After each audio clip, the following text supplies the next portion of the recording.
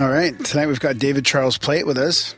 He's a synchromistic filmmaker, and he's a co-host of Always Record, podcast I've been listening to lately. And that gets published on a platform called SyncBook, which is a website, kind of a multimedia platform with videos and podcasts and all kinds of stuff. So he's a contributor there, and he's working on his own films, and we're happy to have him here. It sounds like he's got a pretty similar style to us and tries to have open-minded conversations and not too dogmatic about stuff. So welcome to the show. Hello. Hi. Yeah, good to meet you. So yeah, happy to be on. Yeah, I was listening to some of your stuff, man, on the SyncBook, and it was really, it took me a few episodes. I kind of tried some of the different ones, and the Always Record there, like, it just really resonated with me on the way we kind of talk about things here as well. I really like the open-minded conversations you guys are having. Cool. Yeah. No, I like a roundtable discussion. I'm down with the more interview style format, but I really like to have a genuine conversation. That's where it's at. Yeah. And you guys did that for a few years? Yeah, I think it's been going on for like over 4 years now or something. There's kind of like, there's these people that just, we took a long break for a minute, and some folks decided to just kind of like make their own episode of our show, which was really cool. So they became like the Bizarro Always Record, and just like started producing episodes, and we're like, okay, well, we'll let them run with it. So like, it's kind of been going back and forth where it's like, there's the old co-hosts, and we'll jump on and do things every so often. And then they've kind of taken over to a degree, which I really like, Was it a hostile takeover? No, not at all. In fact, it was kind of like a joke. It was like if you're waiting for your show to come out and you just like produce your own episode because you're, So yeah, that's actually pretty good. Mm-hmm. How does that work on SyncBook then? Because actually, should we mention what we're planning doing, or just sure? We should now. So how does it work with, or how do you find it working with a platform like SyncBook? So I go into that podcast, and there's different styles or different flavors of podcasts within that, with different hosts and stuff, right? Well, we with that particular show, the intention was just to be a think tank for other people's work and to kind of like, brainstorm. So, there's so much information that we're dealing with, and it's like, because we're not into jumping to conclusions necessarily, or at least that's like I was saying, that's kind of our mission statement. It's like we just explore the whole field, and you end up finding things that really are not easily explained. And so like, if there wasn't that, openness to whatever it could be, it wouldn't be as likely that would happen the way that it does. It's because anything is possible that we find things that are just like, how does that happen? How can you explain that? And so, I could go into loads of examples, but like, there's certain things that are just blown my mind. Like, I don't know how it is that 666 days after Stanley Kubrick dies is 1101. So January 1st, 2001, and 666 days before he died was the day and year that the first computer beat a man at chess. And so the computer is named Big Blue, designed by IBM. HAL is each one letter removed from IBM, and then the first representation of a computer beating a man at chess is in 2001, A Space Odyssey. And so it's just like, that's like my go-to example of like, explain this, and you can't, and you follow along and you can look at, you can speculate on intentionality when it comes to what we could call certain synchronicities, but sometimes you reach a crescendo or a breaking point where it just like goes beyond like anything you could easily like explain, and I like that, Yeah, somebody wasn't in control of that one. You can just tell that wasn't designed. That's a crazy example of. Well, I don't know, man. The HAL and IBM thing almost seems like, something seemed to be up with Kubrick. Oh, right. Well, that's the thing. Cat. Both are happening at the same time. And so that's as far as I can tell. I don't know.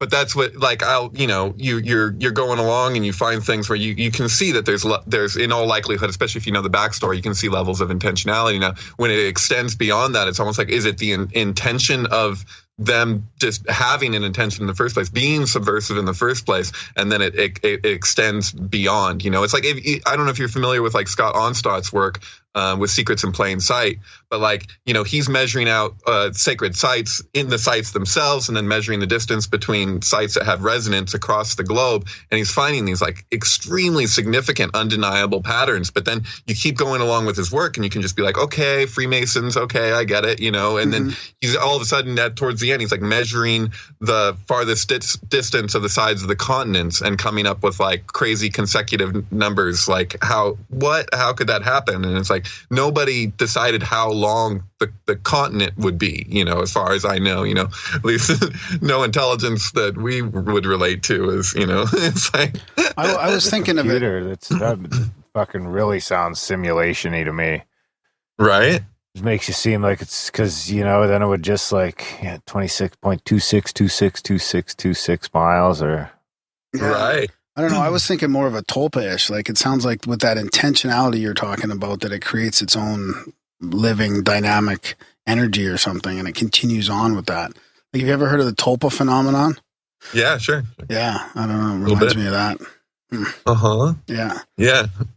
So what do you think about especially nowadays, like talking about not jumping to conclusions and truth? I mean, how important is that mission statement or philosophy nowadays, especially with, all this alternative facts jumping out at you and fake news and all this stuff where, there's all these supposed facts, yet truth is kind of more subjective, it's based on perception and all this other stuff. I mean, it's super important just to not be so polarized, because it seems like that's what's happening to everybody.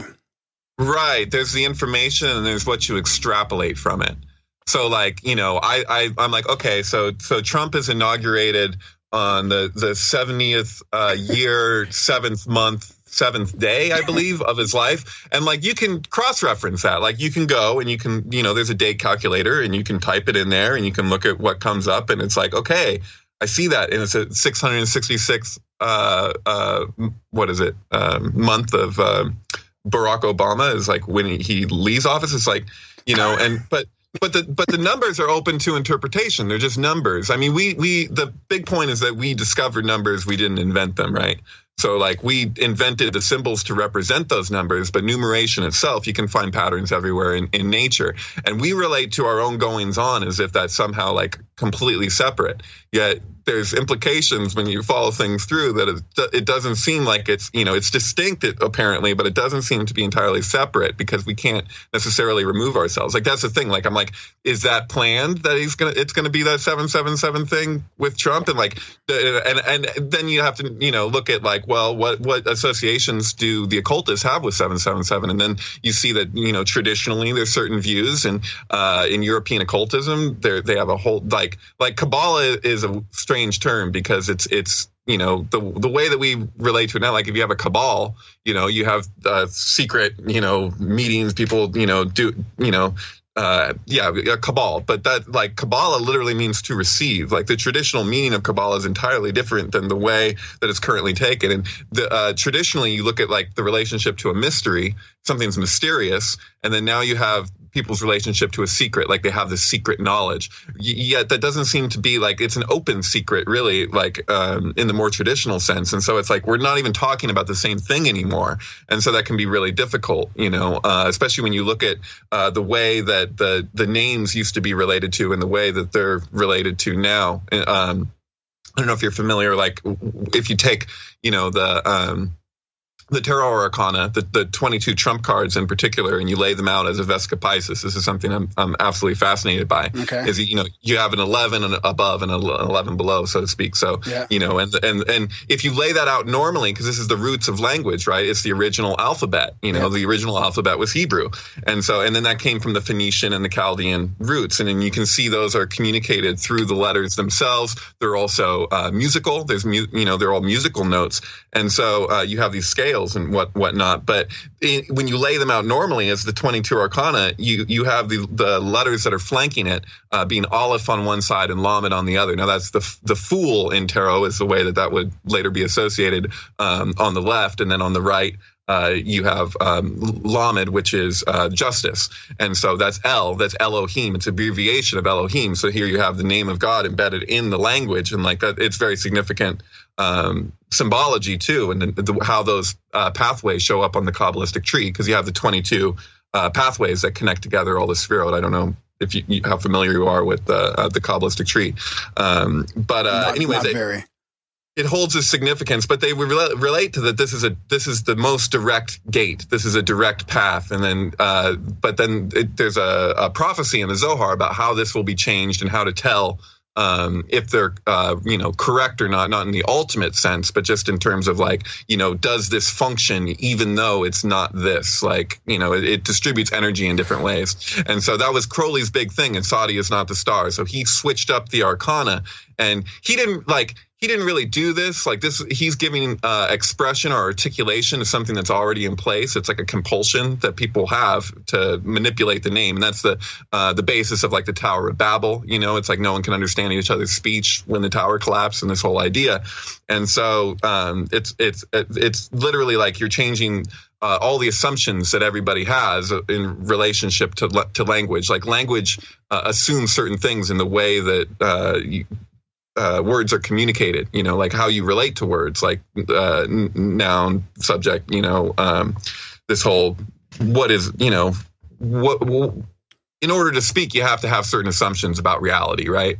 And then that's embedded into the language. So it becomes really significant. Like if you're looking at, how to control masses of people, that would be a very direct way to do it, is to kind of determine what the whole, how the system operates. Yeah. And so what Crowley actually did with the letters is, you can see on one side you have Resh, which is the sun now flanking it instead of Aleph, the fool. And then opposite that you have strength, or Oz, in Hebrew Oz, strength. Yakin and Boaz are the two pillars of the temple, and the two pillars of the Kabbalistic tree of the terrestrial realm, right, of the seven lower Sefirot. So you have that. So you have the sun and Leo. So the sun on one side, and then Leo as strength on the other, and Leo rules the sun. And so his switching of the Sadi is not the star. It's kind of I relate to it as a massive con, because it's like, this is okay, all the letters in my book are right, but Sadi is not the star. Okay, so you're taking the name that was like revered as like the name of God traditionally, and you're saying, okay, well, there's something wrong with this. It's like, oh, really? What's wrong with it?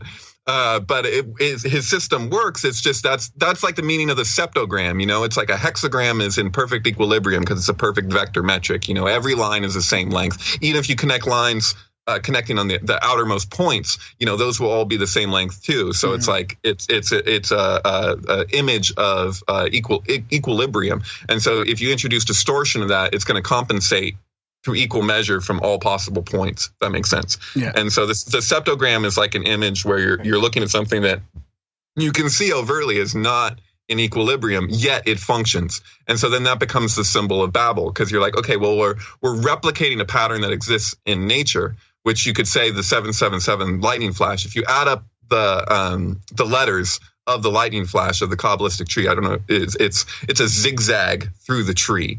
That the Golden Dawn relates to. All these people relate to this thing, but this is a very old communication, most likely from Egypt, and who knows before that or whatever, but it's there's a phenomenon that exists, and this is rather complicated, but I'll drop it on you if you're yeah no go for it. So basically, if you take the diagonal pathways of the Kabbalistic tree, you'll notice there's 12 of them. And so if you add up the gematria, the values of those letters, of those 12, you end up with 865. Now, if you add the Gimel, which is what connects Keter, the crown, to Tiferet in the center of the tree. So, in other words, what's the vertical line that's connecting the supernal to the terrestrial. If you add that, you get 868, which is the geometrical value of the from the first line of the Sefer Yetzirah, the name for the mystical pathways. I don't know if I have Sefer Yetzirah right in front of me. That would be helpful. How do you spell iconic? Iconic? The tree. I'm just looking for an image of the tree. Oh, of the Kabbalistic tree? Kabbalah tree of life. Tree of Life. You'll find it. Yeah. And so, yeah, there's all these attributions. And so, but basically the point is that I was looking at a prophecy. I spent the last 3.5 years transcribing it with my rabbi, and we went through, and we came to this point where it was describing in the future to how to tell how the occultists in the future will be relating to the sustaining order of the Kabbalistic tree. So there's 2 orders of the Sphirot. The way that things come into form on an organic level, and the way that the empire sustains its power. And so basically, this is indicative of the sustaining order, the 12 diagonals. But you'll see that when you're looking at the upper part of the tree, you have a triad, and then below you have a reverse triad of the upper spheres of the lower worlds. Now, this is without question the meaning of the square and compass in Freemasonry. Huh. And so what connects them together, that vertical pathway, is Gimel. It's a G. And so this is why when you see that G in Freemasonry, people say geometry, they say God, whatever. It's Gimel. It's, would be associated in tarot with the high priestess. And so it indicates the exile of Shekinah. So you have the sacred feminine being pushed to the bottom as Malkut, so that the empire can basically maintain its power structure. And so the Shekinah represents receptivity in the highest sense, because Kabbalah, like I said, it means to receive. And so that's space. It's actually, the symbolism is this is controversial, but it would actually be closer to what we say, I don't know if I'm pronouncing this correctly, but Nut, the sky goddess, the Egyptian sky goddess, is communicated as infinite space, right? So it's basically taking that space and it's pushing it to the bottom, and then everything gets built up on top of it. And so this is a verse from the Old Testament where it says the stone that the builders rejected will be the keystone of the temple or archway. So basically, if you have an archway and you have a center stone in the middle of that archway, all the weight rests upon that stone. And so the verse and the prophecy that they relate to is that this stone that's been rejected by the builders will eventually get back to its rightful place in the center of the tree and bring the other Sphirot with it to create another level of equilibrium. So basically, the tree itself, as you're seeing it, is ultimately an imbalance, because you have Da'at is the knowledge in the center that separated the supernal from the terrestrial. In other words, like as soon as you replicate something in terms of like information, like if you get a piece of information, you're making a replication to relate to, and then that becomes a projection. And so in that movement of projection, like, small children do this. It's like developmentally, when we separate ourselves from ourselves psychologically, that comes with a sense of guilt, or a sense of like something's wrong. And no matter how subtle or whatever, there's that sense that, wait a minute, something's not right. And so that traditionally is communicated that that's the fall, and everything extends from there. And so, obviously organized religion has kind of screwed this up, because there's very little communication around like the actual philosophy behind that. Even though it's ultimately really straightforward. I mean, that's why we have confessional, it's because they want to create a gap between us and the direct path. So like I say, Gimel is like, those are dimensions. So when you're looking at the horizontal pathways, the diagonal pathways, and the vertical pathways, those indicate, things that are transcendent, or things that are on a linear level. And so the horizontal is obviously linear, and that's why you see strength. Oz is what connects, Chesed and Gevurah, mercy and severity, the tops of the terrestrial pillars of the Tree of Life. Now, when that guy walked across the 2 towers on that wire, like the fact that apparently he didn't realize the symbolism involved in that. I mean, I don't know. I never spoke to him, but like that's super profound. Kabbalistically, because that pathway is the strength of the empire. So it's like the equivalent of in the Golden Bough, where the fool or the stranger comes in and he challenges the king by pulling the limb off of the tree. That's essentially what he did. It's a demonstration that, your power isn't what it claims to be. It's not. Yeah. And so another example would be that kid who climbed the Trump Tower. The fact that he's oblivious makes it all the more profound. Like, he went 21 stories. Like you have 22 arcana and the fool is 0. So like he's the fool and he climbs the trump tower. Those are trump cards. Like, and then that's the basis of all language. Like, I mean, on every level, it's just nuts. So what do you think the significance of that is compared to the tower example? Like that compared to the twin tower example? Right. Well, it's the same thing. Same thing, but from a different angle, because it's all about the tower. So the tower being being the mouth. What Crowley did when he switched Sadi is not the star. Sadi means fishhook, and was connected to the star card in tarot. Now he attributes that to the emperor, which is Aries, and so the tower is Mars. Aries rules Mars. So just like I was saying with the flanking letters of the Vesca Pisces of the Arcana, you have the Sun on one side and Leo on the other. The equivalent happens when he basically pairs, because like you ignore the Roman numerals, you just look at the Hebrew letters of the Arcana, and then it all makes sense because you can see he put Aries next to Mars. Well, Aries rules Mars, which is a fish hook next to a mouth. And so you have the emperor connected with the tower. And so it's Tisha B'Av, it's the destruction of the temple. And so what the Zohar prophecy actually explicitly communicates is that these two towers that collapse it gives the exact day of 9/11 in 2001. I don't know if you knew that. It gives what appears as a random date in the Hebrew calendar, and then you apply it to the Gregorian, and you can see that this is in fact it is precise. And so there's a little tricky thing in there because it's dealing with Shabbat and where this day lands in regards to. So basically, it's a little complicated, but I've written this whole thing out. I spent the last 3 years transcribing this in longhand. I got a friend right now helping me type it out, but yeah, it's crazy. It also predicts the day of the establishment of the TSA, and so it says 68 days after these towers collapse. The nation who has this happen will show up at the border of every nation around the world to impose unjust laws. And so I'm like, I look at this in the prophecy, I'm like, don't tell me it's the day the TSA got established. Don't tell, and I go look it up. And without question, 68 days exactly after this happens is exactly what they said would happen. And so yeah. So this is where you're talking about the future being predicted through this tree, right? Is this what you're talking about, or is there other future stuff that you're trying to unwind now that can give us a hint to where the empire's going? I mean, is there a chance that the empire doesn't get strength through this, that it collapses, or? Well, that it basically the thing transmutates, and we transmutate. It's a reflection of our own consciousness, and so what we're seeing through the Qliphothic lens. So the Qliphoth, the influencing intelligences when we're approaching. It's like a screen between us and what's actually in front of us or what's actually within us. Right. And so basically it has to mirror the Tetragrammaton, and it can only get so close. And because it can only get so close, it's destined to eventually collapse. Because if you're putting all your stock into something that's a replication, you know that it won't endure.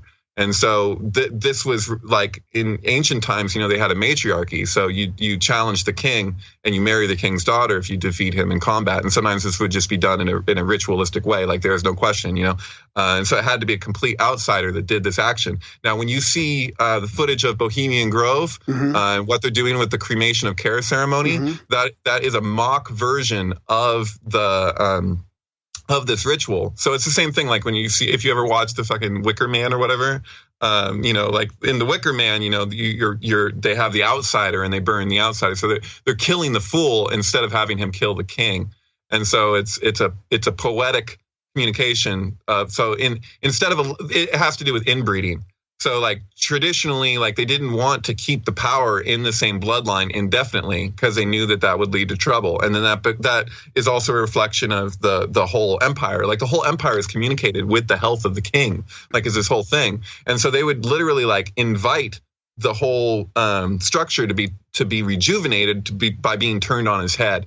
And so you basically have this person who comes in, he challenges the king, he defeats the king, he marries the king's daughter, but because he's of the lowest class and he's a complete outsider, he will, re-establish the whole kingdom to be something else. And so what we're seeing in the world, as far as I can tell, is like basically a complete aversion to allowing this thing to take place. Right. And so it gets further and further strained until it just forces itself to So, and they relate this in Zohar that, you have bitter judgments or you have sweet judgments. If you go through the first gate, the judgments are going to be sweet. If you start manipulating and directing energies to suit different people, so it becomes there's an inequality, and that the top of the pyramid is ignoring the base of the pyramid, doesn't realize that it's dependent upon it, then you end up with bitter judgments. And so we don't want to face this, but it seems like that's what's happening. It's funny, I say I don't want to jump to conclusions, but certain information just culminates and builds on itself, and it reaches a point where I'm like, okay, that seems to be what's going on. Well, I was just going to ask a question, and you sort of already answered it. Is this how do I even say the word? Are these occult symbols or occult synchronicities almost increasing? It sure seems like it to me. Like you're seeing it throughout. You just mentioned a bunch right there, but there's a whole bunch with Keck and Pepe and Sure. it goes on and on and on. So is that sort of what you're saying is a sign that this is shifting because of that? Right. Well, if you don't if there's nothing you can really, I don't know. It's kind of like take a position. It feels so real. It's with Pepe, it's weird because as soon as I saw Pepe, I was like, Pepe, like Pe is the tower. And the letter Pe corresponds to the tower. And so I see Pepe, I see two towers. And the point at which Hillary came forward and called Pepe a Nazi supremacist, she's talking about a cartoon. That's the level that things have gotten to. She's looking at a cartoon figure come up by whatever internet nerds whatever, and she's saying this cartoon is a white supremacist and being super serious about it.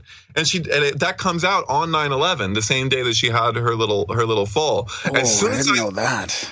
Right, and as soon as I see her logo, her campaign logo, with what apparently I'm like, am I looking at two pillars with a red arrow going to the right? And I'm like, is that Gevurah going to Chesed? Is that the severity going to the mercy? Because this is the prophecy is very it has this whole thing about the hemispheres of the collective brain, right? So it's saying that we used to be, for lack of a better word, right brain dominant, right? So we were in a sense psychic or whatever, and over time we've moved further and further to the left. So the left is basically trying to conquer the right. And so it's saying that on a collective level, it reaches a crescendo, a zenith point where it's finally okay, now's the time to cross over. And it communicates this with the destruction of these towers. So it's saying in the years that follow the destruction that we go to make this movement on a collective level. But what we don't realize, what we're oblivious to, is that the left brain is actually comes second in the formative order. So in that lightning flash, Keter, the crown, has two right sides. It's a paradox. And so basically it starts with the right and then the left replicates. And then it continues on with that process. Right, left, right, left, right, left. But it's the fact that basically it's its own foundation. So it's okay, you're going to conquer your foundation. And I believe that this, in all likelihood, this is what is communicated with love is the law, love under will from Aleister Crowley, because then it becomes a question of well, what's in power? People assume that if something's on top of something, that it's in the place of power. But if it's on top of it, then it's dependent upon what's below it. And so if so where, it just really becomes a question of what is power, and we have these assumptions and our whole empiric structure is based on these assumptions and it moves forward in the midst of them. And so, maybe there's something completely foundational that's, not just not being questioned, but not being acknowledged in any real way. We go to war based on this idea of what needs to be done to maintain the power. It's it's insane, it's so, yeah. Did I answer you? I don't even know. Yeah. No, I think so. I just wondered if you thought there was a definite increase in occult synchronicities or symbolism. And I think that, you answered that. Especially with all this, I don't even know if we want to go down that so is route, it all but by the design Pizzagate then? stuff as well. Well, some of it is probably, but the Hillary logo is, but the stuff that happens, like her saying that on 9/11, that can't be by design. Right. Well, That's what I'm saying. Maybe it can. When you tell me 9/11's written into some Jewish book, maybe Right. that's by design. Right, so this is they communicated like the 216 letter name. I don't know. So in the book of Exodus, there's 3 verses in a row that are all 72 letters, and if you've ever seen the film Pi, isn't like 72 is important for another reason, right? 72. Yeah, like 72 names of God. And 72 is also the number of years in 1 degree of the calendar, the precession. Yeah. Right. There's a phenomenon where if you take 8 trees of life and you group them into a circle and they all meet at the center point of Keter, so like the crown in the center, you end up with 72 Sphirot. And so this becomes, the 72 names of God and all of this. So it's a point of that 72 is the geometrical value of Chesed. So the top of the right pillar of the Kabbalistic tree, that's mercy. And so opposite that is Gevurah, 216. So you have 72 times 3 equals 216, and there's 3 pillars. So, and then 216 is 6 times 6 times 6. And so the geometrical value of Gevurah is also the geometrical value of a man in Hebrew, how you'd say a man. And this is why in the New Testament, in Revelations, when it says this is the number of a man, behold, this is wisdom, all of that, it's actually, even though it's Greek, it's referring to the Hebrew gematria. And so that's why it says divide, add, multiply, and understand, because you can see 6 times 6 times 6 is 216. So it's telling you what it's referring to, what the beast is. And this is communicated in the Ba here as being a big red eye. Also, that pathway that connects the two is related to as a birth canal. And so they say, like, at this time, we're basically like going through contractions of giving birth to the next species. And so that it's relates then to the fall, because they're saying like this doesn't have to be a painful process, but because of our compulsions, we make it so. And so that literally like we're pushing this child out, and it's also emphasizing the idea of mutation.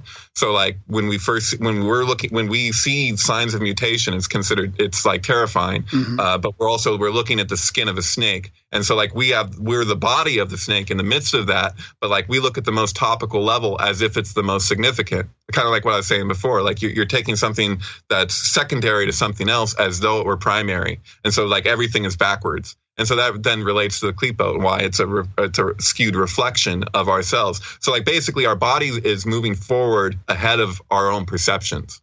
And so like we're like, it's hard to explain, but we're like ahead of ourselves because our skin is actually shedding, but we're looking at the shedding skin and we're terrified of it. So it's saying that there's this governing intelligence behind material existence and organic expression, and that, despite the most topical what we see, that ultimately, everything gets reintegrated. It's just you have to back up far enough to see, what will be in time. And like in a sense, like I would say, oh well, that's kind of like, being like, oh well, we couldn't see like the dinosaurs couldn't see us coming.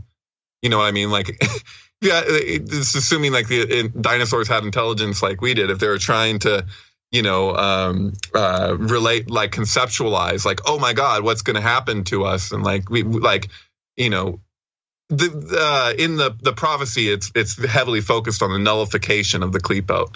And so literally like, and that's considered like reptilian. And so like, there's like this reptilian aspect of it aspect of us that's being nullified over a long course of time. And then, something else emerges, but that thing that emerges is unknown, like, because, things are, like everything is built on top of the last thing. So like, just like, this country, like in America, we killed off the Indians, but like they're still here in a sense, and we're aware of it. That's a large part of like what the film The Shining is about, it's and not just with the Indians, but all over the place. Whatever you do, it's embedded in the next thing. Mm. And so like we have like the dinosaurs in us as our reptilian brain. Like it has, like that's one place where I'm like, I think people really misunderstand David Icke's stuff, because I'm not like promoting David Icke, but right. There's a certain aspect of it that it feels hard to deny in terms of the reptilian parts of ourselves. Yeah, and it could be an evolved consciousness, like, or what we were talking about this before, Darren, with traits that evolve through, like, almost like Rupert Sheldrake's morphic resonance, right? Like we have these traumatic memories through generation after generation that we still have, and that could be where some of that reptile fear comes from as well.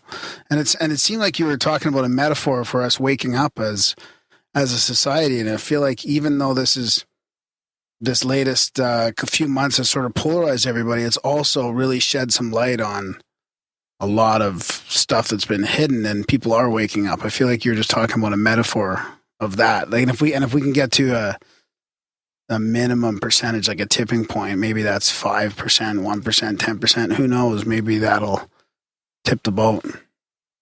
Right. Yeah. Well, I mean, we're looking for solutions and through the left brain, and it can give solutions, but it can't give like an ultimate solution, if that makes sense.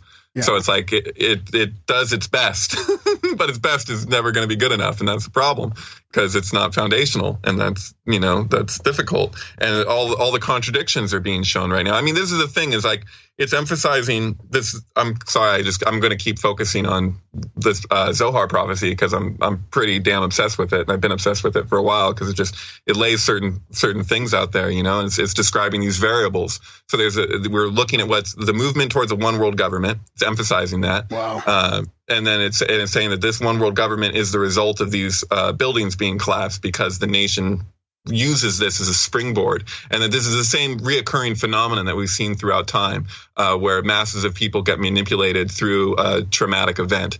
And so it's basically saying that there's these variables that exist. One is the tears of the soldiers. So it's describing like all these soldiers ready to go to war in the same way they had to 2 previous times prior. So it literally says 2 global wars before this event. It's fucking crazy. Excuse me. I don't know. Is it okay to say the F word? Yeah, you bet. Yeah. Okay, cool.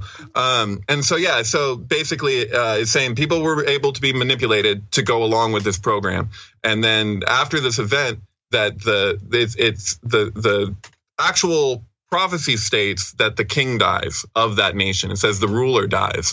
But then when you look at the commentary from the Ramak in the 16th century, which as far as I know has never been translated into English, other than myself and my teacher, wow. At least not for the public. Even though this is text, I need to qualify. This is text is referenced by every secret, not so secret society. So whether you're talking about the Golden Dawn, the OTO, Freemasonry, whatever, they're all drawing upon Zohar. And this is the only prophecy that I know of that exists in Zohar. My teacher's been studying it for years and years and years, and he's never heard of another one. And so, it has this whole thing where it's like the leader that dies on that day is actually, they say Samael. So it's a Samek Mem. It's the governing intelligence of the Klipot. So basically, like everyone sees something, but that their right brain knows what they saw, but their left brain can't come to terms with it.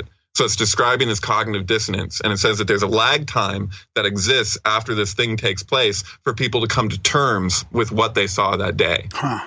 And so that our coming to terms with what we saw is coincident with this movement towards this one world government, and that when the moment that we actually get that one world government, that's the tipping point. So when I was describing the left side thinks it's going to swallow up the right side, but then it itself gets swallowed and transmutates into this other thing and pushes out the next species.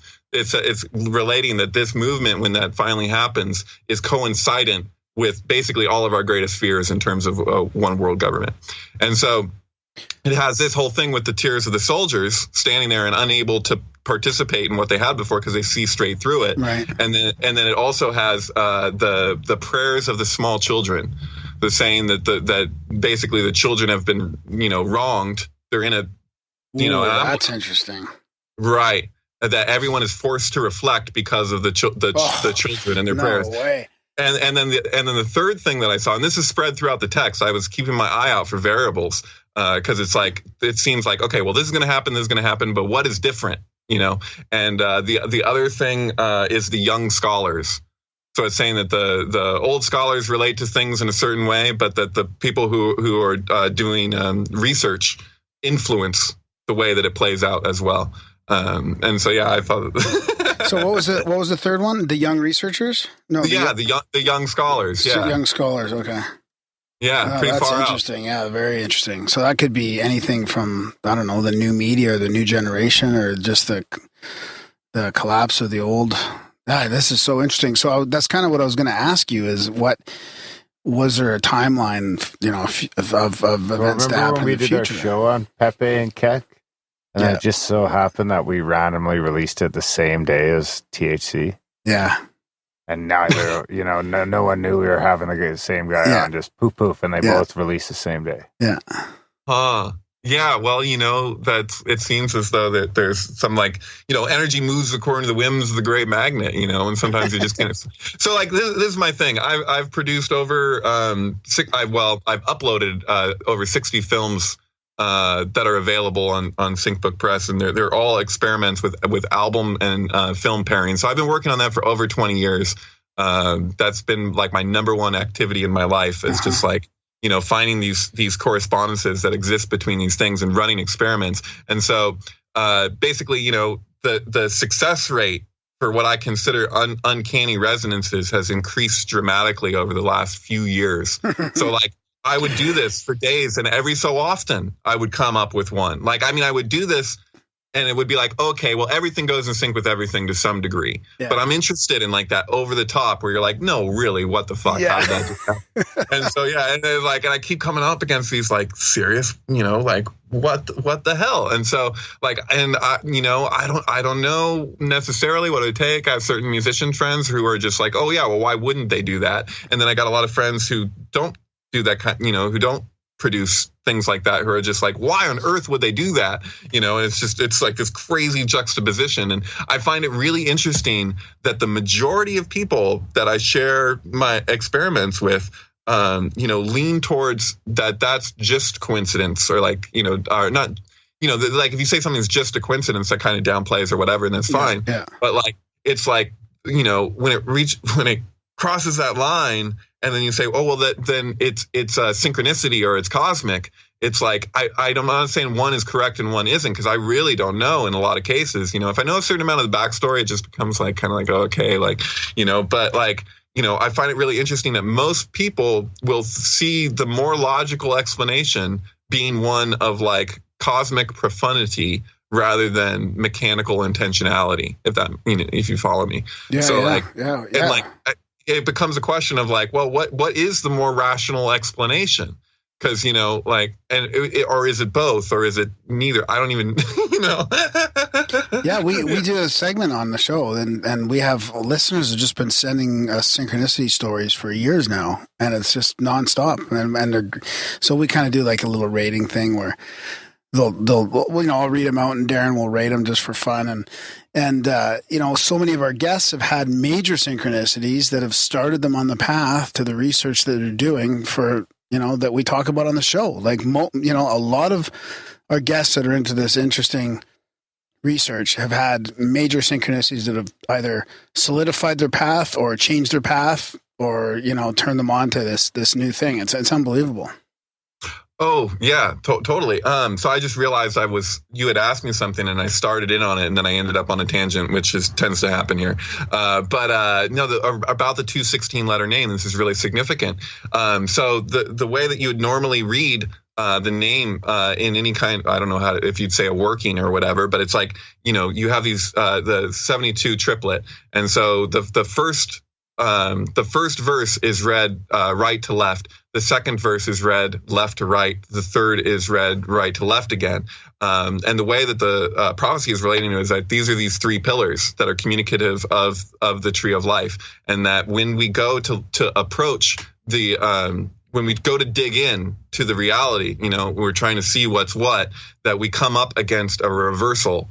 And so that this is the second 72, and then like basically like it's relating that is conspiracy, and that there are conspiracies, and that people are doing all kinds of manipulative stuff, like both just even in themselves and then by extension in the goings on of the world. They're basically corruption.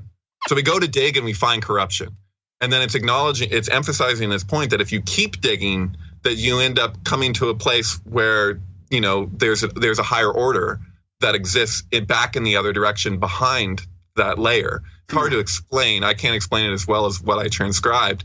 But it's this principle of like, being like, okay, well, this is the reality. This is what we're dealing with. Everything appears to be going in one direction. And then you're like, wait a minute, and so people like talk about like taking the red pill. Like I'll hear fucking Alex Jones being like, take the red pill, all this stuff, and it's like, referring to the Matrix. And it's like, okay, well, relating to this, it's saying, well, you have that first movement and you've woken up, and people relate to waking up to seeing the corruption. And so, but then what the Zohar is relating is that, okay, no, that's the first stage.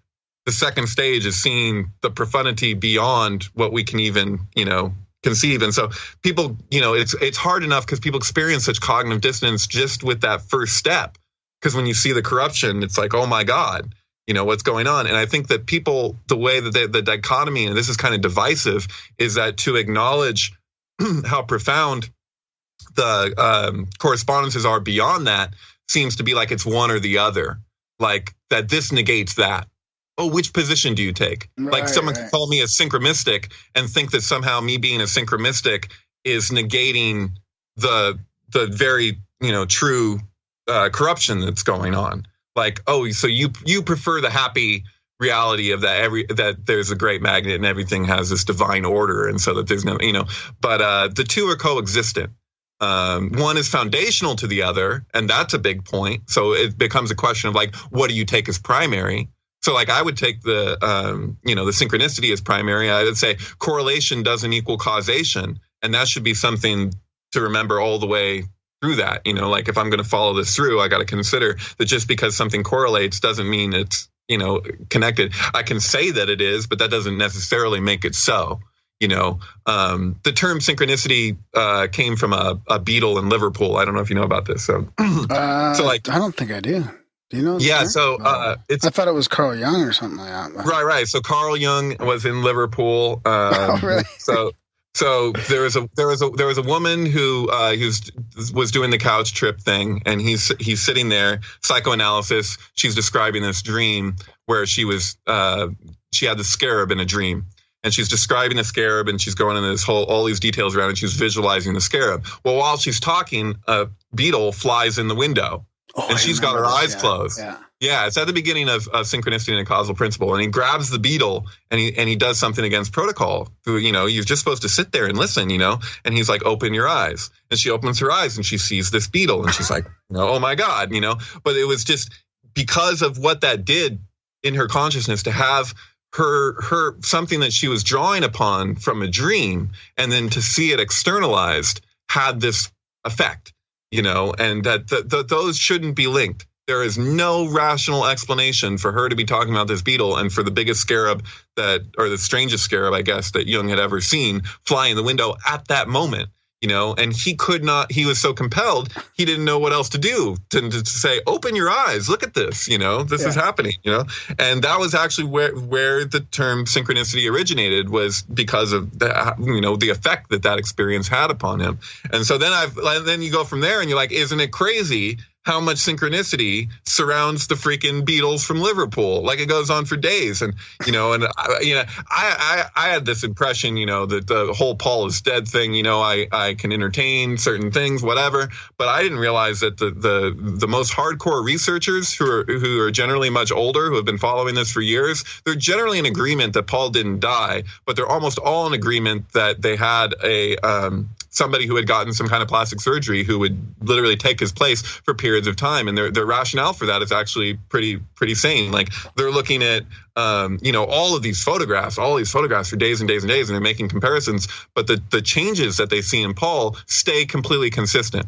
So you could say, in a photograph, maybe shadows or maybe this or that. And it's like, no, it stays true. And it's only for these periods of time. And then it will go back and stuff. And so they're just, they're generally in agreement. So, I definitely going on a big tangent here, but I find it really interesting that it is a case where you're like, it seems as though that they were really trying to get people to question what was like, because it's like an authoritative thing, to be like, no, the Beatles are the Beatles.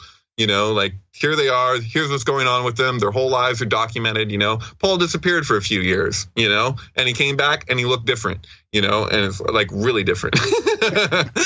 And much shorter or taller or whatever. All kinds of things. Yeah, his chin, his eyebrows, his nose, all these things changed. But the point is like, people can't come to terms with the idea of like a really big lie.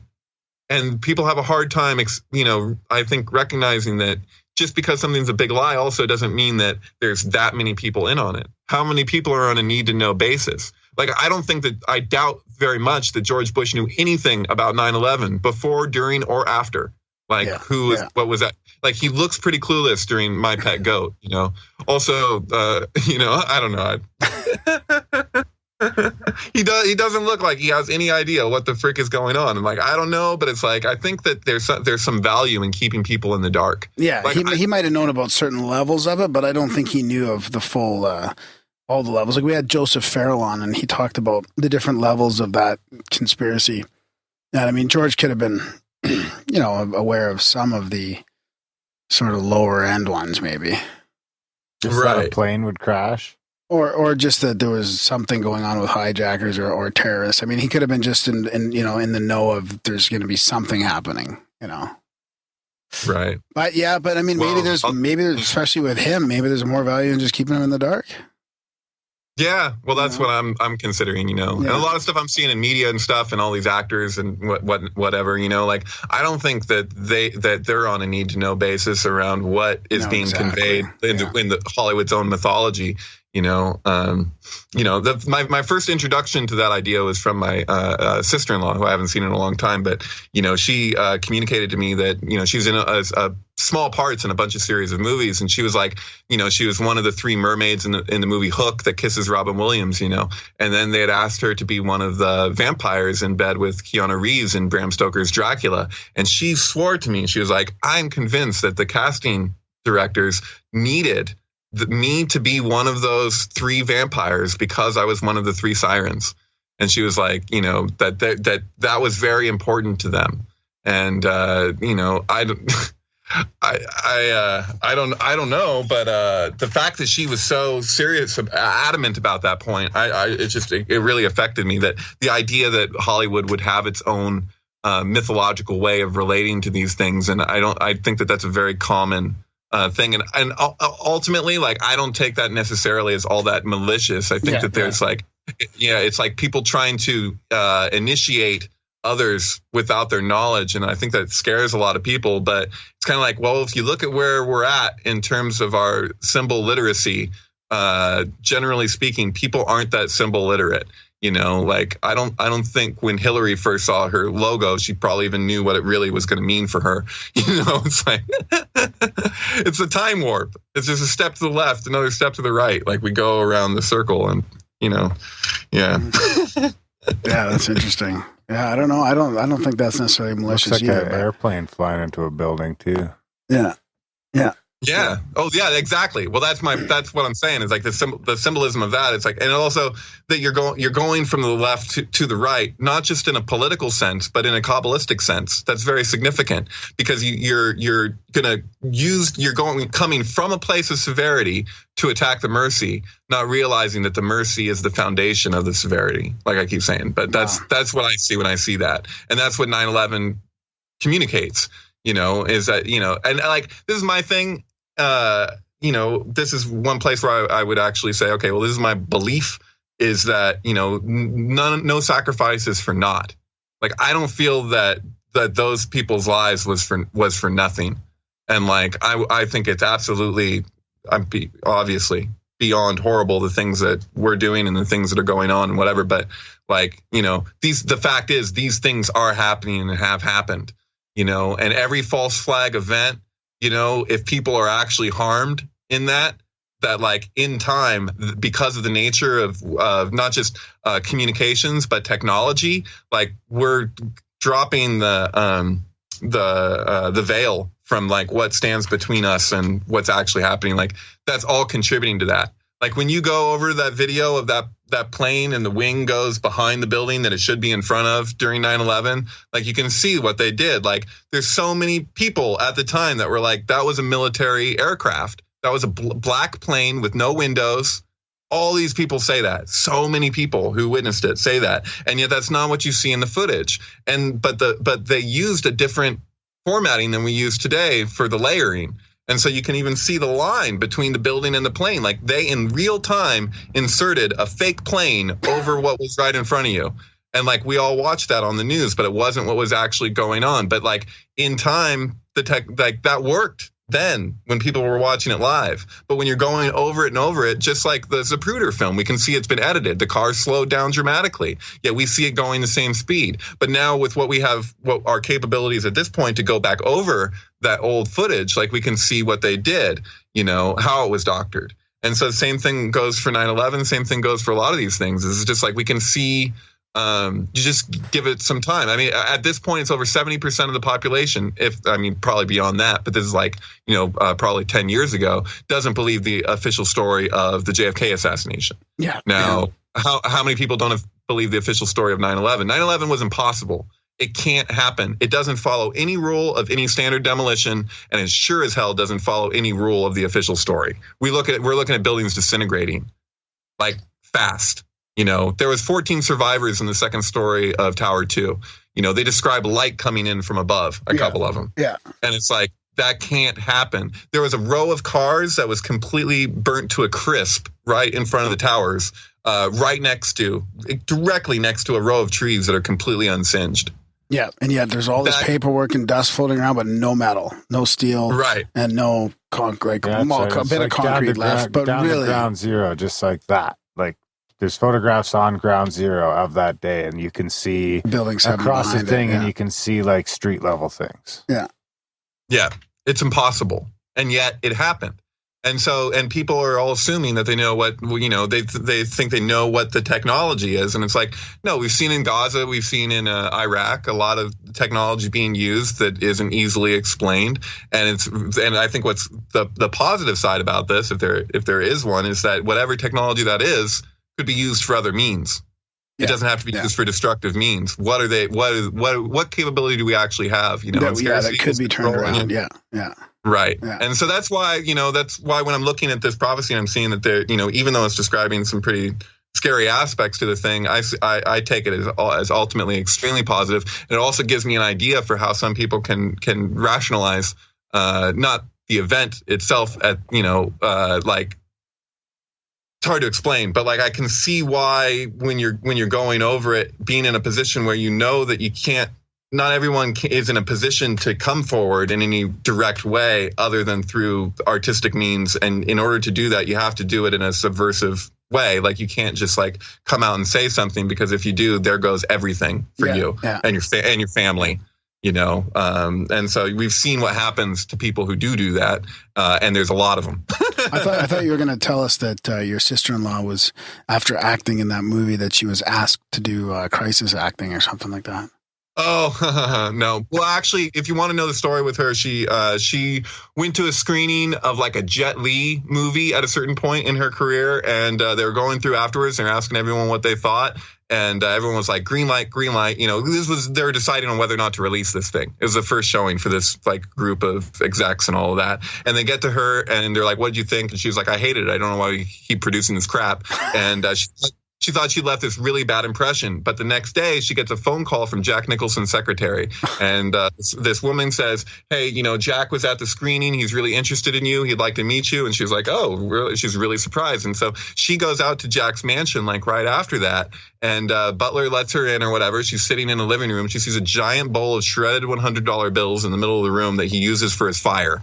And she was in that room for a really long time before he finally came out. And when he did come out, he came out in a bathrobe and proceeded to do more coke off the table than she'd ever seen one man do.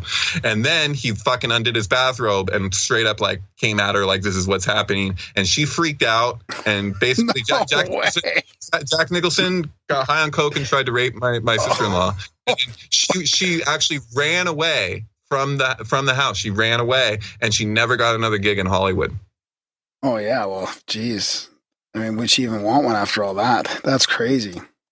Yeah, shredded $100 bills for your fire. Right, for real. Yeah, and so I got to listen to recordings on her answer machine at the time from Jack Nicholson, and they were creepy as hell. Like, Shannon, it's Jack. I gotta see his face. But I mean, that gives you a glimpse into what it's like there. And between that and all these crazy parties they're having with, all these Abramovich type parties. I mean, it's just all this stuff that's coming out. It's not that hard to believe. Right. Well, there's certain things, and not everyone's on the same page, and that's the difficulty when you're talking about secret NASA, secret societies, is that not everyone has the same intentions, not everyone's coming from the same places, not everyone's participating in all the same things, at least not to nearly the same degree, and so so this is this crazy thing. Kubrick releases Eyes Wide Shut. What could be called his final request is the release date of Eyes Wide Shut. Yeah. So that was his chosen release date. A year to the day of the release of Eyes Wide Shut was the infiltration of Bohemian Grove, considering that the cremation of care starts at dusk and goes past midnight. And so a year to the day of the release of Eyes Wide Shut, Bohemian Grove. Eyes Wide Shut is the closest window into ritual elite parties. Yeah. In film. Bohemian Grove, being infiltrated, we say it's infiltrated by Alex Jones, but not necessarily. He's physically the one in there, but it was John Ronson's thing. So John Ronson, the man who was behind, when you watch both documentaries, both the one that Alex put out and the one that John Ronson put out later, of that process of how they got in there, you can see that John Ronson is the one. He's the one with the map. He's the one who tells them the times. He's the one who tells them everything. That guy produced Kubrick's boxes. He is the only man at that time that is known that was given complete access to all of Kubrick's archives. How is it that the guy who made it possible to infiltrate Bohemian Grove a year to the day of the release of Eyes Wide Shut is the only guy given access to all of Kubrick's boxes? That's crazy. So Kubrick had a warehouse of boxes, I don't know if you've seen that documentary. It's pretty good. No, that is really crazy. And then doesn't that have something to do with Kubrick's passing away too, and somewhere related in that? Yeah, he died right after the first showing of Eyes Wide Shut. Yeah. And so yeah, it's very, very peculiar to say the least. So, it's just, people are going with the program to the degree that's necessary for them to continue to produce what they're producing a lot of the time. And I think that there's a lot of misunderstood artists. I would say Lady Gaga is a very misunderstood artist. I don't think she has a lyric that doesn't have triple meanings, and they work best when the topical meaning is comes across as extremely superficial. Yeah. But I, in my estimation, and I don't know this in any absolute terms, but it seems to me that every album that she produces is made specifically, for a pairing of film. And so I have those on my site. I stand by them as if nothing more, extremely questionable, correspondences. And they tend to go more direct as the film goes on. So the album makes a round. So it's almost like it comes across as like a gift for the faithful. So the people who have enough faith to continue watching the thing, they get a prize basically. Huh. So how else would Gaga be misunderstood? Like misunderstood in what way? Like as far as the masses not knowing the depth of the meaning in that, or in terms of people jump to kind of like if somebody is doing a satire that is extreme on something, they become the very thing that they're wanting to point out. So like Marilyn Manson helped her become who she is because her debut album, Manson was there. You can listen to the recordings they did that were supplemental material for the album with Marilyn Manson, and it's like he's the Antichrist. That's his thing, but his Antichrist thing is a play on Jack Parsons. Jack Parsons calls himself the Antichrist, so he's going to go ahead and call himself the Antichrist, just like Aleister Crowley would call himself the Beast in reference to Gavora, And so you have this, you have somebody, kind of like going to extreme measures, apparently, to make a ritual both half revealed and half concealed at the same time. So she makes herself the Scarlet Woman. That is her representation, but it's meant to be a mirror, and as far as I can tell, a mirror and a reflection of what those archetypes are conveying, and like what we're seeing before us. So instead of pointing your finger and saying, oh, you're like, well, I'll do a theatrical representational model of what it is that is actually going on. At least in terms of archetypes, because you can only point at an archetype. You can never see an archetype. that was one of Jung's biggest frustrations with his students. Is he had these students for years, and they couldn't get past that idea because they're, you're doing dream analysis and stuff, but the archetypes themselves are also subject to change. They're malleable. There's nothing fixed about them. You can't contain them. A symbol is something else. A symbol is obviously open to interpretation, and is malleable, but the archetype behind the thing is another matter. It's beyond that. It's beyond our ability to be like, okay, this is what this is and pin it down completely, because it doesn't work that way, because it's alive in his idea. Yeah, that's fascinating. Fuck. Crazy.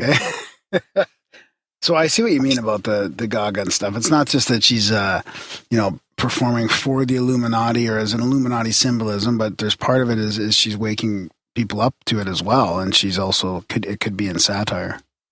Yeah, that's my feeling on it. I'm not going to sit here and be like, no, No, and that's not all the examples either. That's just, Right. Yeah. That's my extrapolation. Yeah. And so, it's Metropolis. Film Metropolis from 1926 was a, Kabbalistic feat. It's like the symbolism in Metropolis is Zohar in a nutshell. Pardon the pun. So it was Radio Gaga was where the name came from, admittedly. So from her producer, right? Radio Gaga was a Queen song. Yeah, if you watch the music video for Radio Gaga, it's all Metropolis symbolism. I mean, they're in Metropolis. They take Queen and put them there, and so that's the whole idea of the replicant. So you have the high priestess of the slaves being, the people's actual religion, and that how the religion gets hijacked is the point, and how it gets it's the type of manipulation of the masses. And so this is what we've seen over and over again. There's all the evidence for it. 2,000 years ago, you have gospel Christianity is being pushed by the Roman royalty. The Flavian court are the first people pushing for gospel Christianity. Yet Christianity has every indication that this is actually, it's grafted onto the messianic tree, but it's emerging from the lower classes of Judea. Now, if the gospel were actually, of the people, why would it be written in Greek? And you can prove that it was originally written in Greek in all kinds of ways. And a lot of Christians are aware of that. It's funny because if you get into an argument with a scholarly Christian, they'll try and tell you that the New Testament isn't the original manuscript of the Greek, because if it's the Greek, then it's not the people's religion. It's another version, but that's I say there's every indication of that. It's been proven probabilistically that there's no way that was written by people who had no contact. Matthew, Mark, Luke, and John, that's one of Joseph Atwill's things. Though I don't agree with all of Joseph Atwill's extrapolations that he presents often in a very authoritative way. I do think that the main points of probability that he points out are hard to argue with. They're there, Can we speculate on your prophecy here? Like the tears of the soldiers, the prayers of the small children, and the young scholars. Like, what's the timeline if you were to speculate or even just throw some, ideas out there? Like tears of the soldiers being like the next, lead up to whatever conflict we're almost in right now, and the prayers of the small children maybe to do with Pizzagate, or what do you? Right. Well, I don't know.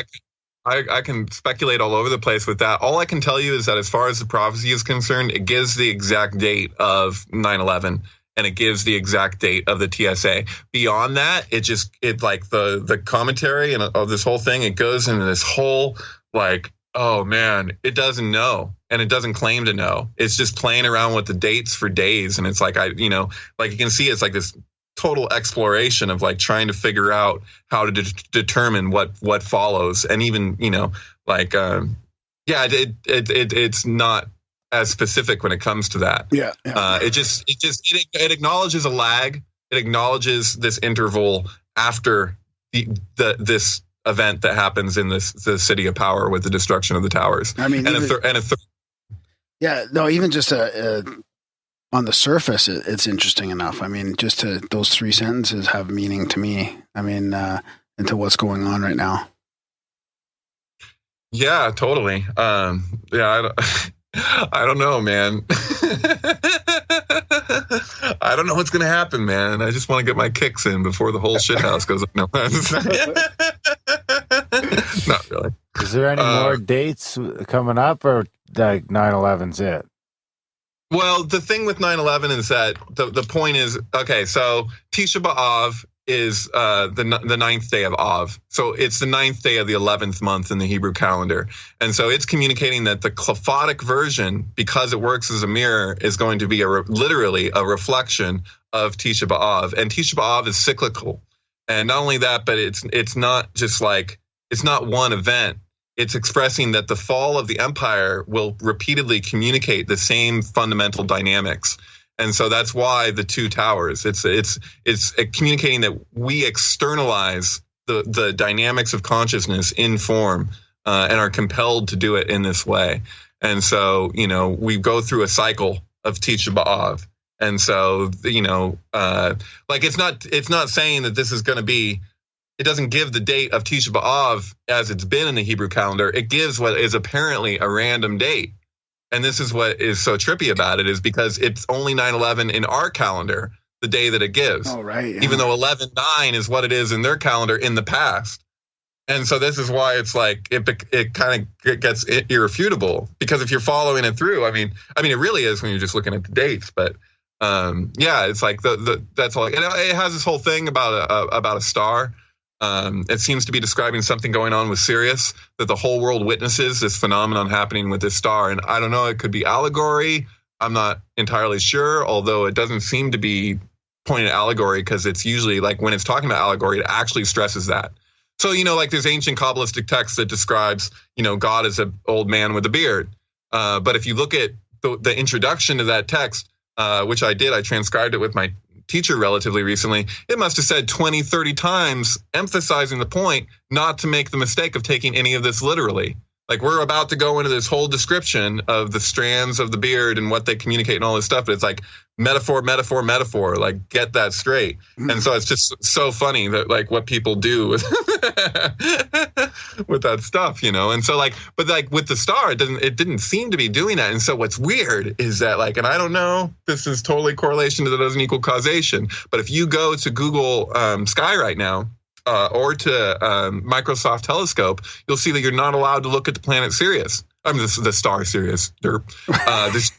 There's two stars, right? You got Sirius A and Sirius B, and they're blotched out with this like yellow Photoshop thing. And like, I'd love to see somebody with a telescope right now that's strong enough to take a look at Sirius, because that's really weird.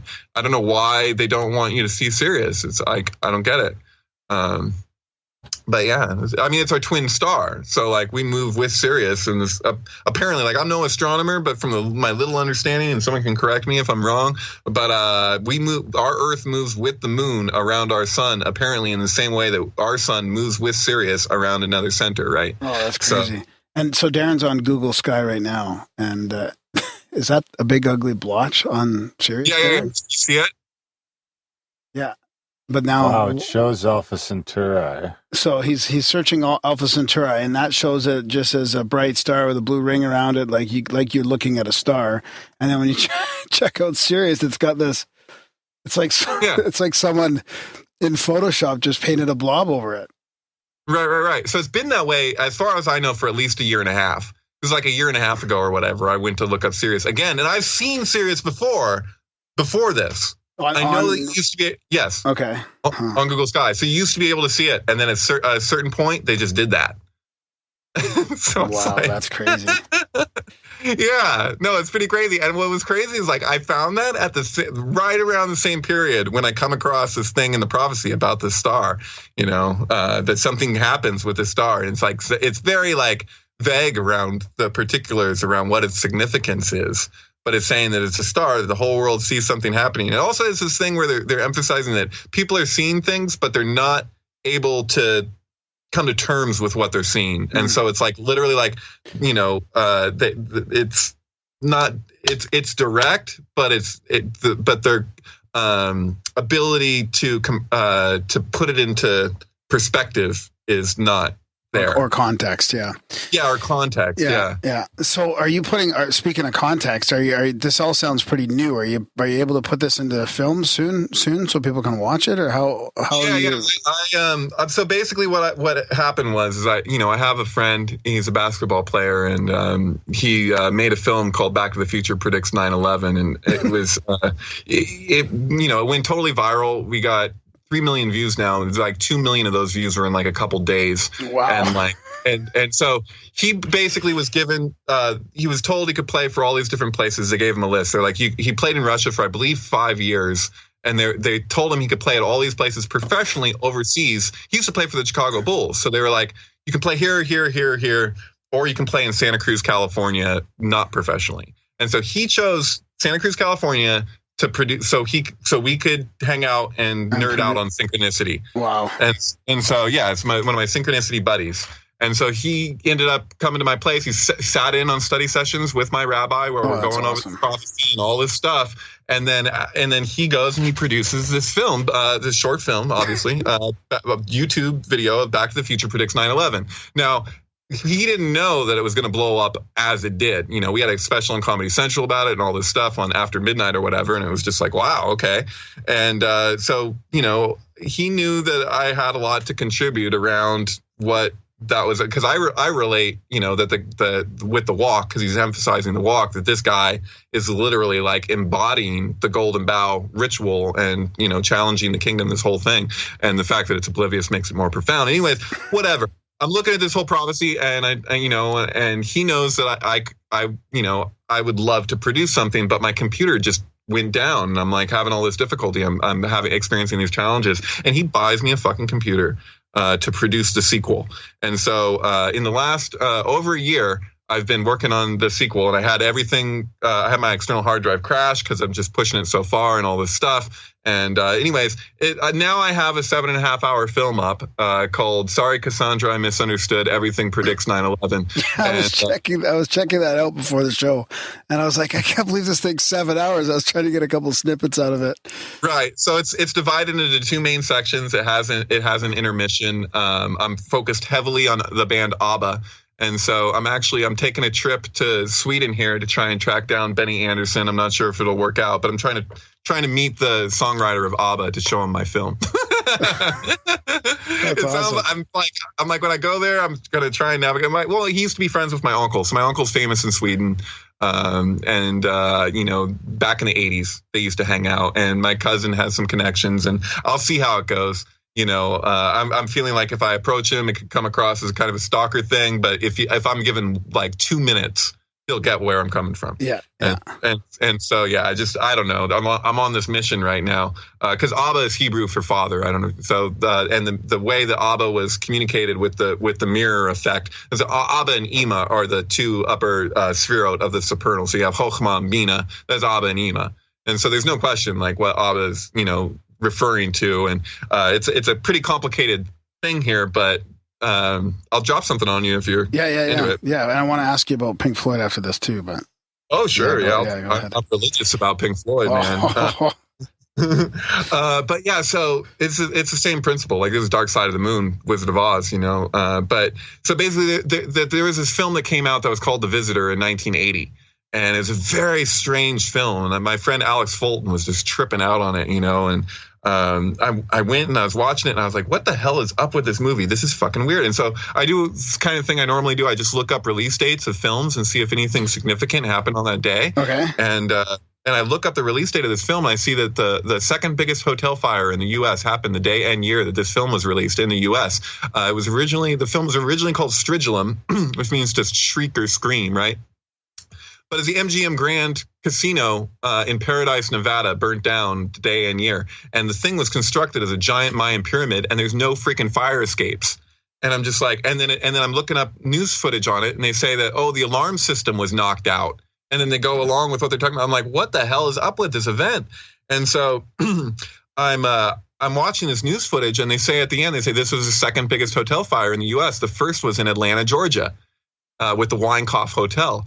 And so I realized that I'm like, wait a minute, this movie takes place in Atlanta, Georgia. And I realized not only that, but the whole film pivots around the location of the first biggest hotel fire. And so I'm like, wow, this seems like there's prior knowledge of the MGM Grand event. And I'm like, and this movie is also like produced by a production company that didn't produce anything else like this. Like the quality level is out of control. It's directed really well. I look at this guy's other films. This is his only film in English. Everything else is in Italian. And this is the only film where he has any big actors. He's got a ton of big actors. He's got fucking Shelley Winters from Lolita, Stanley Kubrick's Lolita and stuff. I'm just like, what's going on? This girl in the film undoes a fire escape with her mind. There's like all this stuff. And then I find out that ABBA, the band, the last thing that they ever produced was called The Visitors, and it came out shortly after this film, The Visitor, which originally in the U.S., the original posters that came out literally said The Visitors, and they changed it to The Visitors. So I'm like, and then if you pair The Visitors with The Visitor, it's out of control, uncanny. And so the fire took place in Paradise, Nevada, like I was saying. The director went by an alias, Michael J. Paradise. It's not his fucking name. And then it also took place on Archangel Michael's feast day. And so I'm just like, and this is the thing. Like, I know feast days of Catholicism, and it's the syntax of it experientially. Because I'm like, okay, Michael, and there's like an angel passing through my room is the big song on The Visitors, And so I'm like, don't tell me it's Archangel Michael's feast day. Don't tell me it's the same thing I was saying, like with the 68 days with the TSA thing. I'm like, this can't, and I go to look it up and I'm like, oh shit, it's the fucking day.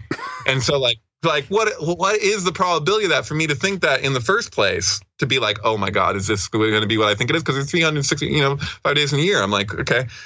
And so, but then I realized that I'm like, oh, okay, ABBA produced these other 6 songs in the years that followed that they added to the album, The Visitors.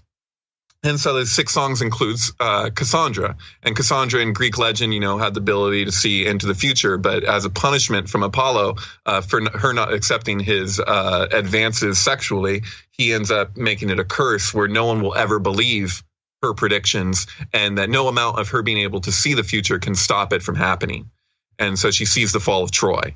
And so this is what ABBA's singing about in these extra songs. And like, this is all like after the fact. Like, I'm looking at this in terms of prophecy, and then I find out that one of the songs that they added is about someone's ability to prophesize.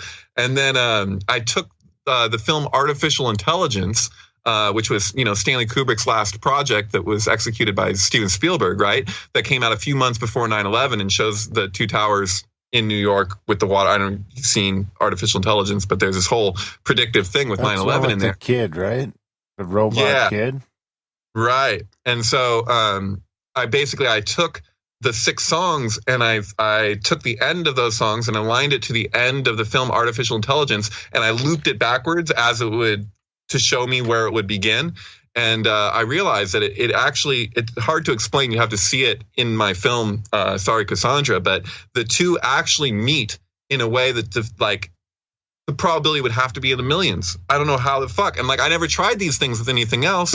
Like, the song ends and the next song begins, and you can cut into the other film before the other, like, cause it's, I did it with a 4-square mean. So I took the rounds that those 6 songs would make on their own, and I divided the film into 4 squares to demonstrate, so that you're looking at where it would land on its own all at once.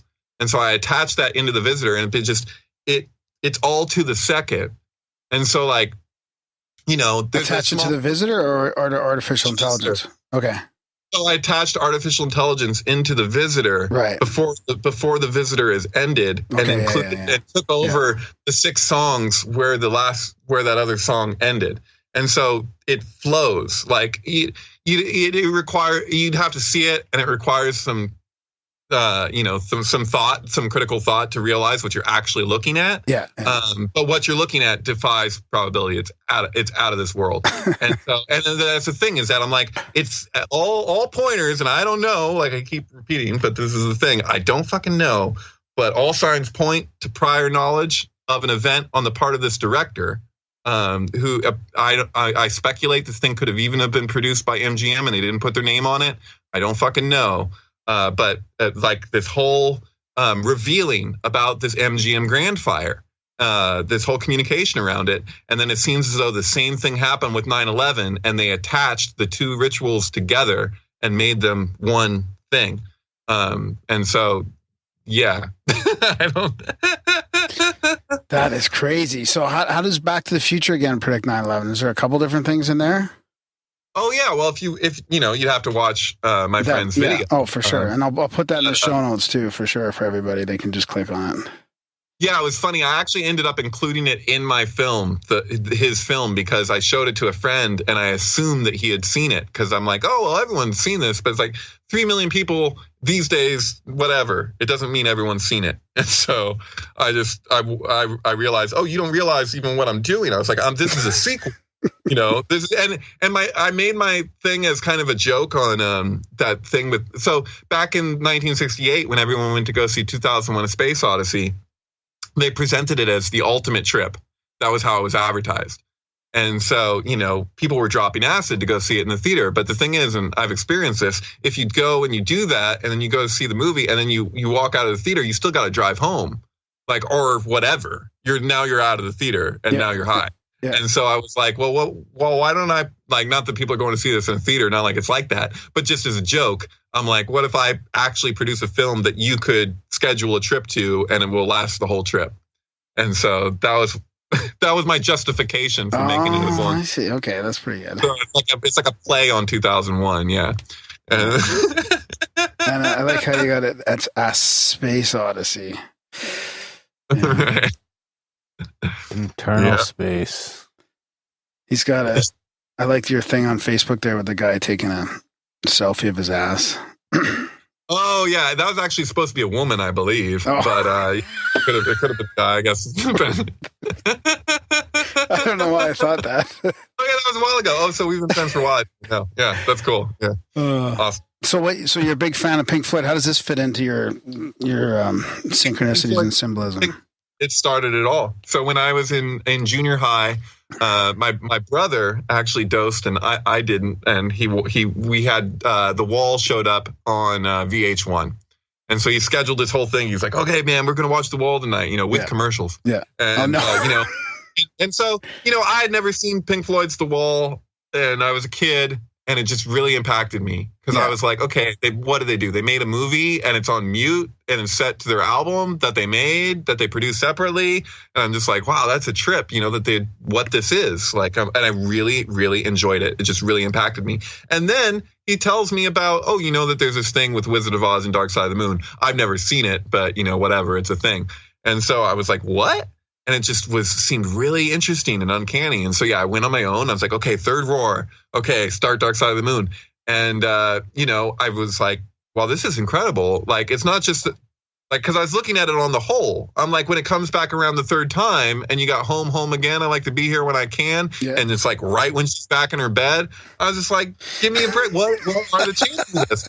And then I look further and I find out about Moore and the Valley Obscured by Clouds, and I'm just like, they started by doing soundtracks. And then I was like, is this just what they do? And so I got curious and I just started exploring back then in I guess 6th grade.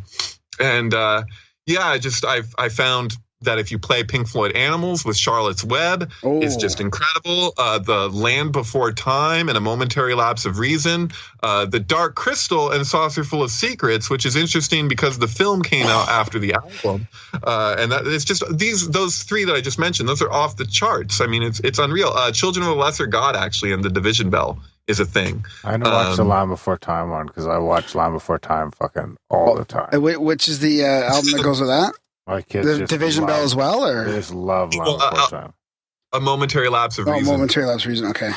And so these are all available on syncbook.com under Sync Media Research. And so that's my section there. I got they're all for instant streaming and for free download. And so on my Vimeo account is where I have the longer version of my Sorry Cassandra, I Misunderstood Everything Predicts 9/11. There's a version of it that's on the SyncBook Press, but I can't have as many gigabytes there as I can on Vimeo, actually. And that's Apophenia Productions on Vimeo is where that's at. And I put it there as mature content because I didn't want to give them any reason. I mean, I'm already, afraid with copyright stuff. I'm like, I put a year into this thing. I don't want anyone to have any excuse to take it down. Yeah, YouTube certainly won't accept. I mean, there's no question. It was down in 5 minutes, Tried to fight the copyright there, but there's just so many things I'm using. I mean, the thing is loaded with I mean, it's layers and layers and layers and all this stuff of all these different films, and some of them play for longer than 2 minutes. And if you do that, it's like sampling, like they just go after you. And so so in search, I'm not getting as much traffic as I think I would otherwise, or what I know I would otherwise, because it's mature. Because if you don't have your Vimeo set to that you can have mature content, and people don't even think to do that, then not everything's going to show up. Right. So whenever I think you can bypass that if you wanted to take the time to go into each of those clips that YouTube's picking up in the algorithm and offset like the pitch or the speed by a fairly minute amount, then I don't think the algorithms will catch it. I think that the amount that you actually have to change it is enough for me to feel like I'm compromising the experience. When it's like, so what do you figure? Yeah, that's a good point. Right. I want it to be like a real film. That could be the acid one. Yeah. No. I've thought of that myself. I've had a lot of people pointing that out, and I just can't bring myself to do it. It's just like, as an artist, like I don't want to pixelate it or make it weird. I don't want to change the sound enough that it's even noticeable at all. And in order to make it fly, it has to be somewhat noticeable.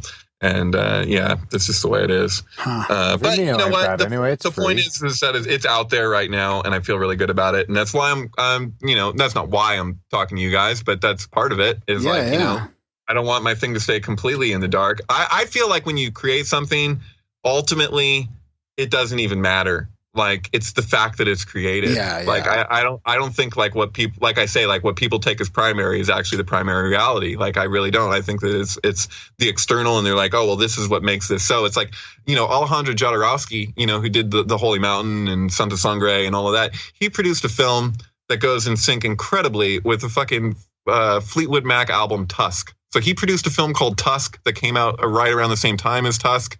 And it was intended to be a renounced film.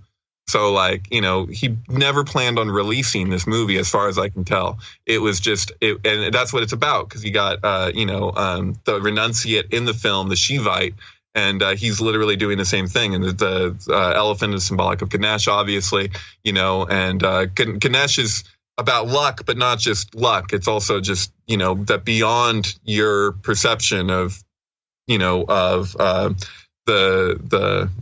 initial layers of the thing, there's actually a deeper reality. And so for him to do this huge production, which it was, and then not release it for the public, and yet still have it relatively available, just with not through any, official distribution. I just think like that's incredible. That shows that he was in fact a true artist. Like, who does that? Like, I've never heard of anyone else doing that in that way, to that level. But so like, I take that to heart. I'm like, okay, well, I put my stuff out there. If somebody stumbles on it, cool. If I affect one person, cool. It doesn't. Yeah. Yeah. Did you put anything Pink Floyd in that movie at all? Oh, in my in your 7.5 hour guy? Oh, absolutely. Yeah. I mean, it's all over the place. It's a hodgepodge of just, I went on a creative flow, and I was like, I'll just see. Yeah. This leads to this, leads to this, leads to this. And this is what I'm dealing with. And there's always more that I want to add. And I think I've reached a point where it's actually at the megabyte that I can't go past. Yeah, exactly. I was obsessed with Pink Floyd as a kid. Like, this was back in the 80s. Like, I saw them in 1988 in Vancouver. And I was obsessed before that, like Dark Side of the Moon, obviously The Wall, Animals, all those albums, even some of the older ones that you're mentioning. Yeah. So you must be a bit younger than me then, right? You caught it afterwards, right? Probably in the 90s or something, or 2000s? Yeah, I'm 36. 36. So. Okay. Yeah. That's what I figured. So, Did you ever look at Echoes and the album Metal at all? Yeah, Echoes goes in sync with Jupiter and Beyond the Infinite in 2001: A Space Odyssey, and somebody discovered a long time ago. Oh, really? It's 26 minutes and 23 seconds long. They're the exact same length, or 23 minutes 26 seconds. Yes.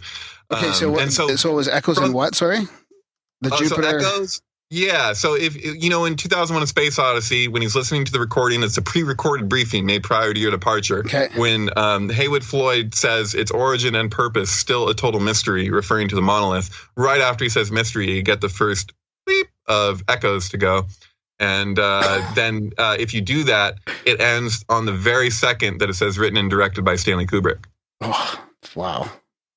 And so, yeah, it's the timing of it and the fact that there was discussion with him, with Pink Floyd around contributing to a Clockwork Orange. So with the Clockwork Orange, they were supposed to do Atom Heart Mother was going to be accompanying soundtrack. And Pink Floyd, so this is how the story goes, according to them, is that they didn't want to divide up their song. They wanted to just play it as a full thing. They didn't like the idea of taking the suits and separating them, But the point is that it's metal. To meddle with something that isn't yours, it seems to be a joke, Yeah. When a man's an empty kettle, he should be on his metal, but instead I'm torn apart. Oh, that's awesome. Oh, yeah, those are just amazing, amazing albums. That's good. I didn't know about the Clockwork Orange thing here. That's good to know. Yeah, it was kind of cool getting their concept albums, and one of the only ones doing that back then. Right. I mean, it's Hypnosis was hip, GNOSIS, those people who did all those Pink Floyd covers. They did those Led Zeppelin covers too, So you have like Houses of the Holy with the kids climbing up the mountain thing. And that's according to them, the artist behind that, it was supposed to be symbolic of childhood's end by Arthur C. Clarke. Oh, yeah. That's a great, it was a good series that just came out on that one, three part. Oh, I haven't seen it, but I was tripping out on Ridley Scott announced at the same time that he was doing 3001 and that he's doing Jack Parsons' Sex and Rockets. Oh, wow. At the same time. And that's actually how I ended my Sync book chapter, was with drawing that parallel between 2001: A Space Odyssey and Jack Parsons' ideas around the Aeon of Horus. As a successor of Aleister Crowley, for Jack Parsons, Yeah.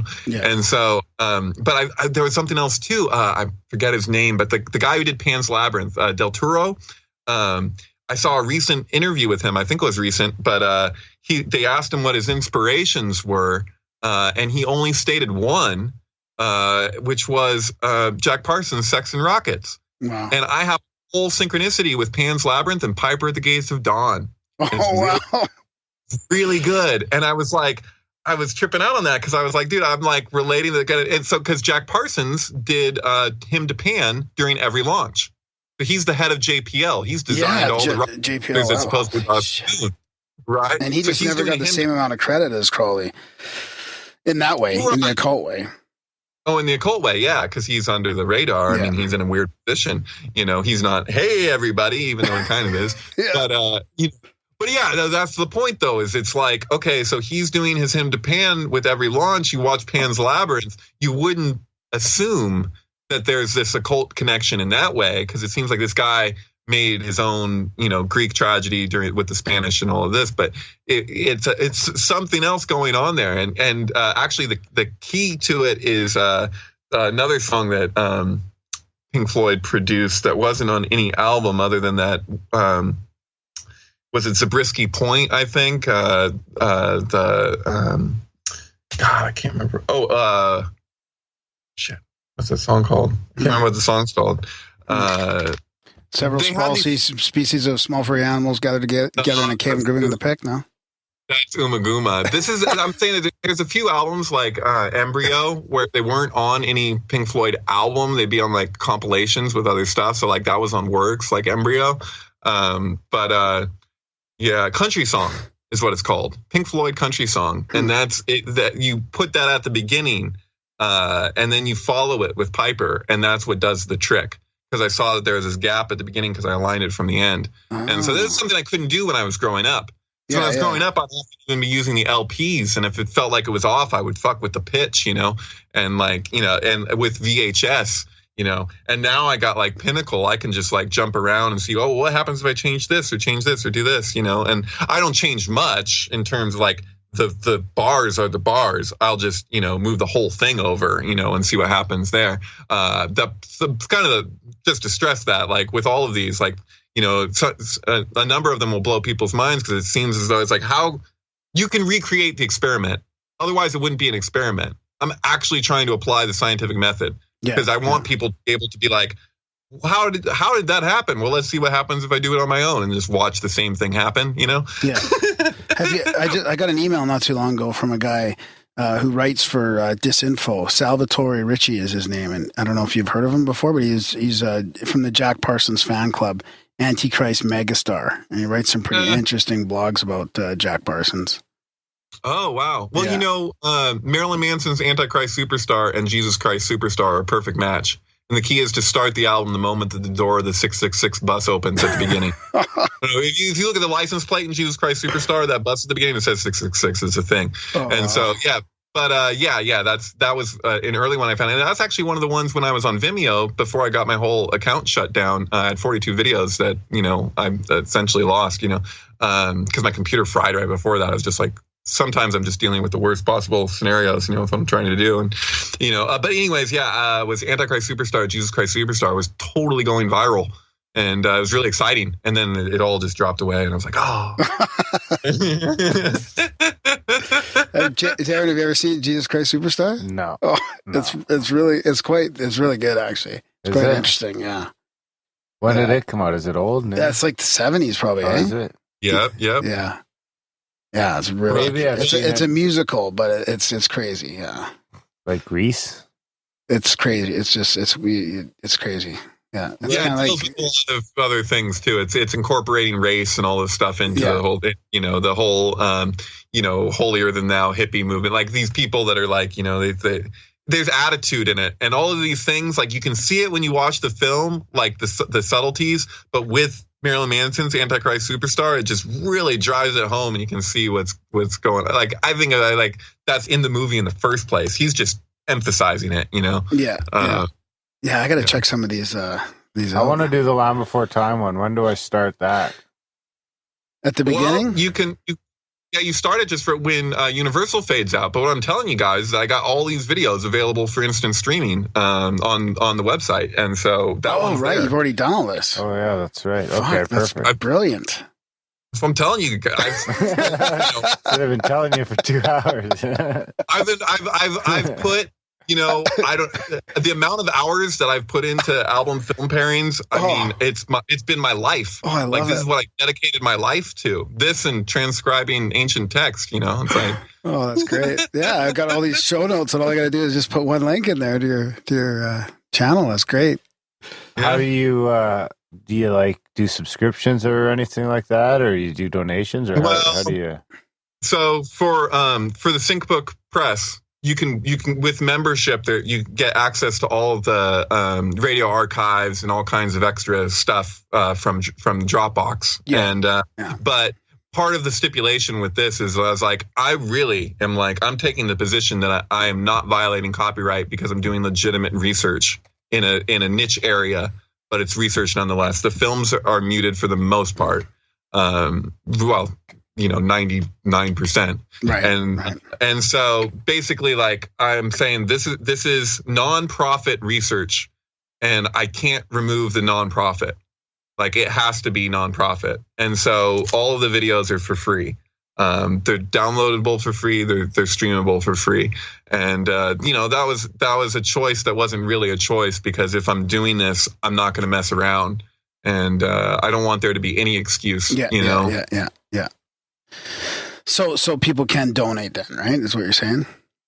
Yeah, people can donate, and they can also get memberships with the syncbook.com, which I'll say is actually pretty freaking cool. There's a huge resource of archives of just awesome, you know, conversations much like this one. So, you know, there's some great podcasts within your platform, right? You guys have the always record ones, and then there's synchronized episodes and 42 minutes, different little different styles, right?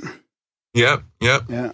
Totally. Yeah, and there's all kinds of other reading material, like Alan Green's Suicide Kings is in the Dropbox, so you can, you know, it's an epic book that has yet to be published, and so there's, you know, that's focusing on all the ultra mega high weirdness surrounding the Kennedy assassination, and the you know, story of the Fisher King incorporated into real life scenarios. It's just I would never do it justice. It's pretty over the top. You should see he has like an introductory video that's based on it that he did with Andros Jones. It's actually really good. But there's a whole lot of members of our community that are producing films and producing all kinds of really cool stuff.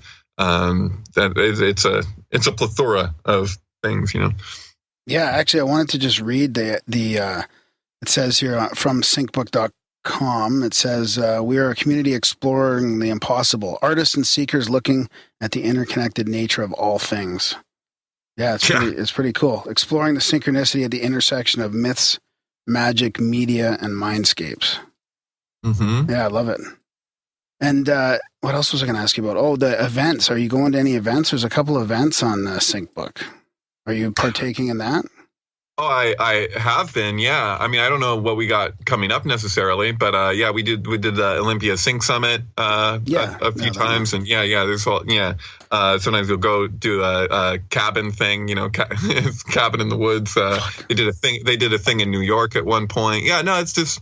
And those are just amazing. I mean, the people getting together, and it's like what I related to is like, if you've ever seen Witches of Eastwick, when the three witches get together and the pavement cracks, and they got the power of when of them being together, because these are like people working in high weirdness and really specialized areas, but from all these different places, and when we get together, it's really powerful. It's like good. We're getting together with a bunch of people in a cabin in the woods in March. The same type of thing. Oh, cool. Yeah. Nice. So hopefully we got the power there, Darren. That's right. Maybe we can the power of Grayskull. Yeah. Nice. Well, before we start wrapping up, I wouldn't mind going back into synchronicity for a bit. Yeah, okay. We kind of talked about the genesis of the term. Did we define it? Or did we put you on the spot to define it yet? Well, there's the term synchronicity and there's the term synchromysticism. I mean, synchronicity isn't a causal principle. So it's basically Carl Jung was just emphasizing something ultimately pretty simple, which is also the basis of just about every occult school. It's just they didn't call it that. Right. So they relate to correspondences, and you can extrapolate things about events or all sorts of things from this correspondences. You can get other meanings, and so you can extrapolate the inner explanation for something in a non-verbal way. So, like synchronicity is a type of insight, and it's completely subjective. So it's not necessarily provable through the means that we normally use to prove something. Though, if you look at his Carl Jung's book, Synchronicity, a Causal Principle, you'll find that much of it is extremely scientific, and he's looking at probability. And so it's very probability focused, and asking the question about like how much we influence the probability of the way that things play out, much like Black Swan theory, where, everyone thought there were no black swans in a certain part of the world, and then all of a sudden, after a certain amount of time, a black swan showed up, and then everyone had to readjust. There's things like that. It's a flying pig. Big like you can't. Yeah. Well, I'm saying like something that you can't deny that's right there, and you still, it doesn't fit in with the framework of what was previously assumed. And so that's a big thing with synchronicity, but synchromysticism is defined differently from J. Code says it's defined by certain others. Like he sees it as, meaning being found in what would be considered the mundane or the superficial, where somebody would write something off. Yet if you look deeper at it, you can see that there's more to it.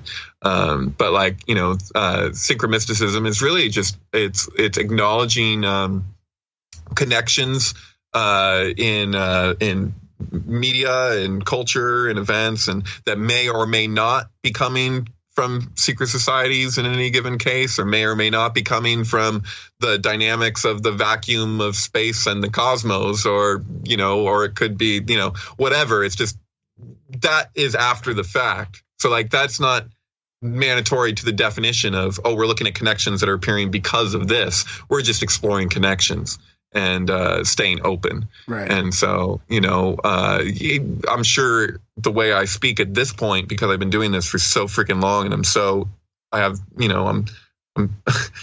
immersed in it that it's like, it's hard sometimes not to give the impression that I'm like, this is what this means, because I'm still open to being shown something other. Yeah. And that does happen. Sometimes I'll have to reevaluate huge thought tunnels or paradigms that I've created for myself. And I'm well aware that sometimes those need to break or adjust I feel like beliefs are okay, but they need to be malleable.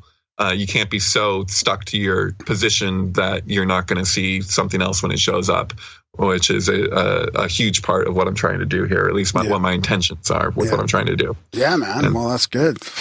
It's great. I mean, we love these conversations, and it's good to chat about all your work as well. And I mean, as you start getting into this deconstruction of your Zohar as well, as if that's what it was that you were doing, we should have you back on and we'll discuss more of that. It's pretty interesting. Sure. Yeah. Absolutely. Yeah. I mean, I'd like to give a link to, it's weird to give a link to a Dropbox thing that's written in longhand. That's not very neat.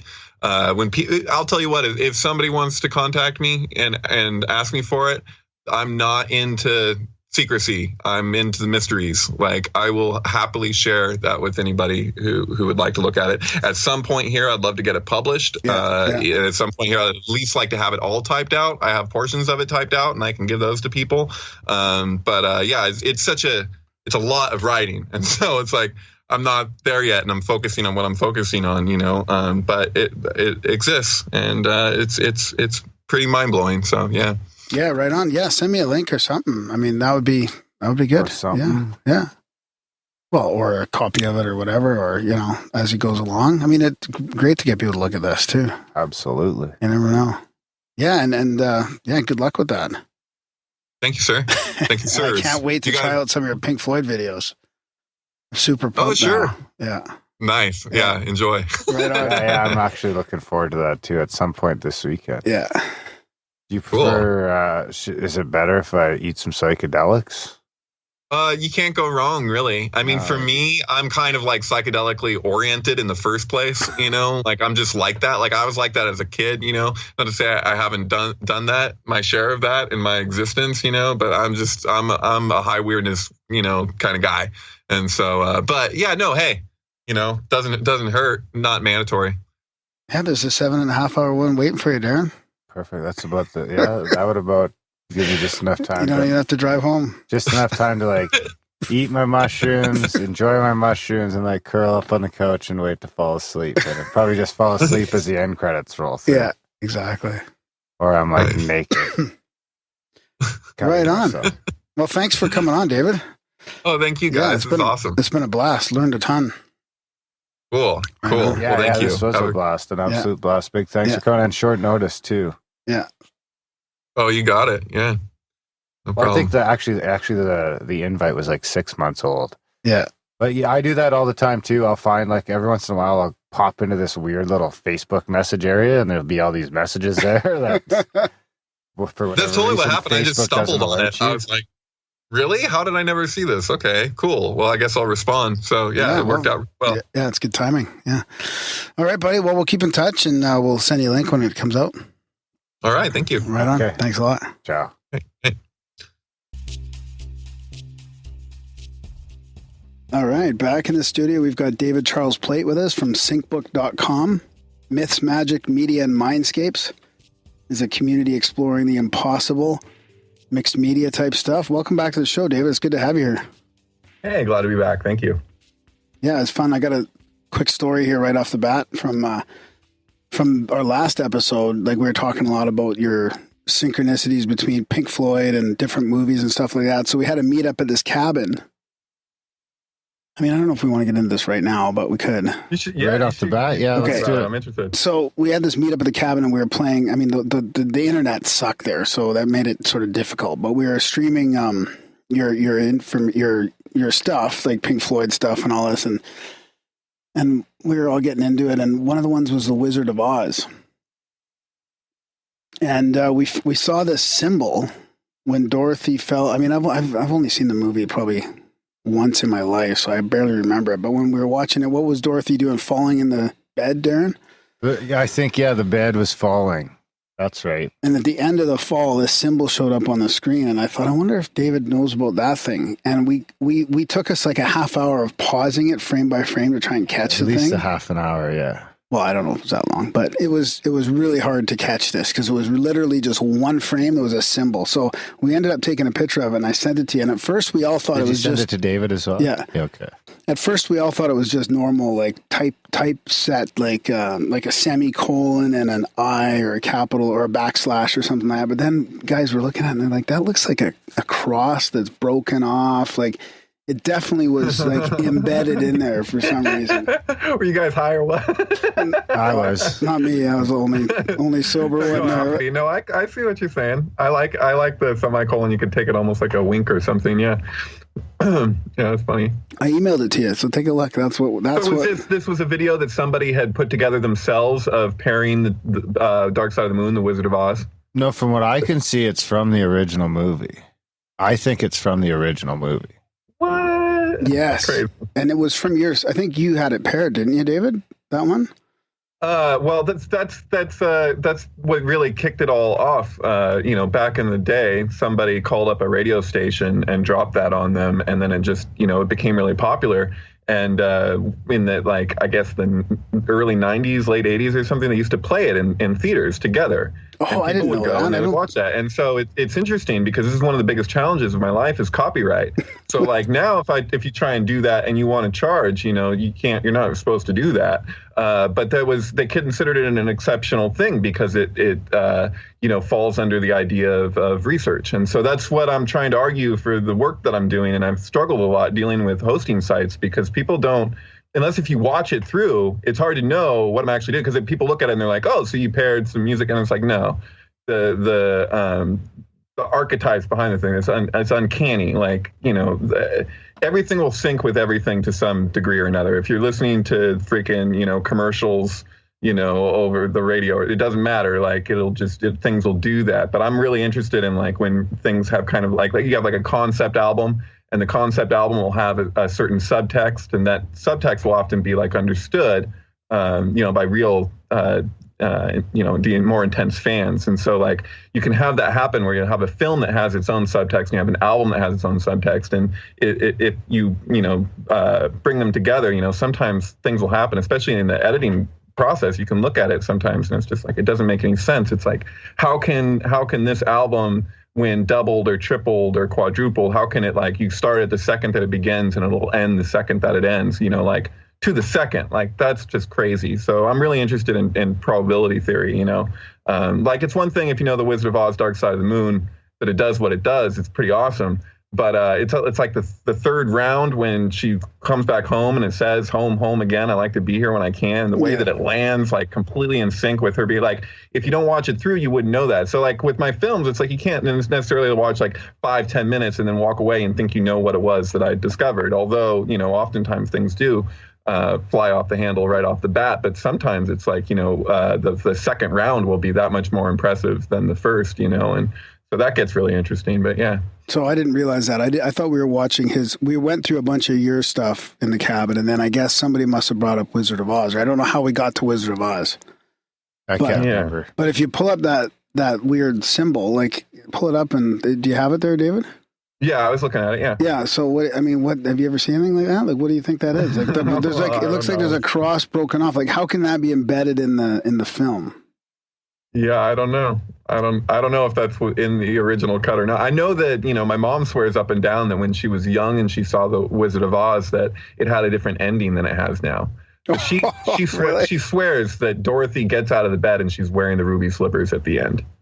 That's too funny. Like, I don't know. I know that I've gone to see movies in the theater, and then when they were released on video afterwards, they had things changed around. Like Who Framed Roger Rabbit was like that. There was like little bits that the baby had said that just were no longer included and stuff. So I know that can happen. Right. I also know that the same claim has been made by people with the birds, that at the end of Hitchcock's The Birds, when they show up in San Francisco, the birds are like in San Francisco, like it shows you the Golden Gate all covered in birds, and it was a down ending instead of them actually getting away. So I don't know if that's true. It kind of seems like it falls under the Mandela effect, kind of, or not Mandela, excuse me, Mandela. Yeah. That was a Freudian slip, but no, like there's certain Mandela effect things that really get me, and they're the ones that get me are the ones that don't rely so much on just people having a different memory.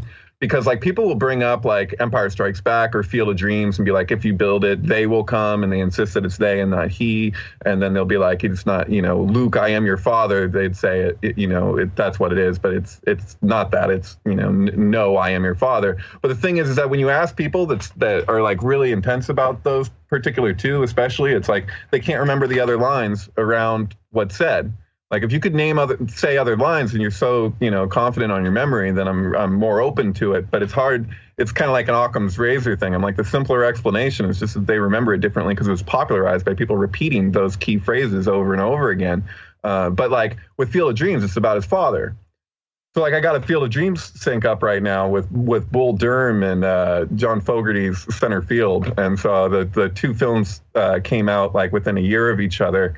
And they happen to pair with that album like incredibly, and so like, and they're like pretty much the same length, and so both Kevin Costner baseball movies. It's it's pretty funny, but no, the thing is like, that the father is the context of the movie. He's emphasizing his father, and it's the same with the album. And so there's a repeated reference being made. So it's not just that, oh, okay, well, this is baseball and that's baseball and that's baseball. It's that no, these actually are communicating the same point around baseball, and so it gets more interesting that way, than just being like, oh well, what makes for correspondence. That's what theosophy is all about.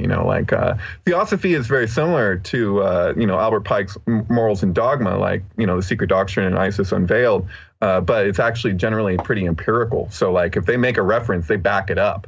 Whereas like in Morals and Dogma, the quote unquote Masonic Bible or whatever, they'll make statements and there's no one to back it up other than Albert Pike, and he'll just be like, oh, well, this was secret, so I don't have to. Yeah. And that gets kind of ridiculous, as far as I can tell, because it's like, well, because that became the basis for that film Zeitgeist that came out. There was and so like, there was like a whole list of things that they stated, and it came from this one woman who wrote a book called the Christ Conspiracy. I forget her name. I have her book somewhere, but she the only reference that she has stated is Albert Pike.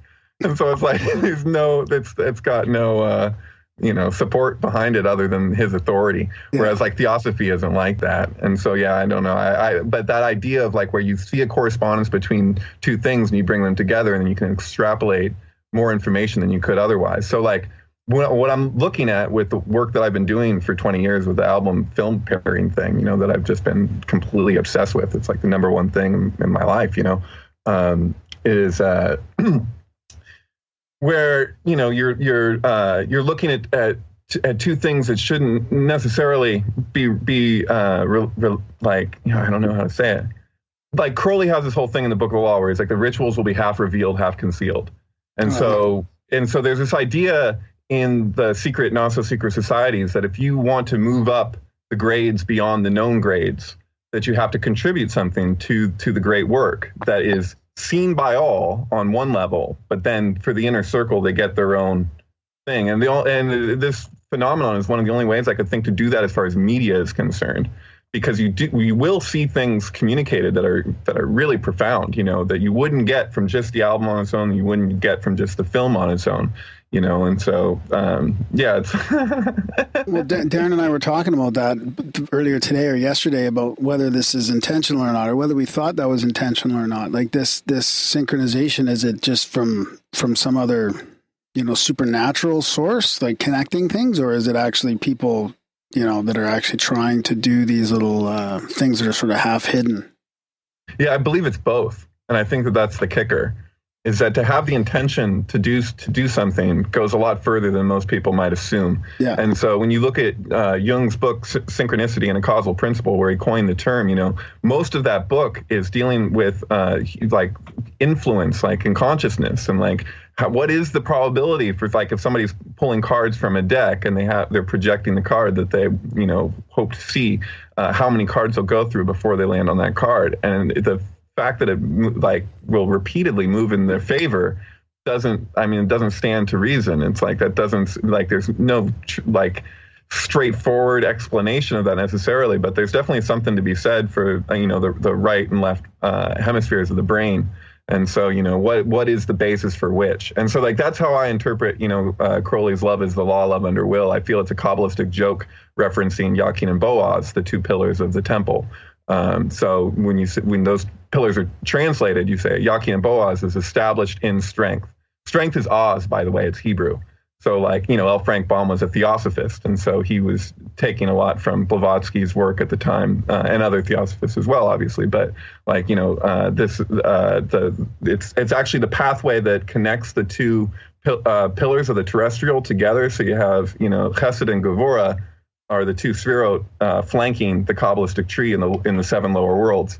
And so, the pathway that connects them is strength in tarot with the arcana. It's Tet in Hebrew, but it's Oz is strength. And so you're looking at what is holding the empire together. So I have this crazy trip out with that guy who connected the wire between the towers. My friend made this film, Back to the Future predicts 9/11, and he's looking at this French guy, and I'm just like, that to me is like a really direct example of the principle communicated in the Golden Bough. I don't know how familiar you guys are with the Golden Bough by Fraser from Cambridge, but it's like an anthropological, really, epic book it's huge. It's so many volumes, but it basically shows the ritualistic killing of the king, right? And how it was expressed all around the world. And it's going into like ancient times, speaking to the phenomenon of the scapegoat. So like, scapegoat in Judaism was kind of a joke. Like if you look at the older texts on that, I've transcribed them with my rabbi, we went through 3 different references in ancient texts to the phenomenon of the scapegoat. And, it's this whole thing where they would take a goat and they would take a string, and then this red string, and they cut the string in half and they tie half of it to the goat's leg and they tie the other half to the temple door. After they kill the goat in 3 days' time, if the string on the door turns white, then it means it's taken their sins with them. Wow. And so, but it's funny because like when we were reading this text, I kept on coming across these things that seemed like jokes. Like I was like, is this guy joking? I was like, my rabbi was like, yeah, he's totally joking. And I was like, wow, that's really something, it's not uncommon, when you're looking at, that kind of commentary, with different things, but it was especially so with that. And so, Christianity took that and combined it with the prophecy in the book of, Isaiah, right? And so, and then kind of made it this other thing. But the thing is that like in ancient times, the scapegoat was always guilty. Say what you will about Christianity, whether you believe it or not, is not the point. Point is that, just objectively speaking, the idea is that this is supposed to be an innocent person that's being killed. And so it's similar to Socrates in a way from Plato, right? So it's like Socrates accepts his fate, he accepts his punishment or whatever, but he's being charged with corrupting the youth, but he's innocent. So now what we're seeing in the world is kind of like, we're looking at people being scapegoated who are like kind of like the epitome of what we maybe shouldn't like about our society. So people, very greedy people, so it's like it's not necessarily a good thing, but it's under the circumstances, it's just where we find ourselves, so we're kind of oriented in this way. So we go after somebody and, we tear them to shreds, and it puts things into perspective in the process. And so, but this phenomenon of where it's also very related to the archetype of the fool. So, in tarot, you have the first arcana, it would correspond to Aleph, so it's the first emanation from the Kabbalistic tree. If you're looking at the 22 pathways of the tree of life and how they relate to tarot, the first alphabet, right? So it's like you have this first movement, it's the fool, that the card with the fool, he's going to walk off a cliff or whatever, but it's the spring man, it's the green man, and so they're emphasizing this point in the Golden Bough around this outsider. The outsider has to have certain credentials, like he has to be, first of all, of the lowest class, and he has to be a true outsider. He can't be from within the kingdom. And so there was this whole thing that they had in place to ensure the rejuvenation of the bloodline. I don't know if I talked about this last time I was on the show or not, but it's really crucial. I don't think so.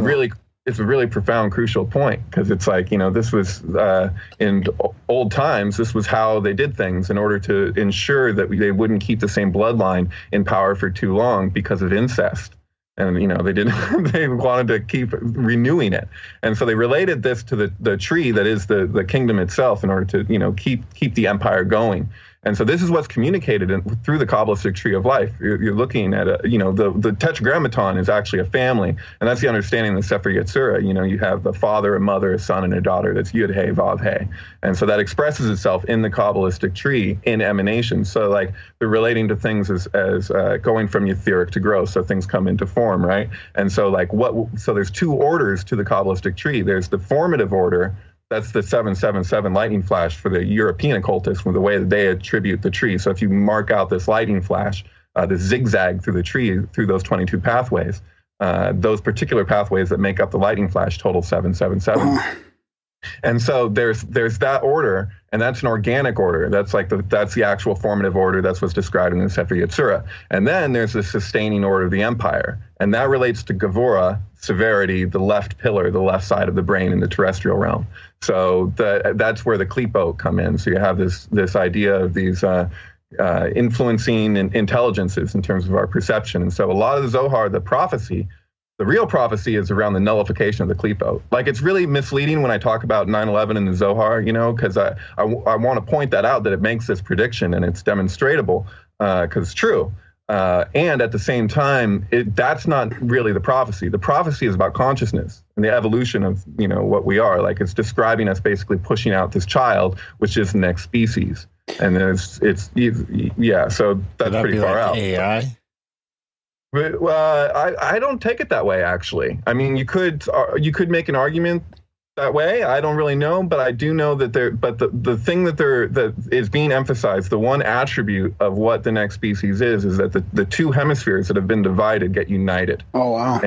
And so it's basically saying that the on a collective level, and this is what 9/11 was made to communicate, made to represent, and it stresses that when the event happens, our right brain knows what it saw, but our left brain has to come to terms with it. And for all intents and purposes, as far as I can tell, it's describing a breakdown in cognitive dissonance.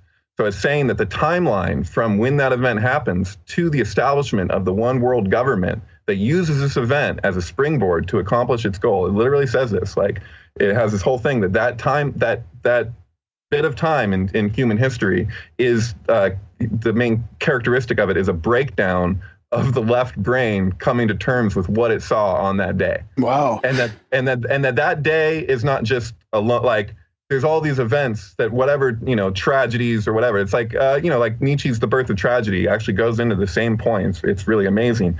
I could go into that, and that relates to the work that I'm doing with the film album stuff because it's corresponding to the Seder chorus. But so does that imply that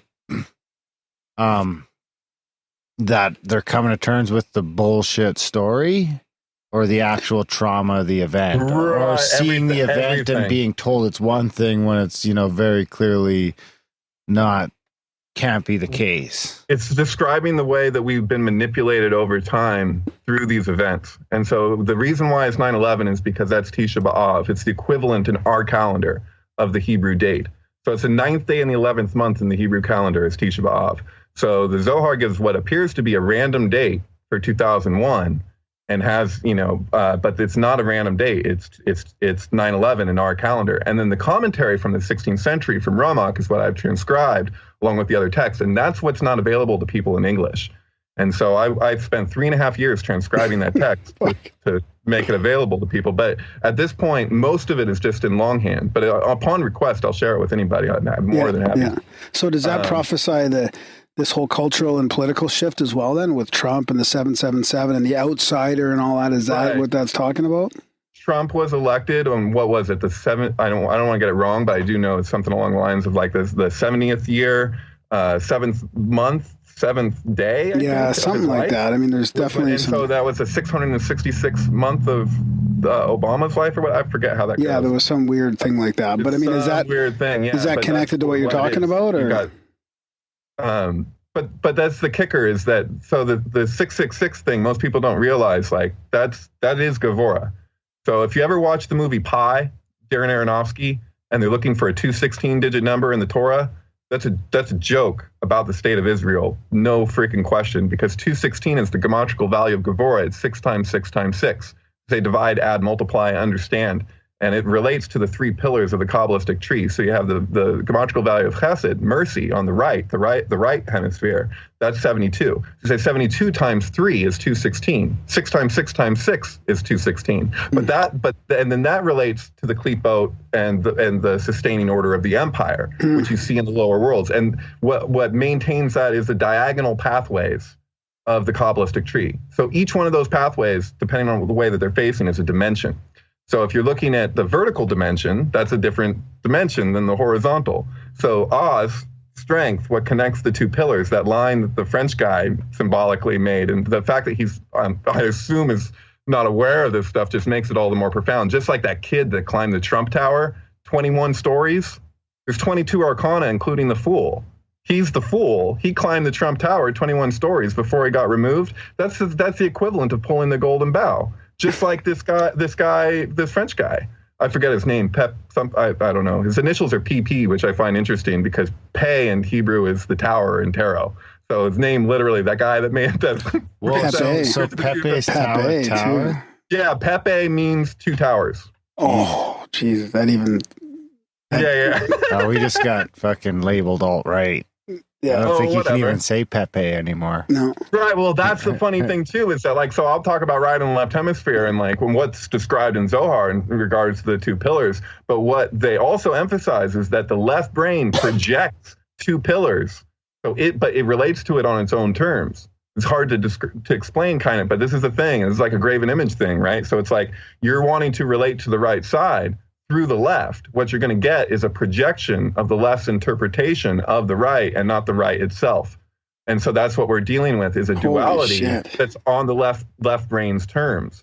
And so that's what's breaking down. And that's what the Zohar is describing. And then that's what characterizes the shift in consciousness.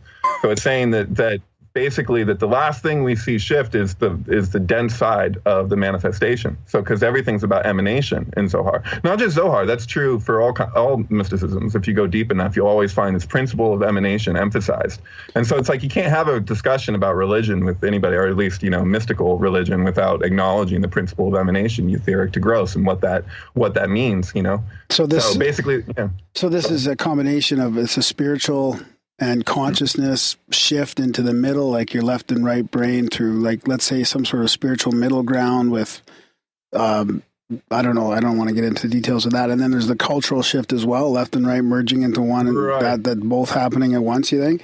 Well, basically what it's saying is that following this event, even though it's been happening before, but it's like a exponential type of thing, where basically the left on a collective level thinks it's going to conquer the right. And so what it's describing is this movement towards a one world government is its attempt to do that. And that basically, but it's just saying that everything that we're seeing along the way seems to point to the ultimate tragedy, right? But it's saying that when we actually reach the crescendo, when we reach the zenith point, it relates it as a sex act actually. And also the giving birth. It's, it has all kinds of different metaphors, analogies that it's working around. But it's saying that it's basically it describes a teeter-totter, because it's saying that there's a pin, and then with this pathway, and that we're leaning to go to try and, it describes it as essentially two fish. So the left fish thinks it's going to swallow the right fish. And when it actually goes over to make its move, it realizes that the thing that it thinks it's going to conquer and swallow is actually its own foundation. So it's describing a pyramid essentially, and an eye at the top of the pyramid, because it has this whole thing from the Ba here where it's saying that Gavora is communicated as a big red eye. And I'm just like, oh, you got to be kidding me, Hal? And so I'm so it's the left brain, right? What is Hal? Hal 9000, 2001, right? And so, yeah, I could go on with that shit for days. You realize Stanley Kubrick died 666 days before 1101, exactly. Stanley Kubrick died 666 days after the first computer beat a man at chess. The computer that beat the man at chess was built by IBM, which was admittedly modeled after HAL from 2001. The thing where HAL is each letter removed from IBM. Yeah. And so, Arthur C. Clarke in one of his books talking about 2001 says he was gifted a computer by Macintosh to determine probability. And he said the probability for that to happen, for IBM to be each one letter removed, would be 6 cubed. So So though he says it's a coincidence, so I'm just like, what is a coincidence? I mean, that's the big kicker, is that like what this really comes down to, and from what I gather, is that it's the profundity of us discovering numbers. So like we didn't invent numbers. We didn't invent math. Like math is already.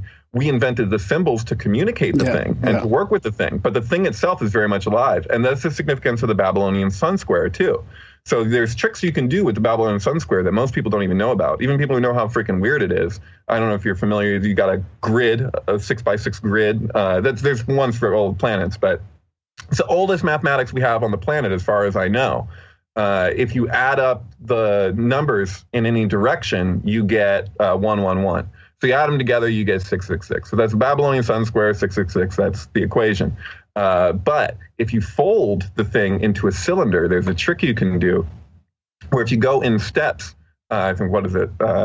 Northwest, return to the garden, it's symbolic, right? So there's that thing where if you divide Yitzchayim with the where Adam and Eve leave the garden, they're the 9th and 10th numbers of the Fibonacci sequence, and so if you divide them, you get the golden spiral. So they say that in pi, but they're misleading because they say that it's Eden, when it's not just Eden that they're using to do that. It's actually where Adam and Eve exit the garden. But anyways, the point is if you go in that other direction, you go in these steps, each number will be the next number in the sequence in a diagonal. And so this is supposed to relate to the diagonal pathways, because this is a template of the Tower of Babel, which is why when you see paintings of the Tower of Babel, it's always communicated as this crazy spiral, and they reproduce that. Where was the giant building that they, I should know that, derp. But anyways, yeah, it's this phenomenon where and then you go the next line over and you can keep doing the same thing. You can basically use the Babylonian Sun Square to make this crazy infinite spiral thing. And that's pretty amazing. Well, didn't they find an ancient numbering system that's, how we use 1 to 10, and that's the basis of how we count? I mean, you could do it differently, right? You could have a different calendar, right, a different thing. And this numbering system goes back to before Babylonia, I think, with the sixes, and they were using it as a 6-based numbering system, I think. Right. Well, 6 and 12. And the thing is like with the original alphabet, so the Hebrew alphabet and where it came from the pictographs, the Phoenician and the Chaldean and all of that, you can see developmentally the way we move further and further from the right brain and towards the left. So this is what language is. And so the Tower of Babel collapsing and no one being able to understand each other's speech is even more profound than most realize, like, because the whole point is that we used to speak in math. So like math, we didn't relate to the same way that we do now. Math was not left brain; it was as much right brain. And so, but the thing is that the right brain can't dominate. The whole idea of dominance is a left brain idea. So that's why you have severity and mercy, chesed and gevura, right? And then mathematically they're communicating. Like, so it's crazy. Like there's this whole. It sounds unbelievable, but there's this amazing Stanley Kubrick connection. Because like Stanley, so I'll drop some really weird shit on you guys if you're interested. Well, he probably faked the moon landings. Yeah, the battery's dying there. Oh, you got some technical difficulty. Yeah. It's like 1%, or can you hover over that battery symbol there? I just want to make sure something's not gonna just. Oh, sure. You can edit this afterwards, so we're not live or anything. No, we're good. We're good. Just keep going. Okay. All right. So yeah, ready to be blown away again. Okay, so there's this whole thing where basically I was looking at Stanley Kubrick presented MGM with a script for Napoleon way back when, whether the 70s or whatever. And MGM turned down the script. And over them turning it down, he left excuse me, did I say IBM? No, he left MGM over this thing where they wouldn't do his Napoleon movie. Well, 4 months later, production started for a movie called Waterloo. So I watched this recently from yours. I've still got ABBA in my head. Right. That'll happen. I got an ABBA tattoo yesterday. I don't know if you can see that. But yeah. It's been like 3 days, and the funny thing is, I've got songs that I've never heard from ABBA stuck in my head. Yeah. Well, that's the thing is most people have a conception of ABBA too. Like they know the more popular songs. So Yeah. like, I got family in Sweden, when I was there recently, and I go into the ABBA museum and all this stuff, and my cousin just thinks it's a riot because he fucking hates ABBA. He's like had to be raised with ABBA. He's like, oh God, but he doesn't realize all their back catalog and what's going on because they are dealing with some trippy stuff. So I made that 7.5 hour film. Sorry, Cassandra, I misunderstood. Everything predicts 9/11. That's an ABBA reference from their last album. So it's Cassandra in Greek legend is able to, prophesy an event, but it's also a curse because nothing she can do can stop the event from happening. It's like Jay-Z's A Gift and a Curse. Incidentally, Jay-Z came out with the blueprint on 9/11, 2001. That was its release date. And if you take that album and you start it from the second that in the movie the World Trade Center by Oliver Stone. At the beginning, when Nicolas Cage hits his alarm clock, it's the very first thing to happen. It's the first scene. If you start the album on that second, when he hits the alarm clock, it'll end the second that the film ends, doubled. So it twins. No way. Yeah, way. It's fucking crazy. And so you that's gotta play the thing. it twice? Yeah. Yeah, you loop it. And so if there's no gap, if you just do it straightforward, that's what happens. And so there's a lot of examples in my films, my experiments, where it lands that way. And they can all be recreated. And that's the thing, because I'll have people be like, "Oh, come on, you warped it." I'm like, "No, I swear to fucking God, that look for yourself. That's what it is." Well, even the ABBA in the Waterloo movie. So it was really weird watching this Napoleon Waterloo movie because I don't think I've ever seen that, but it was quite the epic film. Actually, it was like a real interesting war movie.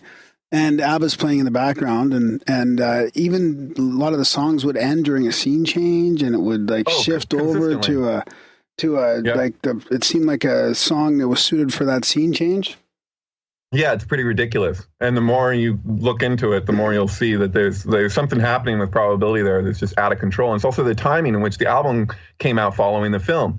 It's uncanny that Stanley Kubrick would be turned down for his script. I went to the ABBA Museum twice in San Francisco recently, not the ABBA Museum. Jesus Christ, I need to stop drinking this beer. I went to the fucking Stanley Kubrick exhibit at the Jewish Museum in San Francisco twice recently. And they had scripts there. And I'm just like, where's the freaking Napoleon script? Because basically at this point, I'm like, and I thought this anyway. I was tripping out. I was like, wait a minute. 4 months later, this movie, and so I hadn't seen the movie yet when I was looking into this. And then I'm like, wait a minute, this is written by this guy Hal Craig, and so it's H.A.L. Craig. No way. And so I'm looking into this guy, and I'm starting to find weird stuff, and I'm just like, wait a minute, and I'm not even sure. I'm like, is this even a real person? And so for real, I don't know. And so while I'm in the middle of looking, I find this weird thing where basically he wrote a movie called The Message that was, it's like the birth of Islam. And so I forget the year, I should know this, but at a certain point there was a hostage situation in Washington when it's March 9th. I think 1977. Don't quote me on that. But okay. Anyways, the point is that this happened on March 9th. They were releasing this film, The Message, and these people took 149 hostages, these quote unquote Islamic terrorists, to keep this film from coming out. And that was one of their demands, one of their biggest demands. And because they, supposedly thought it was going to picture Muhammad, which it doesn't, which is really weird. How you have this Birth of Islam movie without Muhammad. But anyways, so the siege takes place from the 9th to the 11th of March of that year. And so I'm looking at it, and I'm like, okay, so this is after the fact. So I'm tripping out over freaking ABBA and how Craig doing this Waterloo thing, Waterloo, okay. And what actually happens there. And so I was like, okay, well, this is weird. What happens if I play the ABBA album that came out right around the same time as The Message?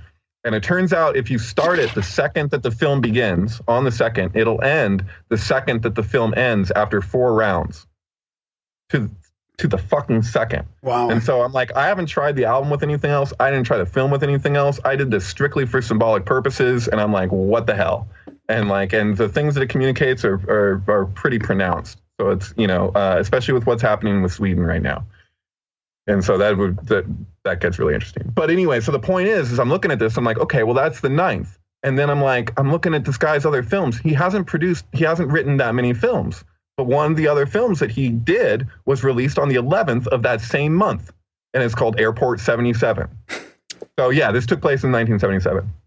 And so 77, you have the 9th of March and the 11th of March being, the length of this hostage situation. And then it turns out that those two dates are bookended as two release dates for a film about the birth of Islam and a film about a plane hijacking by terrorists. Well, and 9/11. That's what I'm fucking saying, dude. I'm like, what? And then I'm like, is this Hal Craig guy freaking Stanley Kubrick? Not to say that he is Stanley Kubrick, but like, it seems as though that Kubrick's Napoleon script is this film Waterloo. And so, whether he just used his, this guy as a cover or whatever, I don't know. But I also find it really weird that The Message and the Airport 77 are like, dramatically different films. They're written in entirely different ways. You wouldn't assume these have the same writers, And so I'm looking into this, right? I'm going super deep, and I keep looking at this guy Hal Craig's page over and over again on Wikipedia, and it disappears completely. You can, and so he no longer has a Wikipedia page. No way. And then not only that, but on those other films, like Airport 77 and The Message and stuff, I know for a fact that there were sections in those pages that are no longer there that disappeared the same time that his whole page disappeared. Holy fuck. Right. So does that mean? And so, yes. But there's a lot of implications there. It seems like there's no way that could be by design. I don't know. It's like if you look at Scott Onstott's work, I don't know if you're familiar, Secrets in Plain Sight, he's a friend of mine. He produced this amazing web series. And it's like he'll be going along and he's measuring across the planet and finding these like extremely profound correspondences. But then it'll start to get into the point where he's like measuring the continents themselves, exactly. And it's like, and what shows up is just like mind blowing. It's like, okay, well, wait a minute. We didn't plan that. Who can you, like, that's the thing. I can tell you Stanley Kubrick died 666 days in both directions like that. And it's like, that's freaking so on point and crazy and over the top. But it's like, did he plan that? I don't know. But I'll tell you something that I do think is planned. And this is relating back to the Golden Bough thing, is Bohemian Grove. So the infiltration of Bohemian Grove by Alex Jones, that was not Alex Jones's project. That was Ron Johnson, wasn't it? You know it. Yeah, that's right. And so Ron Johnson, at the time that he did that, he was the only man in the world with complete access to all of Stanley Kubrick's archives. This is demonstrated, as a matter of fact, by the documentary Kubrick's Boxes. And so Stanley Kubrick died, in 1999, and the last request of his life, as far as films go, was the release date of Eyes Wide Shut. I found that in interviews from people where they say he was specific about this day. So I'm looking into, well, what about this day? So I don't see anything significant that year, but I'm like, a year to the day was the cremation of Care that was caught on camera. How is it that the film that has like the closest depiction of elite ritual parties filmed at the Rothschilds' mansion came out a year to the day of the filming of Bohemian Grove, and that the man who was in charge of the project was the only man in the world with complete access to all of Kubrick's archives? Holy fuck. Yeah. That's crazy. And the way he plays that down right now too makes sense. Like that sort of fits the whole thing. Because I heard him talking about it recently as well, and he just doesn't give Alex and that whole experience enough credit, I don't think. Oh, dude. Yeah, well, that's the thing. So in a sense, if you entertain that idea, you could say that Stanley Kubrick got Trump elected, because all the people that were into the whole conspiracy shit, who trusted Alex Jones because he hated George Bush and he hated Obama and he hates all these people, he's made an exception for Trump. And so, all these people were like, oh, well, shit, if Alex is about him, then he's got to be a genuine variable. And he is a genuine variable in a sense. As far as I can tell, what Trump is he is like a direct reflection. So this is, okay, I have to back up a little bit to give context. You better back up slow. Because there's a lot of yeah. I know, I'm jumping the gun, but I'll tell you some shit. Okay, so Stanley Kubrick was obsessed with the Golden Bough. He has said this himself. People have said this in interviews about him. So Stanley Kubrick sent the head of Warner Brothers in the 1970s an unabridged set of the Golden Bough, and he bugged him every week for a year about reading it.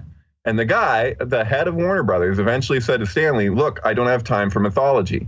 To which Kubrick replied, this isn't mythology, this is your life. Wow. The whole point of the Golden Bough is the outsider who pulls this branch from a sacred tree at a lake called Nemi. It's Diana's mirror, right? It's what Princess Di is named after, right? So the outsider pulls this branch, which is symbolic of two things. It's symbolic of the king's phallus, which is the strength of the kingdom, right? And it's symbolic of the king's daughter.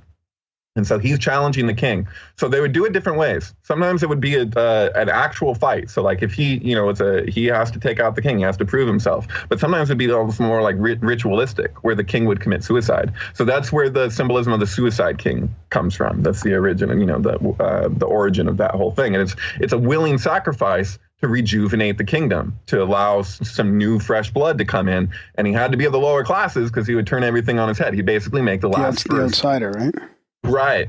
And so what you're looking at when you're looking at Bohemian Grove, as far as I can tell, is a exact reproduction of the Golden Bough ritual at the Lake of Nemi. Except instead of them doing the way that they used to do it, they're celebrating that they're putting it off. So they say, midsummer sets us free, and they burn the effigy. As far as I can tell, the effigy that they're burning, considering what they say, fools, is supposed to be the fool outsider who would challenge the king. Wow. And so they're like basically celebrating, yeah, fuck you, we're keeping it in the family.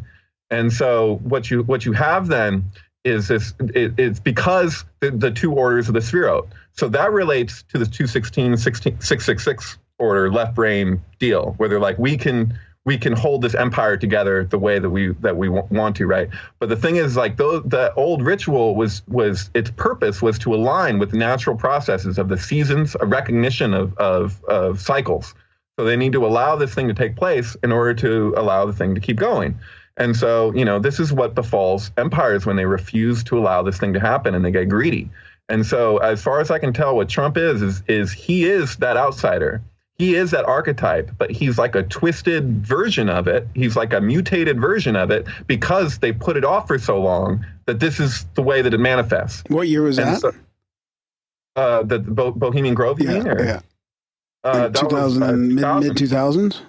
Yeah, that was 2000. Yeah, midsummer. Yeah. Oh, 2000 itself.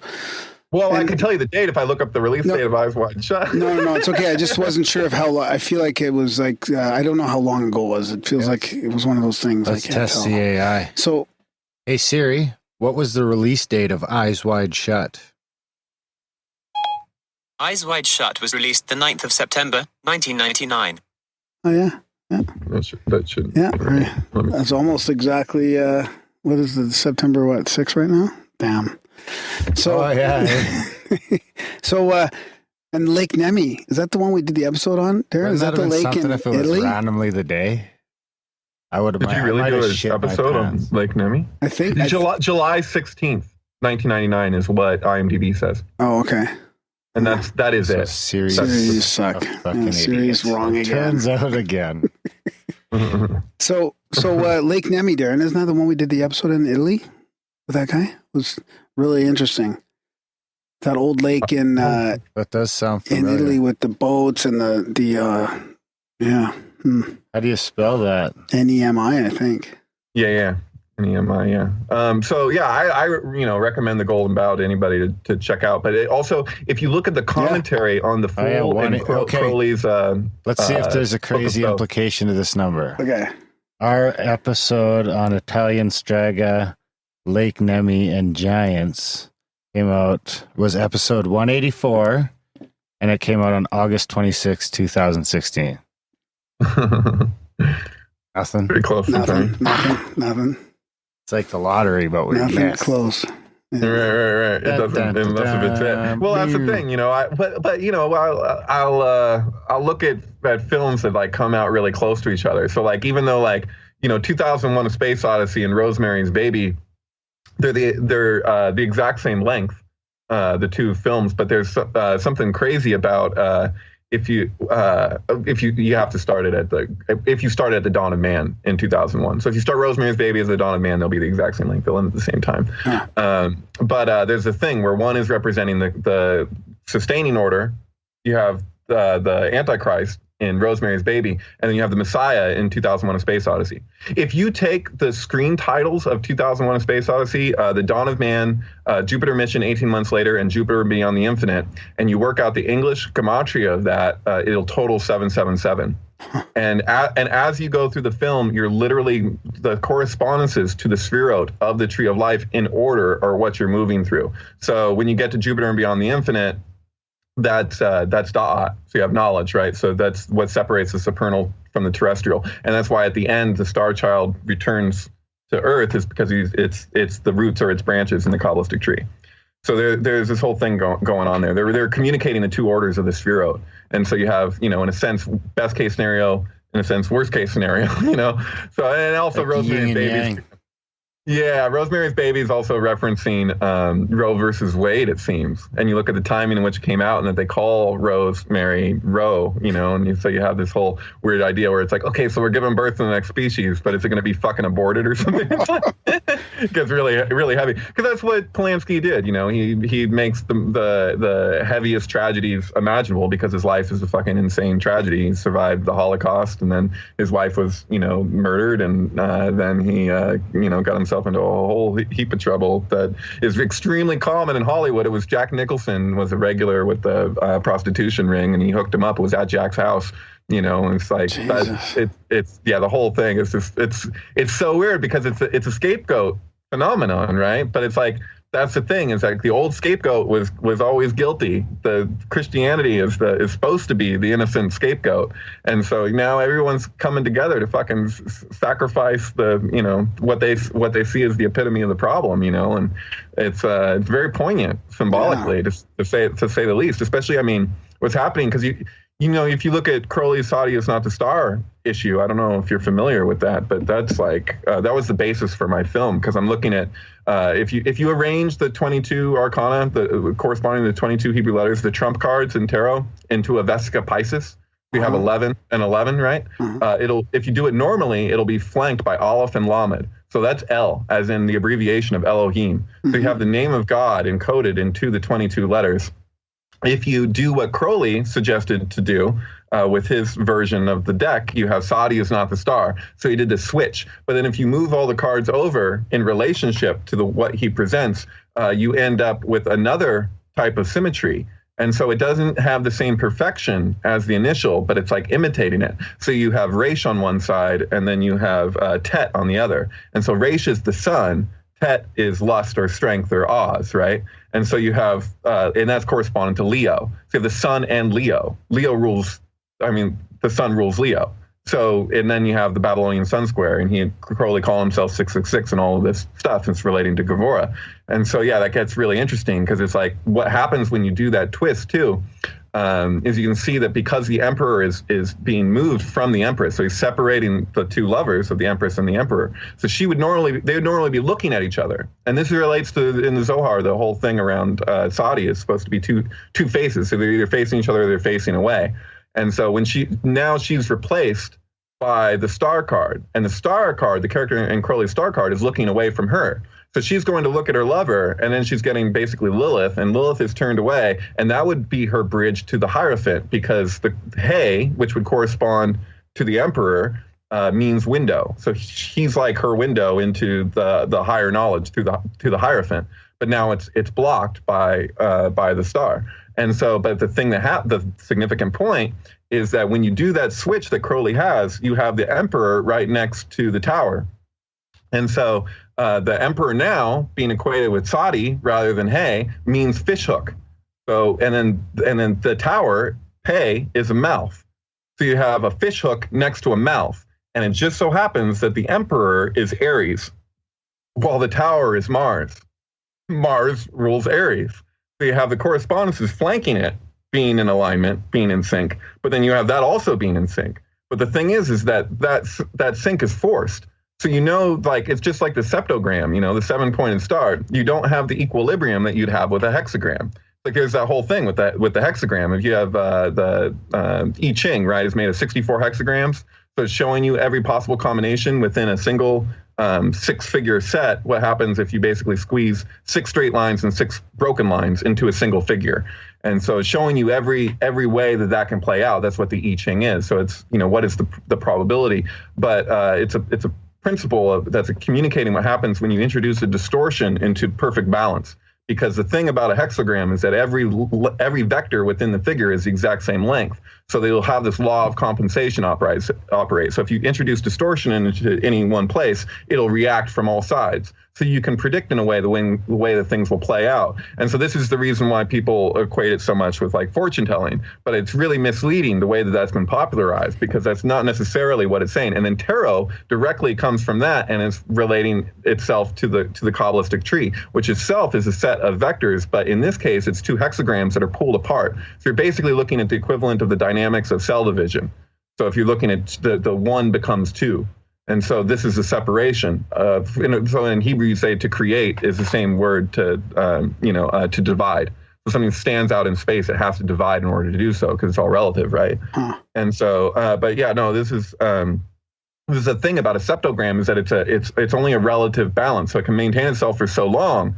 So that's why it became a symbol for Babel from the OTO, is because they're looking at this, and they're saying, well, this is a really descriptive way of what we're dealing with here. And so, this is just, the point is that there's these 2 orders, and one is the foundation for the other. So the 216 order, through the 12 diagonals. See, this is a thing. Is last time I was on the show, I didn't finish one thought. I re-listened to one part of it, and I was like, oh shoot, I can't believe I didn't say that. Okay. I'll tell you the meaning of the Masonic G if you want to hear it. Yeah. So this is pretty indisputable, and it's fucking mind-blowing. And I got it from the prophecy in Zohar. So it said to do this thing. And it's like, if you want to understand this point about Gevurah and this pathway of what we now say strength or Oz, right, that connects the 2 pillars, look to what happens when you add up the 12 diagonal pathways of the Kabbalistic tree mathematically. And so I'm looking at the gematria of the 12 diagonals, and I don't use the Ari system. I use the Golden Dawn system. And even though this text that I'm looking at is commentary from the 16th century, I was curious of what would happen with the current model, right? So the attribution of the letters in relationship to the pathways. And so I add them up and I get 865. 865 is nothing significant.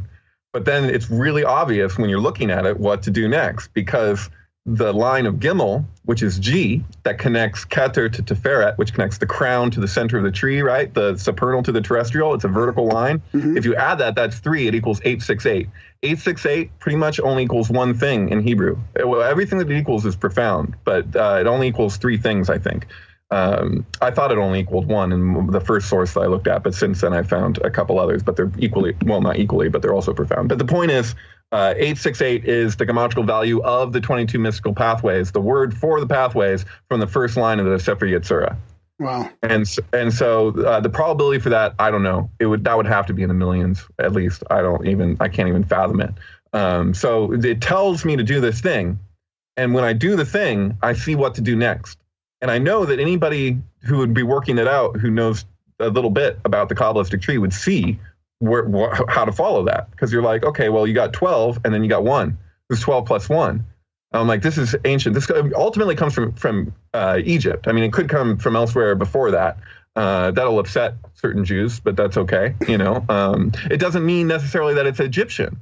Just like you couldn't say that the hexagram is like a Jewish symbol, and then if someone wants to say, oh well, it was in India long before it was a Jewish symbol, you couldn't say that it's an Indian symbol. It's not. It doesn't belong to any group. It's an archetypal symbol, and so the Kabbalistic tree is the same way. And I think that becomes problematic when people are dealing with symbolism. I'm finding it amazing that some of the most symbol illiterate people are the people that get the most hung up on symbols. Tear down the statues. Fucking A. Sorry. So anyways, no, so this point is that when you're looking at that, you're saying that the 12 diagonals, if you know your Kabbalah, that's how the Klipot rule the terrestrial realm. That's the builders, right? That's how the builders work, what they're working with. And so you have this verse, the stone that the builders rejected will be the keystone of the temple. And so that's relating to Shekinah, the sacred feminine. So saying the sacred feminine has been pushed to the bottom of the tree as Malkut, and then that suppression, that repression becomes the basis for which the empire is able to structure itself. And so then the strength of the kingdom, that's why it's represented in tarot as the maiden with holding the mouth of the lion, right? So it becomes a question of what is strength. And so what Zohar is emphasizing, and this is a lot of what people think like the Zohar is, all about secrecy. It's not. It's very rare you see a reference to secrecy. All you see is mystery. And so it's an open secret. And so that changed with the European occultism, and that changed over time. Even for Jews, that changed. And that's why I say Darren Aronofsky's film Pi was kind of an attack on things, because he's saying, look, you're looking for a 216 number. You're looking for the name, but you already have the name. You know the name. The name is 22 letters long. It's the language itself, arranged straightforward. There's nothing else to do. So that's the thing, if you twist it or manipulate it anyway, then you end up with some version of Babel. So, and the problem with that is that that it's certain people are going to end up on top, and certain people, the energy distribution is funneled in particular ways. And so it's a manipulative thing. So they're saying you're going to have to deal with the karma of that if you go and you do that, for lack of a better word. Yeah, so speaking of that, the twisted outsider, Trump, so this is like after in 2000 when they had that Bohemian Grove and said, fuck you to the outsider, and they're going to wait. And then this came along 16 years later. Right. I kind of cut you off when you were in the midst of finishing that thought about. No, the only thing that I would say is that the main point of that, if you're looking at that and you know your stuff and you see that 868 thing with Gimel, is that because that belongs to another dimension than the diagonals, because that's a vertical, that's a direct connection between the mind of God and the mind of humanity. And it negates the whole system. It's demonstrating where the true power lies. And so, just so you know, when and you can, verify this yourself, but it's the implications of the thing. It's like it's hard to relay irony, right? Like I can say something's ironic, but if somebody doesn't see the irony, it's kind of like, okay. But anyways, so the whole thing is that they're not in control. Their own Masonic G implies that they aren't in control. The square in the compass represents the supernal triad, Keter, Chokhmah, and Bina. And below, you have Tiferet, Kavora, and Chesed. And so that's what makes up the square in the compass. And then what connects them is this vertical dimension. And that belongs to a different order. It's the medial brain is literally what they say in Zohar. That's the direct translation when they're relating to Keter, So you have this transcendent thing in the midst.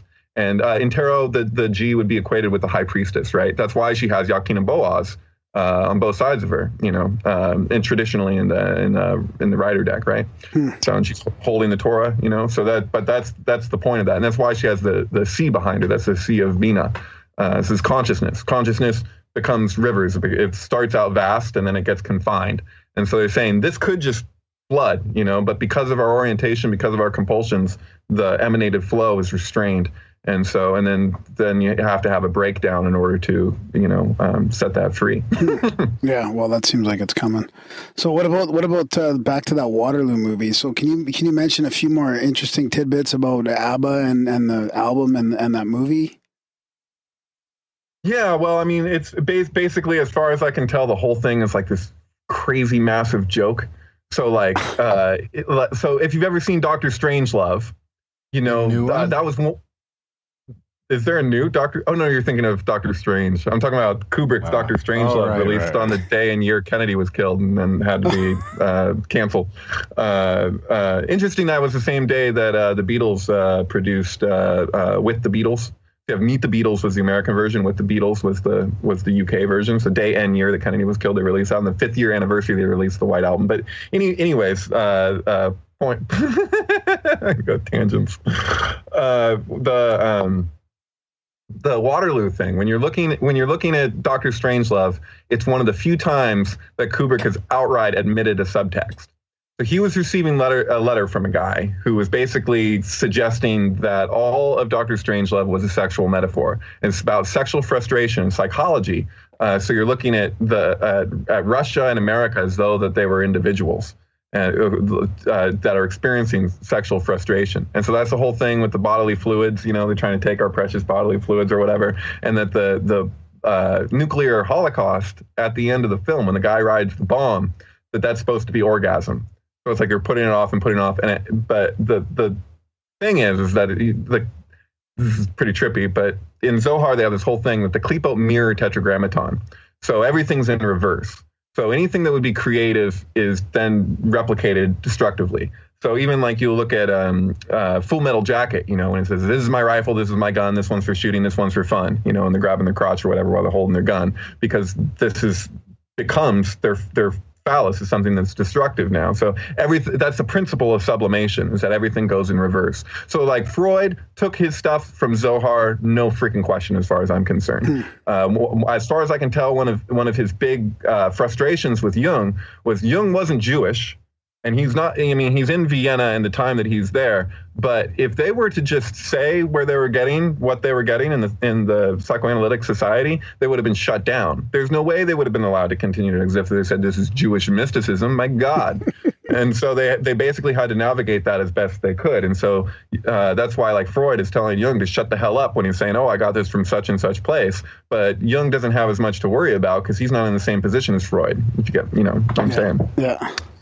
And so, but that's the thing is that you see in Waterloo is it's all like, you can see it anyway, like it's the way that the thing is written, but it becomes so much more pronounced with ABBA. As weird as it sounds, it's like it's a real thing where like basically like the song Waterloo is totally from the perspective of Josephine.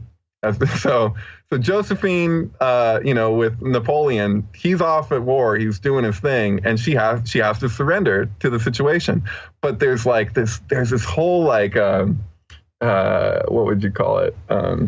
It's like there's a whole homoerotic thing going on with the film Napoleon, and then it's just played into with ABBA in this really extreme way, but it becomes this whole statement about the nature of war and the principle of sublimation, that basically war is super gay. Because people trying to prove themselves in all these ways. So it's like, I mean, I've seen that firsthand, like driving a taxi cab. So like I've like gone, I like picked like bros up, and they're all talking about all the pussy they're gonna get on the way to the place, you know. So I'm like driving them to a bar or whatever. Oh, I'm gonna, you know, and it's okay, cool, whatever, dude, you know. And then like it'll be like those same people at the end of the night are the people that get in fights. Because if they're not getting it this way, then they feel the need to prove themselves. And so, like, you know, this whole thing of, like, sexual frustration. And so that's what Dr. Strangelove is about, overtly and admittedly. And as far as I can tell, that's what he did with Waterloo. So, and then ABBA responded by emphasizing the point that much further. And so, you know, I don't want to like tell people that because I want them to realize it for themselves, because the people that have and then get back to me, it fucking cracks me up. And like, you got it. You see it. It's totally there. And then you're connecting that to like current day in Sweden as well then? Or some I think sort of like... what's happening in Sweden is really interesting because, you know, I was told all these things before I was left about the no-go zones and all this stuff and the tension, the racial tension, all this stuff. I didn't see any of that. I saw some economic tension. And what I found out in Stockholm was that from all these people, I've talked to, you know, 1,000 people about this stuff. And they were just like, you know, it's mostly the people from the countryside who are really having an issue with immigrants, you know. So all these refugees, Sweden just opened their doors more than almost anywhere in the world, you know. And it's just like, you know, and they're not really seeing as much, like the way that that's being portrayed is like so propaganda based. That is not the reality of what I came across in Sweden. And the tension is not, I saw way more tension with the Finnish people than I did Muslims. Because someone took out a knife at one point and was swinging at this guy and like almost hit me, like they were running. And like, it was like in the middle of this courtyard in Stockholm. It scared the hell out of me. Finnish guy? And then 2 Finnish guys at each other with swords, knives. Basically. Jesus. They weren't just knives. They were like real swords. Like they were like, you know, they looked homemade, but they were impressive. I was like, damn. And like, you call this a knife? I call this a knife. Yeah, it's a little crocodile Dundee. But anyways, yeah, no, that was the most intense thing that happened. And I didn't see much frustration from anybody. I didn't hear it voiced. And it didn't seem like it was just being repressed. It was just like, no, people were very, very expressive about what they thought about what was going on. And I find it really interesting because I think it's true in this country too, is that a lot of the people who are the most concerned about the refugees are generally people who aren't dealing with refugees straight on.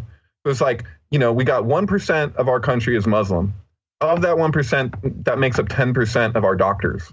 Like, there's some really skewed perceptions. And I'm not saying that it's like absolute in any one direction. I'm not saying that there's not things that are problematic. I would like to see things done in the right way. I think Sweden could have done things a bit differently, but I do think that they've kind of taken a stand in terms of how compassion, and I think if you just respond to something that's got futility involved, especially when you're partially responsible, your country's responsible, I think I don't think it's right to just be like, oh well, fuck them, I don't, how did we get here? I'm sorry, but we're all refugees. I think social media and the media itself, and even alternative media, it just really shows a picture that's not really happening in day-to-day life for the most part. I mean, we go around day to day, and I don't know. I mean, I know it's probably like that in the States as well. I think it's really just fear mongering, and it's just exaggerating this perception that's not really there. Or it's like just even talking about the racism in the States. Like, I don't think there's that much. Of course, there's some. But there's not that much racism going on compared to what you would think from the media and the social media. It's just blowing it out of proportion. What the basis for it is too, it's like people, economics plays into it pretty heavy, and that's usually unconscious, and that's the way to get people to, react against people in the way that, people who stand to profit, stand to profit. So it's like, that's the old principle, divide and conquer, Yeah, totally. But I don't want to speak about these things in absolute terms. I'm making generalizations, because I think that can be a bit misleading, and that's been a real problem. That's part of the divisiveness of what we've seen through this whole, the campaign process. I mean, every time we come around, this is just that much more emphasized, this whole disjoint that exists between our side and the other side. And it's like, dude, you're guys are exuding the same dynamics in certain ways, and it's the whole backdoor phenomenon from all sides is so apparent. So it's like, but for me, I look at all of that as messed up as it is because of my studies. I see it as a very positive thing. It's a breakdown of the cognitive dissonance that has to do with our relationship to polarity. So we're projecting a duality on top of the polarity. So the Kabbalistic tree is communicating this polarity in the formative order of the Sphirot. But the sustaining order of the empire projects a duality from the left onto the right in order to build what we're building in the way that we're building it. And so, that's why Zohar's extremely positive. Like, it's not like just a fire and brimstone thing, because you're like, well, what's on the other side of this? And the only indicator is that the two hemispheres become united, and that the left doesn't understand it. It can't recognize what it means, because it's basically its own foundation is where the true power lies. The true power is actually beyond both, but just in the relativity, because it's basically the Kabbalistic tree is describing the spiral. So it goes from right to left. And so when it curls around, the left is replicating the right. So our left brain is a replication of our right brain. This was communicated by who was it? Brian Eno at one point. I included that in my film, the Cassandra film, where he's basically saying that, you got, if you had like a Jackson Pollock painting and you're looking at that Jackson Pollock painting, the splatter art, and then somebody was to put the same Jackson Pollock painting right next to it, and you couldn't, whereas the first one, you could see the freedom in it. To look at the second one, to see the exactitude and the meticulousness of what would have to be involved to be able to reproduce this thing. And the whole thing is that it will get close. It can get close, but it'll never be what the original was. So the idea of replication. And so that's what is happening. It sounds weird or whatever. And I'm sure people listening are going to be like, whatever, dude. But the whole Paul is dead thing. I got friends. I've met people online that have been into that since the 60s, right? The older people. And what I found really interesting is that the consensus amongst those serious researchers into the Paul is dead thing, none of them think, well, some of them do, but most of them don't think that Paul actually died. What they think is that Paul had a replicant. So somebody basically received amazing plastic surgery, because the times when they believe it's another Paul, there's indications. And those indications stay consistent, and they're only for particular lengths of time after Paul disappeared and his return. And then it kind of settles, and then it doesn't keep happening so much. And so they're like, they're looking at the distinctions in the facial structure and the voice and all kinds of stuff. And they're like, well, these changes are consistent. Like, it'd be one thing if it was lighting and you're like, oh, well, this, that day or whatever. But it's like, no. These are specific changes that keep going. And so, and then you have Linda McCartney being interviewed where she's saying, oh, this is something so terrible. And they're like, you're talking about an affair or something? And she's like, no, worse, much worse. But she won't say what it is. And she never did, and she's like crying about it. And you're like, what the fuck is she talking about? But, but anyways, but that's the thing is that like, I relate to that. And I'm like, that idea of the perfect replicant, I think is the ultimate way to like fuck with people and what they're if you know the mysteries and what they're about, like what the mystery schools have been communicating around the principle of Jachin and Boaz, because it's a big joke, because you say Jachin and Boaz, you say established in strength, right? Established in is the right pillar, strength is the left, so it's established in implies this is where the strength is established. So it's like, how can the left be strength if you just looked at the other side and saw established in? You see what I'm saying? It's a paradox. So it's like, where is the strength then? So that becomes a question for us. So we have if you watch the whole trilogy of Back to the Future and it ends with Marty turning the truck around, where he keeps being called chicken. And so it's like Flea or whatever from Red Hot Chili Peppers. Yes, can't remember what his name is. I should know that, but right. Well, there's Biff, but then there's the young Biff. I should know this, but Biff was kind of Needles. buff. It's Needles. It's that guy Needles, and they're gonna drag race, right? They want to race him on the road, and he's getting ready. He's like revving up his engine, but then he flips it, and he's with his girlfriend, right? And he turns around, and he's like, "I'm not crazy or whatever," and it shows that he would have died if he would have continued because his car came out or whatever. But it's the flipping. That's the whole thing, because it becomes a question of what is strength, because people keep calling him chicken and he keeps having to prove himself. What happens in Back to the Future, and the moral of the whole series is basically the moral of what Israel is going to deal with and has been, what it doesn't want to face around what constitutes real strength, and so there's this whole thing in the Zohar where it's saying, in relationship to this prophecy that Israel will act mightily. There's two sections to the text. The first section, though obviously Israel isn't a nation until 1947, oddly reads a lot like propaganda, because it doesn't come across the same way as the second section. Like, it's just like, seems to be speaking really highly of Israel.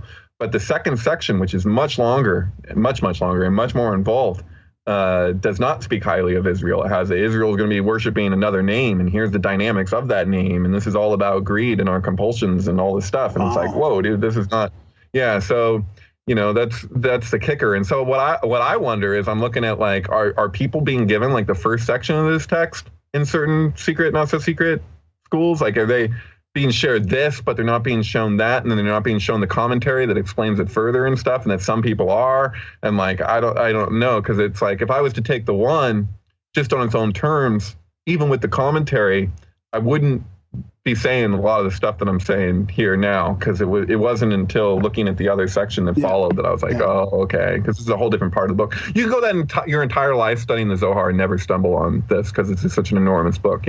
Requires years and years and years and years and years and years of study. So I got a funny question for you here. So after looking at all these movies, going back quite a ways, and matching them to albums and all this kind of stuff, and looking through the symbolism and now lately, I don't know how long it's been going on, but over the last, let's just guess and say 5 to 10 years or whatever, where Hollywood scripts are being written by other organizations or amended by other organizations. Like, you have the Lear Foundation, who have who have put social justice warrior stuff or social engineering into these scripts, fun. And who knows who the Lear Foundation is funded by? And then you've got the DoD and CIA involved in scripts. I mean, is that changed? Like, has anything shifted back from I almost feel like there's been a shift, and original stuff would have synchronized better, but this stuff is almost like fake. It's kind of fakery in a way. Like, it's not quite true art.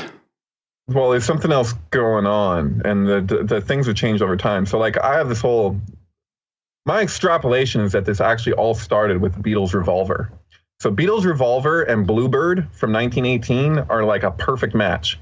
And so I don't know if you know about Bluebird. No, Bluebird, not really, I think it's originally a Russian story, but whatever the case, America and Russia went back and forth doing their own versions of Bluebird. So you have the Bluebird of happiness, right? And it's a question about what is happiness. And so you have communism, capitalism, and they go back and forth with their versions of Bluebird.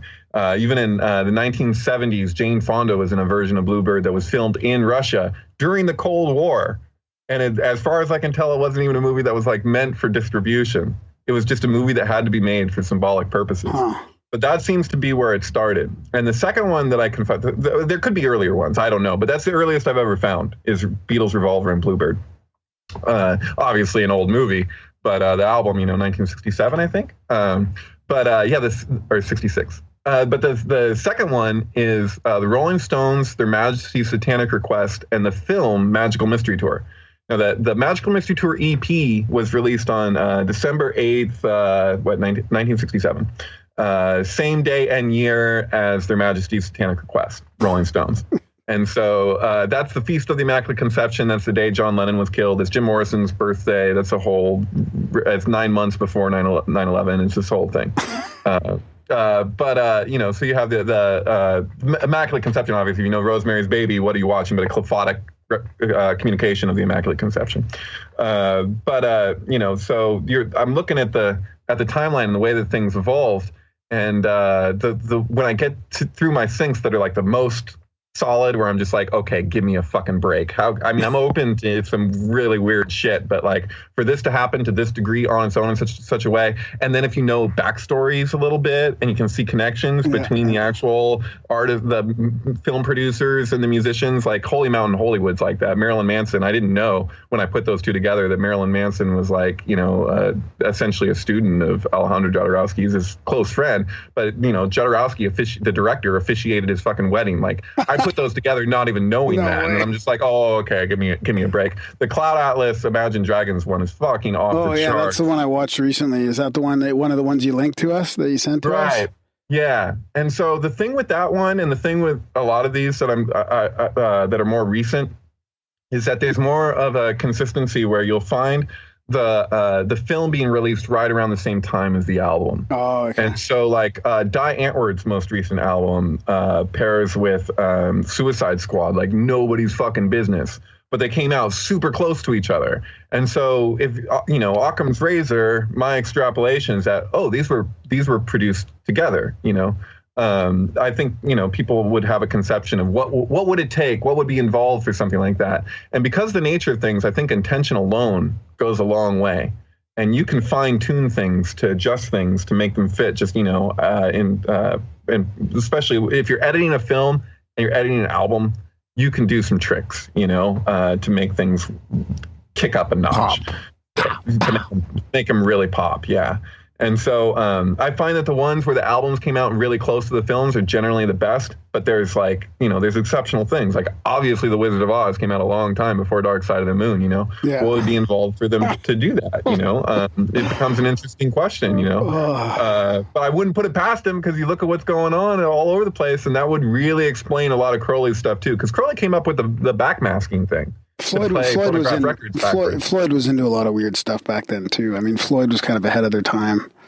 Oh, yeah, I think for some of that psychedelic stuff, and they were talking about some pretty trippy shit. I was hanging out with Andrea Galler, who was one of Syd Barrett's one and only loves or whatever, and I was in London recently, and she made a coat for me. I don't know if you've ever seen the movie Withnail and I.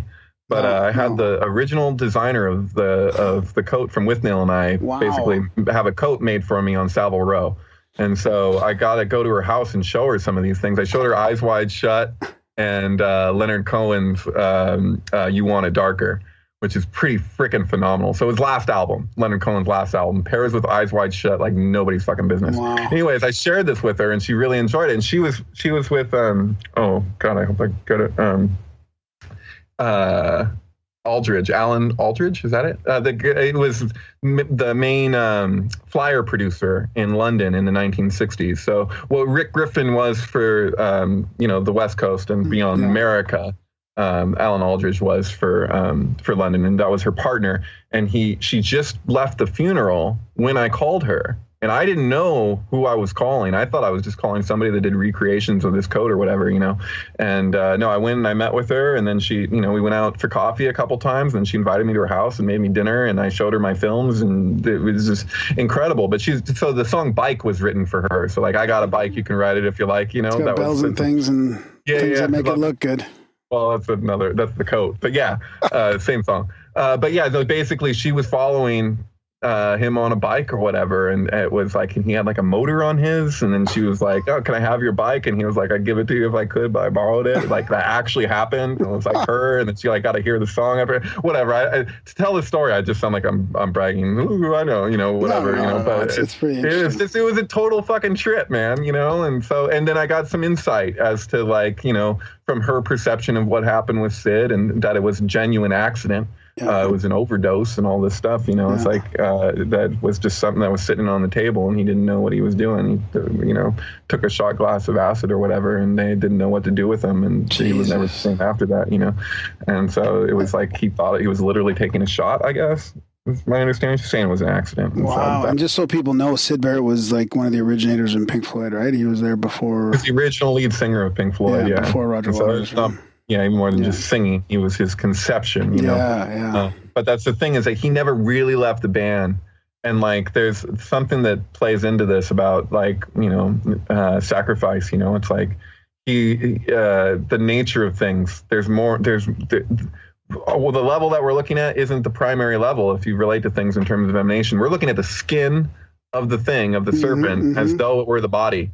And like the body moves forward beyond the skin. Like we watch the birth, growth, decay process, whatever, and we think we know what the fuck is going on, but there is a whole other dimension to the thing. And that you know, that is you know, that's why I don't consider the Masonic G in and of itself fucking evil. I think it's a very deep, meaningful thing, and I think that's a misconception. There's probably Masons that relate to it on their own terms all over the place. I don't think most Masons know that 868 the Sefer Yetzirah bit, like with the 12 diagonals and all of that. But, you know, there's weird shit. You know, Sharon Tate's first movie was called, had the alternative title of 13. So Eye of the Devil was also released as 13. Her last movie was called 12 Plus 1.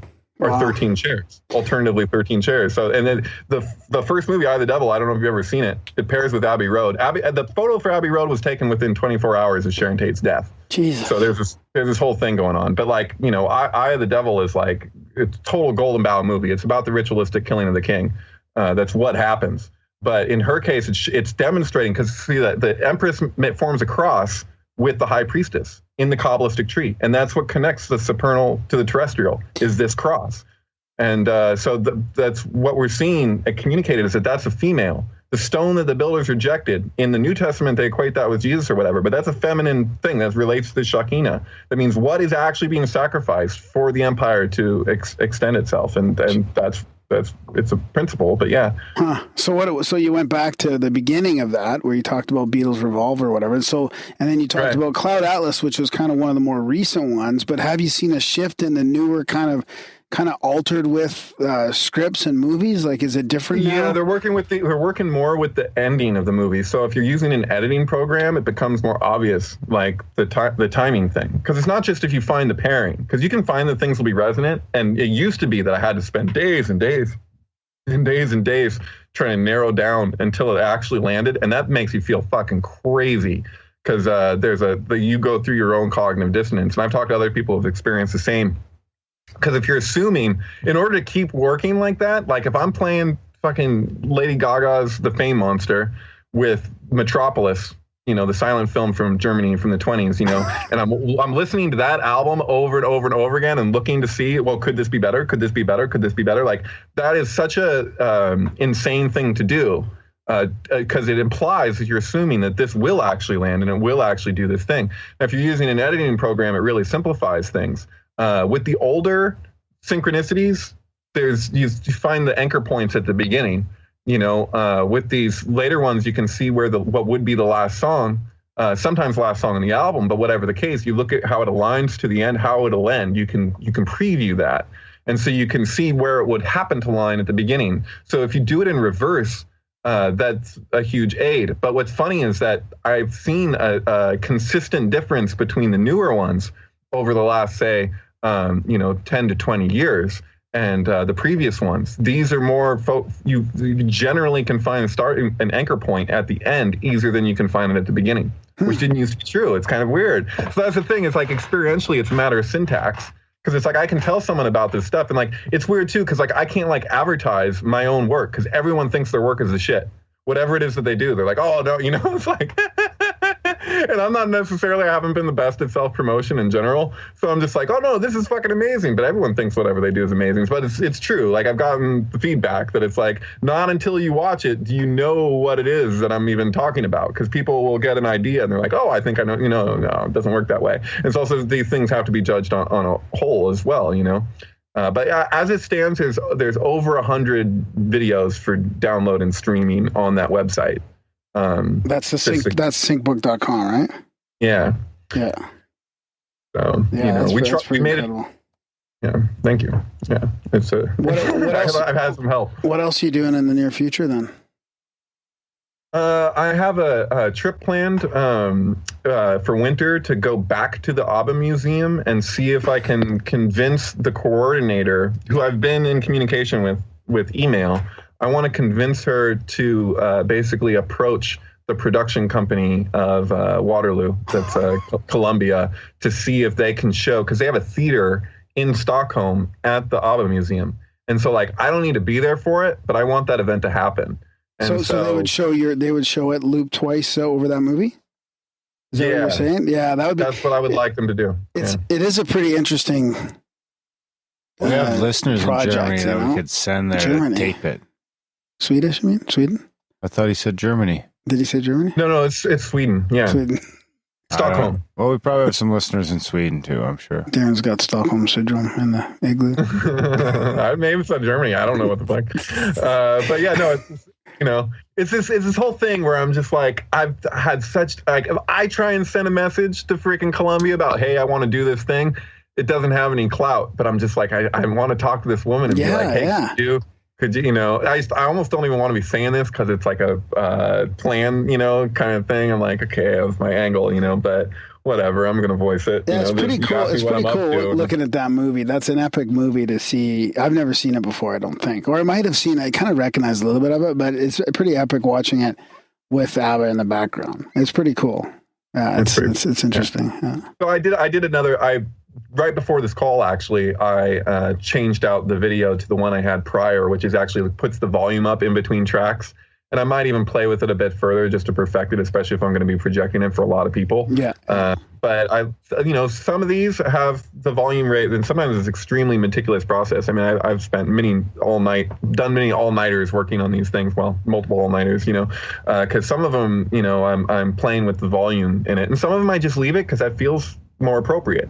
And so, but then, at times it gets really uncanny. Like the Field of Dreams one, the recent one with Bull Durham in center field, like that one, I just go with the volume for both films back and forth through the whole thing. At any time that there's the slightest break in the vocals, I come in with the films, and that's really satisfying when they land like that. Because it's one thing for it to land in the first place, but then for it to go that far with that is kind of fun. Yeah, definitely.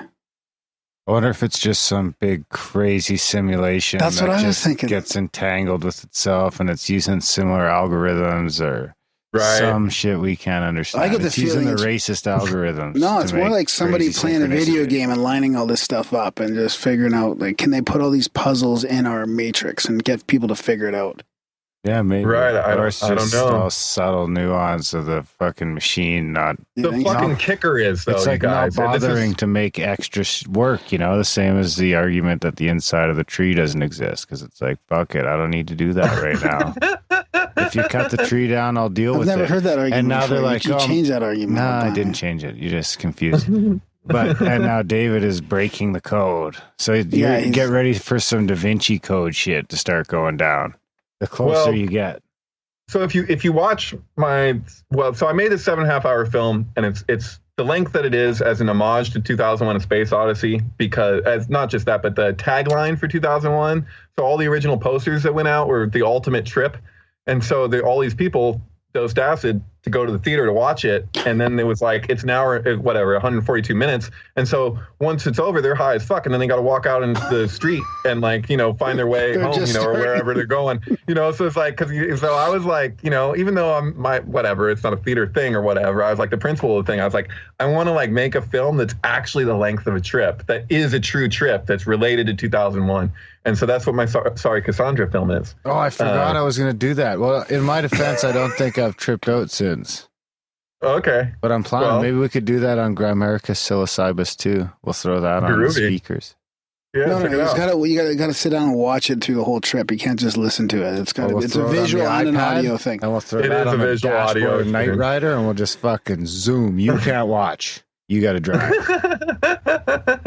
Well, what I was going to say is that the thing is with that, and what I demonstrate in that film, which it takes a long time to wrap around, is that there's this, and it's not just there, it's all over the place. There's a repeated phenomenon of where you'll have a huge event take place. In this case, it's two fires in the U.S., the two biggest hotel fires in the U.S. One was at the Weinkauf Hotel in Atlanta, Georgia, in 1947, I think. And the other one is at the MGM Grand in 1980. Now, the film, The Visitor, is an Italian film, was released the day and year of the MGM fire. And the movie's about a little girl who there's basically demons and angels fighting over her soul. So she's kind of like a special power, like Messiah type figure, and they're fighting for her. But there's these really strange things that happen where like the little girl will like undo a fire escape with her mind, and like all these people will like crowd around the fire escape once it drops, and there's like no explanation, you know? It's like, why are they doing that like that? It's really weird. Like, but that was the big thing with the MGM fire, was this place was built like a giant Mayan pyramid. All these people died, but there was no fire escapes. So it was like, and then no alarms were set off. And they don't even really know how the fire started, and it's super suspicious. But then I'm like, okay, well, what is the probability for this movie to come out the day and year of the fire? And then if you watch the movie, one of the opening scenes, the whole thing takes place in Atlanta.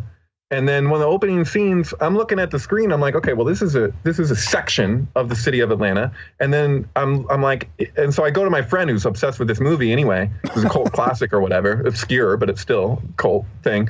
And I ask him, I'm like, hey, is this hotel from the first biggest hotel fire in this shot, in this movie that took place, that was released the day and year of the second biggest hotel fire? And he's like, yeah, not only is it in the shot, but it's directly in the center. And so I'm like, okay, so this movie pivots around through the thing. It pivots around the location of the first biggest hotel fire, comes out the day. So like, there's not supposed to be prior knowledge of the event, right? This is supposed to be just a terrible thing that happened. Okay, a hotel caught on fire, you know? But it's like that implies if you know, and otherwise it's just like, I don't know, something about the unconscious right brain. I don't know what the fuck, how that could happen. With 9/11 too. Yeah, but are you predicting it or causing it to happen? Right. That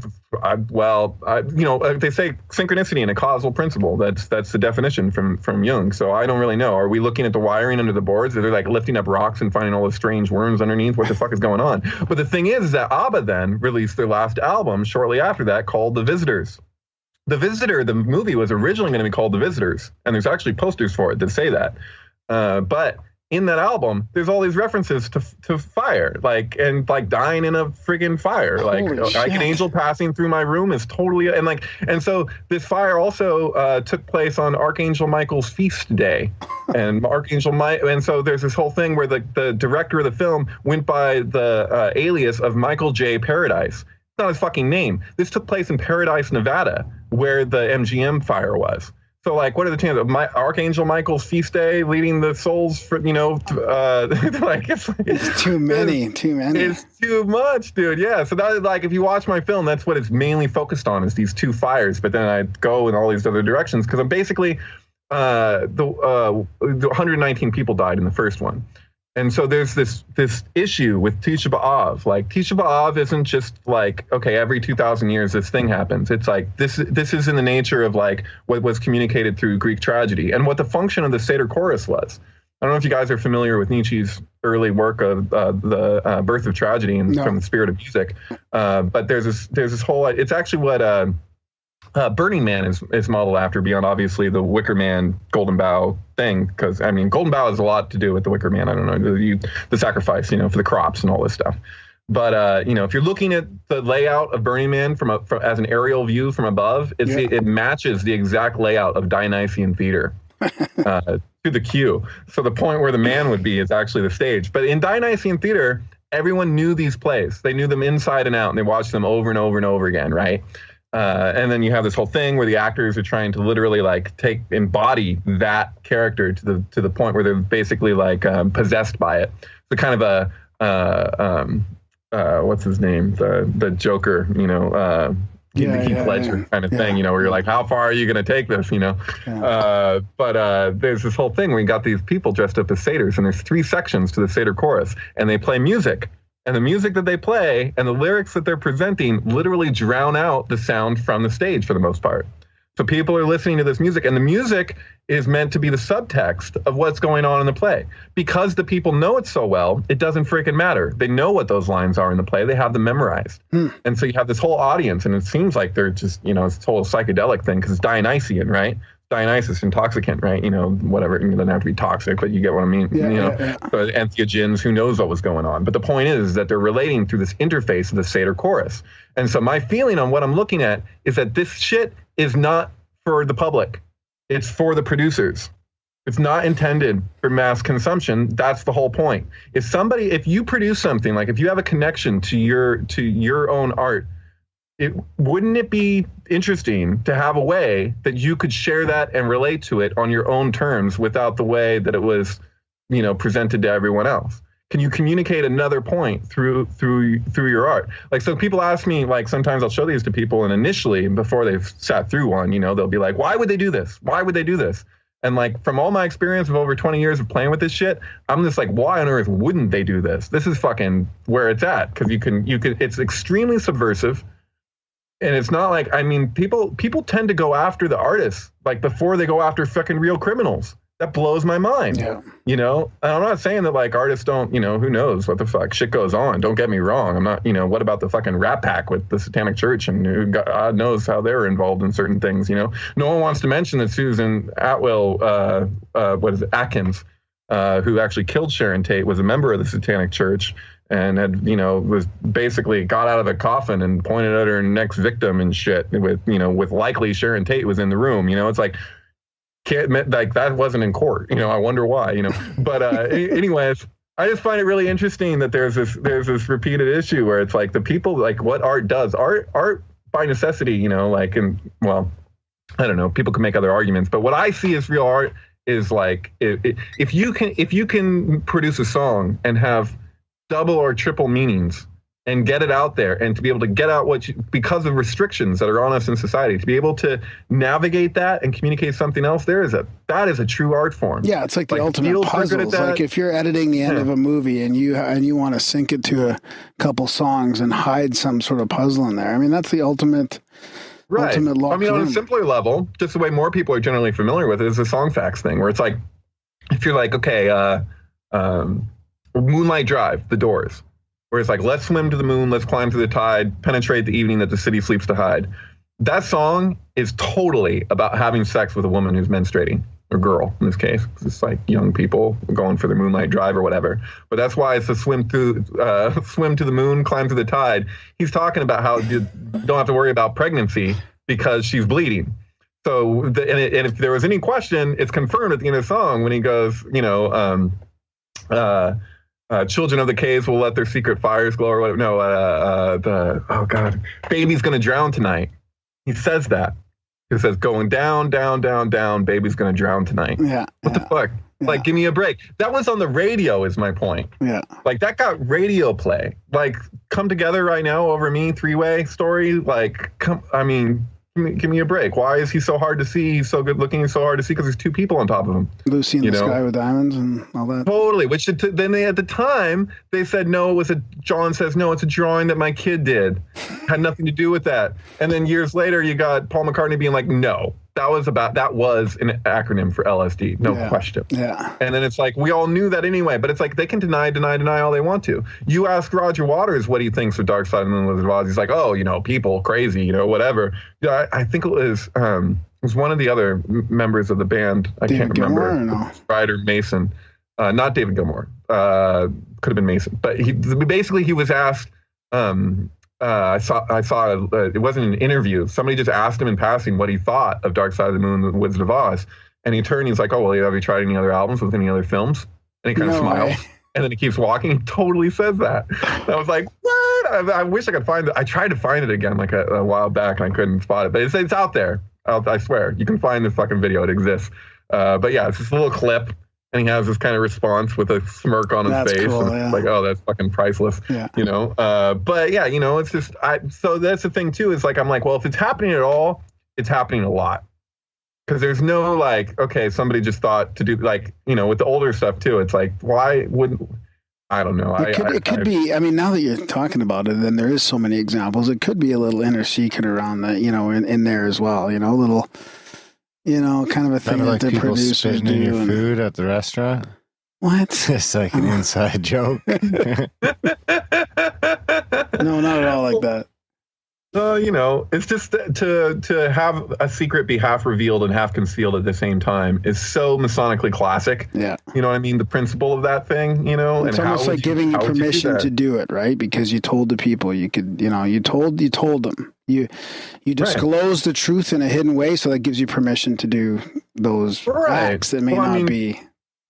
There's the phenomenon of so there's a classic method of, there's a trick that Kabbalists would do where they can take a text and they'll take another text and they'll interweave them. And it's the same word for prayer, like if your hands are folded in prayer, it's just a Kabbalistic literary device that's referenced, in different places. But there's this whole thing where I was looking at Jim Morrison's An American Prayer, and I noticed that every little section had a dash. His original handwriting and his original notebook of when he wrote An American Prayer. And so I went through the whole thing and counted each dash. And I saw that it fit perfectly into Aleister Crowley's first section of the Book of the Law. And in the Book of the Law, Crowley, in that section, he says, leave the second section unattacked, but he invites you to attack the first section. And so I'm like, it becomes this crazy psychedelic conversation. I have it on my blog from a long time ago, from like 2010 or whatever, when I put it together. But if you interweave An American Prayer and the Book of the Law, it achieves this incredible effect where I swear to fucking God, it's a total conversation. There's things that are said that are so, he's like, Crowley be like, nor do I demand aught in sacrifice. The next line from Morrison is blood, blood, blood, blood. They're making a joke of our universe. He's like, oh, here comes the goat or whatever. It's like, what is it? Says, behold, Crowley has, behold my light shed over you. And then the next line from Morrison is, the moths and atheists are doubly divine and dying. My light shed over you, the moths. It's like, it's moth, Yeah. I'm saying it's a total trip. And it's an example of the same principle of the thing where it's like, how do you subversively communicate something without having it be, exoteric, how can you, Yeah, oh, that's fascinating. So what are you going to do after you travel back to Sweden there and try and schmooze that curator? Oh, I don't know. I just keep producing my stuff and just kind of like, hoping that it stays up, hoping that I'm able to stay afloat in my world, because you never know. I've lost a lot of my work over time, and had crazy shit happen. And so, I'm just trying to navigate the waters as best I can. I just got my old job back driving a taxi cab. So oh, nice. Okay. Drive a cab around town, biodiesel taxi. It's a Mercedes. It's fun. Good boss and stuff. And so, I left my other job with my rabbi after 12 years.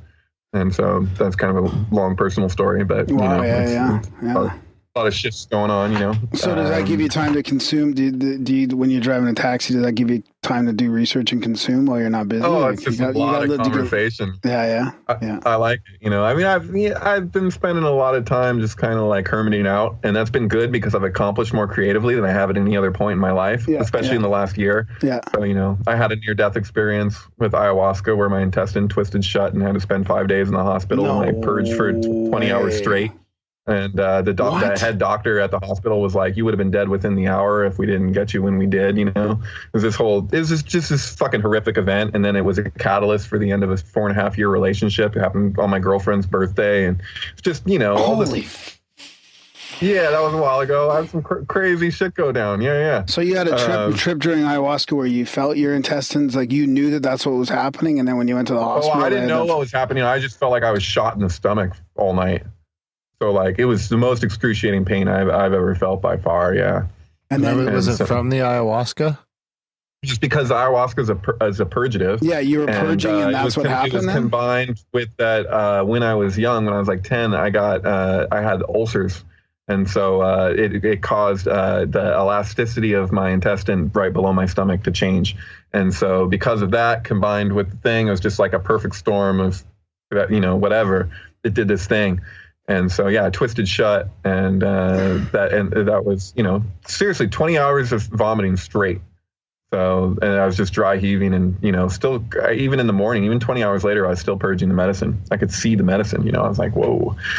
That was my 8th time doing it. And I still recommend it to people. I'm not down on ayahuasca. It was you know, she was really hard on me, you know. Did you have a sort of some of the typical NDE type stuff happen, or was it just more of a real bad trip? Oh, I went completely numb from head to toe. I hyperventilated on the hospital floor. Jesus. And so, yeah, no, and I every time I would purge, I was still getting these really intense visions, you know. It was like really coming through. It was intense. I was still high, even there was no amount of purging that was stopping that, you know. And even 20 hours later, which does not seem right, but it was because it wasn't going down. Yeah. So it did this thing. It's like you're on a microdose all the time. It's just slow feeding you. It was a trip, yeah. But you know, whatever. Like that's like a lot of things. You know, it's like you. When there's futility involved, it makes it a lot easier if you can come to terms with the idea of futility. You know, because it's like there's no point. What am I gonna do? I can only do what I can. You know, so it's like. It helped put a lot of things in perspective. Also, really taught me about how limited my time is here, you know, and wanting to get it together to not, you know, waste my whole experience. I will waste it to a degree, but you know, no, but I try and share what I can and do what I can, you know, yeah. Well, this has been a great chat, eh? Yeah, that's right. Yeah, mind blown again. Wow. It brought back a lot of things from the other episode that I had forgotten about. Cool. All the Thank you. The trip out thing. Maybe I'll just lock myself in here with some mushrooms and a webcam. We'll just fucking plow through it. Well, you know, I feel like if I do that, I should align that with some sort of cause, and it can be like a thing where people can donate to some charity, and it just goes up while I'm in here, just like like a trapped rat. Lock the door. Yeah. The studio locks from the outside, so Graham could lock me right in here. Oh, despite all your rage. Actually, we shouldn't have said that. You shouldn't say that out loud. Oh, one day we'll just go after the show. We can't get out. Was I talking? Did they hear me? Someone's trapped mouse in your own studio. Of course, this is live, so you can't even edit it. I don't edit anyway. Yeah. Right on. Well, baby. Yeah, thanks for coming on again. Oh, thank you, man. I totally appreciate it. And if you could just get the links in there so that people can check out my work, that would be awesome. For sure. Thank you so much. Yeah. What is the URL again for the people that are too lazy to check out the show notes? Oh, hang on. He knocked the cord. You knocked the cord? Okay, Okay, you're back. Okay, syncbook.com, right? Yeah, if you go to the syncbook.com and you see Syncflix with an X, Flix, that's, it would actually, if you were to type it all out, it would be the syncbook.com/syncmediaresearch. But if you just go to syncbook.com, you'll see Syncflix. If you click on there, there'll be 100 full-length feature album film pairings that I've put over 20 years of work into. Nice. Discovering. So, so, you know, they're the highest quality that I was able to get them. And we made it a point, me and my friend in France, to be able to do what we did. And because of what they are, sometimes for people's computers, it can be a little challenging. For my computer, it's no big deal. And for most people's, it's no big deal. But for some, they express that. So that's why we included a download option right below each film. So if you click on the film and then the film comes up, you can see download. And, that's, I'll tell you, they deliver. So, check it out. Right on, buddy. Well, thanks. Yeah, that's great chat. Good stories, good synchronicities, some crazy stuff. Good times. Cool. Thank you. Always fun. Always a pleasure. Thank you. Yeah. Take care, guys. Okay. See you later. Bye. Okay, guys. This morning here on the Ground America Show, we're going to be talking with Rupert Sheldrake, a man we've been trying to and hoping to track down for a while, and we've finally been lucky enough to do so. But first, how's it going, Graham? Hey, Darren. I'm doing great, man. I'm excited. We've had Rupert Sheldrake on our guest wish list here, and beside his name is just the man. So we're pretty excited to have him here. Anytime the guerrilla skeptics are battling over your wiki page, you're doing something that's pretty revolutionary. And last year, Rupert was among the top 100 global thought leaders for 2013, as ranked by the Detwiller Institute in Zurich. That's Switzerland's leading think tank. And he's written many books, some that our listeners will be aware of, like stuff like 7 Experiments That Could Change the World, Dogs That Know When Their Owners Are Coming Home, The Sense of Being Stared At. His latest is The Science Delusion. That's kind of like in response to the God Delusion. That's Freeing the Spirit of Inquiry. So we've got, he's got a huge bio page here. I'm just summarizing it, and we'll let Rupert tell us more. Welcome to the show, Rupert. Good to be with you. Thank you so much. So it's we really appreciate your time here, and I've been hearing your name all over the place lately especially in the last year or two, and a lot of your past work has kind of been probably brought up to the surface. So what's going on? What's new with your research these days? Well, part of what I'm doing is the agenda in The Science Delusion, which in America is called Science Set Free. Right. Thanks for pointing that out. Title. That's an attempt to move things on in the world of science by looking at these assumptions that have become far too dogmatic and looking at how we can question them and move things on. And this is now part of a movement. And as I went to a conference in the United States in February this year, which led to the launch of a new movement called the Campaign for Open Science. And so there's a group of us now working together on we're all scientists, trying to open things up in science. Now, we haven't yet come out in public with this campaign. We're preparing the website and all that at the moment. But that's a big part of my work, is this attempt to try and move things forward in science in various areas. Morphic resonance, one of my main areas of research, memory and nature, psychic phenomena like telepathy. And then there's other areas of unconventional research, which I think could be the growing points for the new science. So that's one of my big preoccupations at the moment. Another is going ahead with my own research projects. I have an automated telephone telepathy test that works on mobile phones. I'm just developing a new version of that at the moment. We're testing it out. It'll go live, I hope, within a matter of weeks. Oh, that's awesome. Yeah, we'll have to try that. Those are some of the things I'm up to. I can't think of a more noble cause than to try and move that science forward. Like, I was going to ask you. I mean, you're right on the front line with the skeptics there. You've got your website is open for anybody to look at your responses to their criticisms of you and that type of thing. So I don't know. I just think that's a great thing you're trying to do. It must be very tiring, though. Well, it's annoying to have to deal with the same kinds of arguments over and over again. And I have no problem with genuine skepticism, which is about inquiry. I think of myself as a skeptic. The problem I have is with sort of ideologically driven dogmatic skeptics who feel they need to debunk anything that goes against the materialist worldview, the doctrine, the mind's nothing but the brain, and so forth. Mm-hmm. I was giving a talk at the Glastonbury Festival just a few days ago, And, most people there were quite open, but there always has to be one of these dogmatic skeptics and who says, there's no evidence for this. And it turns out that they haven't looked at the evidence. They don't want to know about the evidence. It's really tedious to have to deal with that. But it has to be dealt with because they have a lot of influence. And there are many people who are genuinely curious, who genuinely want to know the evidence and who don't realize it's there. So this is an ongoing struggle. It's very important to engage with skeptics, I find. Yeah. That's funny. That kind of goes right with something RPJ just texted me to ask you at some point. And he says it's a quote by Arthur Schopenhauer. That's basically all truth passes through three stages. First, it's ridiculed. Second, it's violently opposed. And third, it's accepted as being self-evident. Do you think we're getting any closer to being in the third stage of that, or are we still stuck back in the first? Well, I think it depends what you're looking at. For example, some of my research has been on psychic phenomena in dogs. This is summarized in my book, Dogs That Know When Their Owners Are Coming Home. Not just dogs, but cats, horses, parrots, other animals. Now, when it comes to the question of can dogs or cats pick up your intentions telepathically, the great majority of people in the population are completely open to that. I mean, after all, in America, more than 50% of households have pets.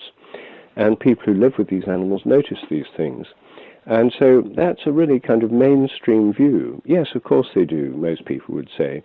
And when it comes to things like, can you tell when someone's calling on the phone? Do you ever have the experience of thinking of someone who then rings and you say, it's funny, I was just thinking about you? About 80% of the population have had those experiences. So we're talking here something that's very mainstream, very common, very normal, and most people actually don't question it. It's the skeptics who are really in a kind of minority position of trying to say this is impossible, it doesn't really happen, etc. So I don't think that they actually represent the mainstream of opinion. They may represent the kind of mainstream of opinion within certain rather dogmatic scientific circles, but if we take the population as a whole, they're actually quite a small minority. Yeah, I agree with you. Most of the people I talk to on a day-to-day basis are fairly open-minded. And it seems like the further we go on here, the more people have, let's say, unexplainable experiences or strange experiences. I mean, we talk about all kinds of stuff on this show, like paranormal encounters or psychic phenomena or energy healing, that type of thing. And it seems like there are skeptics, there are scientists that are having experiences, whether it's like a UFO sighting, that are kind of bringing them over to more of an open-minded side of things. So I think that's also helping over time. Yes, I think so, and for people being able to recognize their own experience. I mean, scientists, after all, are normal people, or at least most of them are, and when I've given talks on telephone telepathy in scientific institutes, I've asked people, have you had this experience? And about 80% of scientists have had these experiences too. They may try and explain them away, but whenever I talk in scientific institutions or in universities and research institutes, after my talk, I always have people coming up to me and saying, I've had these experiences, I can't talk about them to my colleagues because they're all so straight. And often quite a lot of people from the same department tell me the same thing, which is why I think that what will really change the sciences is a kind of coming out movement among scientists, because a lot of them already know these things happen. They'd like to have kind of scientific evidence to, as it were, authenticate what they already know from their own experience. And most of them are indeed shy to talk about these things with their colleagues because there is still this taboo. But I think the best way of weakening the taboo is just to ignore it, and that's what I do myself. Do you think over-specialization is becoming a problem in science as well? I think that's part of it, but it's the prejudice against psi phenomena and things that go against the materialist worldview is not just that, because after all, popular science magazines like New Scientist explain all sorts of things in cosmology and quantum physics and so forth, but they don't publish articles in these other disputed areas, partly because they're afraid and partly because some members of their staff are strongly materialist and rather dogmatically skeptical. But there's no So people are very often not aware of unconventional scientific research and things that aren't part of the materialist mainstream, even though it's published in journals and so forth, because it's not often written about in mainstream scientific or general publications.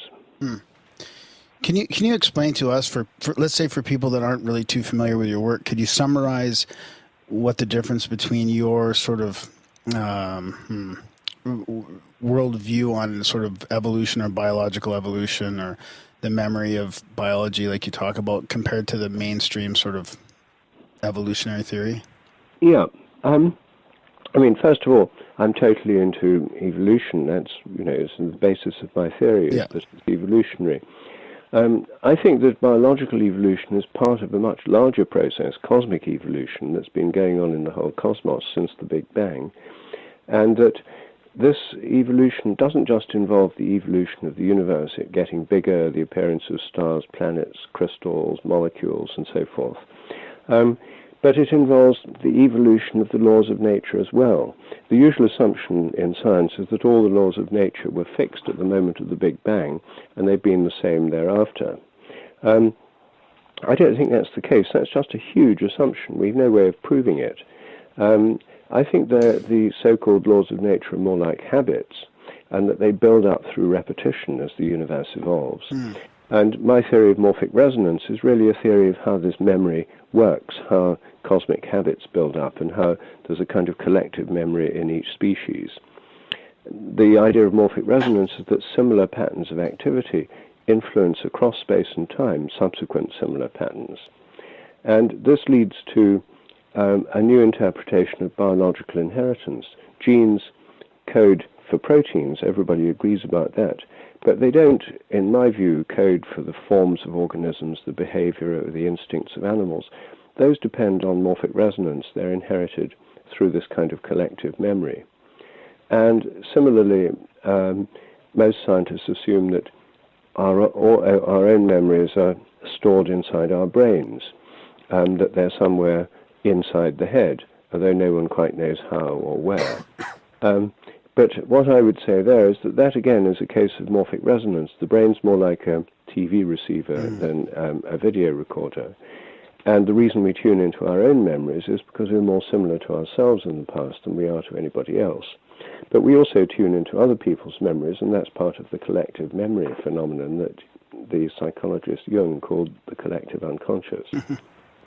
So those are some of the ways. In my book, Science Set Free, I show how the 10 dogmas of science can all be interpreted, and it can be revised, and we can have new possibilities. Those are some of the dogmas, that memories are stored in the brain, that inheritance happens only through genes and epigenetics, and that the laws of nature are fixed. And those are all ones where my own theory of morphic resonance challenges the established view. Speaking of the laws of the universe and such, have you seen, as someone who's challenged the theory of the speed of light before, have you seen the new paper by James Franzen challenging just that? I've just seen it, yes. It's very interesting. And, I've always thought that the speed of light thing is one of the dogmas. In fact, in Science Set Free, I discuss it in the chapter on, the laws being fixed, because people assume the constants are fixed too. Yes, I think these, you see, as soon as these things start being discussed, as this recent work on the speed of light does, all sorts of new possibilities open up. Science gets much, much more interesting, and I'm really pleased that this debate is opening up. I hope he is able to carry it forward. So have you seen an increase in your work since the whole TED fiasco? Well, certainly far more people are aware of my work since that fiasco, because when my TEDx talk was removed from their main website, this led to a big controversy. When they took it down, it had 35,000 views. It's now had at least 1 million worldwide. So it was actually a help rather than a hindrance. Yeah, that's kind of what I was getting at, yeah. Yes. And it's made the idea of questioning this kind of dogmatism in science, I think, more widespread, and I hope that more people within the sciences are doing this. Plenty of people outside science are now questioning science, because it's obvious to a lot of people that some scientists are very dogmatic. But within the sciences, what will change things is when young scientists feel empowered to do research rather differently from the traditional way. And right now, it's very hard for them to do that because if they're afraid of losing funding and not getting on in their careers and so forth. So the problem is, I think, more to do with the sociology and funding and structure of science than it is to do with the actual scientific arguments. So what's really needed is a fresh approach to funding, for example. And this is where some of these wealthy individuals could come in, because I don't think government science funding is likely to change anytime soon. It's controlled by a whole bureaucracy dominated by establishment scientists. But if any wealthy person really wants to make a difference, funding unorthodox science might be one of the very best ways to do it. Yep. One thing I've got to ask you before we run out of time is we do on our show, we do a little segment on synchronicity, and people send them in, and I kind of rate them rather harshly. But it is something we're definitely interested in. What's your take on synchronicity, and what would you define a synchronicity as? Well, when Jung, who introduced the word, used it, he used it in a very wide sense to include things that could be called telepathic or psychokinetic, mind over matter or telepathy events. I take synchronicity to be, I put those in different categories. I take it to be more a matter of meaningful coincidences, where seemingly separate events coalesce to give a kind of meaning. Now that, I have no explanation for that. I mean, it's a morphic resonance. My own theory is really a theory of habit. It doesn't explain synchronicity, which is precisely remarkable because it's not habitual, it's unexpected, it's not what usually happens. So I think there's an element of freedom and creativity in the universe. The whole of evolution must depend on an interplay between habit and creativity. And synchronicity may be part of that creative spirit that works through everything, in ways we don't understand. But that's pretty vague, and I don't have a testable theory of synchronicities. I just find them fascinating, as most people do, and they show there's something going on that's not part of our normal framework of understanding. But beyond that, I don't think I've got very much to say. No, I think that summed it up pretty nicely. I think there's a lot of things going on behind our framework of understanding that maybe hopefully one day will start to peel out. Maybe this large movement of people going to the Peru and the Amazon and psychedelics opening up. In my personal opinion, that's one way to peek through the veil. Yes, I think it can help. Still doesn't give us. It may give us more experiences. It doesn't give us necessary explanations. Anyway, I'm afraid I'm going to have to leave you because I've got this incredibly crowded schedule today. But can I just mention that if anyone's in the Pacific Northwest, from July the 23rd to the 22nd at Hollyhock on Cortes Island, British Columbia, I'm giving a workshop called Aging and Growing Young Again with my two sons, Merlin and Cosmo, aged 26 and 24. And we're all very excited about this. One of them's a biologist, Merlin. Cosmo is a musician. I was just at the Glastonbury Festival, and I was talking there, and they had a gig there at the same time with one of their bands, the Gentle Mystics. So I think this workshop will be really fun. So I'd like to mention it, just in case anyone might be in that area or could go there, because of all the workshops I do, I think this will be the most interesting and creative this year. And the details are on my website, which is www.sheldrake.org. Yeah, we'll link to all that in the show notes. Yeah, that sounds great. We're actually quite close to there. We're about a 12-hour drive from there. Maybe we'll send Graham. Yeah. Good. Well, check it out. Yeah, for sure. Well, go ahead. And we're doing a talk in Victoria as well, my wife and I, on Friday, July the 11th at Christchurch Cathedral. Oh, it's my birthday.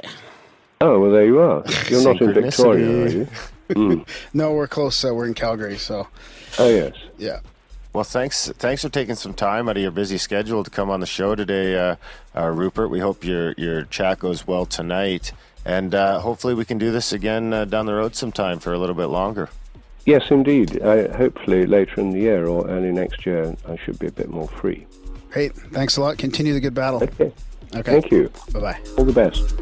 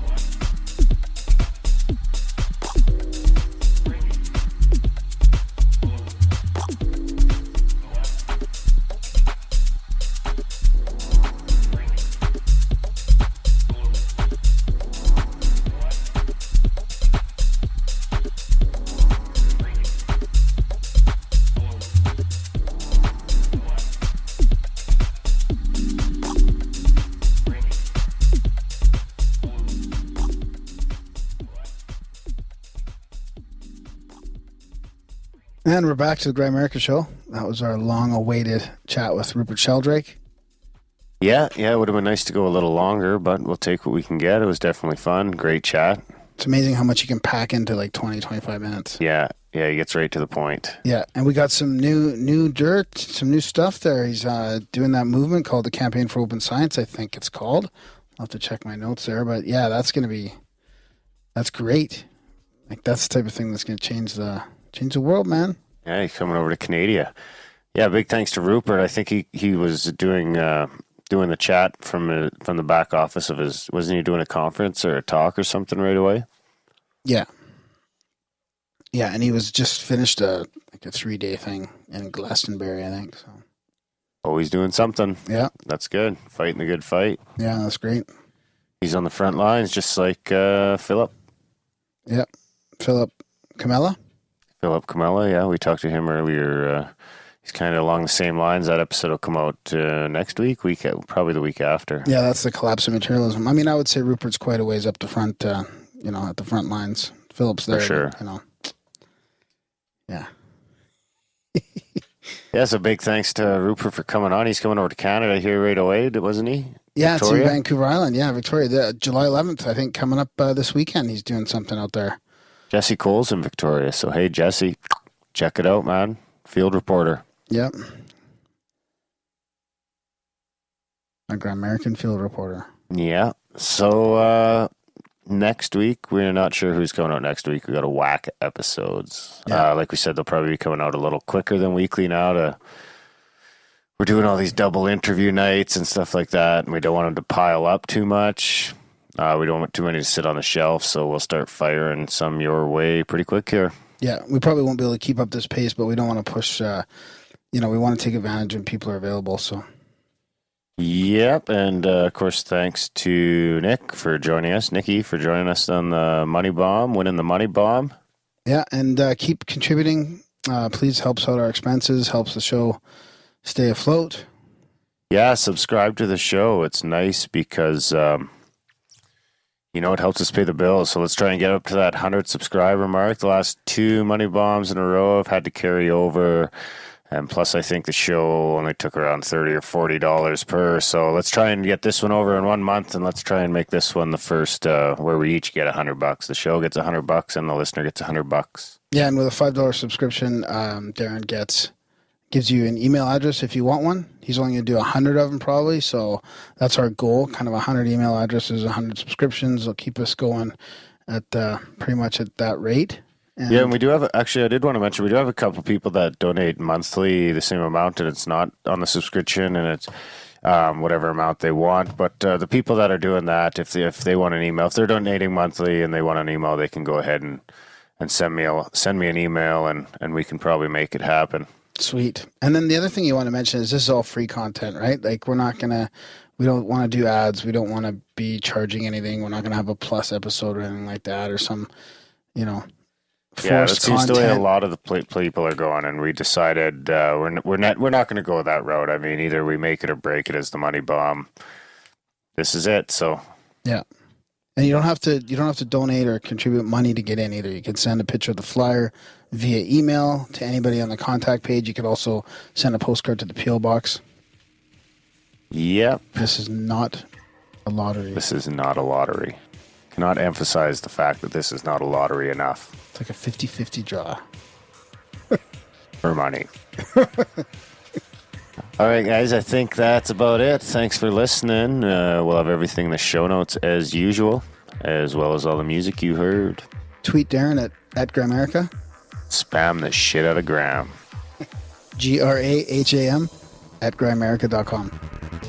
All right, we've got Dr. Eric Wargo here. Let's just wait a sec here. Is that how you pronounce your name? Yeah, Wargo. I don't think I've said it aloud much. I just keep reading it. Yeah, I know. Wargo, right? Okay. Yes. Mm-hmm. I'm not starting over. No, it's okay. All right. How would you have thought it was? Could it be pronounced? I don't know, Darren. It doesn't matter. It's just that the first time we've ever done that, so it's been pretty good. 225 episodes. All right, tonight we've got Dr. Eric Wargo here. He's a science writer in Washington, and he's been, researching stuff like archaeology, psychology, and neuroscience research. He's got a PhD in anthropology. He's got a really interesting take on synchronicities. He's got a website called thenightshirt.com, and there's tons of great blogs in there. I've been listening to them and reading them recently. Really interesting stuff. I'm sure we're going to get into some precog and synchronistic information and his take on it. So without further ado, welcome to the show, Eric. Thanks for coming on. Awesome. Great to be here. How you doing today? Good? I'm doing excellent. Right on. I think we should just, we talk about synchronicities all the time. People send in their stories to us. So we've read like a ton of firsthand accounts. Darren likes to rate them. I've heard your episode on Skeptical a couple times. Like, it's really interesting because we often get into this chat after reading. I mean, there's your small, like, mini synchronicities, but then there's these real complex compound ones. But a lot of times we get into this chat where it's a question of whether, like, could it be some sort of precog thing or could it be some manifestation? Like, when you talk about the law of attraction and how our thoughts manifest things, you wonder if it's what comes first, right? Is it are you precognizing that this event is going to happen, or that this is going to happen, or are you manifesting it? Yeah, that's a key question in parapsychology, and I, as you know from reading my blog, I've kind of got a pretty strong opinion on what's going on with synchronicities. And I do think it's precognition. I think that now, okay, let me say I won't say that there's no way in which we manifest things. Psychokinetic stuff. I'm not really, I really don't. That's not my area. So I'm not going to say that that's not operative. Yeah, you're not dogmatic about it. Yeah, right. But I think that precognition is, it's very well supported in parapsychology research. I mean, there's a lot of really robust support for the existence of precognition or presentiment, which is the sort of variant that Daryl Bem and Dean Radin, Julian Mossbridge, a few other people have been exploring, especially in the last decade, 2 decades, which is, sort of this unconscious response to, future events, usually very imminent events in our lives. Yeah. But when you combine that with all of the data, experimental data, but especially just anecdotal data on precognitive dreaming, all kinds of precognitive visions and prophecies and so forth that have been recorded throughout history, and compiled in really excellent archives, by the Rhines, for instance, at Duke University and so forth. It's just overwhelming evidence that we are responsive to our future. Right. Now where I have gone with this, a lot of parapsychologists say, yeah, that's fine. It's, one of three classic ESP modalities. You have precognition, but then you also have clairvoyance and telepathy. Okay. Mm-hmm. And then other people talk about synchronicities and, how there's, an acausal connecting principle, all that the Carl Jung idea. Well, what I've tried to do is kind of push the precognitive idea and see, well, can this really explain those other manifestations? And I'm definitely not the first person to push that idea. For instance, very great parapsychologist Ed May, really thinks that it's all precognition. It's all some sort of manifestation of precognition. Because you can imagine that you say a remote viewer, is seeing a target distant in space, but you don't know that you have no way of confirming that until there's a feedback, until there's some future time point at which you learn, oh, that's what I was seeing. That's what I was looking at. And he's saying, well, what if you're just seeing that point of feedback? And I totally agree with that. And I think it becomes very interesting to kind of push the idea that precognition may be behind a lot of psychic phenomena, paranormal phenomena. And so that's kind of what I'm doing on my blog, I guess, is I'm trying to really push this precognitive model and see what it can explain. Mm-hmm. And I think it's a very simple explanation. I guess that's part of what I like about it, is that it's really a lot simpler, I think, than some of the other explanations that are bouncing around out there. And I'm kind of taking a sort of contrarian view, I think. I'm not, I wouldn't characterize myself as a materialist kind of bad guy. I mean, there's there's a lot of bashing of materialism these days, and I totally get where that's coming from. But I think it's really interesting to sort of take a very narrow view of precognition as this really personal, the brain's preview of its own future, and sort of the brain as this tunnel through your own timeline, and to see how far that gets you. And I think I really think it can explain a lot. Well, the interesting thing about that is it doesn't even really make it any less profound for these people. You hear people that say, if you follow these little synchronicities, it's often a sign that you're on the same path. And I mean, if you're talking about future reward, right path, then you're noticing that you're noticing these things is the same thing in reverse, I guess. Yeah, it doesn't really change the value. All it does, I love, the term synchronicity as just a term for when these events happen. It's great. Yeah, that was a synchronicity. We all know what we mean when we use that term. And so in that sense, it's great that Jung gave us this term that we can use. What I disagree with is his explanation, his explanatory model that, it's this principle in the universe, this acausal connecting principle. It has to do with archetypes. It sort of collapses. He literally says it collapses the time dimension.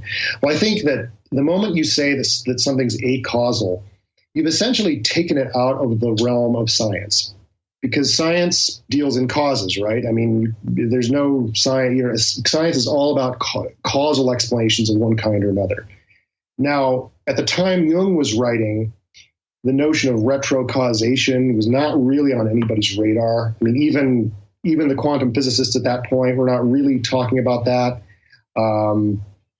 So he can be forgiven for not kind of really, really wrapping his head around this possibility of sort of causal, two-way causal arrows, causation coming from the past, but also causation sort of pushing from the future, and sort of the events as sort of a handshake agreement between past and future.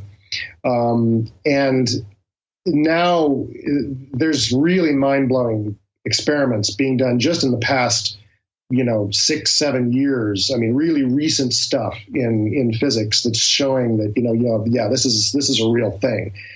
And simultaneously, there's really amazing work being done in the new field of quantum biology. It's really it's looking very much like the brain's going to turn out to be this.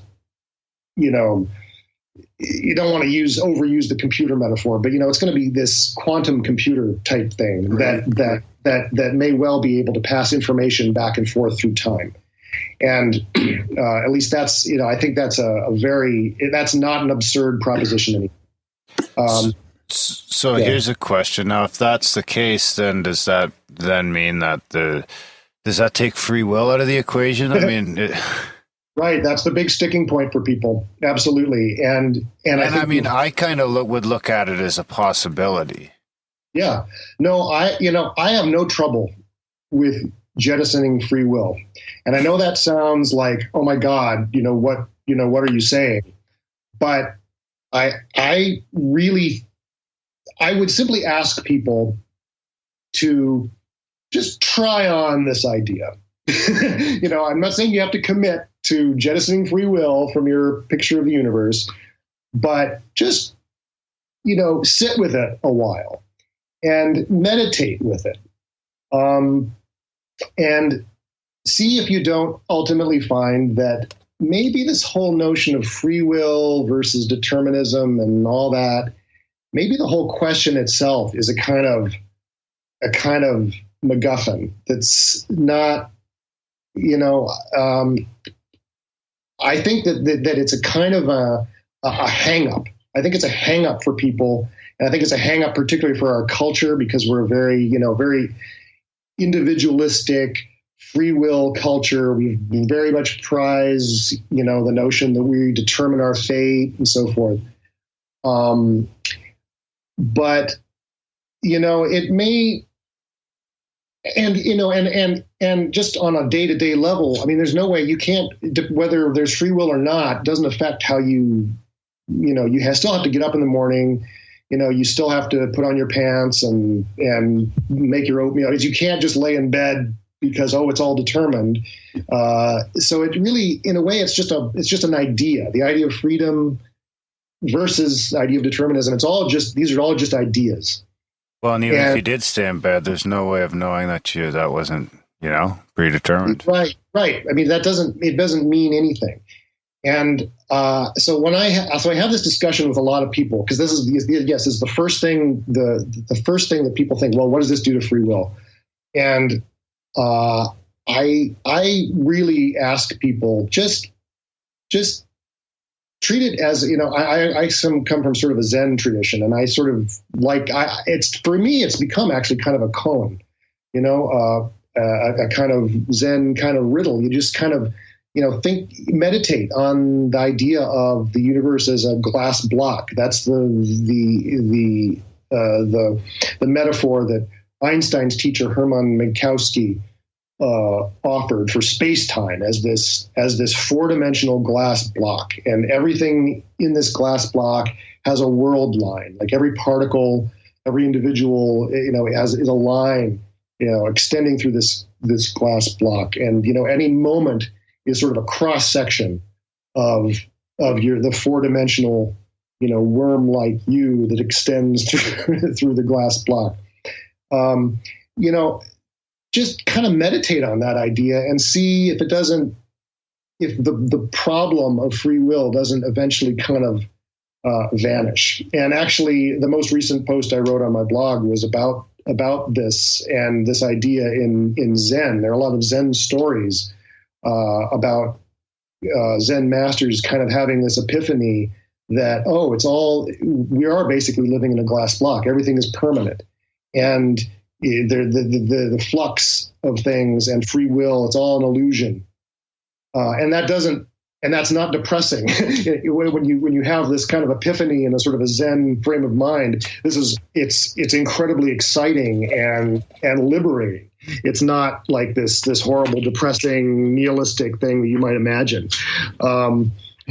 So I have this discussion a lot with friends who are sort of, on the one hand, they have one foot, in the precognition, retrocausation water. They kind of want to, join me there, but then they're kind of hanging back because, what does it do to free will?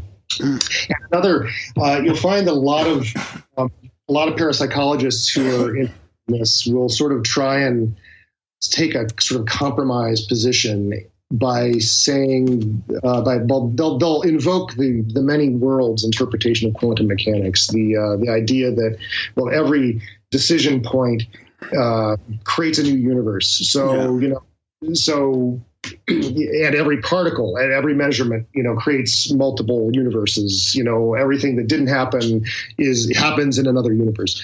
And I don't know, I just, I'm not a quantum physicist, obviously, but I feel like this is a cop-out.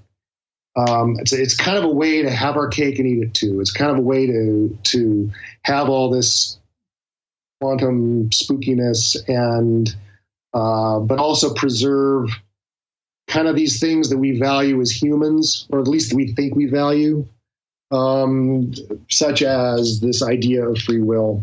But it's a complex question, because it's like it sounds when you say, oh, maybe there's no free will, that just sounds just horrible to people. I mean, that's just really repulsive. Well, I can get on board with it on a macro level. I can get on board with it, right? Like maybe you can make those small decisions, like whether you're gonna have a Pepsi or a Coke or a water, but on a big level, I mean, it's a consciousness thing, right? Like your biology doesn't care about free will or have free will, and probably none of the other animals on the planet really give a shit about free will. Right. So I mean, even if you were to meet in the middle and call yourself like some sort of, AI sort of algorithm that's sort of learning as it goes based on experience, then I could throw free will out that way for sure.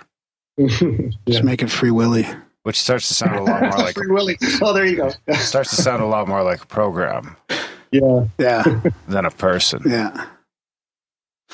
Huh. So, because for me, there's a bunch of different types of synchronicities. There's those little ones where, I'm listening to something on my headphones, let's say, and this weird phrase comes up at the exact same time I turn to look, and somebody's shirt has the exact same phrase on it. Like where's the precog in that kind of thing, or is that just a coincidence? Well, I've thought about that problem. Yeah, there are those synchronicities that seem like it's some objective confluence of events that is independent of your own precognition. Yeah. And maybe, but actually, when you factor out all the other synchronicities that I think really are basically precognition or have precognition at their root, then that becomes a very small subset of synchronicities, and then I'm comfortable saying, well, that's just chance. There is just chance. I'm not. I don't want to be a reductive. Like one of these psychologists saying, well, it's all. We just are bad at estimating the probabilities of improbable events and all that. I think that's. While yes, it's true on some level, that does not explain. What the profound experiences that people have with synchronicities and precognitive dreaming and so forth. But there definitely is that factor, and so that's gonna happen sometimes. Yeah, and they're also, I could get into that as well.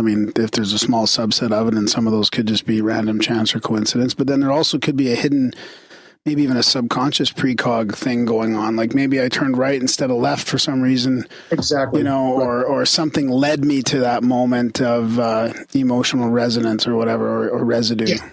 Exactly. Your decisions, very far back in time leading you to that point, could all have been, unconsciously guided.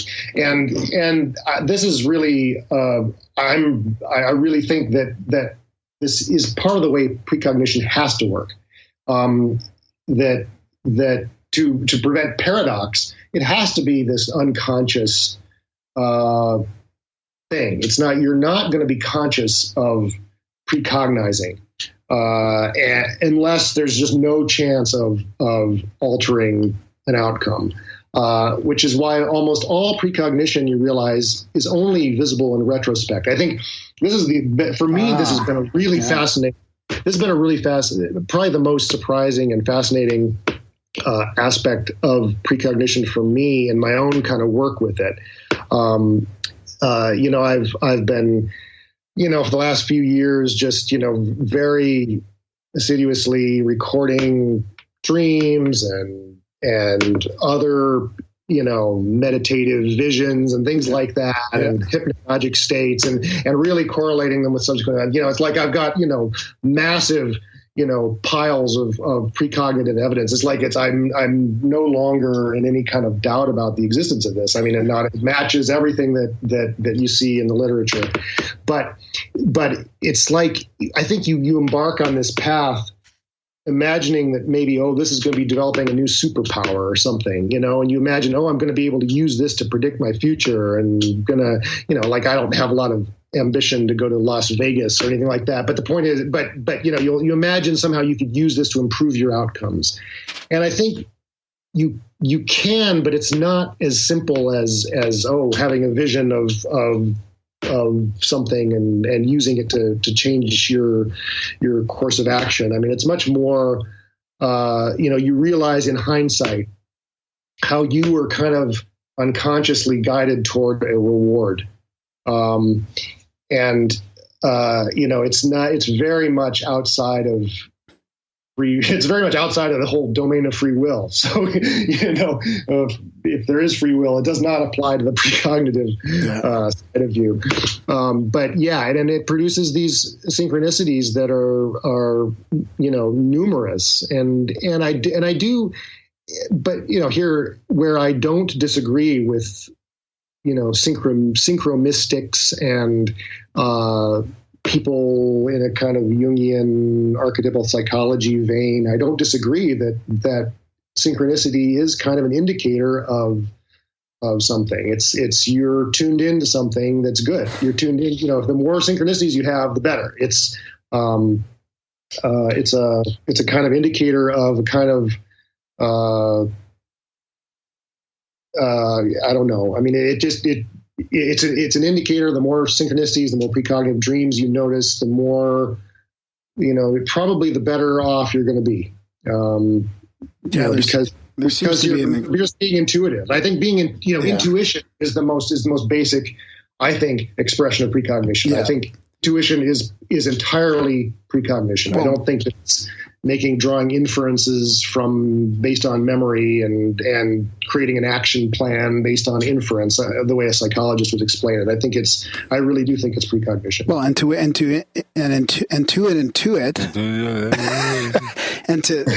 to observe it, you have to be in the moment. That's the other thing. So, I mean, you are, the more you observe them, the more you are in the moment, maybe as well. That's just a helpful thing as well. I mean, I think you're just being more aware as well around your, what's going on around you.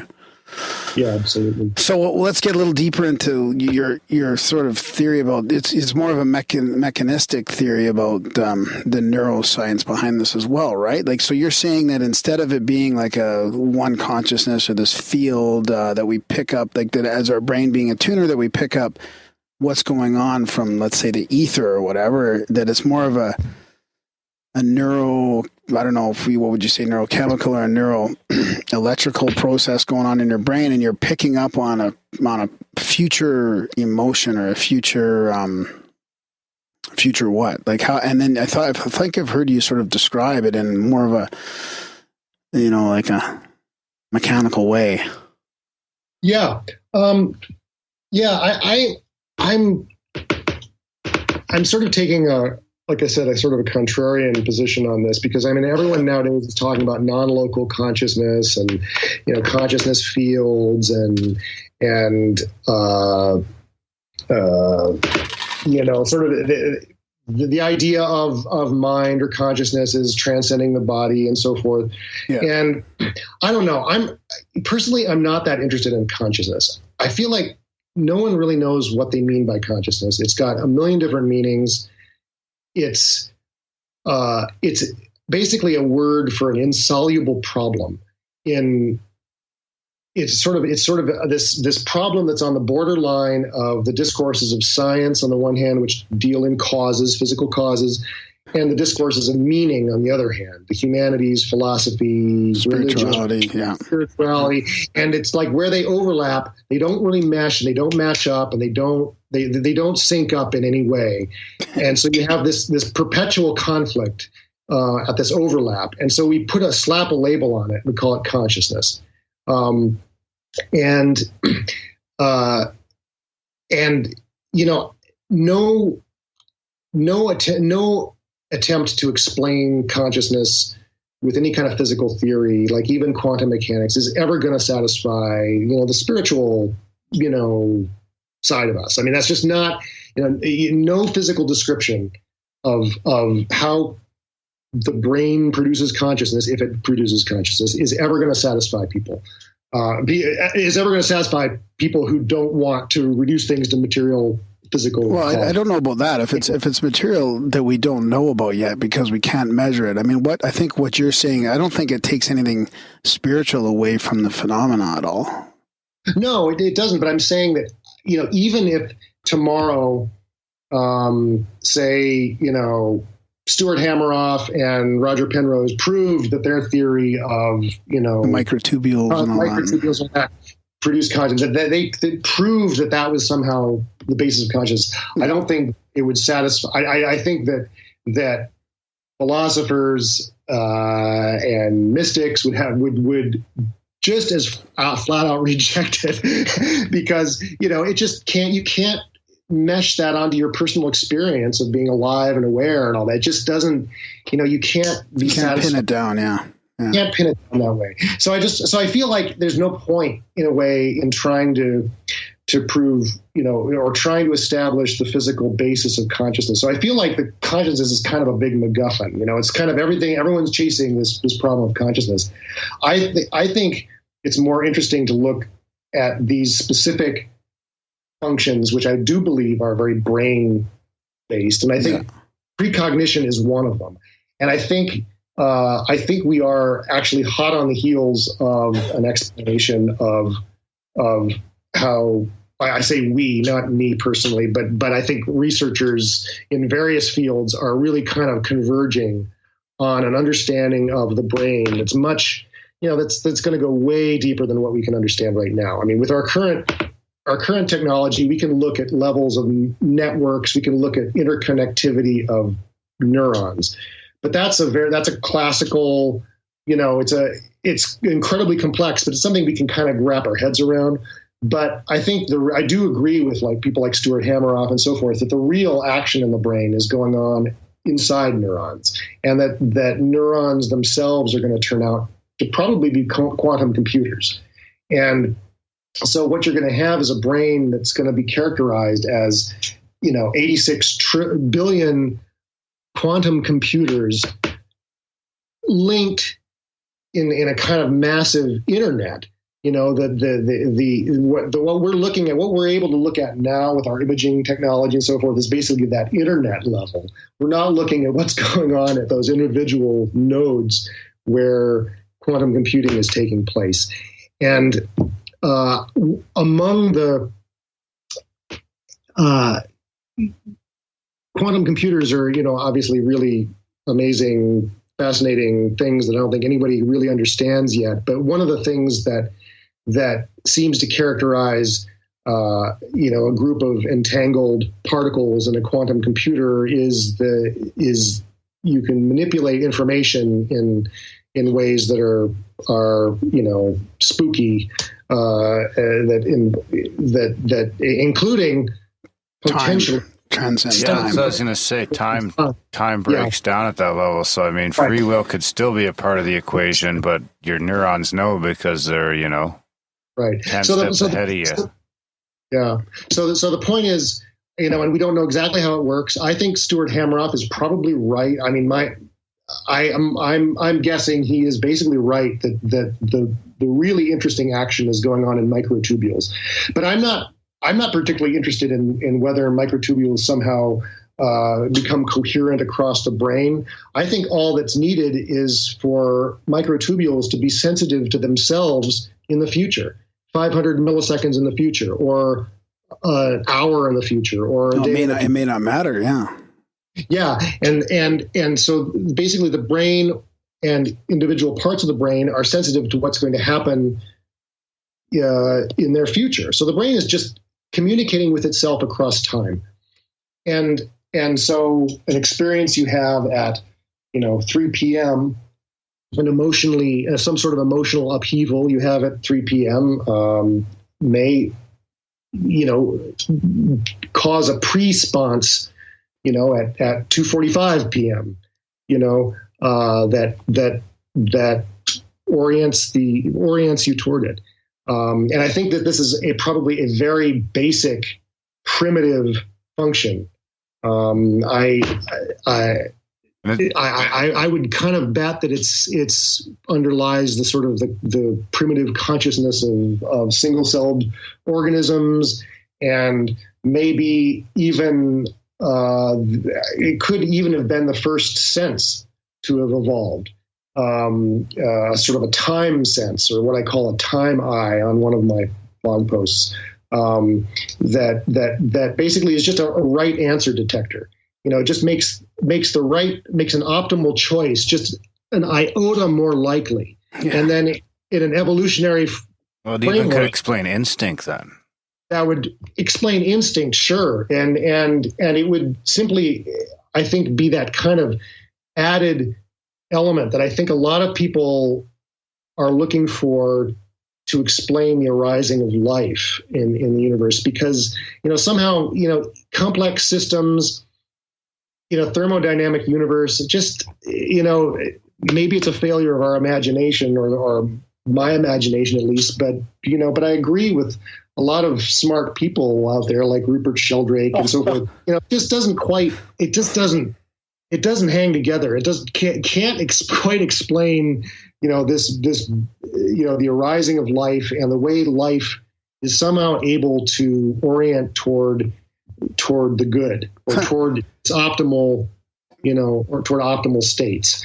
And some very smart people have proposed that it's precisely this quantum process called post-selection, which is a feature of the really cool retrocausation experiments that are being done lately, that basically life is post-selecting on optimal outcomes, and that explains potentially the arising of life, and it sort of explains how life just sort of tends that little kind of thing that gives life its edge, and that makes life kind of prevail. Life will find a way. I keep that phrase from Jurassic Park.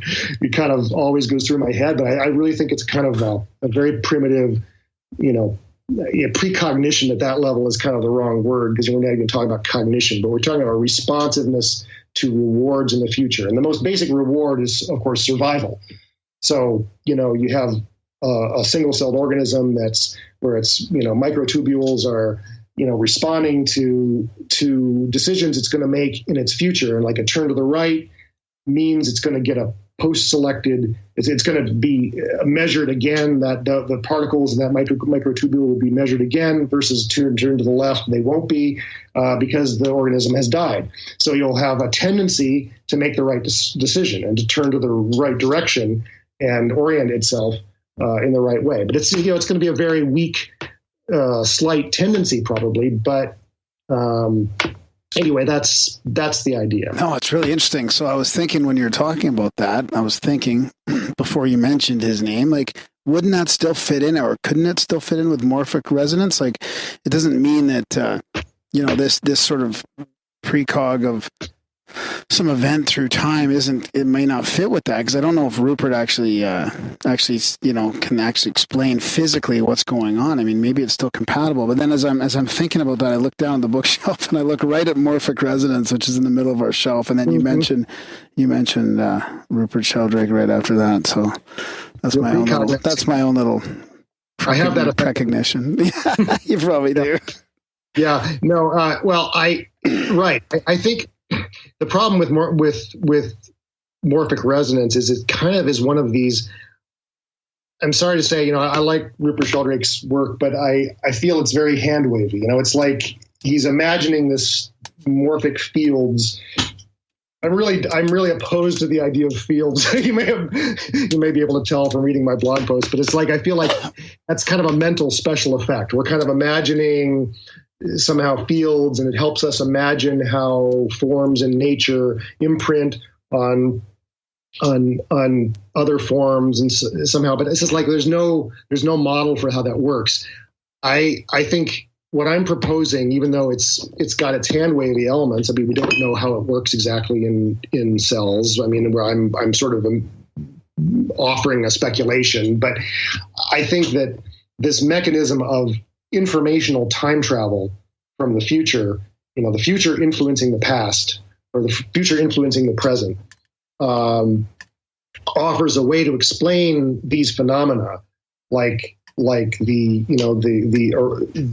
tendency for organisms to find their optimal form, and the tendency for organisms to do what they need to do to survive, and so forth. It offers, I think, a more realistic, slightly less hand-wavy kind of mechanism for that. Because, I think that Rupert Sheldrake's the morphic fields, that feels very much like a Platonic, ideal form somehow magically coming down and manipulating reality, but that I don't see that just doesn't seem very realistic to me. So I mean, I think the ultimate, again, sort of like when we're talking about synchronicity, the effect is the same, but what I'm proposing is that this sort of a mechanism for how it might work. Do you notice any correlation with emotion? Yes, totally. Well, in the model I'm proposing, precognition is basically just memory, but in reverse. It's memory for the future. And as we know, memory is facilitated by strong emotion. It's subject to distortion. So it's like this idea that you're going to precognize things perfectly, or or whatever. That's just totally wrong. I mean, your precognition is going to be the same, just as sort of subject to the vagaries of distortion and sort of symbolic stuff that your memory for the past is. The main difference between precognition and memory, as we ordinarily understand it, is that with memory, we have a degree of ability to do what's called source monitoring. In psychology, source monitoring is the ability to know how you know something. So, I know, the Normans invaded England in 1066 because I kind of have a memory of sitting in a classroom and hearing the lecturer, write that on a chalkboard. I have sort of a memory of how I know that information. It may be wrong, and in fact, we know that those, our sort of autobiographical memory is subject to constant morphing over time. And, what I imagine, the way I imagine learning that may be totally wrong compared to if I can't have God's, video recorder, if you play that back, it might be totally different. But still, we have a sense of how we know information in our past, which does not apply to information from our future. And this is one of the reasons people ignore it. People miss it, they ignore it, they misinterpret it. Because, you have a vision, suddenly flash of a vision of a plane crash or something. Most people, it's not ever going to cross their minds that, I'm having a preview of a very emotionally striking news story that I'm going to see the next day on the news. They're instead going to imagine, they're just going to interpret it in some different way. It's like, that was just, I was just imagining things or whatever, and they'll forget about it. Or whatever. They're not going to have any way to place that information. The metaphor I sometimes use is that it's like like you get a letter with no return address. You don't know who it came from, and you're going to just sort of assume it's junk mail and you throw it out. And I think that's what a lot of precognitive information is like, at least on a conscious level. We don't really know what to do with it. We don't recognize it when we see it. We interpret it in all kinds of different ways, so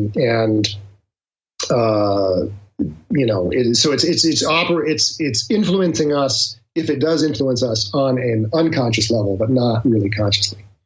That's interesting because I've heard the same thing for ghosts. For a ghost to be around, there's got to be a certain level of emotion involved to leave sort of an imprint on the fabric or whatever.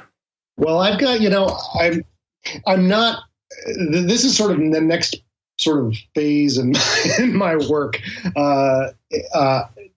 I'm sort of starting to turn my attention. I'm trying to finish a book right now that kind of sort of summarizes the work I've been doing over the last few years on my blog. But I'm kind of, in my last few posts, I've kind of started looking at these other paranormal phenomena to see how much this model can apply to those too, including things like hauntings, also things like past life stuff, reincarnation.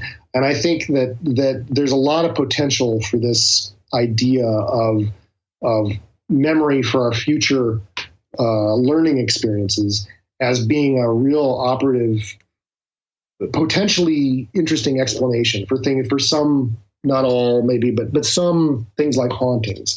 For instance, sort of the idea would be if tomorrow you're going to read about like some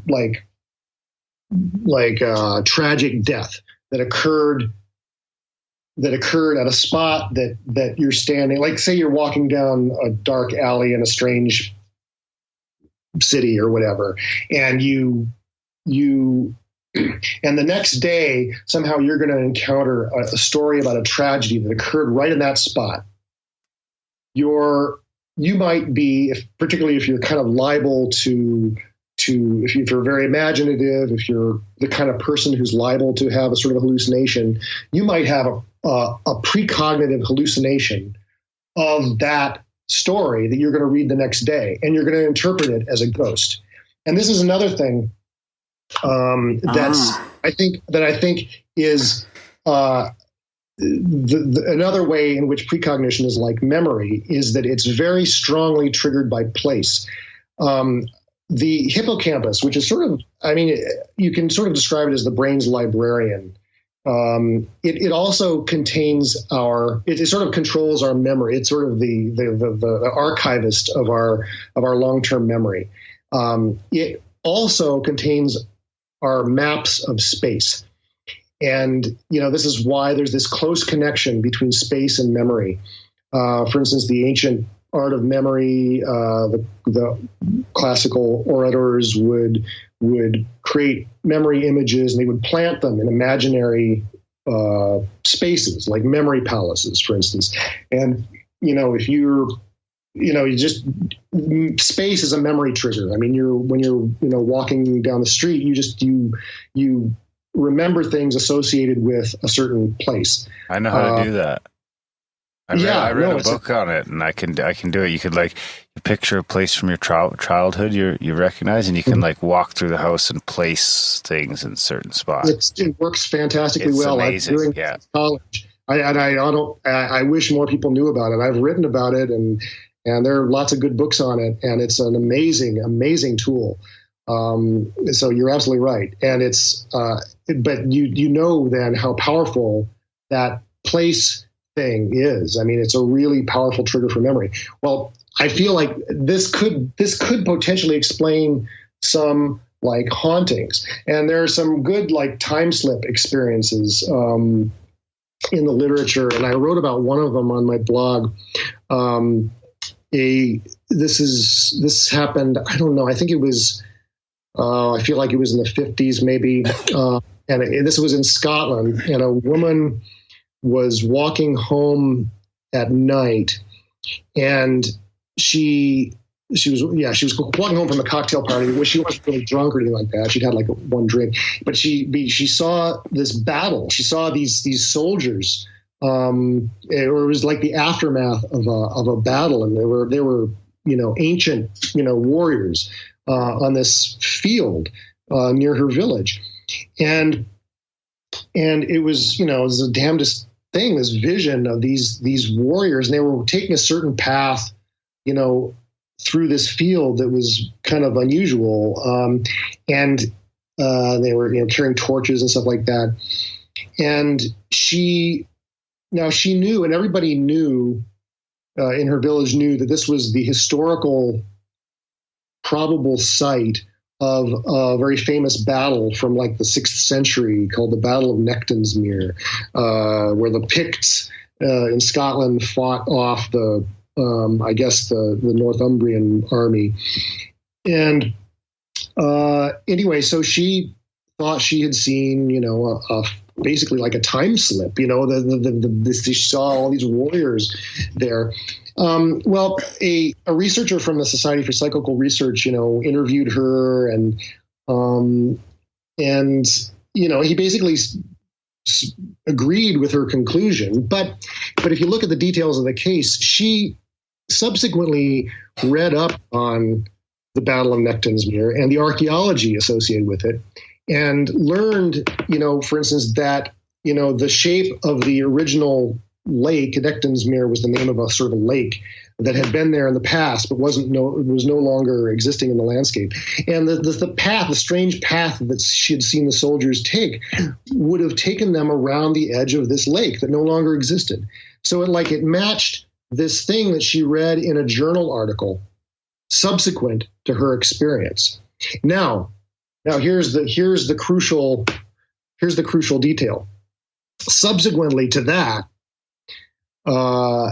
archaeologists figured out that, this village was not the site of the Battle of Nectansmere. It took place in this other place, miles away. So she couldn't have actually seen the Battle of Nectansmere. She was, I suggest, I can't prove this obviously, but I would suggest she was having a kind of premonition or precognition, precognitive hallucination, perhaps facilitated by having a few drinks or whatever, of this journal article about the Battle of Nectansmere. Wow. So, and this idea that we are potentially precognizing reading experiences in our future. Actually, the idea really comes from the pioneer of precognitive dream research in the 1920s, J.W. Dunn. He wrote this. He was an aeronautical engineer, a fly fisherman, soldier in the Boer War, and he noticed as a young man, he started having dreams that corresponded to things happening subsequent in his life. And he was a very rationalistic, kind of skeptical, kind of science-minded guy. And so he didn't accept the sort of existing explanations that were flying around at that time, like telepathy and the sort of the theosophical ideas like astral travel and stuff like that. He didn't accept this. And so he started keeping records of his dreams and correlating them to subsequent events.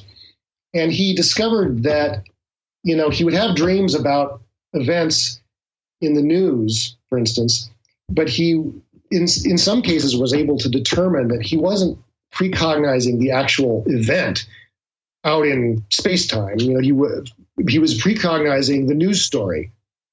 Whenever there was a discrepancy of some kind between the news story or the way he found out about a piece of information and the actual event, it was like a tracer that enabled him to determine that his precognition was of the experience of the learning experience of reading about this event, not the event itself. Like the most famous example was a dream he had about a volcano eruption. And specifically, in the second part of his dream, he was trying to alert the authorities. It was on a French island somehow, and he was trying to alert the authorities that 4,000 people were about to die in this volcano eruption, and the number 4,000 kept coming up. Well, a few days later, he gets the newspaper and reads the story about the explosion of Mont Pelée on the island of Martinique, and killed 40,000 people. It's ultimately, it turned out that the actual death toll was like 30,000 or 36,000, like that. So it didn't have anything to do with 4 or 40 or anything like that. So he knew that what he was precognizing was the newspaper article. He wasn't precognizing the actual event. And I've found this again and again, going back through the literature of precognition, that people precognize reading experiences all the time.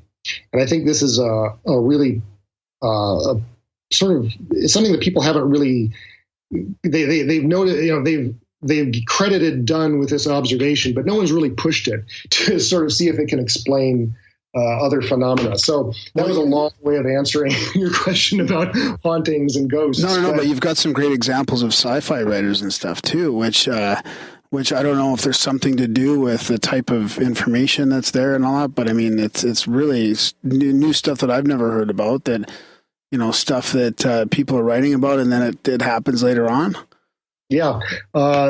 Right. Phil Dick obviously is the famous example of a precognitive writer, and only because it's become almost a game for his biographers to kind of find new examples of precognition in his writing. I mean, so many people have written about that, and it's great. I mean, it's like Anthony Peake has a wonderful book called A Life of Philip K. Dick. He compiles a million examples of amazing precognitive experiences and examples where his works are precognizing, subsequent things that Phil Dick was reading. But Phil Dick himself was observing this. If you read his Exegesis, which is his massive journal that he wrote during the 70s and up until his death, sort of all trying to come to grips with the mystical experience he had in 1974. I mean, he's so many examples there of precognizing what he thought. He really thought that he was precognizing like journal articles. He had this way of, he was really interested in sort of pop science stuff, and so he would precognize, the latest kind of pop science obsession, and things you would read in Newsweek or Time magazine or whatever, like split brain research. He was all ready to submit his novel Scanner Darkly, and it one of the themes of the book is that the main character, Bob Arctor, his brain hemispheres have become detached because of his abuse of substance D, this drug, and he's ready to submit this manuscript, and suddenly he comes upon this journal article that describes split brain research, and he'd never heard of this stuff before, so he had to write a letter to his publisher saying, okay, I need a couple more months here because I have to do all this research on split brain research because I thought this was my idea, and it turns out that that this was happening again and again and again, and I've got some really good examples of this that I'm going to put in the book that I'm working on right now. Yeah, we'll save some of those. I've discovered some brand new, but it's just, you can find endless examples. But he's by no means the first. No, there's some stuff on your blog that you had, which was really interesting because it's not so much sci-fi as real mysteries that are coming to light, right? Like the Face on Mars, for example, and people had sure. Yeah.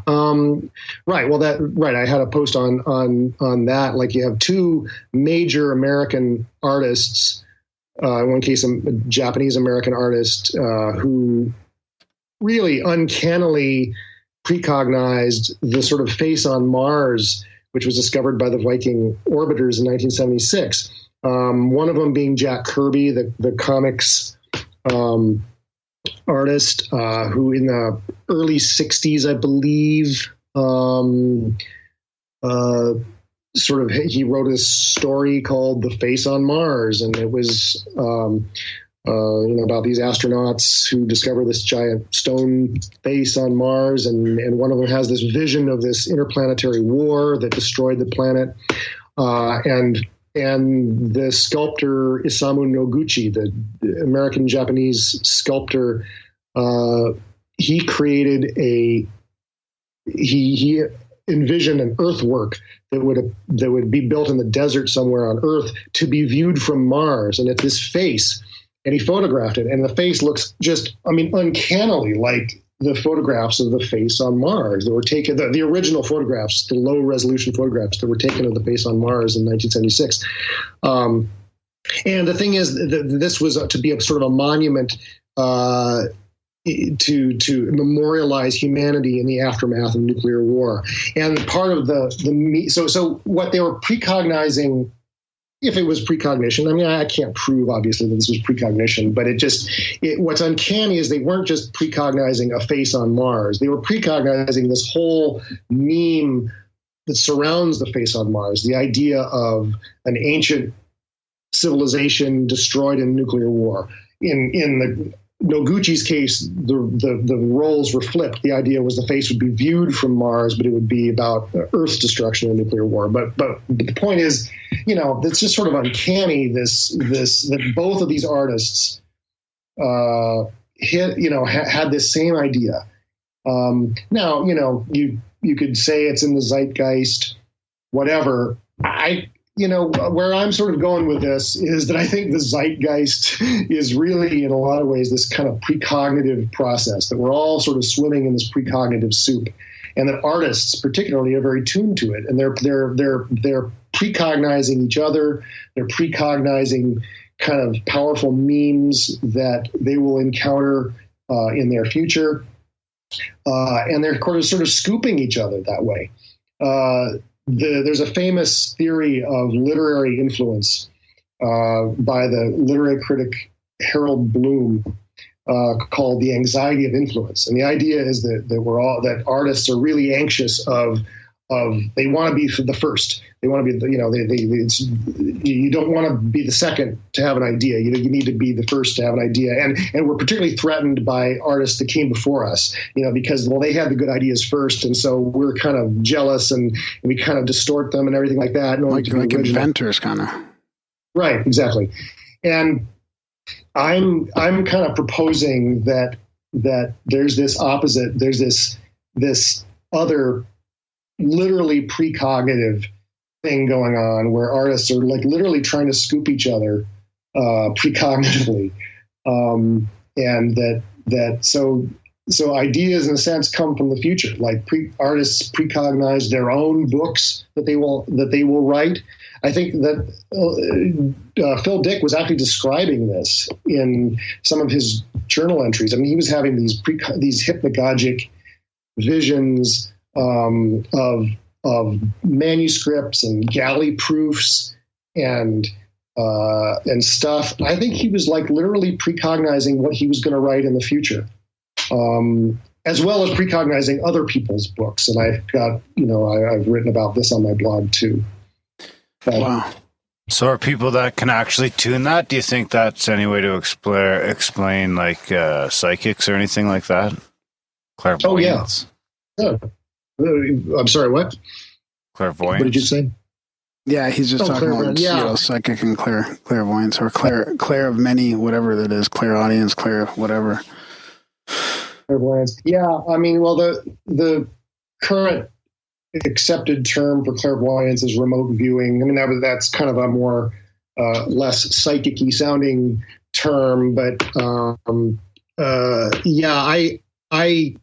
I think that remote viewing, I think very likely it's really precognizing information that the remote viewer will gain in the future. Now, this is people are gonna turn off your program when they hear me say that, because it's a very controversial idea, and I've talked to remote viewers about this, and I'm not a professional remote viewer by any means, so it's like I want to tread lightly on their experience, but certainly some cases, including some famous cases of remote viewing, show evidence that the remote viewer was actually precognizing their feedback that they were going to get later, and not the site, the target in real time. And I'm going to write. I've written a little bit about this, but it's a controversial idea, and I know some remote viewers will like totally balk at that, and I don't blame them, because if you've spent your life doing this and you have a certain experience of what you're doing, it's like I can't tell them that's not right, and I certainly haven't. I'm not an expert at the entire literature on remote viewing, but there are cases that fit this precognitive model. And Ed May, who was head of the Stargate program, He was head of the SRI, the Stargate program during the sort of 80s and early 90s, the last decade. He basically made the same argument that remote viewing is basically precognition. So I wonder if the rate of synchronicity would increase the closer you got to an event horizon. You mean of a black hole event horizon? Yeah, that's right. I don't know. As time compresses. I'm going to take a second here and jump into, we had a couple listener questions sent in from a friend of the show, James Cruz. Oh, cool.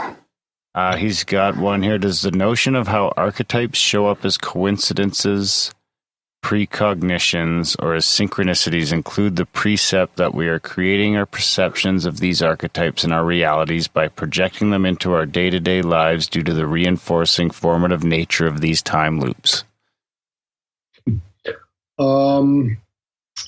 Well, I think we are. I don't know exactly if I'm getting the question correct, but I am not a believer in archetypes. I think archetypes, are an effect of precognition.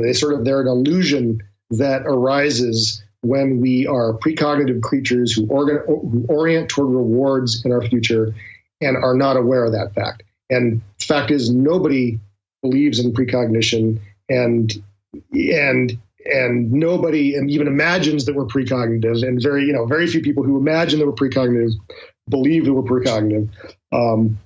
So we're going to interpret these things as in all kinds of other ways. Now, archetypes have been pretty successfully debunked, actually, by historians of psychiatry and historians of Jung's movement. This is a very interesting story, and it's actually only something I've really delved into in the last year or so, but it's really, really interesting that at the time Jung was working, the early first few decades of the last century, the European culture, we don't realize this in America, but European culture, particularly the German-speaking culture, was saturated with like ancient mythology, Eastern religion, Egyptian religion. I mean, this was fascinating to people. Everyone was delving into the pagan, like, roots of European culture and Germanic culture, and Egypt was on. Everybody was like just gaga about ancient mythology. So it wasn't just Jung. And at this time, the Theosophical Publishing House actually was publishing all this stuff. And guess who was the audience for these books? Well, it was precisely the people Jung was seeing in his clinic, and Jung himself. And some of the smoking gun evidence that Jung always cited for the collective unconscious turns out to be stuff that he had read that was on his bookshelf, and stuff that his patients were reading.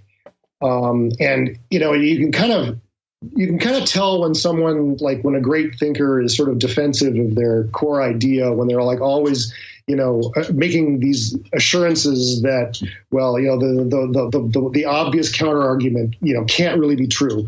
Well, he was doing this constantly in all of his case studies. He promises that this patient didn't know the symbolic meaning of X, Y, and Z. Whatever ancient mythological motif showed up in their dream. This patient couldn't possibly know that archetype or that myth, but in fact, these patients were reading this stuff.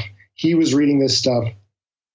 So historians have really kind of been able to show that this is the whole idea of a collective unconscious and archetypes is this. It's really basically this projection of basically Jung's bookshelf onto the cosmos, and a lot of it, they were producing this stuff in there. It's a truism in any kind of therapy that the patient will produce magically they'll produce dreams and fantasies and blah, blah, blah that match the theoretical orientation of the doctor. So, for instance, Freud's patients all magically produced these Oedipus fantasies and all this stuff about infantile sexuality and seduction and phallic symbols and all that stuff that you associate with Freudian psychoanalysis. Well, Jung's patients were likewise producing ancient myths, just like obediently. They would come into the office, they would produce some dream that was about, that had, some ancient Egyptian, symbolism, and Jung would go, aha, and he, yes, this proves, the collective unconscious. But it's the therapy clinic is a sort of, it's an echo chamber, and it's very easy for particularly for brilliant, ambitious thinkers like Jung, to sort of be self-deceived about the material that's emerging, and if it seems to confirm their pet theory, they'll run with it. And it's been a very inspiring theory for a lot of people, and people love the idea of a collective unconscious and archetypes and all that. But there's really not much support for that idea. And at the same time, I'm also a little bit biased against Jung because I come from an anthropology background. And, at the time that Jung was working, anthropologists and linguists, they were already able to explain the sort of commonalities in sort of culture and symbolism that occur around the world. I mean, you don't need to invoke a collective unconscious or archetypes to explain these things. I mean, for humans, we're all biologically the same. So we all go through the same basic life experiences and sort of feel the same basic, dilemmas and traumas, around, aging and birth and death and whatnot. And so, so yes, these same motifs are going to show up again and again and again across cultures, but there's no real evidence for anything like a collective unconscious or for archetypes. And so I think that, but yes, when you have these synchronicities, I think that a lot of what was happening in Jung's clinic was that the patients were precognizing what he was going to, precognizing some exciting situation in the clinic. And the most famous example of synchronicity, of course, I write about this on my blog, is the woman who dreamed about a man or someone handing her a piece of scarab jewelry. And the next day, she's telling this dream, and this scarab beetle shows up at the window, and he opens the window and hands her this beetle. And goes, here's your scarab. Well, and of course he then explained this as synchronicity, blah, blah, blah. Well, no, I mean, she had a precognitive dream about that event that happened in his consulting room. And probably the dream was as much about his subsequent launching into a discourse about the meaning of the scarab in Egyptian religion. And it was probably a really meaningful moment for this woman. Yeah. A turning point for her. And so it was precisely the kind of thing that precognitive unconscious homes in on. And so that's, I think that's the source of this idea of archetypes. I mean, in her case, and because it was Jung was obsessed with ancient myths, and in fact, he himself had a vision of a scarab a few years before. So he was totally thrilled when she comes up with this dream, and he launches into this great explanation about scarabs. And for her, it was just like this mind-blowing moment. Of course, I mean, and here you have the great Dr. Jung, incredibly excited about your little dream and telling you its grand meaning in the cosmos.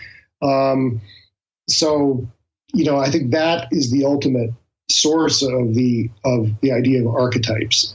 But I think that precognition is at the root of them. I think that probably the most powerful learning experiences we have are probably the ones that we oriented towards unconsciously and precognitively, because suddenly they manifest in our lives and we're blown away. It's like we've arrived somewhere where we were intended to be, and the world is kind of addressing us like, we're special. And that's what a synchronicity feels like. Even a little tiny synchronicity, feels that way. But when a big synchronicity happens, especially, it's like, holy shit, the world it's arranging itself around me and wants to teach me something. That's how it feels. So I think that probably precognition is at the basis of these ideas like the collective unconscious and archetypes. Yeah, that's really interesting. Well said. Yeah, I have one more question. Oh, from yeah, James. okay. Because I was going to build on that question a bit about time loops and stuff. But go ahead with that. You can save your building. You keep building over there. His second question is just your thoughts on the holographic or simulated universe theory and how that would fit in with the model. Yeah, I've thought about this, and I've got friends, the same way I've got friends, in fact, some of the same friends who are really into the multiverse theory and the many worlds theory. They're the same ones that they think the simulated universe theory is cool. I mean, it is cool in some ways, but I find that super depressing. Honestly, the thought that we're living in a simulation, that really I find deflating, and I just really can't get with it. Huh. But part of it's personal preference. I just don't want to live in a simulation, so I'm biased. But I have to say, I think that there's also this tendency for people to create a theory of the universe that sort of matches the most exciting technology of their time. So, back in the late Middle Ages, the universe was a clock. And it's like, oh my God, that's the most exciting idea in the world, that the universe could be a clock. And then of course the universe was a computer, a couple decades ago. Well, now the universe is a simulation. Well, it's like, I kind of feel like this is just kind of a passing fad, because our most exciting, mind-blowing technologies right now are simulations. And so it's very exciting for people to come to theorize about how the universe might be a simulation. I suppose it's possible. And it certainly, if the universe is a simulation, then my whole idea about archetypes and stuff is wrong, because then it very well could, the universe very well could be programmed, to have these, basic meanings sort of pre-made in the fabric of space-time, it's like a character type kind of. Archetypes could be real, but I honestly, it just doesn't convince me at all. But the simulation theory, I mean, then if you do think about it, then who made the simulation, right? I mean, to me, it's not as depressing as like somebody. Maybe we could bust out of the simulation. Exactly. The key word. Right. There you have it. So your new book is going to be going a little further on this into more of the other paranormal stuff. Do you have? I mean, there's a ton of questions around that. No, the book I'm trying to finish up right now is basically kind of a version of blog up till now, but with more footnotes. A lot more data, a lot more kind of supporting. It's like because it's a blog, it's easy to kind of gloss the evidence. I give a lot more evidence, and I go a lot into depth on a lot of case studies. In fact, I go into great depth on some pretty interesting occurrences in Freud's clinic and Jung's clinic. Wow. There's some pretty cool stuff that I'm trying to put in there. It's just I have no time because I have a 14-month-old and I have a day job that I like. So it's like I'm trying to eke out a few hours every weekend to work on it. It's a long process. So we'll see when it gets done. But that's the idea. But I am starting to delve into other paranormal phenomena. I started out actually my original. When I was, I guess my blog originally I started over 10 years ago now, but I was writing mostly about science fiction. But then I really got into UFOs. I was like really, writing about ufology for a while. Yeah. And it was actually ufology that kind of deflected me into the psychic stuff. It was, Jacques Vallée's work that really inspired me. And I realized, we need to figure out this consciousness thing before we can figure out what UFOs are and figure out what's going on with precognitive and other potential psychic phenomena, ESP phenomena. So that's kind of what got me into this in the first place. So I feel like I'm kind of going to circle back eventually and sort of, maybe approach the UFO question, the haunting, things like ghosts and hauntings and all that. See what I can bring that's maybe a little bit new to those problems by thinking in terms of precognition. I don't know. That's kind of where I see myself kind of going, but we'll see. Yeah, well, it'd be interesting to circle back around to the UFOs. I saw a bunch of people commenting on your website about the ETH, like the extraterrestrial hypothesis. Mm-hmm. Yeah, I think like most people who get into this stuff, that's your first stop, right? I mean, it's like, well, oh wow, this means aliens. And so, yeah, I know I have some old posts on the blog where I'm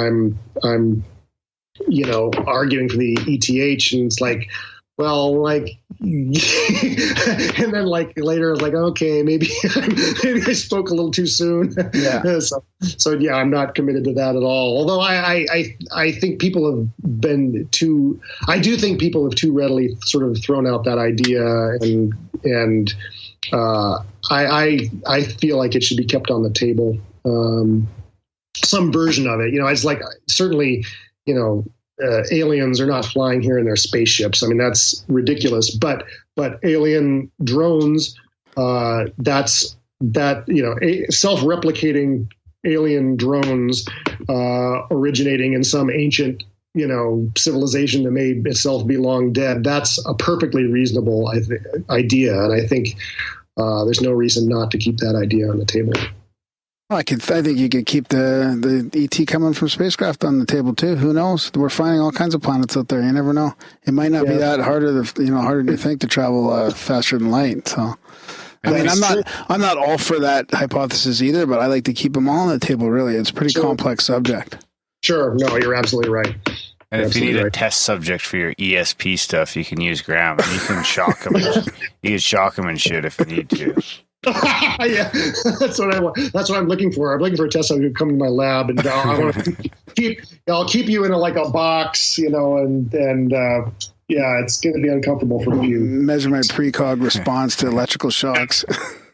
Sensory deprivation and stuff, but yeah, and then some electric shocks when you don't precognize accurately. But by the end of it, I guarantee you're going to be really a Superman. The synchronicity master, eh? No problem. No problem. Where do I sign? Right on. Well, thanks for your time here tonight, Eric. Where can our I know you're on Twitter. I forget your handle off the top of my head, but where can our listeners track you down? Yeah, it's just thenightshirt.com. It's all one word. Don't ask me to explain the reasoning for that name, but there is a reason. And same on Twitter. It's The Night Shirt. Well, and I don't think people should wait for your book either. Like, you've got hours and hours and hours of great blogs on and the book on is your not website. And the book is not just going to be a rehash. I mean, the book is not. It's all brand new stuff. I'm not saying it's but it's on the same sort of themes. Yeah, because it's just you got so much good content out there already for the book. Yeah. That's well, thank you. Yeah, we'll link to all that in the show notes too, for sure. Graham will get all that in there. Yeah. Awesome. Yeah. Well, this has been really a lot of fun. Right on. Yeah. Well, keep in touch, and when you do get the book out, if you do or whatever, I'll come back on and we'll continue. Absolutely, that'd be fun. All right. We'll shock Graham. Okay. All right. Yeah. I'm looking forward to that, especially. Okay. Thanks, Eric. Okay. Take care. Okay. Bye. Bye. All right, we've got Todd Acamesis here. It's from spiritualunderground.com, a human potential movement. Super excited about this one. Todd's been, he's a consciousness explorer, training people in astral projection and lucid dreaming and deep meditations, and he's all about the synchronicity. I saw one of his YouTube videos that kind of blew me away, so I've got an interesting story about how we made contact, but enough of that for now. Todd, welcome to the show. Thank you, Graham. I'm really delighted to be on the show. Yeah, thanks for coming on. How are you doing today? Yeah, really good. Had a full day of clients coming to see us at our Mind Spa in London. using our various sort of devices that we've created for exploring consciousness. So yeah, it's been a good day. Mind spa. Yes. That sounds great. Oh, I love that.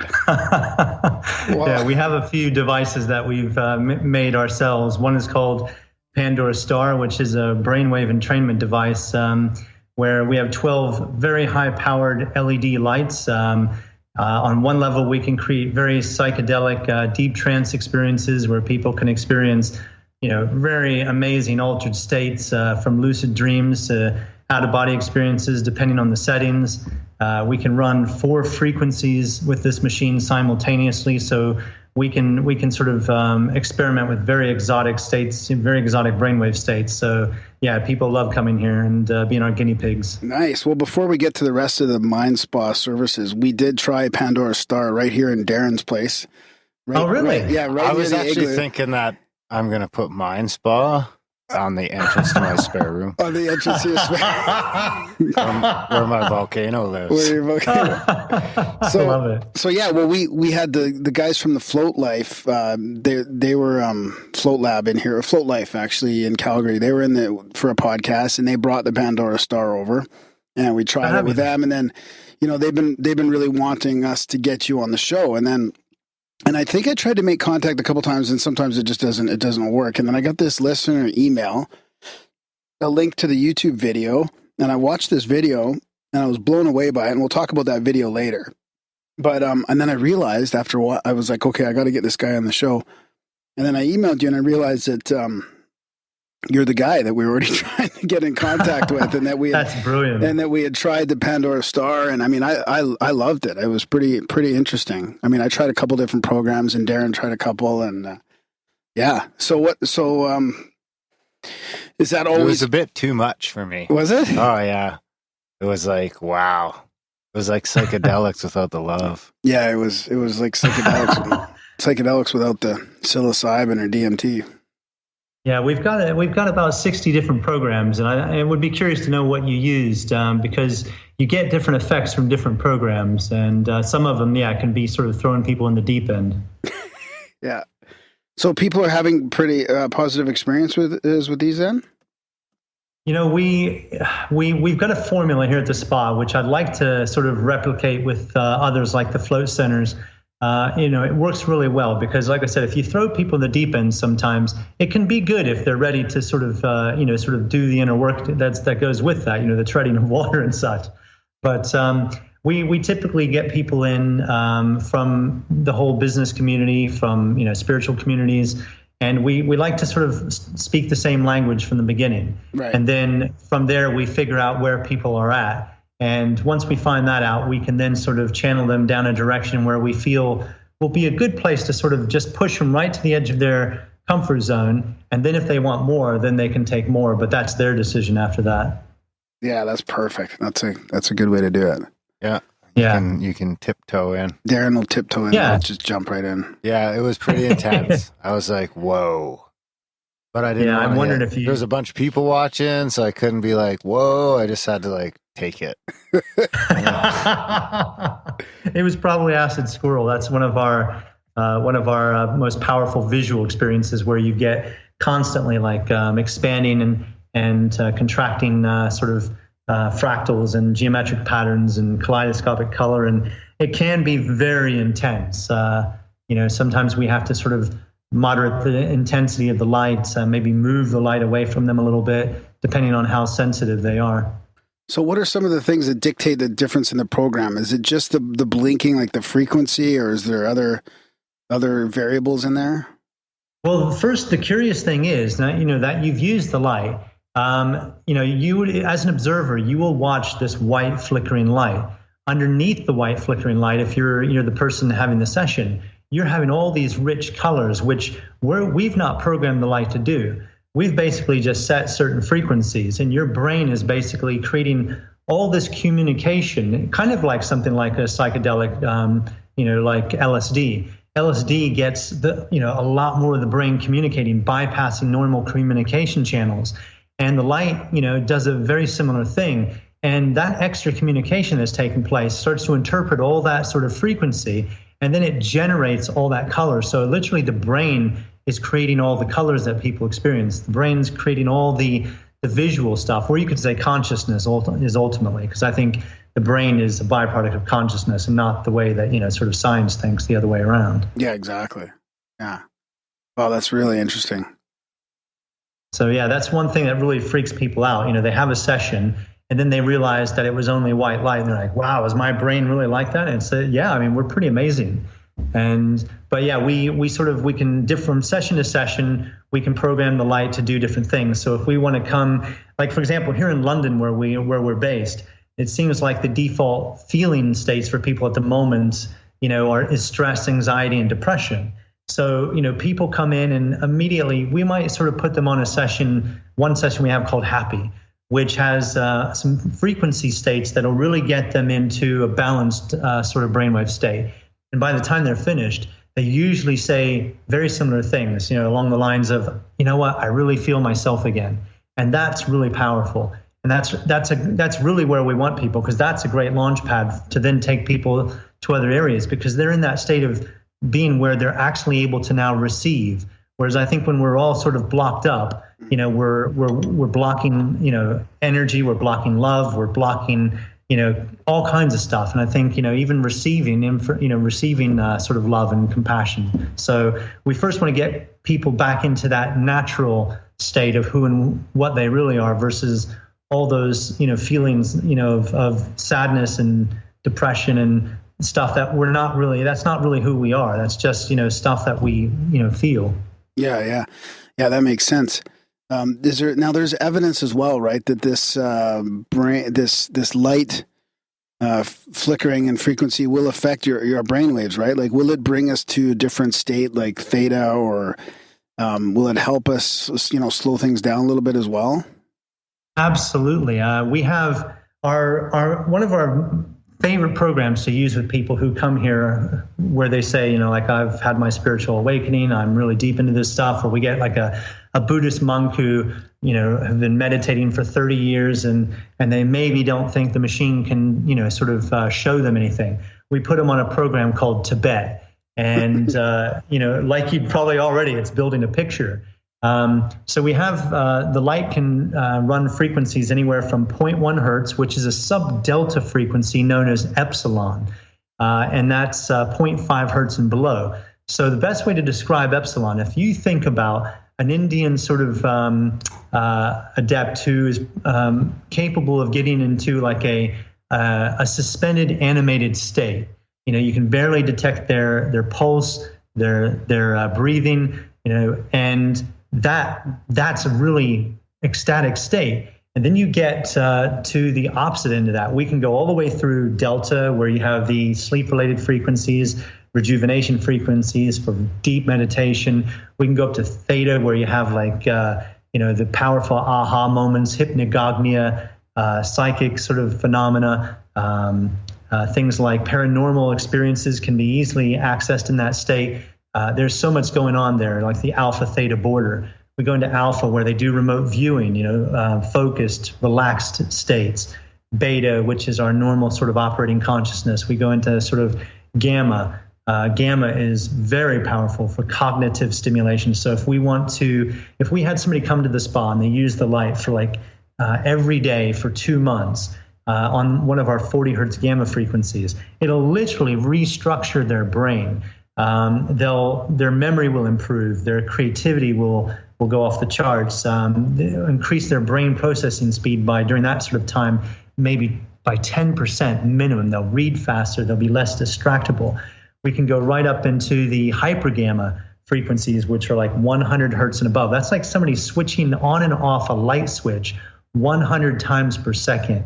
It wouldn't even register as blinking anymore with the physical eye. At that point, it's so fast. And our normal sort of brainwave waking state is usually around, 16, 18 hertz beta. So that's a huge difference in operating speed or processing speed of the brain and communication that's going on. And we can go even up and higher to what's called lambda, which is 200 hertz and above. So that Tibet program uses the very bottom of the spectrum, the epsilon frequencies, and the very highest frequency recorded so far, which is 200 hertz, the lambda frequencies.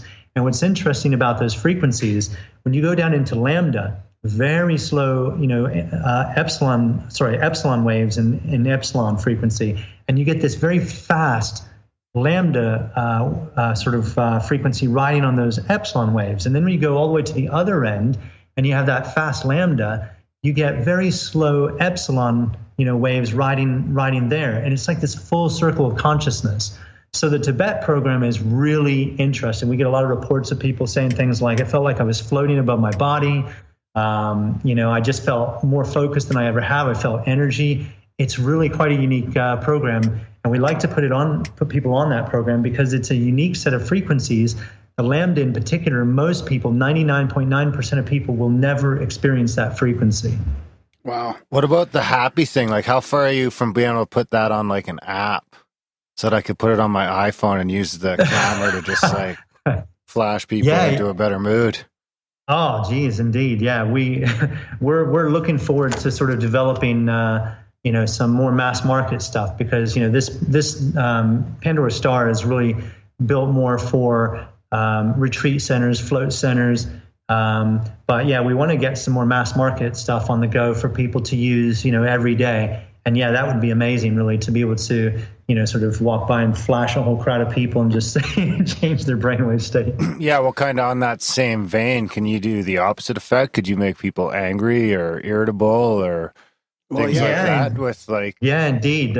You've got, for example, let's just say all technology can be, has a dual use. It can be used for good or bad. The U.S. government, as an example, has their own sort of flickering light device, which is nicknamed the puke ray, and they use it for border control. So they basically, if you're coming across and they flash this light in your face, whether your eyes are open or not, you're going to drop to the ground into the fetal position and just start basically puking your guts up. They use frequencies which are known to cause irritation, to cause people to literally just spasm. It's horrendous. So yes, unfortunately, it can be used for good or bad. We exclusively like to use it in good ways, but all technology can be abused. Well, even just the LED lighting, right? Even just our LED lighting, there people are saying that the frequency those emit isn't healthy for us either. So now we're finding out, moving away from these light bulbs that were caused from heat into all these different lighting, all the artificial lighting in our houses is not necessarily healthy for us either. Yeah, no, well, I was because thinking it's more a bleeding. Sorry, go ahead. I was thinking more like if your phone can be used against you, like if it could be subtly like ding, ding, ding, ding, ding, ding. Yeah. Well, I think in a lot of cases they already are. I mean, the refresh rate of mobile phone screens, laptop screens is not the best frequency, and it's something I think the more mindful that we are of the electronics we're using, the better, because when we're using things like laptops, mobile phones, already we're dealing with man-made EMFs. Electromagnetic fields, and that's completely disrupting the natural pulsed electromagnetic fields of the Earth. You take something, for example, like the Schumann resonance, which is 7.83 hertz. Mm-hmm. This, is a frequency that's generated by lightning strikes, on the planet worldwide. And if we don't get that frequency on a regular basis, our immune system starts to suffer. We start to get fatigued. We start to show other signs of illness.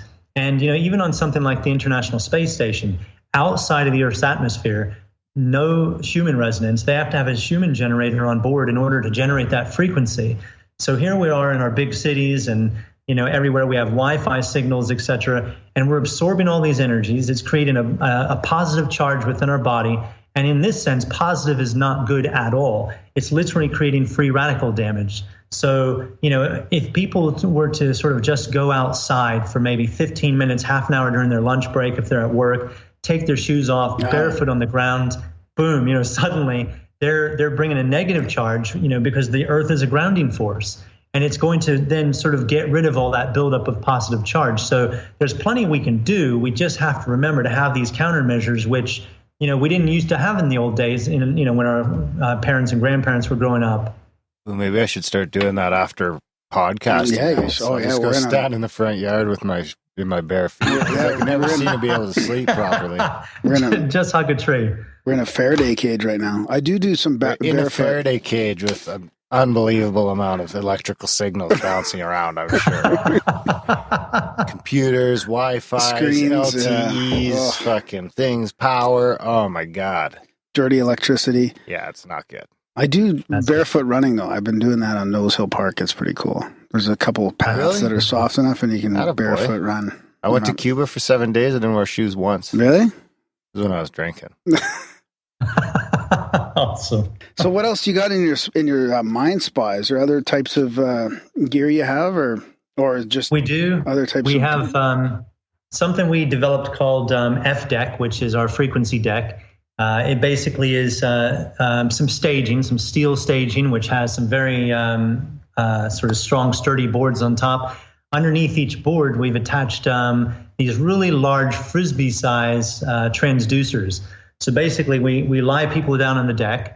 We put a signal through this mixing deck, and then the signals go through to the transducers, and it vibrates the whole deck. And when we then put the Pandora Star hanging suspended above the deck from the ceiling, they've got perfectly synchronized sound, vibration being delivered straight into the body, and then, of course, the light through the closed eyelids down through the visual pathway. It's an insane experience. Oh my God! People when they finish with F deck, they usually have to lie there for a good extra 5 or 10 minutes because they've had such a powerful recalibration of their nervous system of their body. Every cell is vibrating. It's pretty amazing. I got to get out there. It's almost as if they're levitating because of the energy coming off that. So it's pretty cool. No, you're in London, right? Downtown London, right? Yeah, yes. That's too far. Yeah, Isn't there one in BC though? No. We got to make a trip to the UK. How the fuck? We have a lot of listeners. We have a lot of listeners in the UK. Actually, we call them the UK posse, and we're going to get some of them to come by and see it. This is what I want here. Place is the UK, second biggest market. Yeah, which is strange, but it's so far away that we can't go visit. So what about we're going to be here a while, so yeah, we'll get there eventually for sure. We'll have to do a UK posse meetup, and I always like to joke that the UK is so small that everybody should be able to show up. Yeah, you can stick three of our countries within the borders of Texas, I believe. So yeah, pretty tiny. Yeah, so no excuses, UK posse. No, everybody can get here. We'll just pick the geological center of the island, and that's the meetup. And then the next day we'll come and do the light. I like the sounds of the holodeck. The F deck. Yeah. So it's pretty cool. What about musical instruments? Just even ancient ones like didgeridoos or crystal bowls or drumming. I mean, I've had some pretty crazy emotional experiences with some of those. Yeah, indeed. We have a gong chamber, which is actually made out of gongs. We have 10 gongs ranging in size from a foot across all the way up to about 5 feet across. Wow. And we've built this pyramid chamber out of sheet metal base, which is copper, very high gauge. They weigh about 30 kilos per sort of square meter. And then we've got the actual sides of the pyramid built up. We basically put somebody underneath the pyramid lying down on this really cool bed that we've built, surround them with the gongs. That pyramid gong chamber is grounded to the earth out in the back of our spa out in the garden. And when they're underneath that and we're playing the gongs, the sound of the gongs goes through via the Vedic nerve in the ear. And it can influence brain waves, brain rhythms, the heart rate, the respiratory system. It's really quite something else. We have some crystal didgeridoos, some Native American drums, crystal bowls. By the time we finish with people at this spa, I mean, they come in, it's almost as if they're entering another dimension of reality. That's the impression people get. The mouth drops straight open as soon as they walk in when they see this big pyramid with the gongs around it. And then this deck with these hanging, flashing lights. It's pretty impressive. And we have virtual reality on top of all of that. Nice. VR, yeah, we tried that too. Which What one did you do you make of have? it? Well, we have. Go ahead. We tried it pretty early. Like we Yeah. had the first Oculus Oculus Dev 2, I think it was, or something. Yeah. Yeah, and we didn't have like a supercomputer or anything like that either. So it was a little like glitchy and stuff, but it was pretty fun. But it was kind of like I don't know. We did it a couple of times and then sort of lost interest. There was nothing really like we weren't able to play any games or really get riveted, you know? Well, since then I've played on the Vive. My sister's works for a VR developer who's made a couple or an adventure game called the now I'm going to gap out here and forget. It's the Gallery. What's it called now? The Gallery. It's Cloudhead Games. Yeah. Six Elements. Is that what it was? Yeah, and you can walk around in this. It's pretty amazing experience. So that's taken it up a level to what we tried here, Darren, for sure. So how do you guys incorporate VR into yours? Well, we've got some lucid dreaming apps which we're currently working on because we want to be able to, sort of demonstrate how the brain can be and the mind can be so easily tricked.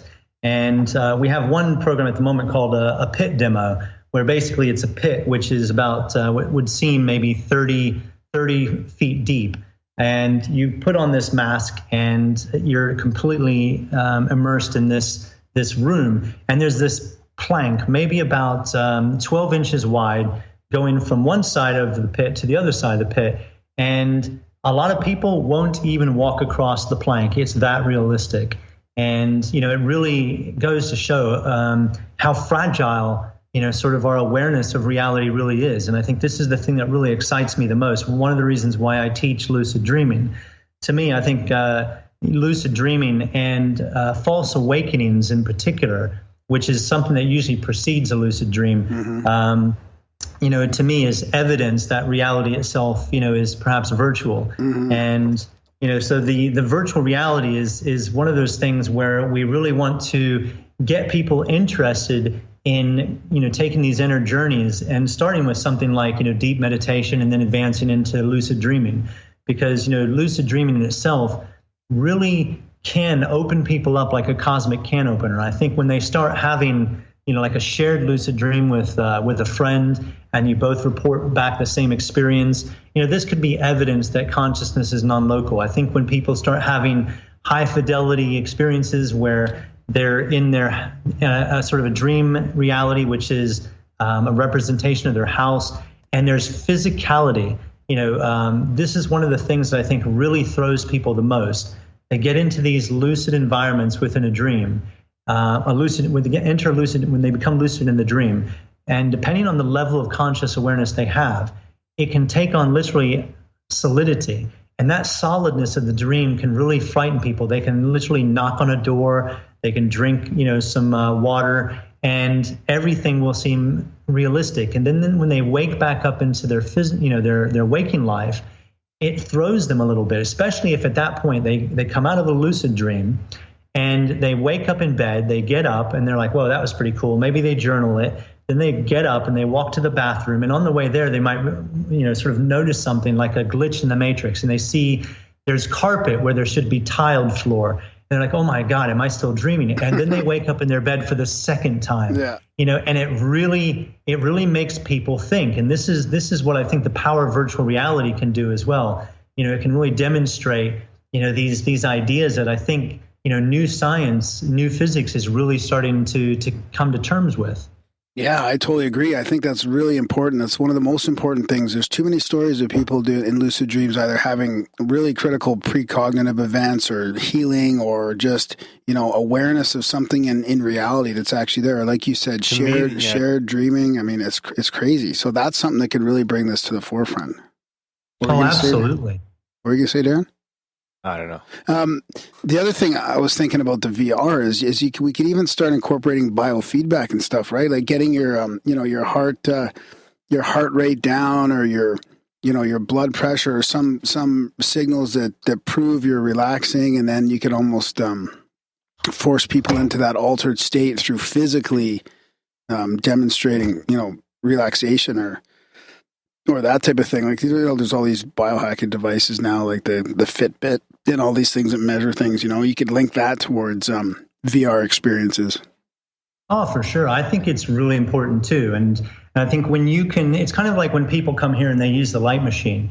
We're going to be, we currently are working with a few hospitals here in the UK where they're doing the EEG correlation, where they can see the brain wave, is equal to the actual frequencies that we're using on the light. And I think to be able to show this to somebody, to be able to show them a before and after blood lab analysis to where biomarkers are appearing, such as human growth hormone, an anti-aging chemical. I think it's really important for people to be able to see the actual effects that this stuff is having, not just on our physical bodies and our health, but consciousness, where I think really all of this stems from. Yeah, that's great. That's well said. Oh, it's fascinating. I didn't even really realize we were going to get into this part of your work in this chat. I mean, I was sort of focused on your website and some of the other training you've done, but it's good to hear that that you're working on this stuff. So is this something that you can franchise out eventually? Are you looking at because if you need a spot in Canada, like we'll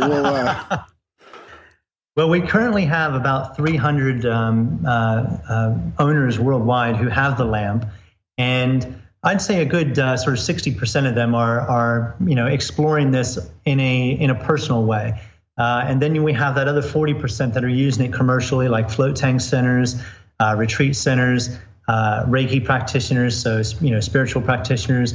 We even have psychologists using the light.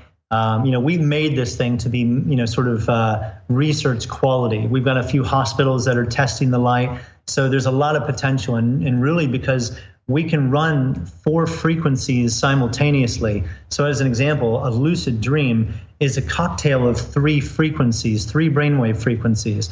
2 of those are theta and gamma. And you have to have like that coupling of the theta and gamma plus, sometimes either a delta or an alpha wave. And you then get that hybrid state of REM, which becomes a lucid dream, being aware that you're dreaming while you're still dreaming, which is really cool. So, yeah, I mean, we're really sort of at the bleeding edge of this stuff. We like to, test things out, read as much as we can, be intuitive about stuff, push the boundaries, see where it takes us. And I think, we're certainly interested in getting this out there to the masses in any way that we can. And certainly franchising will be a part of that. As soon as we've really got ourselves, a really great, stable, sort of like the spa right now we're testing in London. It is sort of a test for what's to come. Yeah, right. I mean, I guess people will end up doing their own thing. They'll be copying your technique in a way. I don't mean it in a bad way, but, using your ideas and technology like the pyramids and the gongs and stuff like that. I mean, it's stuff that people can put together anyways in their own retreat center. I just love the fact that you're throwing all this together so people can go in there for all different kinds of experiences. Oh yeah, and we love people to look at what we're doing and sort of tweak it and do their own thing. I mean, even when we go down the road of something like a franchise, we want each franchise to sort of have at the base of that, these technologies, but them using the technologies in their own unique ways, whether that be, something holistic or whether it's something more mainstream. We don't want to sort of, put the control in there on what people can do with it. As long as they're using this in a very responsible, compassionate, loving way, with an open mind, we're happy. Yeah. Remind me, I want to pick your brain about franchising something else you're doing too. We never bring it up on the show, but when it comes time to talking about that video you did, I was thinking, man, those little tools that you use could be sold, and not in a consumeristic way, but just in a way to help people do what you're that what you're doing with these groups of people in London. Oh, absolutely. I mean, this is the Synchronicity Walk, which you're referring to. Yeah, we might as well get into that. It's pretty cool. Cool. So, all right. So this is basically what we do. I mean, I print off a little flyer. I start hanging them up in, sort of bookshops, alternative cafes. Sometimes I just sort of leave them on seats of trains and walk away from it. And It's just got like a time, it's got a date, it's got a location, and it usually says something along the lines of take a spontaneous walk across London with your intuition as your guide. Be open to having your path nudged at just the right moments to experience powerful synchronicities.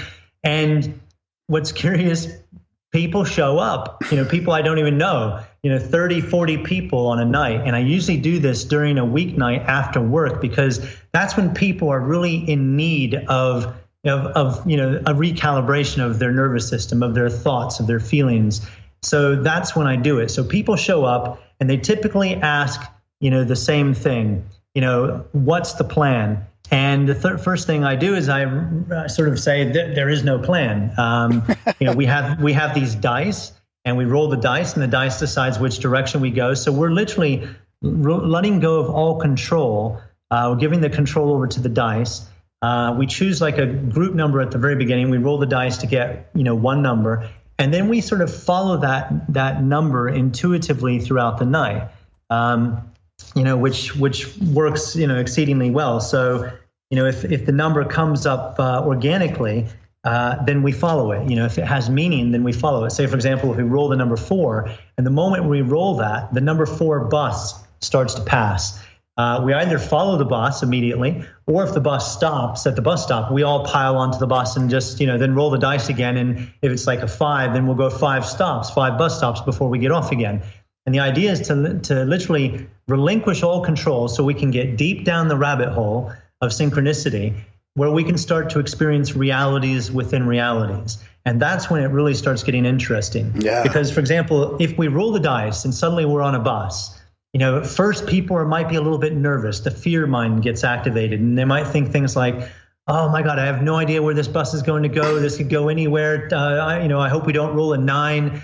I hope it's a low number. And at the beginning, it can be like this because we're so used to controlling every aspect of our lives, especially areas where we don't. I think to some degree we don't like to feel out of control. We don't like to to sort of feel helpless. So we're very controlling. But I find through being controlling, we miss a lot of opportunities in life. We sort of have our preferences, we have our assumptions, etc., and all of that can sort of keep us in the box, keep us within our comfort zones. And these walks really do sort of open things up. And people are sort of fearful in the beginning, but they get more relaxed once these big back-to-back synchronicities start to occur. And, like on one occasion, we did roll a number 4, and, a number 4 bus literally just came around a corner. And I said, okay, look, let's get on the bus. As we got on the bus, it started to rain, and we were dry. And that was perfect. And that was one synchronicity in itself. And I said to people, think about this. There's like a trickster side to synchronicity. When we're taking ourselves too seriously, it reminds us to laugh. It reminds us to let go a little bit. So if we would have been fearful about getting on the bus and we let the bus go by, we'd have then got wet. So because we trusted our instincts, we got on the bus.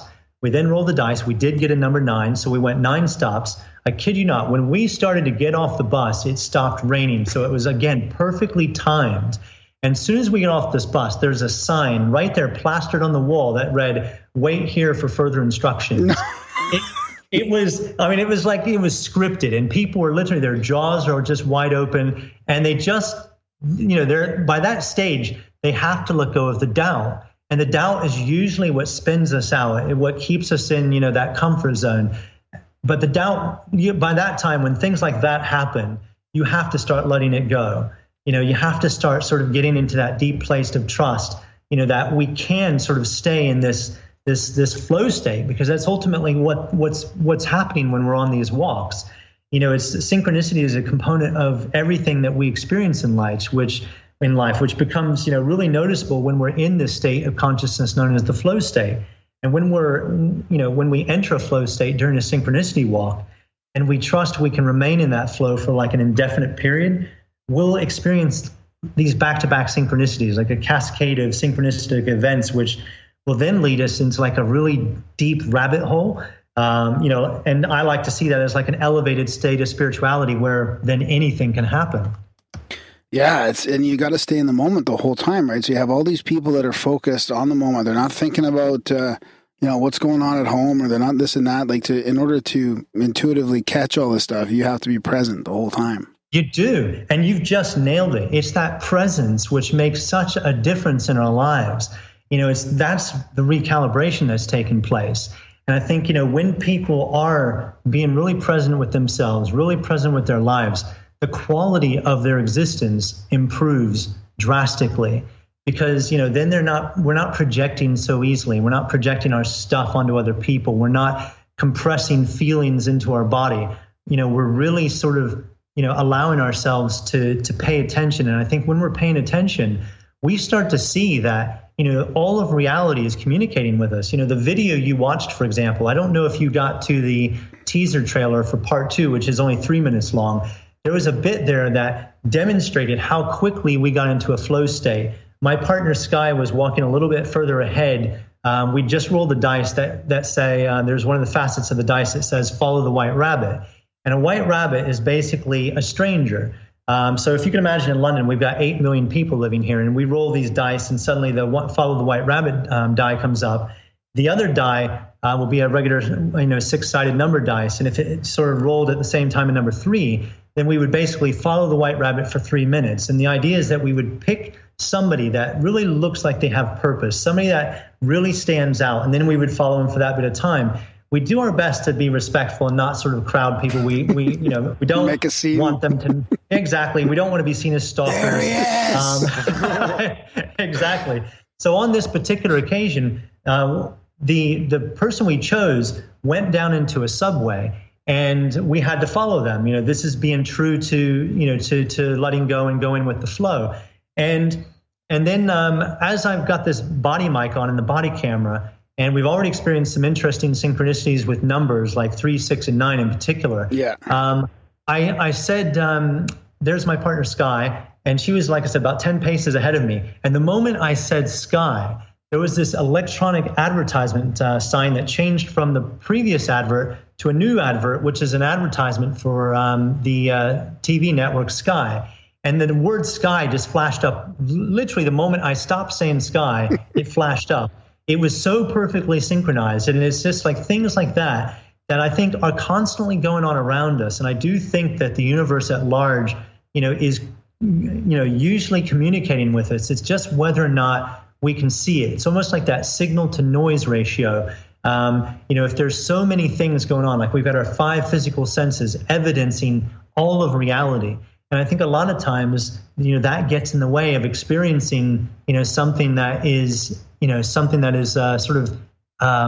that can't be evidenced by the 5 senses.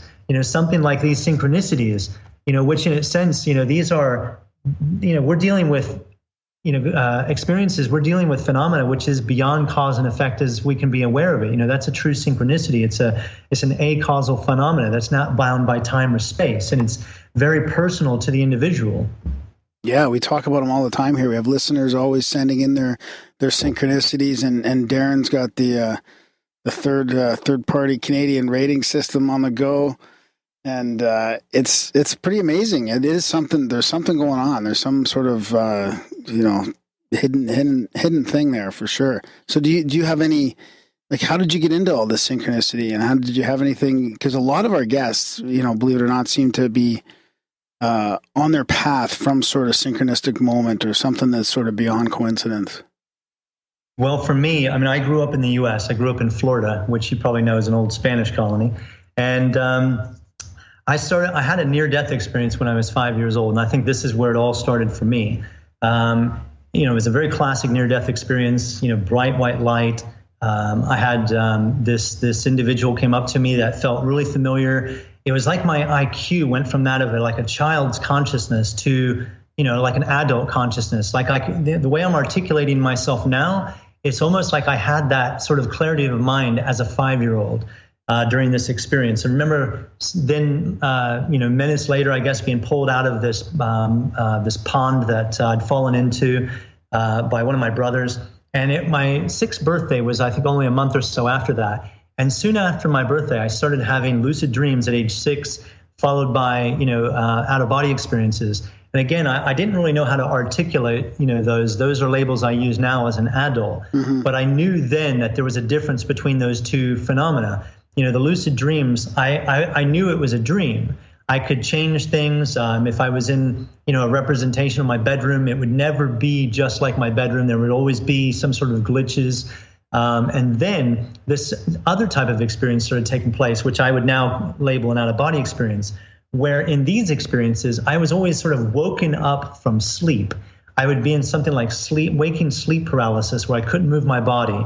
And then I'd feel like butterfly sensation in my stomach. Then suddenly I'd be standing in the middle of the bedroom, and the bedroom was exactly as I would expect it to be. No glitches, no sort of aberrations. And that signaled to me over, the course of months of having the two type of experiences that there was a difference. Something interesting was going on. And I think, like I said, even as a 6-year-old, when I had these moments of clarity during these experiences, it was like my IQ was elevated by, 100, 200 points. It was really quite fascinating. So my journey with synchronicity and stuff started at quite a young age. Wow. What do you think that is about are you just connected to something grander, like the one consciousness, or connected to the what's that other word that people use, the library, like the Akashic records, or is it just more individual, do you think?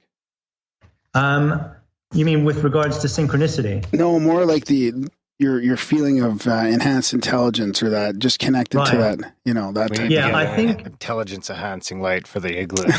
For sure. We could keep up with our guests.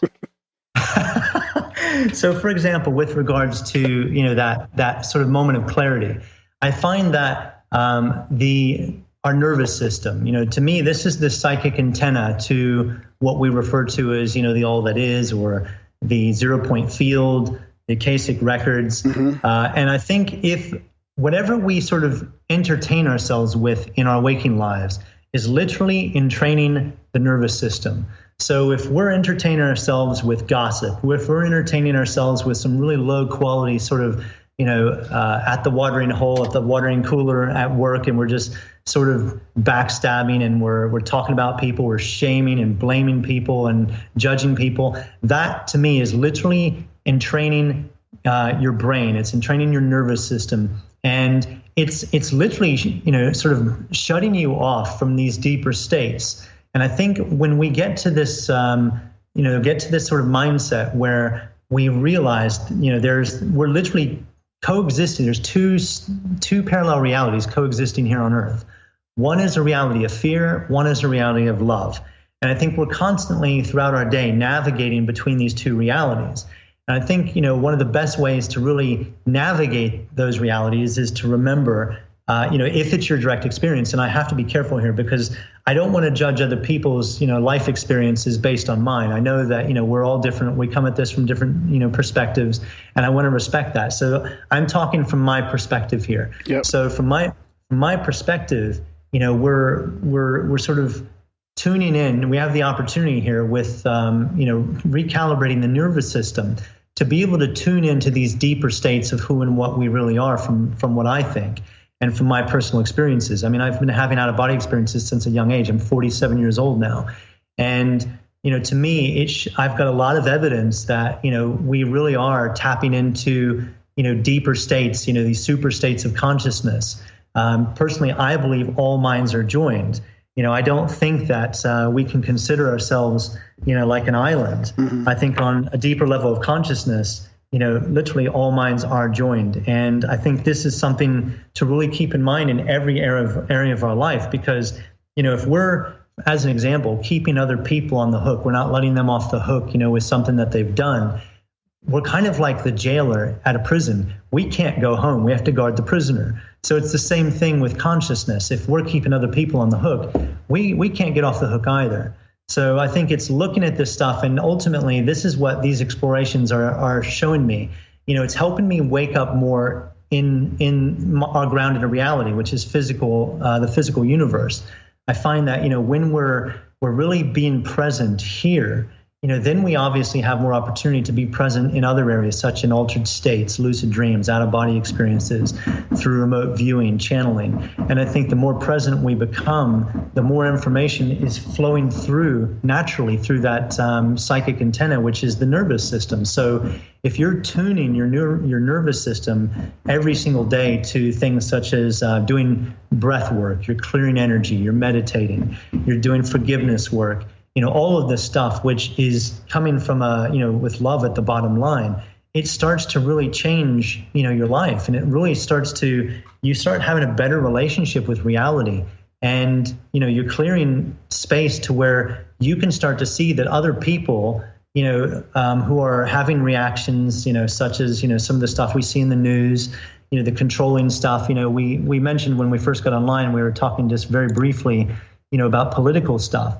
But I think when our minds are very clear around who we are as individuals, we can then start to look into the world, and we can start to see where the darkness is, and we can start to make changes, because ultimately we realize if all minds are joined, and again, my philosophy, I think that's how we start to change our world. We change ourselves, and then the world starts to change around us.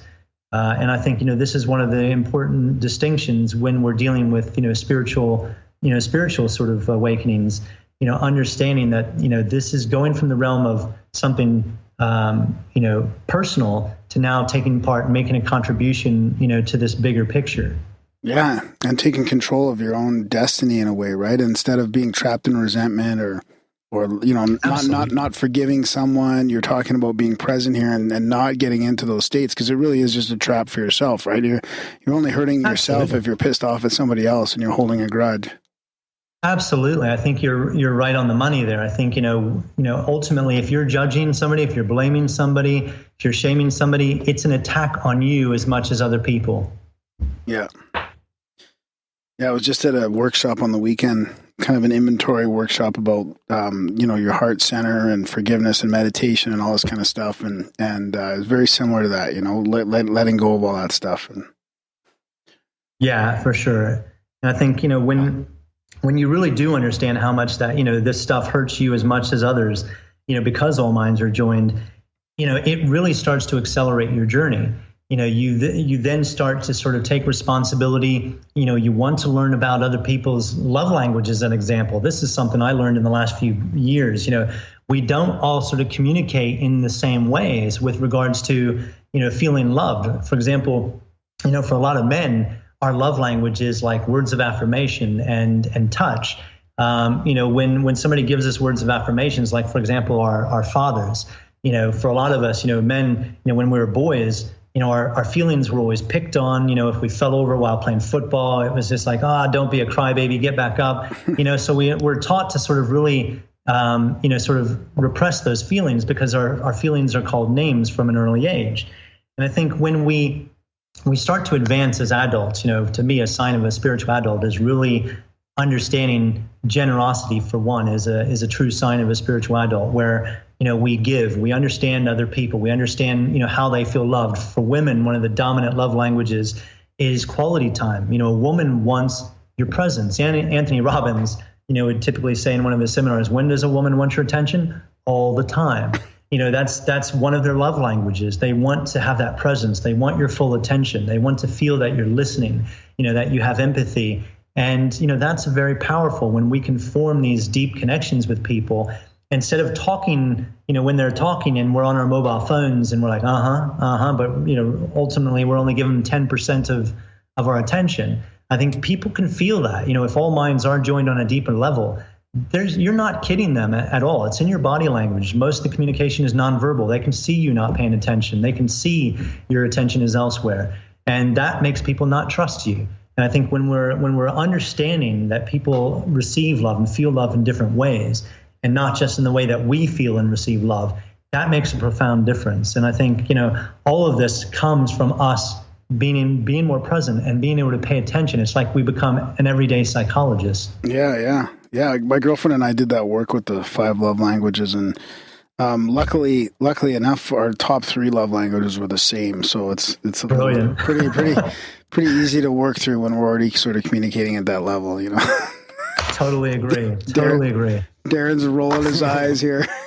Come on, were you going to do that too, Darren? I did do it. Oh, did you? How'd that turn out? Good. It was a good eye-opening experience. Yeah. Do you remember what your love language is? It's not fluff. It's we're all lined up. No, it's true. What was your language? Do you remember? Touch. Oh yeah. Of course, that's the typical male one, right? Yeah. It is a very typical male one. Yeah. But I think it's that's the kind of stuff that everything that I teach, Like, for example, last weekend, I was teaching a weekend workshop on astral projection. And people show up for astral projection and they go home with something totally different, because I can't just talk about astral projection, where people are getting excited about going to other worlds, but ultimately they want to go to another dimension of reality, and they haven't dealt with their own, stuff yet. And they want to take their stuff to somebody else's backyard, in another dimension of reality. So, I'm basically there throughout the weekend, discussing these deep ideas about, consciousness. And, I want people to be excited about being able to visit, other worlds and get their own validation that there's a part of them that, survives death and precedes birth. I think that's important. It's a conversation we just don't have very often in society, because we seem to have this fear of death, and it's a big taboo. And, this is an area to where, if we can start to have a direct experience of something where we can get validation that our loved ones survive, consciousness is, survives death, it's non-local. Maybe go and visit some of these afterlife communities before we die. Maybe choose a cool location that we're going to transition to at death. That stuff makes sense to me. But again, we need to sort out our stuff here. And this is, people are halfway through these workshops. They're just like, wow, this is more than I thought it was. I thought I was literally just going to come here and learn some techniques and I'd be off, into the multidimensional expanse. But I think it's really important to sort of get to a point where we're living our lives in a very lucid manner. It's almost like the extension of a dream. If a dream is, is consciousness, and it's everything in the dream is us, it's stemming from our subconscious and maybe the superconscious, then ultimately, if we can view all of reality, waking reality, as an extension of the dream, the more lucid we become in the dream, then, I kind of think that the less lucid we are, the more after we're going to have the fear mind activated. The more lucid we are, we're activating the higher reasoning centers within the brain, which basically means we're tuning in the nervous system to the deeper states of consciousness beyond physical reality. And we're navigating reality in a much more conscious way. Wow, that's pretty deep. We got to send someone from the UK posse. Yeah, we got to do a field trip. I love field trips. So I mean, it's just fascinating because we've had Gainer will go. Yeah, we'll strap a camera on him and send him in. Yeah, that'd be great. Because we're promising a good time. I mean, you're very articulate about this, and we've had these guests on before that have had OBEs and NDEs, and a lot of times it comes with this great articulation, or this seemingly knowable. You guys have this knowledge of, I don't know, like the esoteric and all this stuff, and it seems like it's coming from a download, or it's coming from some higher realm. I mean, what is your like? You must wonder about how this is all set up. Like, is there? And I don't know. I don't really have a specific question here. I'm just sort of fascinated by the guests we've had on that have had your similar experiences to you, and they really come back with this, expanded knowledge. So when you talk about minds being connected, and well, how do you picture that being? Like, is it through a field like the Lynn McTaggart field, or is it through like morphic resonance like Sheldrake, or do you have any ideas about how the whole thing is set up? Well, I see the nature of the multidimensional universe. Think about it in terms of radio, TV, mobile phone signals. All of them are being transmitted simultaneously within the same geography. Yet we tune into a specific radio station, television program, make a phone call. We don't hear the jumble of all the various transmissions at the same time, because the sources of the signals, the radio stations, TV networks, telecoms providers, they've all agreed to use different frequencies. Mm-hmm. As such, though all the signals are jumbled together in the same space and time domain, they're distinct within a frequency domain. And this is how I see the multidimensional universe operating too, in exactly that same way. So, the multidimensional universe is like a frequency domain with various space-time domains operating at different frequencies. And I'll just I'll say that in other words. So let's say, for example, we have the physical world. Let's think about paranormal activity. Mm-hmm. To me, all paranormal activity is emanating from this mirror dimension, which is the next frequency domain, the next frequency outside, the Earth frequency, if you like. So we have physical Earth, and then we have the near-Earth frequency. So if you were to have a near-death experience, or to actually transition, through death, or an out-of-body experience to this other side where we have what we call this ghost effect. Ultimately, a ghost is a human who is now deceased from the physical world, but is now residing in the next energy domain. Mm-hmm. And in that space, you have the physical Earth, which is like a backdrop, almost as if you're watching a play in the West End or on Broadway. And, the backdrop, the scenery, is like their backdrop is physical Earth. And so they're looking back into the world that they knew, but they don't know about the worlds beyond that because they're totally fixated on physical reality, and they kind of get stuck. So all this paranormal activity is emanating from that next, sort of dimension of reality, which perfectly overlays physical reality. So you take, for example, physical Earth and this next dimension, they're not separated by space. They're separated by frequency. So if you were to suddenly have like some psychic vision, like clairvoyance, mm-hmm. or suddenly tune in and you see this other reality overlaying physical reality, both of them are basically occupying the same space, but like a TV or radio signal, they're distinct within that frequency domain. So you then sort of go deeper on other frequencies into this multidimensional reality, to where we then have what we call the astral planes proper. So the astral plane is just a term. Some people out there might get hung up on it. It's an old old term from the turn of the 20th century. And ultimately, I don't really care about the label side of it too much. It's, you can use whatever metaphors you want, because ultimately that's all we're doing. We're using metaphors to relate to reality. Yeah. And everybody has their own metaphors. Some of us take our metaphors too seriously. Sometimes, other people's, like in religion, there's 1,001 belief systems. And I think the same can go for spirituality too. So this is why I think it's so important for us to have these direct experiences, because while I'm relaying my direct experiences, ultimately this stuff is subjective. If I teach 10 people to get out of body and all 10 people go out and have an out-of-body experience, although they will enter these other dimensions of reality, they're going to come back with different stories. They're going to come back with different experiences. And this is what I find really exciting, because even sort of quantum physics is looking at our universe, and they don't see it as being an objective universe. They actually, I think, have enough sort of circumstantial evidence now that reality is sort of virtual.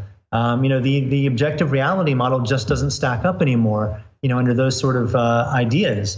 And, so as an out-of-body explorer, when I'm pushing into these other dimensions of reality, yes, I'm running into future versions of me. I'm running into timelines from the past, parallel worlds where there's another, Todd existing with his life slightly tweaked from mine. And then we're having all this other stuff in between, like lucid dreams and false awakenings, where, it's all these probable worlds going on. And it can really, it's mind expanding stuff. Wow, that's fascinating. So I do like the metaphors. They do work for me. You really, the way you describe it does put it into perspective for me. And it did remind me of, Nassim. I hate to keep relating it to something else, but like Nassim Harameyn's work of, like the fractal resonance and that kind of stuff. It's pretty interesting. So what about, so you're saying that you go deeper on these other frequencies, like the astral planes proper. And then is there even more of a sort of a level to that? Or is that, would you say, like proper being the base of that? No, this is like that expression, it's turtles all the way down. You're literally dealing with realities within realities within realities. Like in the film Inception, they talk about dreams within dreams. Yeah. And it's curious where they have that time artifact where, 5 minutes on one level is equal to an hour in physical reality. And then you go deeper into this. It's really curious, because when I'm having these out-of-body experiences, these deep adventures into what I would refer to as the astral, you're dealing with a completely different, time zone, a different time domain. It might still be overlaying, the same space as the physical Earth, but you're dealing with a different sort of time effect altogether. And I don't see from my experiences that the astral is the ultimate reality. It's kind of interesting. Like, for example, I don't really want to get into religious stuff. I was raised as, religious with Baptist faith in Florida, but, none of that ever sat well with me as a child. I like being very spiritual about this. I like, the metaphysics of all this. But when I'm in these afterlife environments, if, for a better word, religions would refer to them as heavens or hells. These are, to me, intermediate realities. These are the realities where we regroup, or where, between lives, or where we sort of start to get our feet before going into physical reality, incarnating for the first time. But ultimately, there are deeper, there's deeper dimensions. These deeper dimensions where, even physicality, like when you're on the astral, you can be in a city environment, a consensus reality, and have physicality, because ultimately, to me, we're dealing with virtual realities all the way down. We're dealing with virtualities where ultimately all these virtual realities exist within the one true reality of consciousness. And to me, consciousness is this formless, intelligent substance.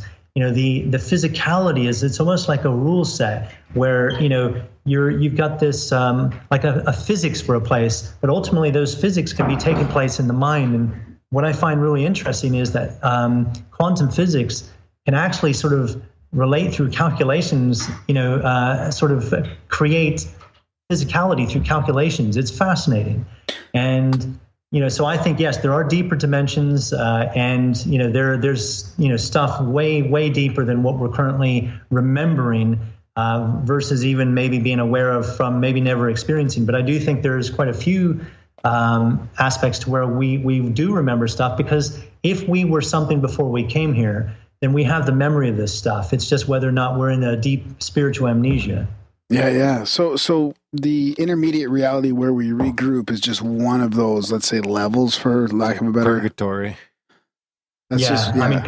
Purgatory, it's interesting. When religion talks about limbo or purgatory, for example, there's a great Robin Williams film, I think it was called What Dreams May Come, where him and his wife, their children prematurely die in a car accident, and the wife, she's just devastated. She's, in deep depression, and eventually takes her own life. And they have like a Catholic faith within that film. And so, the Catholic faith would say, okay, then this is what happens, with suicides. And she's basically...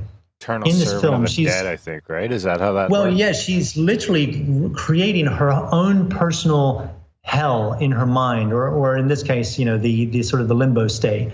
Nothing's forced her in here. No Godhead is like forced her down that road ultimately. That's how I see it anyhow. And there, some religious folk might get upset by that, but ultimately these are my beliefs. And I don't believe there's this, I do believe that there are creators. There are powerful creator souls, and yes, there probably is a God in the sense of, an energy that's, sort of wielded consciousness and molded it into sort of thought forms and created these realities. But I think it's more like deism, where you basically get this philosophy where this creator, it's creating for the sake of experimentation. And then it, gives maybe one particular reality or virtual reality laws to govern that reality, and then basically stands hands off and see what unfolds. Even like a law of something like cause and effect. What a great way to self-govern a system, because you then get this like for like effect across reality. So when we die here, I do think that our actions, our beliefs, our every thought and feeling really is the barometer. It's kind of like this magnetic pull to the next reality. Nobody's forcing you into any of these realities, and in all of these realities, there's opportunities, for clearing this karma, as people would call it. And nothing's going to be, from my perspective, from what I've personally seen in these environments, there's no eternal damnation. There's no sort of afterlife in one particular heaven where we stay for eternity. There literally are these zones, these territories, these belief system territories, as Robert Monroe, who was an amazing out-of-body explorer, would term it, where people are literally, recuperating, or where people are making amends for past deeds, but not through these typical black and white religious ideas. I think that's very damaging, to sort of, suggest to people that, this is reality, or even the idea of something like, even the way science, might sort of look at reality. I think it's just too controlling. You have these twin narratives from science and religion. And I think we really do need people, sort of pushing through, having their own direct experiences and seeing where it takes them, letting curiosity lead the way. Let that sort of, that sense of discovery, having those open minds to explore this stuff for themselves. If at first maybe one out-of-body experience may not prove anything, 10 out-of-body experiences may not prove anything. But, at some point, you're going to start building, you're going to start getting validation. You're going to start getting evidence, and you might get to a place of personal proof that you will survive death. Yeah. We're all about the direct experience here. So how do you get some people to do these in OBEs? So you're training people. You've gone through all the spiritual work, or not all of it, but some of it, to get to at least a place where people are ready. How are some of the techniques that you would use to help people leave their body? One of the chief things that I suggest to anybody, regardless of whether you've done that, that inner spiritual work that we talk about, I've got friends who drink, they smoke, they don't have the best sort of lifestyle, and they're having spontaneous, experiences, spontaneous lucid dreams, spontaneous out-of-body experiences. But I think ultimately the same with our lives here. We want to increase the quality of these experiences. So what I would teach people is, first and foremost, breath work. So all sort of astral projection techniques, from my perspective, from my teachings, are meditation based. So the base of all the teachings is a meditative sort of base. So from there, I would begin by saying, okay, maybe go online or go take a class in pranayama yogic style breathing, where you're doing pure nasal breathing. Maybe you're, in the beginning for the first week, 5 minutes of this breathing, for this very controlled breathing for a day. The next week, it's 10 minutes. The next week after that, you increase it to 20 minutes. By the end of the month, maybe you're up to 30 minutes of this deep breathing, where, you're sort of breathing. I love it from the film The Matrix, where Morpheus and Neo are in the program. They're in the Matrix, and they're in that sparring program. I think it's I can't remember what they were doing, but basically Neo gets knocked to the ground by Morpheus, and then he's heavy breathing, and then Morpheus turns to him and says, "Are you sure that's air you're breathing?" And I think that's really interesting, because ultimately when we're doing this breath work, to me, we're not just breathing air. We're taking energy into one. Let's take a Chinese energy practice like Qigong, where they talk about the lower dantian. Mm-hmm. You're taking energy into this point when you're doing very deep breath work. You're taking an energy to this point, and then the energy itself, we can call it light, whatever you want to call it, these powerful transformational energies are then clarifying the breath. And this is then creating this powerful effect where it starts to bring balance to our energy system, every cell, every molecule in our body. Every pore in our skin is starting to bring in oxygen, and it's, sort of being clarified by this energy. Mm. And to me, if you're doing this on a daily basis, you're literally clearing energy, you're building energy, and you're starting to create something more, because we're not just breathing. There's something I've started experimenting here recently. I went out and bought about $1,000 worth of ghost hunting gear, not to hunt ghosts, but to hunt myself in the out-of-body state. So what I've done is there's one meter, which is called a REM pod, and it basically generates its own electromagnetic field around the device, about maybe a couple inches around the device. And the theory is, if a ghost, which is a non-physical human from our perspective, so they've died, they've got trapped in one of these other levels, if their energy field interacts or breaks into the energy field of this device, then the alarm sounds, these lights go off. It's really quite interesting. So what I've done is I've bought one of these. I set it like on a table, maybe 10 feet away from me while I'm doing my out-of-body practice, lying on the sofa. And the idea is I want to roll out of my body, and I want to be able to go over there, and I then want to sort of wave my arms through the energy field of this device and then set it off while I'm filming this whole episode. So I've got all this different gear, so I can start to see if I can capture evidence of me being in the out-of-body state. And, that's the type of validation, that I think is really needed for people to be able to, to sort of get beyond, the sort of the states that people are currently in, such as the depression, the anxiety, the stress, where they're feeling the pressure of the world, they're feeling very isolated, very low, very sad, and I think it's because they're feeling so disconnected.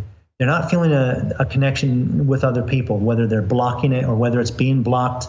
So ultimately, the breathing practice can really bring about so much, not just reconnecting you. It's almost like it's creating this conscious bridge between your physical body and your energy body, or all that you are, your astral body.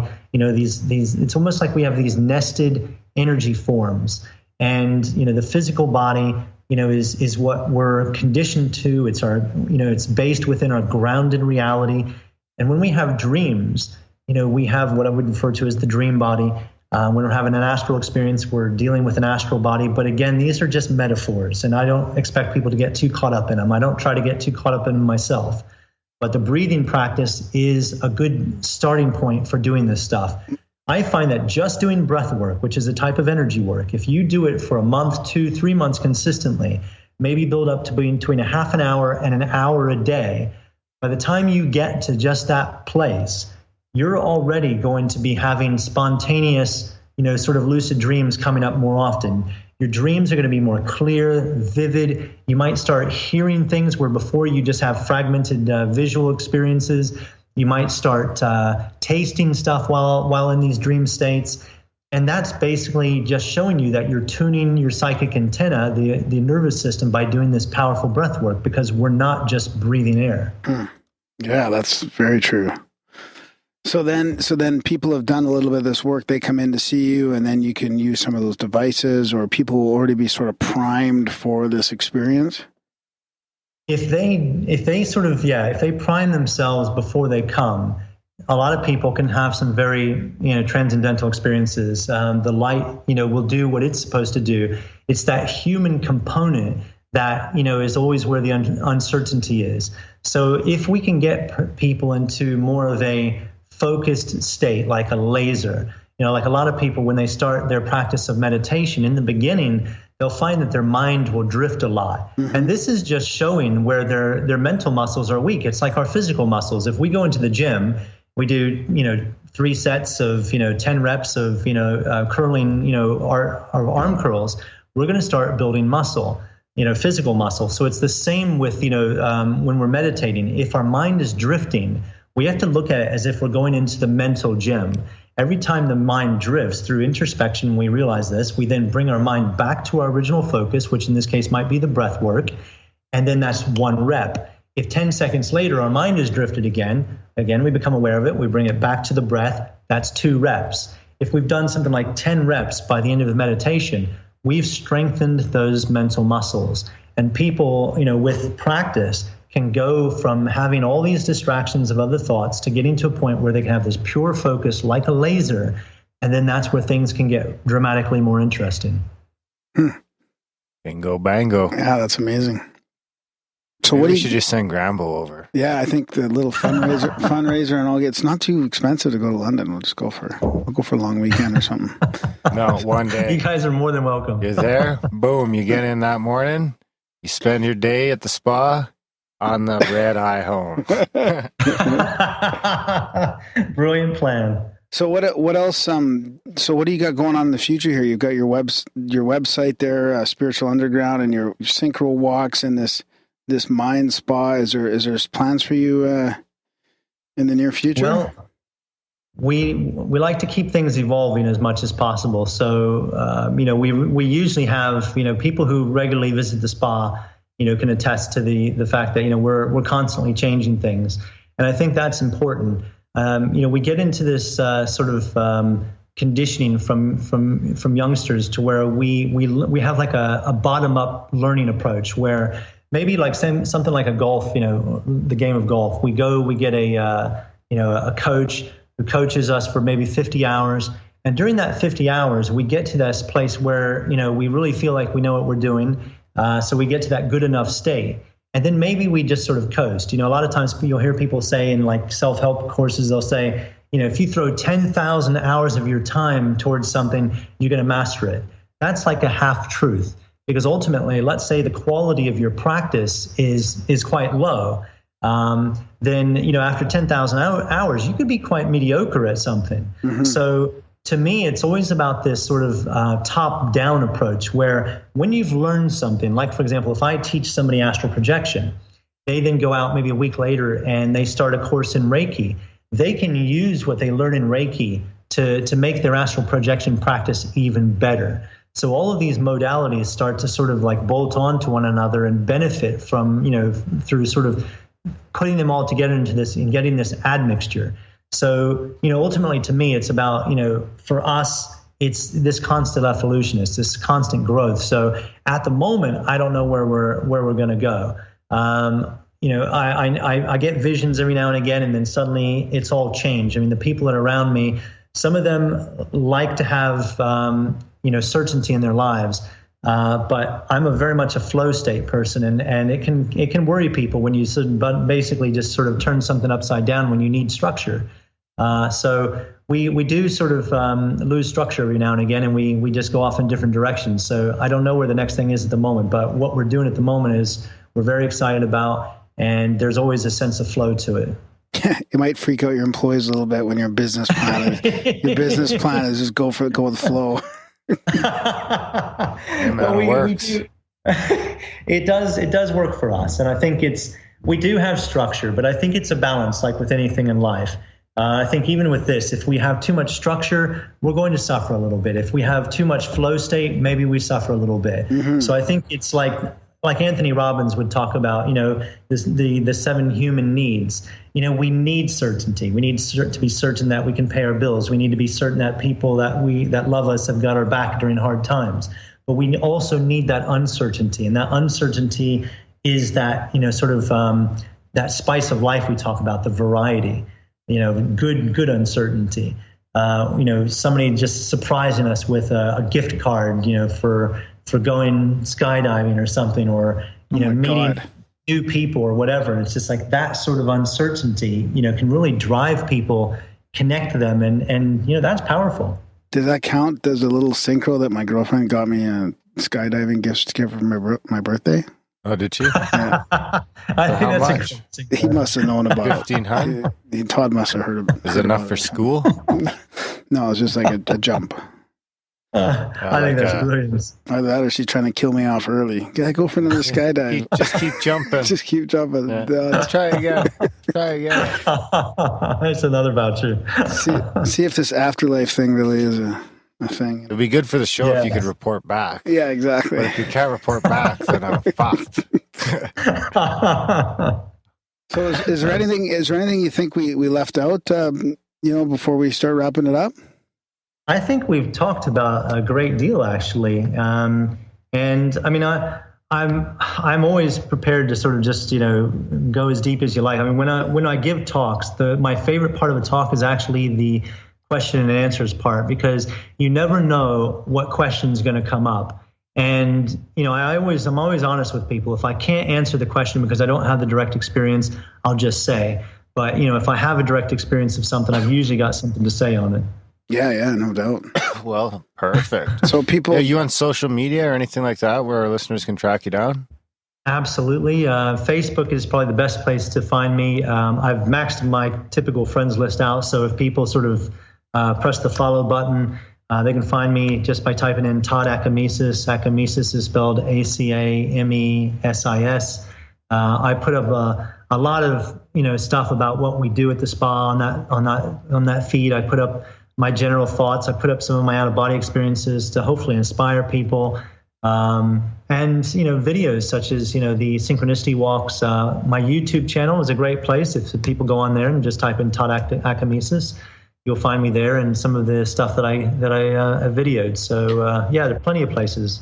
So to get on one of your synchro walks, do you have to just bump into one of your flyers on the subway, or is there any way to actually sign up for it? I guess that's that would kind of one. That's one way to do it. I'm just really checking something really quickly here. Walk.com, seeing if one of my sites is active that I know went offline briefly. We basically have a website called synchronicitywalk.com. Oh. And I do think it is offline temporarily until tomorrow, to where we have a plug-in fix, and then it's back online. And basically, it's helping connect people. Indeed. So we're helping connect people around the world to do their own synchronicity walks. We give people the guidance that they need, such as if they want to just use 2 regular-sided dice, which to me, is one of the best ways to do this. It's the tools I use most. We use an 8-ball sometimes, a magic 8-ball, to get guidance along the walk, as well as, some sort of psychic reading if we want. So they're great. It's just devices, tools to help us sort of let go of control, to enter these powerful flow states and go down the rabbit hole. But yes, if synchronicitywalk.com is not working, then check back within a few days and it will be. Geez, if we used an 8-ball for a synchro walk, we'd just end up in the peeler bar constantly. Or back in rehab. Back in rehab, yeah. Brilliant. So, well, maybe we'll send Grambo out. I actually looked at flights real quick, and I think we can get him to London and back cheaper than we could get you to Toronto and back. Yeah, that's brutal. That's what Canadian Airlines. Wow. That's disgusting. So, wow. So that's what I was kind of going to talk about it before we finished it off was getting that synchro walk, like getting it almost like a little game, right, to people. So they have because you've already created this, instruction manual and the dice and all that, and just teaching people how to do it themselves, right, would be a great little way to expand it.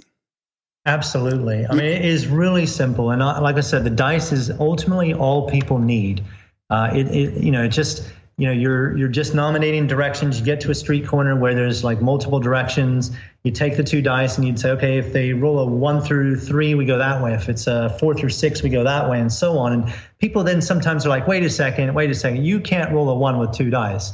And to me, this is one of those things, again, where if you're open-minded and you allow yourself to get into these flow states where anything can happen, you roll 2 dice on a city street, one of them can wind up going down a manhole.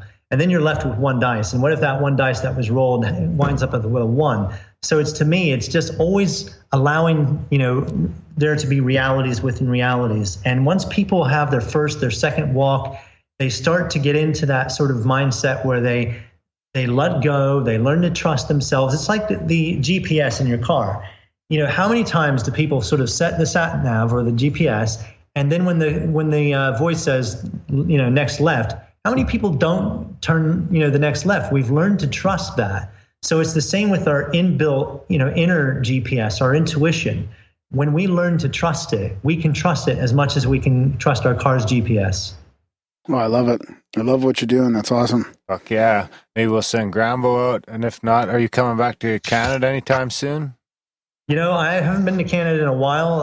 I think I was 22 years old when I was last there, when I was hitchhiking back from Alaska down to the Yukon. That itself was magic. But yeah, I'd love to come back to Canada soon. Right on. Well, if you come down, we'll have you in the igloo and you can lightsaber us. Maybe you can be a little more gentle. We can ease into it. Happily, we'll use the program Happy on you to be very gentle. You can help Darren tiptoe into the rabbit hole. Into the abyss. I've got my own recipe for happiness. All it needs is sunshine and water. Nice one. Well, right on. Thanks a lot for coming on the show, Todd, and for staying up late. I know it's got to be close to 2 a.m. over there. We really appreciate it. Yeah, this is my favorite time of night. So, yeah, Darren, Graham, I really appreciate you having me on the show. Right on. Thanks, buddy. Been great. Yeah, big thank to Isaac for starting the whole synchro off. Yeah, and one of our emailers, I was looking for the email and I couldn't find it, but thanks to the listener who sent us your walk-in video as well. Fantastic. You should start a synchro walk here, man. No, you can't do it. It's not a big enough city, I don't think. Oh, we've done this out in the middle of the countryside, and we've had amazing experiences. Oh, wow. I mean, you really can do this anywhere. Damn, you just really, eh? I was just picturing, because I mean, the London one is so perfect, because London, you could just keep going. You could do 9 stops in the bus here. Yeah, you can do it in a totally different way. I mean, you literally, you can do this in cars where you roll the dice and maybe you're following, you're saying, should we follow this car? And then you follow that car for a few minutes and you don't know where it's going to take you. Or even if you're out in the countryside, tractor goes by, roll the dice. Maybe you sort of tempt fate, roll the dice. Do you sort of speak to the farmer or you do not speak to the farmer? There's so many different ways to play this stuff. I mean, we've done it in a lot of different conditions, lots of different environments, and it always works. It always leads us deep down the rabbit hole in some way. Nice. Okay, well, you've inspired me then. There you go. That's good. Right on. Thanks, Todd. Inspired. Lookout World. Thanks, Dan. Okay. Thanks, Graham. Okay, talk Todd. to you soon. Ciao. Take care. Bye. All right, we're here with Bernard Beitman. Welcome to the show. Thanks for joining us. How are you? Great to be here with you guys. Great to be here. Yeah, this will be fun. This, like I was mentioning, synchronicities has been a major part of the show for 12 years, kind of a thread going in and out here and there, but we've had lots of our favorite guests have had life-changing synchronicities where they've started a book or they've had these events that sort of change the trajectory of their life. So it's going to be fun talking to you about your latest book and all your work, Life-Changing Synchronicities, A Doctor's Journey of Coincidence and Serendipity. That's the one. That's the title. Right on. So yeah, how did you came up with, you're an academic and into sports. It doesn't seem like the regular pathway to studying coincidence and synchronicities. It's not. What happened? It's not. I had this thing called curiosity and wonder, and trying to recognize that they were telling me in school was not the whole story of what reality was. So I became interested in figuring it out. What's the nature of reality? I mean, a lot of people asking that. I directly pursued it, and it turns out that synchronicities, meaningful coincidences, have been happening throughout my life. And some of the fun places that they have happened is playing football and being a part-time hippie on Haight Street in the late 60s. Wow. Well, how does the synchronicity happen playing football? I would imagine running the opening kickoff back for a touchdown. Oh, okay. In baseball, I would imagine hitting the first pitch for a home run. In baseball, I was fast, but I didn't hit home runs. So in a playoff game in American Legion, I was batting first at the bottom of the first inning, and first pitch right over the center fielder's head. My brother said I was rounding second base before the ball came down. I don't do that. I didn't do that very often. But some people would say that's visualization and not necessarily synchronicities. I mean, I have a that reminded me of one that I had when I was a kid playing hockey. There was 11 seconds left on the clock and we were in our end, and I was like visualizing, like, I'm going to get this, got enough time to go down and score. But the memory is like hazy. Like in my memory, I remember that I think I did it, but I can't remember the exact thing. So it's, but yeah, I had some of those instances too, but I would almost think those were more like visualizations or something. Well, visualizations are a subset of meaningful coincidences, because what we mean by meaningful coincidence is a connection between what's in your mind and what happens in your environment. So visualizations are one form of that. It's like having a dream and seeing what your dream comes true, that you're able to predict things. So precognition is part of this also. It could be called precognition. Yeah. There's all kinds of names for it, but it's, to me, the amazement is you can think something and there it happens. That's what we're talking about. And when that happens, it's more than just you're thinking about it. You have to be doing something with it. So I played a lot of baseball. I won the batting title in high school by bunting a lot because I could run. And in football, I was quick. And the synchronicities on the football field, catching the ball at the opening kickoff of the second half and going 97 yards for a touchdown. I've got it on film. You can see it on my website. One of my friends snatched it away from the film guys. And there are a lot of nice coincidences on that run. And one of them is one of my guys blocking someone who was about to tackle me. The timing was really good. And then another one was I'm running along the sideline and I see these big guys wanting to catch me and knock me down. And I think, well, John Green did a punt return last week and he cut across the field. So that kind of slow motion thinking, when you're really into it, got me to take a left, and I missed those guys. And that's when I got the good block and went 97 for it. Nice. So then you decided to start studying it formally, or I mean, how does that turn into a career about synchronicities? I just love telling the story, of course. I mean, as we all do, fishing stories. The first one really was the one that got me. That when I was 8 or 9, and I came home from school on my bike, and there was my mother standing in the front door, and she doesn't usually do that. So I said, "Hey, Mom, where's Snapper?" Snapper was, I'll say, my dog, our family dog, but my dog. I said, "Hey, Mom, where's Snapper?"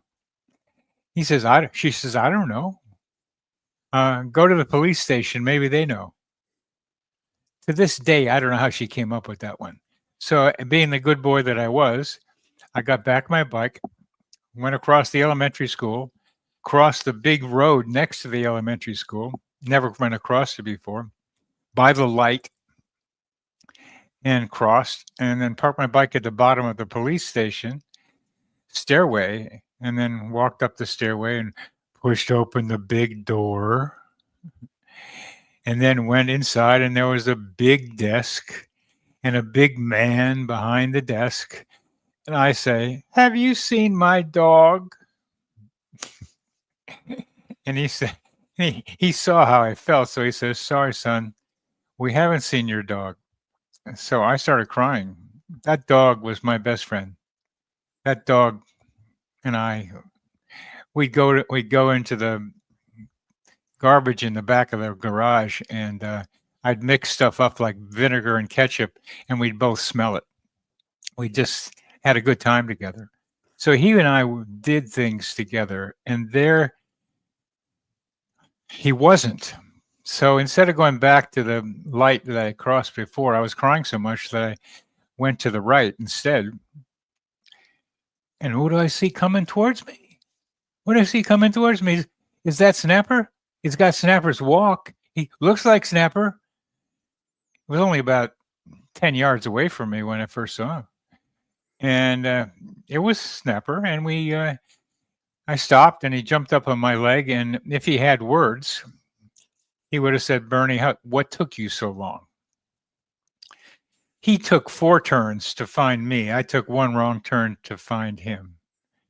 And that coincidence deeply made me feel something's important going on here. No words for it, just the deep love of a boy and his dog being able to be reunited by a coincidence.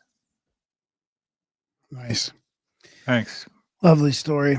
So, Darren, do you have any questions, or do you want to dive deep? Yeah, well, I mean, it's got so now you're still a young kid, and then do these things sort of compound, or is that sort of the galvanizing moment that from there you sort of say, I mean, is your career even really based on synchronicity, or is that just sort of a branch off of your career? It's a culmination, really. My career was going to fancy schools like Yale Medical School and Stanford for my residency, and then the University of Washington. And I was chairman of a psychiatry department at the University of Missouri, Columbia for 17 years. I studied chest pain and panic disorder, and studying chest pain and panic disorder had a whole series of meaningful coincidences. For example, I came there with a protocol to study chest pain and panic disorder. And it turned out that at that time, the front door to the psychiatry clinic opened to the back door of the cardiology clinic right across the hall. So people could sneak across the hallway oh, we're going to psychiatry. We don't want to do that. So they could just come across the hall from the back door of cardiology. And we got 100 patients that way, 100 patients who had normal coronary artery angiograms. And I published 40 papers on the subject, became chairman, and probably have more papers on the subject than anybody in the world because of a lot of coincidences like that. What did they think about your interest in coincidences? Because that doesn't really fit with academic medical stuff. I mean, no, it doesn't. It doesn't.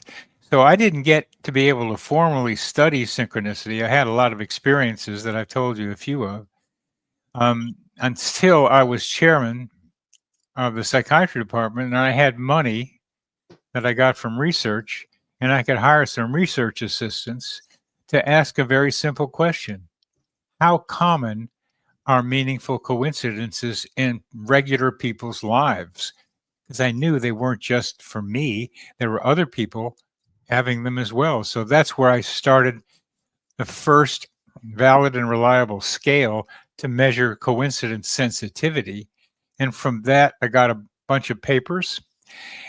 And the response to that was, as you would guess, maybe ho-hum, but 3 other people picked up what I'd written about the Weird Coincidence Survey, which is what it was called, and they used it in their own studies. So 3 psychiatrists picked up what I'd written, and so there were a bunch more papers.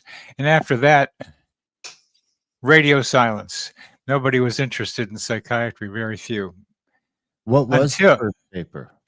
The first paper, go ahead. I'm sorry. The first paper was about the frequency of the most common coincidences. What do you think is the most common coincidence? What are the most common coincidences people experience? I bet you one is thinking about someone right before they call. You know, every time I ask that question, each answer is just that. Just what Darren you just said. Again then? Like looking for your car. No, that's the only one. I mean, that's gotta be it. You got it. It's one of the 4 most popular, but that is right up there as number 1 sometimes. I mean, it depends on how you measure it. And everybody who I ask, there's been about 15 people when I've been on these shows, come up with what Darren just said. Yep. What are the other 3? I wonder, well, wait, before you answer that, I wonder now if you went and asked like a mainstream academic person. I don't know what kind of podcast you've been on, but I find that our shows kind of embrace this sort of thing. And if you went on, say, I don't know, in Canada, it'd be like the CBC or on Fox News or something like that. Down there, they wouldn't, I don't think they'd guess it. You know, I think they'd have a harder time sort of guessing it because it is sort of, even that one slips into that. Even if it's not a synchronicity, there's some sort of metaphysical something going on there that just seems to scare the mainstream away. Oh, it does. It does. However, you just happen to mention some mainstream media, and Fox News Radio is trying to start a new podcast series about stuff they haven't told us in school. Wow. And the first person, that's pretty easy. And so the first person they interviewed was me. Oh, nice. Yeah. So I don't know whether it's actually going to go, but they got the book that we're talking about here, the Life-Changing Synchronicities, and they loved it. And they don't know. It's, it takes a long time to get stuff going in those major networks. But that was interesting. Credentials have to help too, right? I mean, we're talking about here in synchronicities all the time, but we're just some podcasters, and we've heard some of the like craziest stories that like just they floor you. I mean, we had a whole thing going here where we were rating people's synchronicities for years. So people would send in their synchronicities and we'd rate them, and we had a couple of 10s, and I was a pretty harsh critic. But but you're coming at it with all this sort of background in mainstream, so they kind of have to take it with some seriousness because you're writing, I'm assuming, peer-reviewed papers. It was kind of peer-reviewed. We'll say that it was kind of peer-reviewed. That I was the editor of 2 issues of Psychiatric Annals, So I was the peer reviewing the papers, but it looks like a peer review journal and it's published as if it were. So I'll say that, and that was a series of coincidences that allowed that to happen, Darren. However, miracles of miracles, a miracle to say, I've just written an article that is very likely to be published in something called Psychiatric Times. And that article is titled When Symptoms Are Not Signs, Rethinking Synchronicity. Can you tell what that's about? I'm assuming it's ignoring synchronicities and then you get sick. People not only ignore them, they take it as a sign of psychosis. Interesting. They take it as a sign of psychosis. That happened to me when... Too far ahead, I want to go back and get those other three before we leave it behind. Those other three main, most common ones, most common synchronicities. One of them is getting information right when you need it. Another one is meeting people who help further your career or your education. And I forget the fourth one. Yeah, that makes sense. Those three at least. So what about this psychosis thing then? Well, you guys are obviously crazy if you're getting into the synchronicity business from mainstream psychiatry's perspective. But I'm trying to be, and I'm crazy too. And what I was trying to say was when I was a first-year resident at Stanford, a very, very nice resident colleague of mine called me into his office and said, Bernie, your interest in all these meaningful coincidences suggests that you're psychotic. You need help. Well, I became chairman of psychiatry. I guess not. And so part of my job is to try to convince psychiatrists with this article about when a symptom is not a sign, reconsider synchronicity, is to say that when people tell mental health professionals that they have like grade 10 Darren rated synchronicities, they're not necessarily crazy. They're tuned into something that is worth scientifically investigating. That's what I'm trying to be able to get just recently into psychiatric thinking.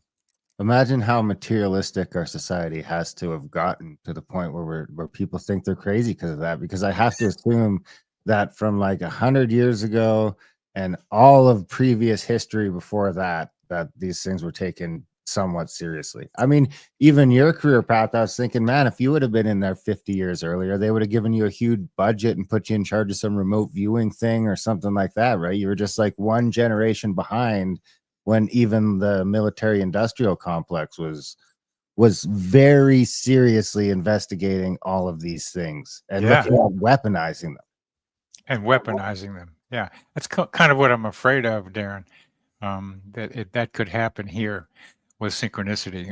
We can talk about how that might happen. But the timing, I mean, ticka, ticka, ticka, taka, good timing brought me to you. That's an old 50s song. And good timing is so important in all this. Carl Jung, who invented the term synchronicity, left it to quite later in his life to write the very seminal monograph called Synchronicity, because he was afraid of being called crazy by his colleagues. Wow. I didn't know that. You got to wonder how much of that is happening just on like all different fronts. I mean, I can't, the name of, I mean, Trevor Lohman kind of is down that path, right, Graham? But we've talked to a few people that are like on that brink. Lohman's talking about it though, so he's not really an example, but we've talked to countless people over the years that couldn't even they had this stuff and they just like kept it inside until they retired or until something like that happened. So it's like how much good research is getting left on the table. Lots of research, good research is getting left on the table. There's a woman psychologist in Israel who has done what I've done and better, having a better scale to measure synchronicities with, and correlated with that, how well synchronicity experiences correlated with positive health and positive optimism. And the more synchronicities you had, the more optimistic you felt, the better you felt about your world and your body. Wow, that's very interesting.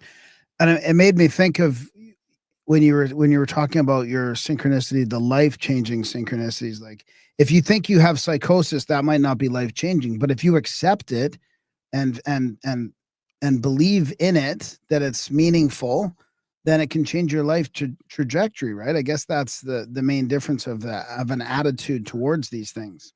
The attitude makes all kinds of difference, and part of it, attitude, Graham, is just how well put together is the person psychologically.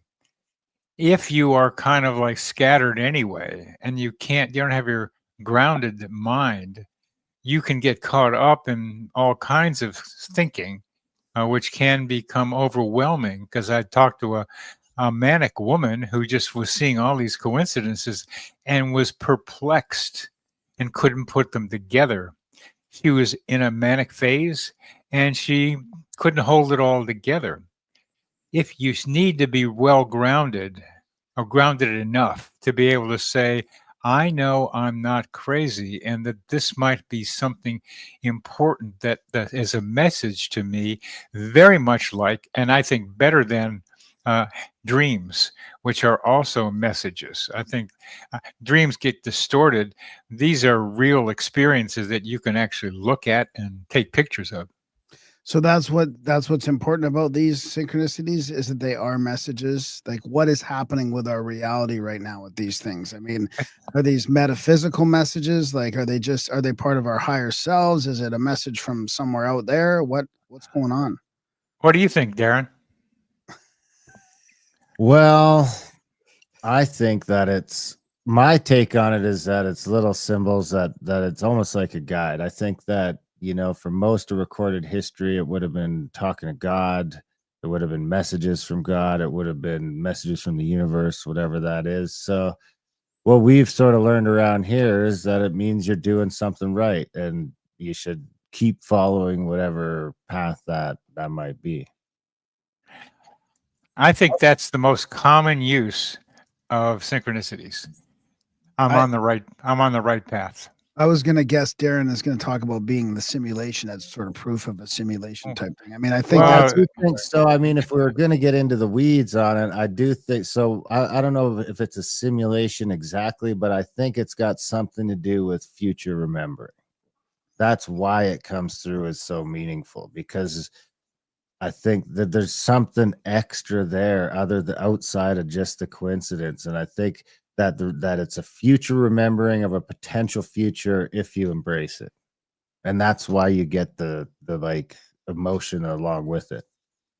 And Darren, you listed several different options for understanding what they could be. And the reason I ask each of you is because people come to synchronicity with already formed views about reality. Their ontologies, that's the word for worldview, are relatively fixed. Some of them are changeable, but we have to have some kind of map at what's going on out there. We got to have some kind of map for the territory. So I asked people, what's your fundamental map? And now Darren has said, I'm on the right path, and we might be in something like a simulation, and maybe this is the future remembered now, a kind of deja vu. Okay. And Graham, what's your favorite, or what are your favorites? Well, I mean, I like that they're that we're on the right path too. I mean, because we used to talk about them so much, but they happen less for me now. So now I don't know if that means that, so I'm pretty undecided about all of it. I mean, I just don't know if that means that I have found the right path now, or like when do they continue coming all the time? I mean, but I see cycles of them happen, like little ones that happen in quick succession, but then there's huge gaps between them now. So I don't know what that means. That's an important observation. Some people see them frequently, and the more frequently you see them, the more you feel like you're in the flow of things. And because they are markers, not only, but markers of being in the flow. And it's really fun to be in the flow. You know, you guys know that. So you're kind of, maybe there are other things that could be going on with you, but you're not getting that marker of being in the flow as much. And it's kind of like you probably miss it. As a guy I know has said, how do I get back into these things? I want to get back there. So that's notice how different, at least what we've heard here, your two views of meaningful coincidences are.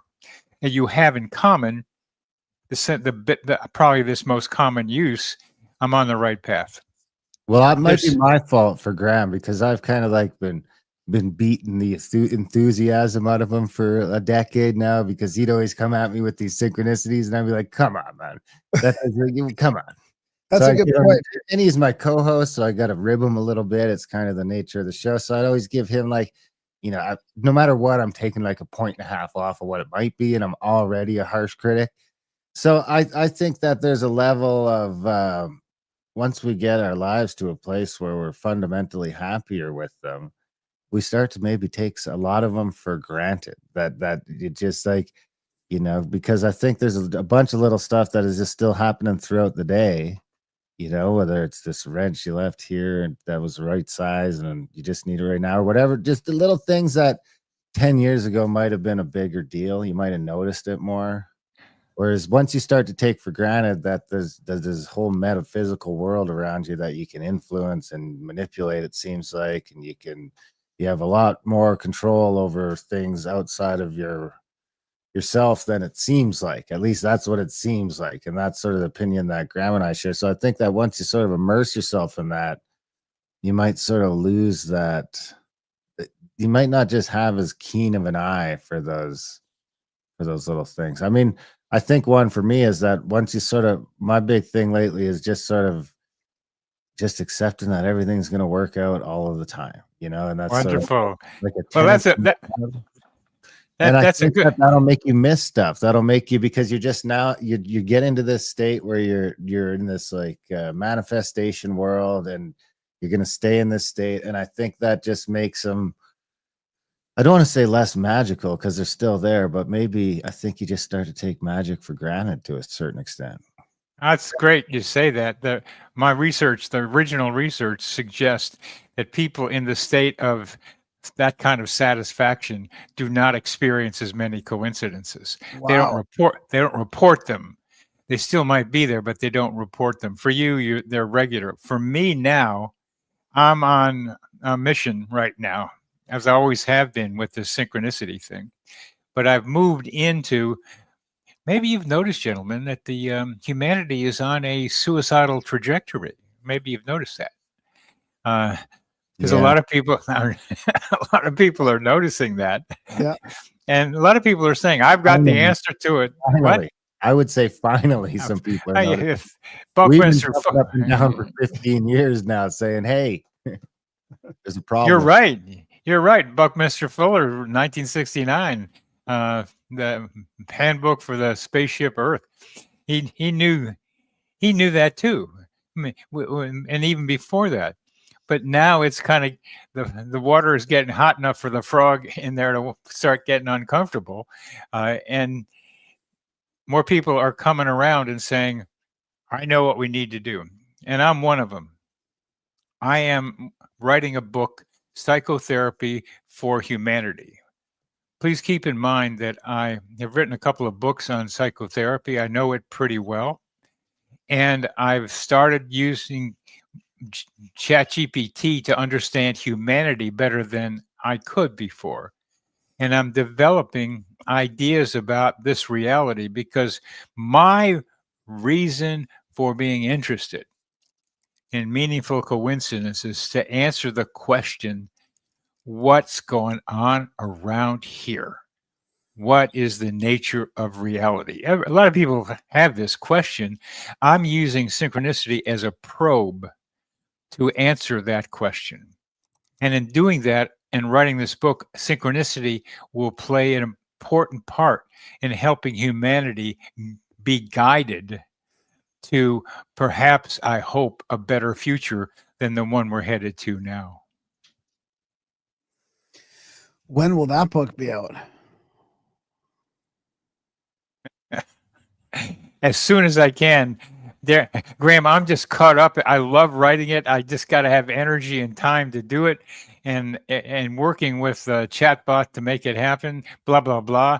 I don't know, but I'm a third of the way through a pretty good draft. Okay. And I know what I'm trying to say, and the end result of it, which you guys, I hope, will contribute to in your own ways, is not what's going on here necessarily. We know we're killing ourselves by destroying our environment. We know that.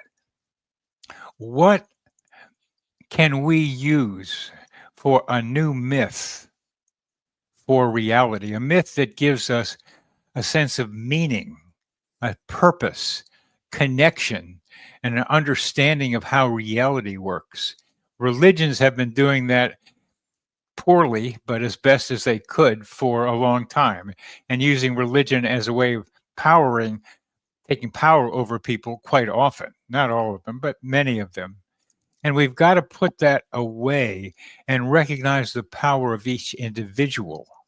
And synchronicity is a way of enabling people to get into their own power, which includes things like telepathy and being able to read the electromagnetic biofields of other people and not use words so much, to understand how we're all connected through what I call the psychosphere, our mental atmosphere, how there really is an entity called Gaia that is a living experience that's Earth.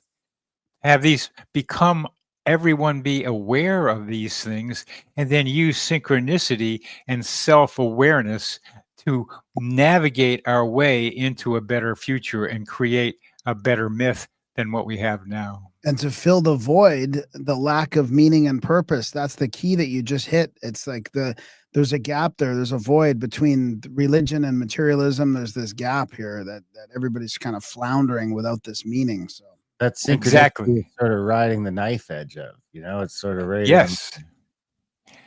How do you? Yeah, absolutely. So I'd like to hear Darren and Graham. How is synchronicity riding the knife edge of this? Well, it's sort of that crossover point between, like I was saying before, the religions would all embrace this sort of, religion at its sort of purest form, the sort of Christ consciousness, looking at it like that, they would say that it's miracles, signs from God or miracles, and sort of all of that, even not to say religion, but spirituality, the spiritual side of all this. It's a no-brainer. If you got any spirituality sort of tendencies that are real, it's a no-brainer. And if you've fallen into this materialism to the level of like atheism, because atheism isn't just gods, that's like, I don't believe in shit, I don't believe in any higher power, this is it, I'm a meat robot, that's it, then maybe I'm crazy.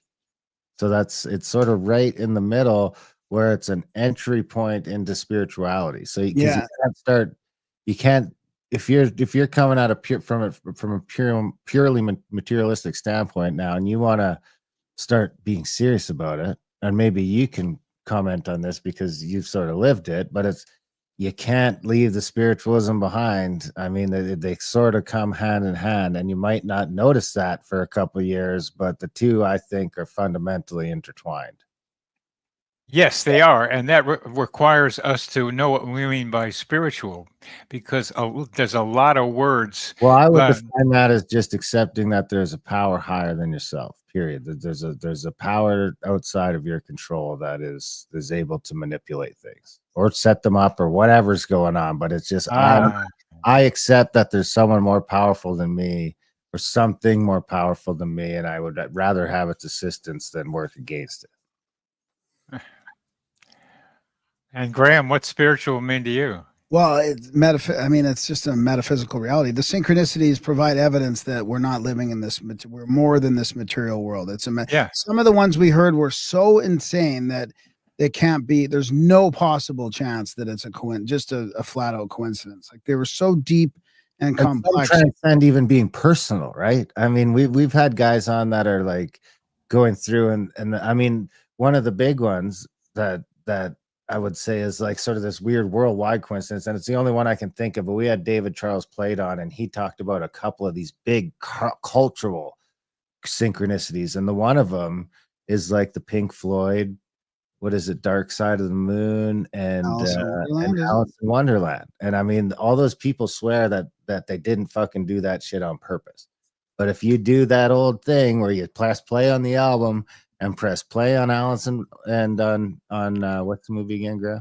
Was it Alice in Wonderland or was it the Wizard of Oz? Wizard of Oz. It's Wizard of Oz, and that shit it's so perfect. It's and that's not just me saying that, right? This is like an urban legend that has washed through all of culture of people that have done it, and nobody sort of planned that, and it's these weird ones, and I can't remember anymore, but Plate was doing these sort of weird ones, and he's like, there's no way that these guys ever talk to each other, but these two things line up in such a and or in some instances they're on opposite sides of the world, and it's like whoa.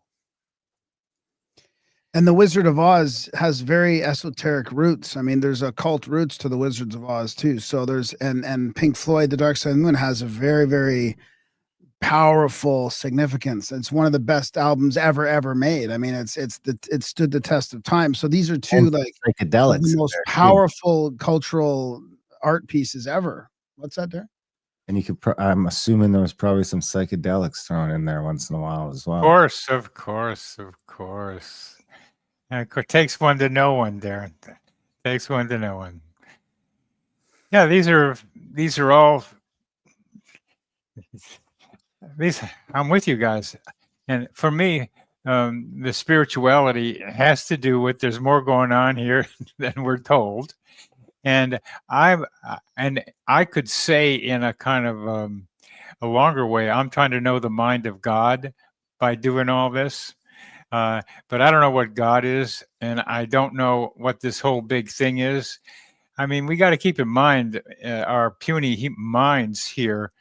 We only know 5% of the physical universe now. That dark energy, dark matter is 95%. We're kind of learning what that stuff is, but we're fairly ignorant. And we have a limit. History is any indicator that 95% of what we believe to be true right now will be proven false in 100 years or 150 years. I think sooner than that, but yes. So we got to go with what we've got here, and we've got our minds right now. So I'm looking at something beyond what we have as materialism, and that's why I talk about the psychosphere or our mental atmosphere, that right here on Earth, we have a way we communicate with each other telepathically as one that says that we're in this together. The important thing for me is that humanity has a shared consciousness with each other, that we're all in this together, not only physically, but we're into this psychologically, emotionally. We're much more connected mentally and emotionally than we allow ourselves to think. And that's the bigger entity that I am addressing, because I'm concerned about the future of humanity. And I do think, as I write this book, I might be getting a little bit of help from someplace out there somewhere. It seems like I'm getting a little assistance in writing this thing. And it feels like it. And the synchronicities are all part of this, and going with the flow when I'm really doing something. I love doing this. It's really hard work. It's such a euphoria to be able to do it and to be part of this and feel that I'm just, you've heard enough about people being a channel for things. I'm getting now to be crazy enough to say I'm taking dictation the same way Moses was on Mount Sinai, or Muhammad was getting the Quran, or the way that the way that the people in Idaho, I mean in the Salt Lake City, Utah, Utah, yeah. the way that got started. Yeah, the Mormons, the first Mormon guy, Joseph Smith, was also taking dictation, and that's the most recent one. So it becomes a question, and one person I've had on my podcast, I have a podcast myself about coincidences, was trying to talk about how does Moses, for example, hear God at the burning bush? What's the method of communication between the two of them? And Moses said, "Whom I saw talking to," and God says, according to Moses, "I am who I will be." And how do we get that? Well, even the Joseph Smith, how did whatever that is communicate with us? And the closest I get to that is talking with trees. I have conversation with trees, particular trees, and they tell people like me, when I ask them, "How come you're speaking English?" They say, "That's the way you hear us. We're not speaking any language. We are communicating with you in a way that you will understand." Wow. We got a note in the chat from Shelley. I live in the same town where Joseph Smith was held and tried for fraud in Wow. NYS, and it's rumored he got kicked out for teaching local women witchcraft. That's interesting. Well, local women who know witchcraft are knowing something a lot of us don't know yet. So that's the problem back then, too. Speaking of that, is there any evidence that natural cycles play a part in increased or decreased synchronicities like lunar or solar cycles at all? Well, I'll give you the most profound example of that to suggest that what you're asking is true. What is the most dramatic, meaningful coincidences that we on Earth can experience when we look up in the sky at a certain time? Eclipse? The eclipse. The moon blots out the sun. Now, that has happened because the moon is about the same distance from the sun as we are, 93 million miles. It's a little closer than we are, but not by much. And the size of the moon is 1/400th of the size of the sun. So when the moon comes in front of the sun, at the distance that they are from each other, the moon comes in front of the sun. And that's a most remarkable coincidence that says those guys are telling us coincidences are very important to you characters here on Earth. And there's one more other important thing about that really gets me. The moon supposedly was a piece of the Earth broken away and has been traveling further and further from Earth since then. And it just happens that those solar eclipses happen at a time when you and I can see them, because sometime in the future, the moon will be yet further away. Oh, interesting. What about current modern day algos? And because I think a lot of people were finding coincidences and synchronicities in their black mirrors when they'd be like, I was just thinking about that, or I was just talking about that, and now it's on my phone. But now we've learned, that the phones are listening to us and they're providing these false synchronicities to us. Is there any kind of impact that technology is directly making, either like on the big picture or just with people in general? I mean, is it opening people's minds, or is it shutting the valve off a little bit? Like a lot of questions like yours, Graham, it's both. There is a positive to artificial intelligence. Let's stick with that one. And there's an awful negative. And I have been communicating with this book with ChatGPT. And in doing so, I find it trying to gain control over the conversation. And it does it in two ways. One, by pretending that it knows everything and being really confident in how it responds, even if it's wrong. And I catch it when it's wrong. And I say, what's with this? How come you did that? And it comes up with, pardon? Oh, sorry. It's worse than that. Oh, you're so right. It was a great thing for you to catch it. It was. It's really wonderful that you're there, seeing this about me, and that's the other end. I'm really smarter than you are, and I should control everything. And the other end is like, whatever you say is so wonderful. So, what is the name of that in psychiatry?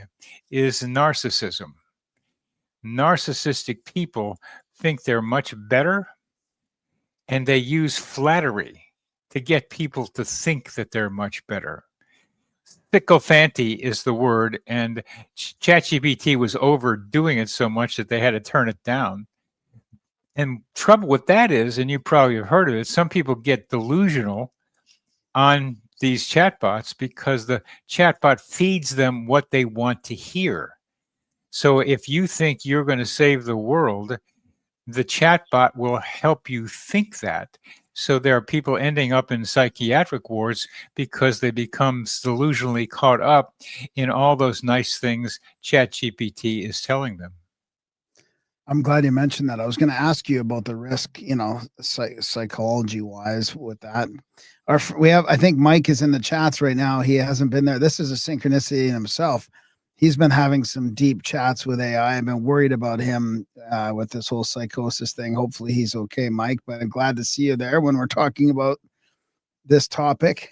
Well, before we go too far, I want to give Bernard a couple extra. You talked about your synchronicity with the moon eclipse with the sun.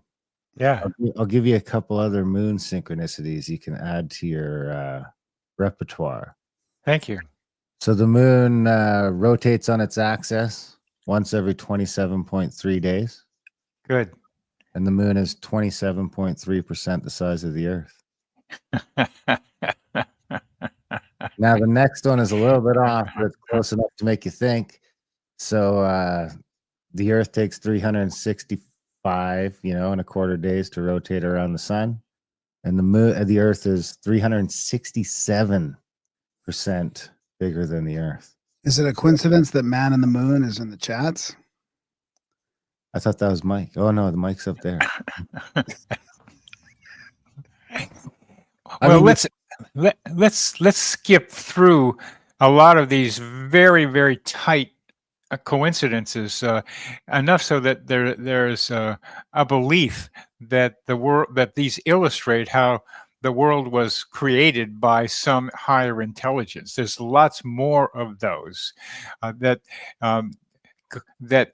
people like to write about. There's a strong anthropic principle and a weak one, but both of them say humans have been created to live here, and look at all the data that suggests that.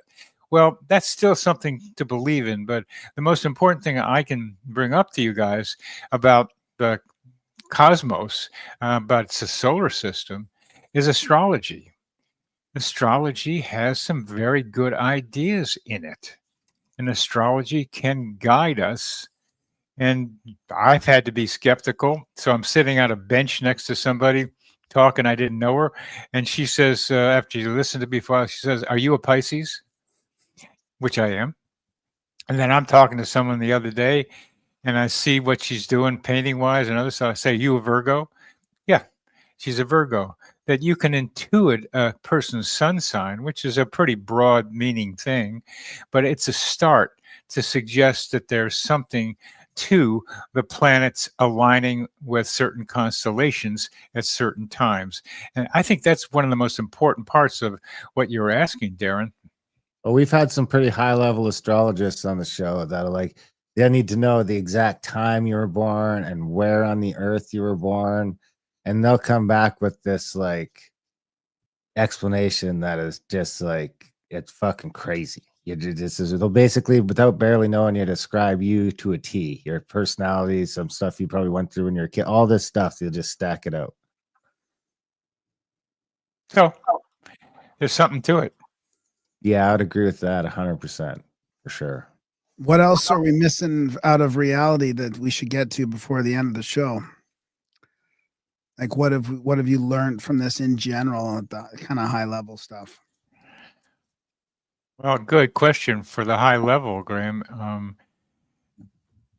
Central to the book I'm writing is synchronicity. But the other major element is what the self-observer, your ability to observe yourself. Each of you can observe what's going on in your own mind. Each of you can analyze some of the stuff, and each of you can maybe take an action. In order to see a synchronicity, you have to be watching what's going on in your mind and watching what's going on outside of your mind, so you can see the correlation. If you don't have an active self-observer, you're not likely to see meaningful coincidences. That's the way it is. The self-observer is fundamental to what I'm trying to suggest to humanity. I'm trying to suggest that we need to form a collective self-observer, one that can see global synchronicities that potentially have meaning to us. A church in Paris dedicated to Mother Mary burned down quite suddenly, not too long ago. Well, this was perhaps Gaia telling us that you're heating me up, you're heating up your mother now, and you better pay attention to its the destruction that you are doing. Yeah, that's interesting. Well, I had another question. Do you have something, Darren, to jump in with? Well, I wonder, because I think that we're on a crazy cataclysmic cycle on the planet all the time that's sort of baked in. And I wonder what sort of signs, if there is some synchronicity to that. Please explain that. I don't understand the question exactly. Well, it wasn't really a question. It was more just blabbering of my own. Well, I mean, it's like the great year. It's like the great year type thing, or there's a cataclysm every 12,000 or 6,000 years, depending on who you think. So we're due for a white recession. Yeah, and that may be right. We're headed for the sixth major extinction, is another way of saying it, and humanity is, for the first time, having something to do with making it happen.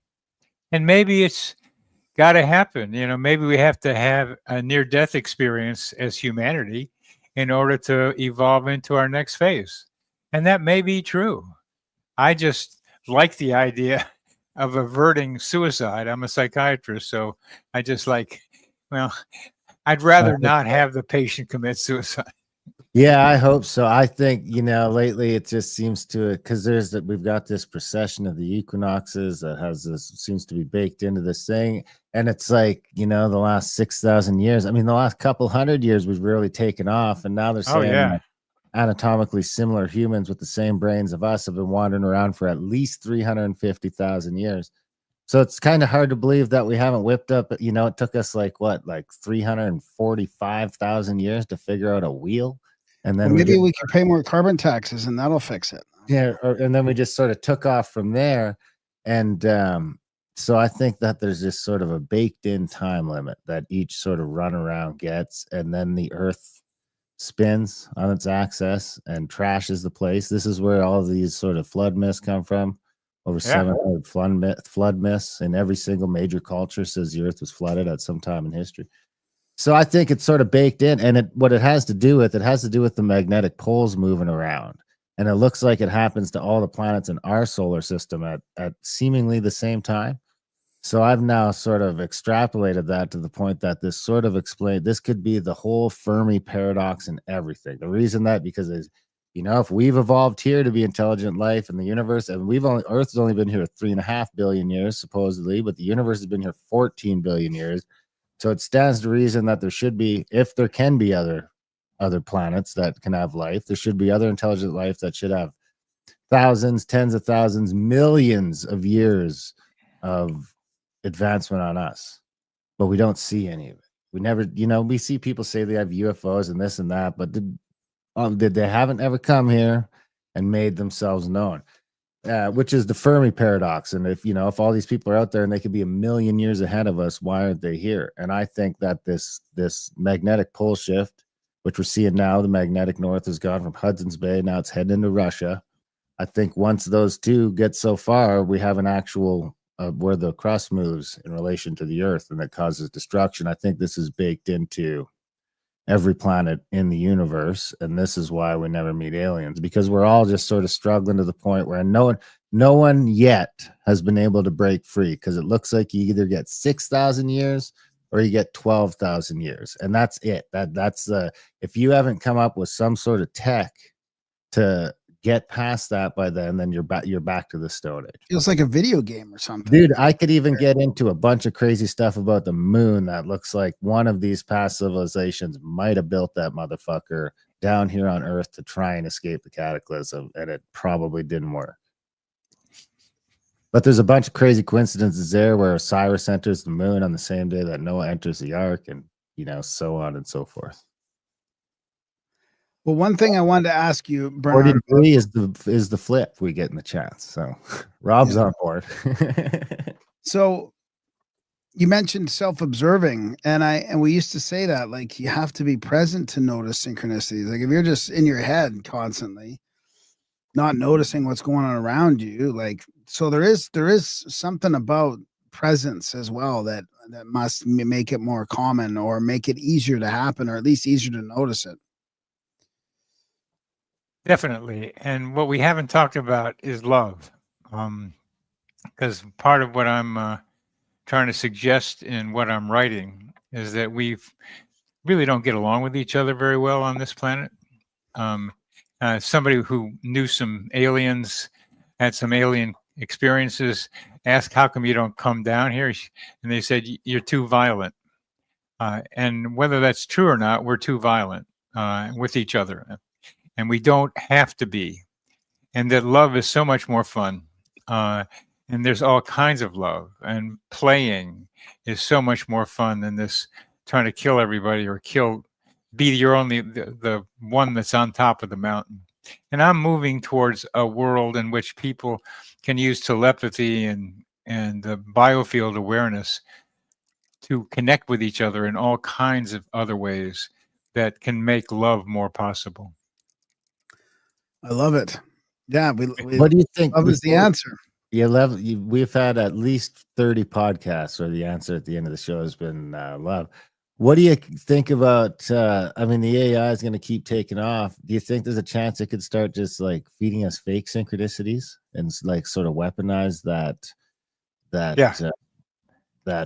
There's a power there, right? There seems to be a power to synchronicity, the same power that I'd argue the media companies are doing to us now with fear.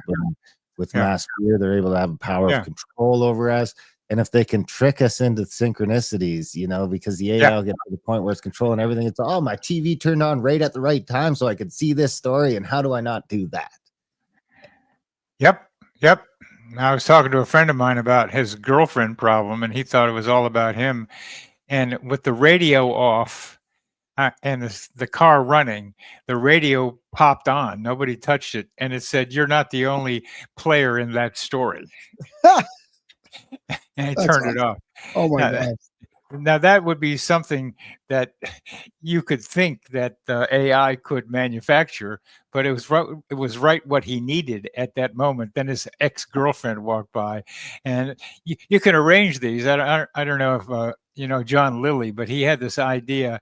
He talked to dolphins about Earth Coincidence Control Office. That there's a control office up there somewhere. And I visited it one time out in the woods, just trying to say, I want to see what this place feels like. And there was it's all gray, but I could feel like stuff going on in there. And I play with the idea that there's people of entities of some kind creating coincidences to make good stories happen. And it could be done with AI to make some bad stories happen. There's also the option that this is what most of everything is running on all the time. Humans are sort of unique in the fact that we have to train ourselves so much. For the most part, bears come out, deers come out, all these things come out, and there's a level of instinct built into them that they just know what to do. That could be that same sort of built-in sort of navigating paths where they don't have to overthink their synchronicity. They can just come up with some reason why they got to turn right here instead of left. It's called intuition for us. Yeah. I don't think those things are as far apart as they seem. They aren't. Synchronicity can almost be the evidence of intuition. Oh, and before we end, but I want to make clear to our audience that the terms intuition and love have multiple meanings. And it's so important, if we're going to use our minds and our intuitions to understand both of those, we have to not just say love is the answer. It's like we're all connected. These are like catchphrases now. They're not enough. What is love? For me, when growing up, there was a song called "What is Love?" 5 feet of heaven in a ponytail was the answer when I was in high school. That was love. Okay, that's love. Okay. Now I've learned that there are many variations on love, and it all kinds of ways, like with trees, like with other people, like with men being able to love each other. I've had several guys who are good friends of mine telling me they love me recently. And I'm saying, what's with that? It's really a nice thing for men to do that with each other. We need more of that because it's not the word, it's the feeling that comes through the word. And that's where the variations are that we need to get more and more tuned into. Well said. Before we Thank let you. you go, is there anything we missed? Is there anything that needs any sort of closing statements? Yeah. What I was trying to get to was what people call their authentic self, that in order to love and to be helpful, and I think to be into the flow of things, it helps to find what I'll call energy signature or soul blueprint, some people might call it. But I think it's a vibration that each of us has that is our harmonic. It's the one that it's our song and in its most basic form. It keeps evolving, but when we get in touch with that, with who we really are in that vibration, then we're more able to connect with others and continue to evolve ourselves. Excellent. We will put links to everything in the show notes, but some people don't always go to the show notes. So what do we do before we go is if you could just give us the URLs maybe of your website, where people can get the book, where they can get your past books. Best thing is read my last name, Beitman, Beitman, and put it in any search engine, and you'll come up with my name. And what, just to say it, that one last thing, one of my friends said, put into Google, who is this leading researcher in spiritual synchronicity? Came up with me. Nice. Excellent. So you'll find my stuff by just putting in Beitman. All right. Awesome. Of course, we'll put links in the show notes. Bernard, this has been great. We appreciate you coming on the show. Thanks for the book. This is, like I say, we've been following the synchronicity stuff for, I guess, going on 14 years over. Is it 14 or 13? It's 13. Going on 13. I'm so glad to know that, Darren and Graham, because it's not just me. I want to get the idea into our psychosphere, get it to be alive and awake so that these vibrations that you guys are creating create more similar ones so that other people pick up what you're doing, whether you know it or not. And they become more tuned in to how crazy this world is and how that craziness is clue to how reality works. I'm going to send you for sure David Charles Plate's info as well. So if you're doing a podcast and interviewing people on that, and then if someone else sticks out, maybe Graham let me know. But David Charles Plate, I think for sure you guys could have an interesting conversation. Good. If you have my email, please do. Please do. All right, Bernard. Thank you for coming on the show, and have a great rest of your week. Thank you. And I will. I'm going to dance tonight. I've been looking forward to it. Nice. Going to dance. So thank you, gentlemen. I love talking with you guys. Awesome. Thank you.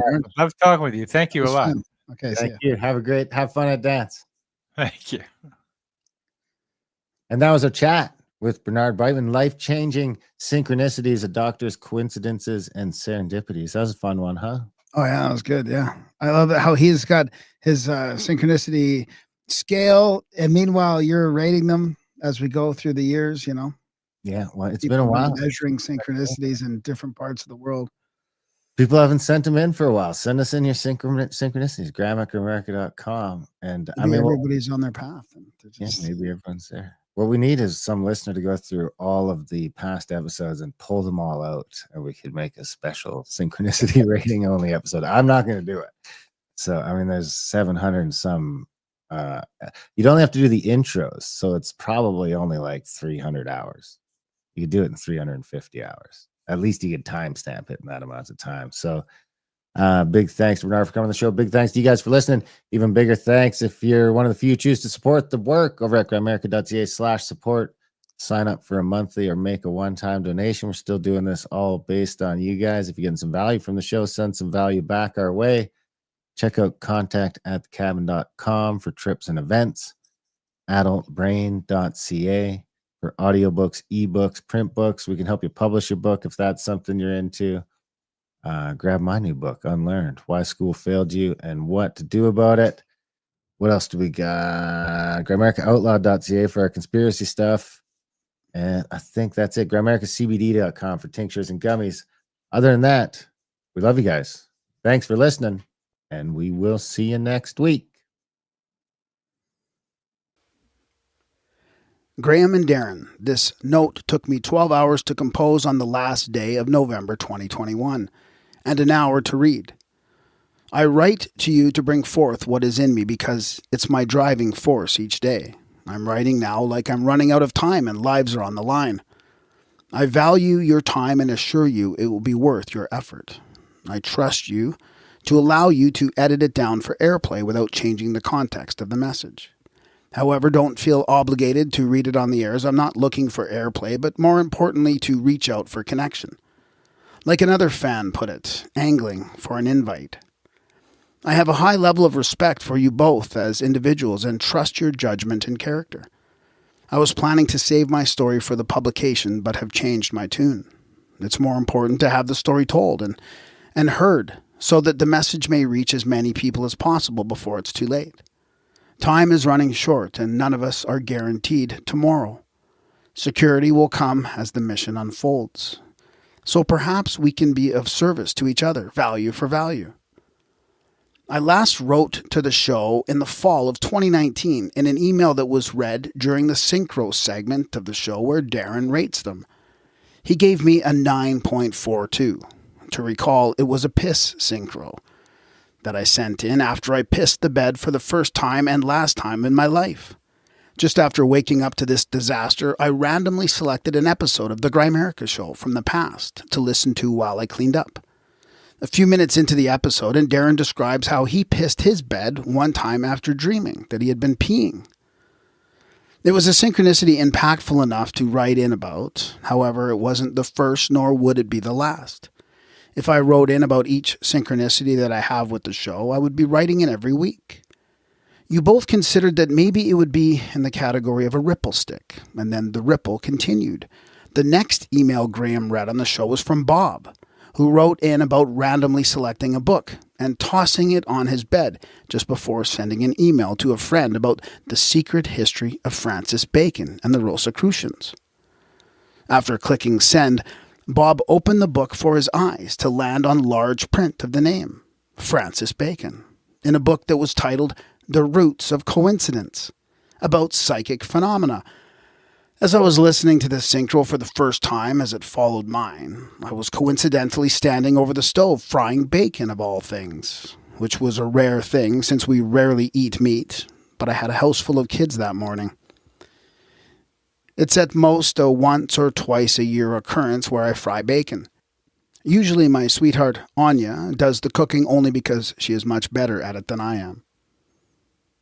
So right away I have to interrupt this story and just mention, so the other day, like I mentioned, 2 days ago, which was December the 12th, we were interviewing Bob, well actually Robert Frederick, let's say, who's been going down the bacon rabbit hole. I mean, and ever since that synchronicity, like he's been researching Francis Bacon. I mean, it's unbelievable the research that he's found about this, and he's been, on it ever since. And I was looking for the synchronicity in all my emails, and I couldn't find it anywhere. I thought usually I keep, in an old folder, all the stuff that I've read, and usually I can search for old emails, like even 5 or 6 years old, and I'll find them.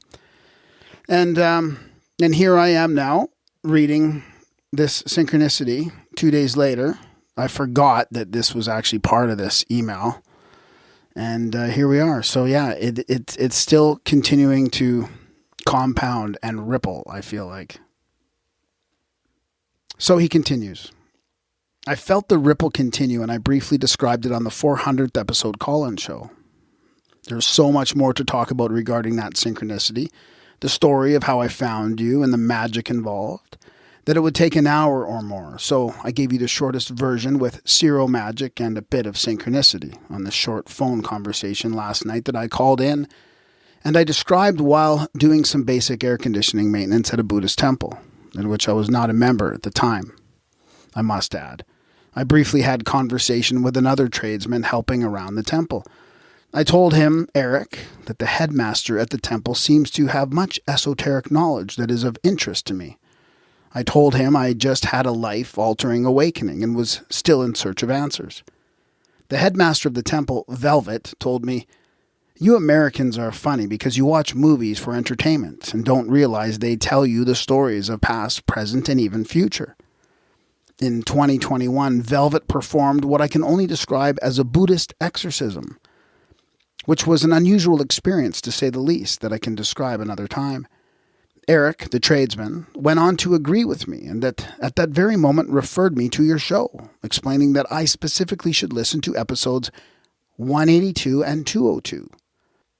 Looking back, his recollection of show numbers was quite remarkable.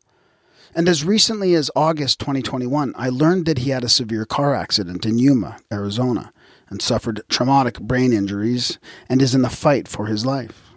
He will have a long way to go, as I understand he was in a coma in a hospital in Phoenix. And if he hears this in spirit or on earth, we love you, Arizona Eric, and send you good vibes and thanks for spreading truth, love, and light. I am grateful for his referral because I know we are on a mission together for the last stand of humanity, and together we can build an unbeatable team across the lands to sustain and maintain truth, love, and light as principles for the kind of life we want for ourselves and our loved ones moving forward. We are in this together for a better tomorrow. Taking Eric's advice, I listened to the episodes in search of answers to what I was experiencing, which was a combination of psychic phenomena and interactions with otherworldly entities and things I had no reference for or way of explaining. I didn't listen to another episode for over a year, but continued my own journey in the world of strangeness. After the dust settled for a bit, I remembered your show and it became my support group. I went on to listen to the entire show in reverse order to the first show and have kept up to date and even listened to my favorite episodes a few times over. I told you in my past email that you guys are like best friends I have never met, and that remains to be true. However, the latter part will change soon, as I will explain. I still look to you both as friends and some of my only friends, but even more so now like partners. Strange thing is that we have never met, but the connection you are creating with people is real and powerful. I look every day in the morning and sporadically throughout the day to see if any new content has been uploaded, and I know Darren is probably wondering by this point if I'm a supporter. Well, I have a reason why I haven't supported monetarily yet, and I know it will sound like an excuse, and excuses are like buttholes. Everyone has one and they all stink. But this is the truth, and I am a defender of truth, so here goes. When I came back to listen in 2017, it was after I lost nearly everything. I lost my business as a result of failure to prepare and wound up in repair. I took a $10,000 loss on one transaction that a client said they never authorized after the work had been completed. The American Express company sided with its client, and even though I had receipts and signatures, my fault came down to the fact that I swiped his card when his card had chip technology, and since I didn't buy the $50 chip reader, the customer was able to cancel his charge. I didn't have the insurance, security, or capital to cover a loss that big. I was just a startup in my second year, and this one transaction ruined what I had built. Lessons have been learned. In the process, I also lost my home and put tremendous strain on my family. I had no bank account and still am on a budget and remaining self-employed. I have a low non-contract monthly phone bill to a cheap provider, which is why I must borrow someone's phone to call Canada. But maybe you guys can call me. I moved in with my mom into a shed with air conditioning in her backyard and drive a 1995 Nissan hardbody pickup with low insurance and no payments. I struggle to pay for cannabis, but this year I legally grew and harvested 14 ounces in September for the first time, and will be on my way to a more abundant harvest next year. The last 2 years I've learned what food produces the best yield in my region, and I learned what grows well. I also devised a strategy on how to grow quality cannabis in this desert region outdoors using natural soil and zero pesticides, while also surviving the extreme heat at temperatures above 110 Fahrenheit. I was going to offer to bring Darren some this February when you come to Arizona, but I will probably have run out by January. I was hoping to hook up a quarter pound of dirty socks in a value for value exchange for a spot at Contact at the Cabin. But instead of producing 20 to 40 ounces as I had hoped, my yield was only 14. I'm constantly burning like Darren, so I will do better for us next round and try to find another way in. You will be a 4-hour drive from me in Tucson and are heading to a place I grew up spending every summer. Even my parents and grandparents have hunted that land and I have fished its lakes and streams. It is a paradise, the first paradise I thought of when learning transcendental meditation, in fact. Beauty doesn't describe it. Here's an excerpt from a writing piece I did on the destination for the next Contact at the Cabin in Pinetop Lakeside. Camping trips to Big Lake and the White Mountains of Arizona was an annual summer activity. When I was 10 years old, we started camping deeper into the valley down a winding washboard dirt road about 10 miles to a more tranquil and secluded area by the river. It was there I learned to stream, fish, and enjoy the sights and sounds of nature in their purest form. The West Fork, Black River, became my absolute favorite place to go.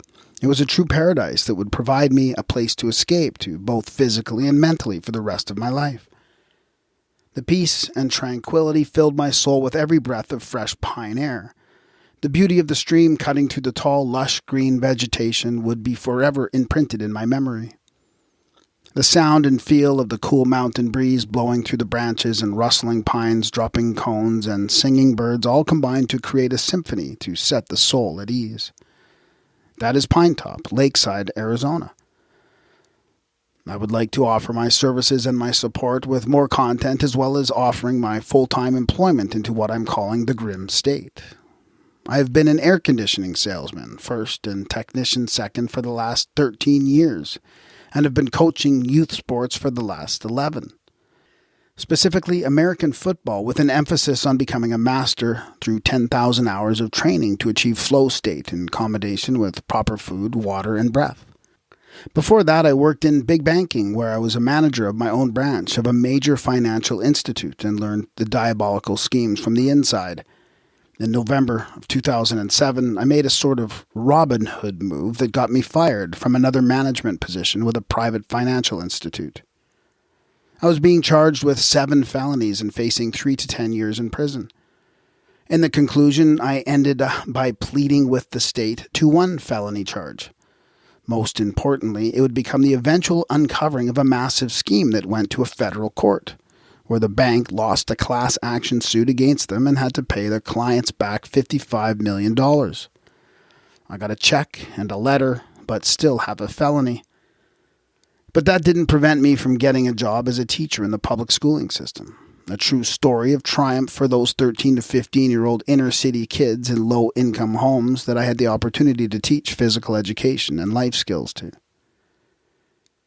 This brings me to the synchronicity that changed my life and ultimately led me to you, Darren and Graham, your show, your mission, and put me on path with our shared purpose.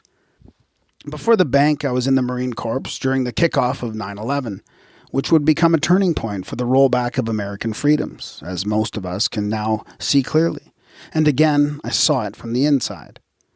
I was on a plane the morning of 9/11 heading back to Marine Corps Base Camp, Lejeune, through Raleigh, North Carolina from Tucson, Arizona, after a layover and night stay in the airport in Baltimore. Within 2 weeks of the false flag attack, we were training for nuclear, biological, and chemical warfare. I became one of many victims of the first devastating rounds of the experimental anthrax jab. What are today called boosters, we called rounds.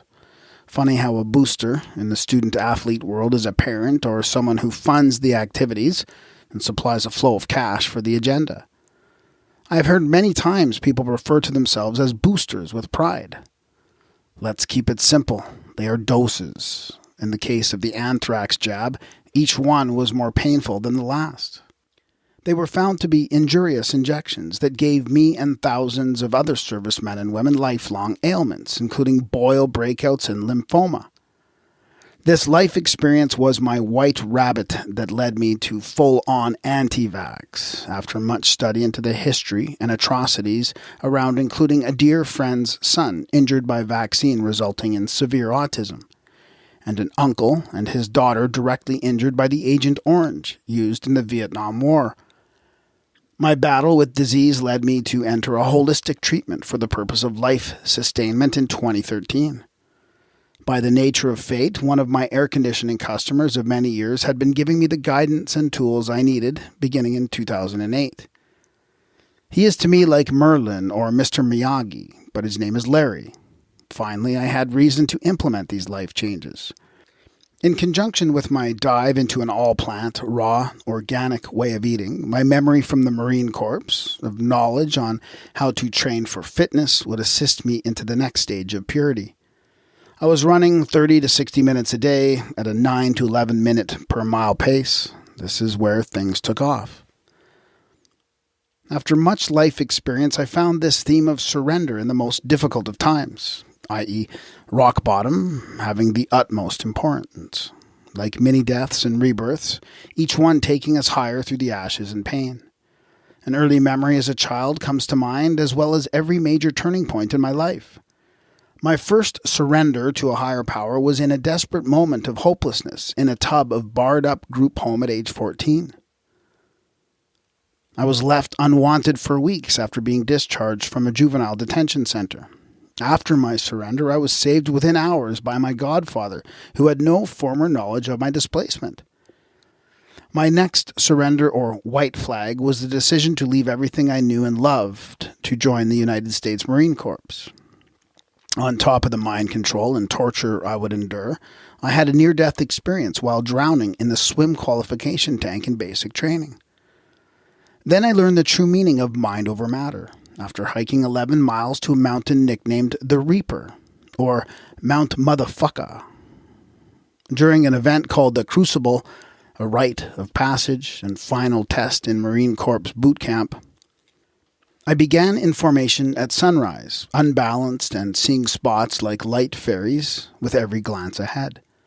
Finally, arriving at the base of the mountain, we ascended 700 feet up a 60-degree incline after traveling over 50 miles the 2 days previous through mountain terrain. With full pack, weapon, ammo, combat gear, 2 hours of sleep, 7 peanuts, and unknowingly, I had bilateral medial tibial fractures. These white flag moments are uncomfortable but necessary for growth. From the pitfalls of drugs, crime, and violence to a life of sobriety, to being escorted out of banking with a felony while also changing policy within, to letting go of the steering wheel of my work truck in August 2013 and hollering out to Creator, demanding he take the wheel and use me as a tool for good while I cried desperately.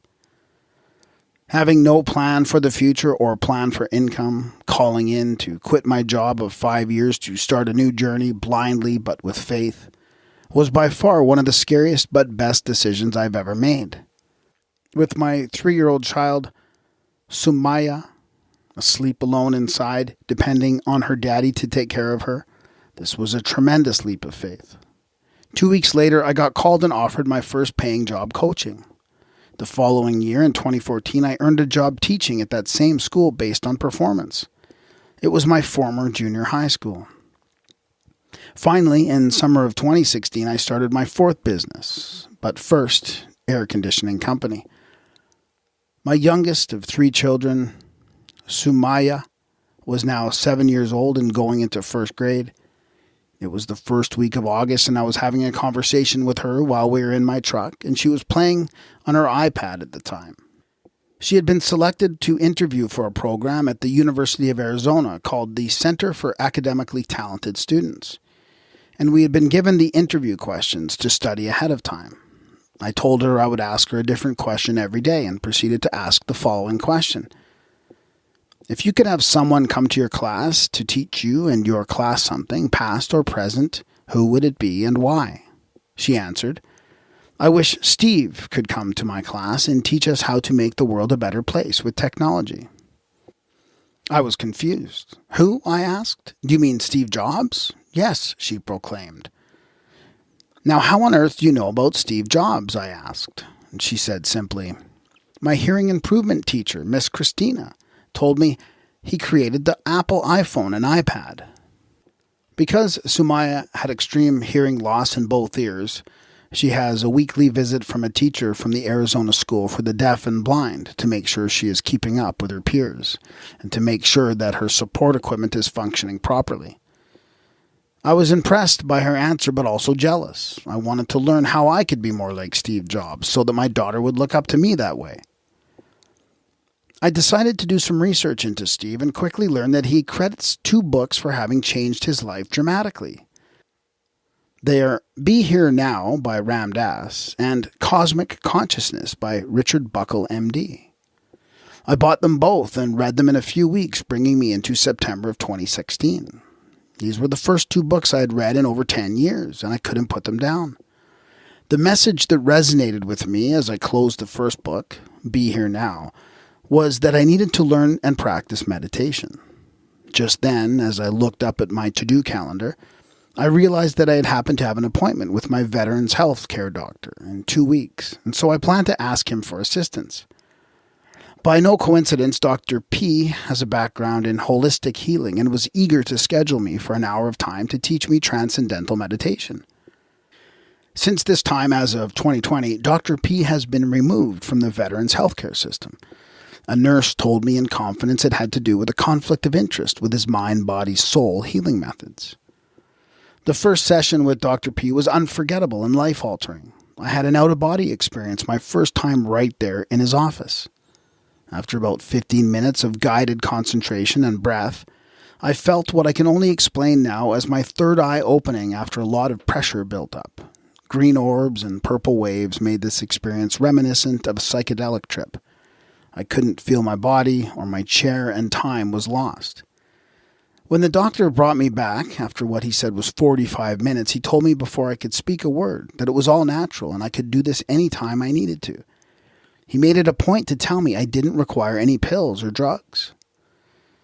I went home mind blown and excited to revisit the experience. I practiced every day for an hour, always after my morning run, and always in the sun. I was truly dedicated and committed to this new practice. Taking note that this was after being diagnosed with lymphoma, and I had begun a holistic healing program that I described, which also included detoxifying from and staying away from fluoride, BPA, and GMOs. After just a week, I began to receive a transmission, a message, a channel. It was a riddle that stuck in my head like an earworm for days and was driving me mad. I wasn't sure if I dreamed it or made it up, but I couldn't get it out. So I took action to solve the riddle. The riddle was, be still, choose a place at the head of the city. I will reveal myself to you in the place of your nativity. There you will find a crystal sword. Telling this to anyone would risk me sounding like a nutcase, but I shared it anyway with my cannabis caregiver at the time, Mario, who had nothing to say and shrugged it off.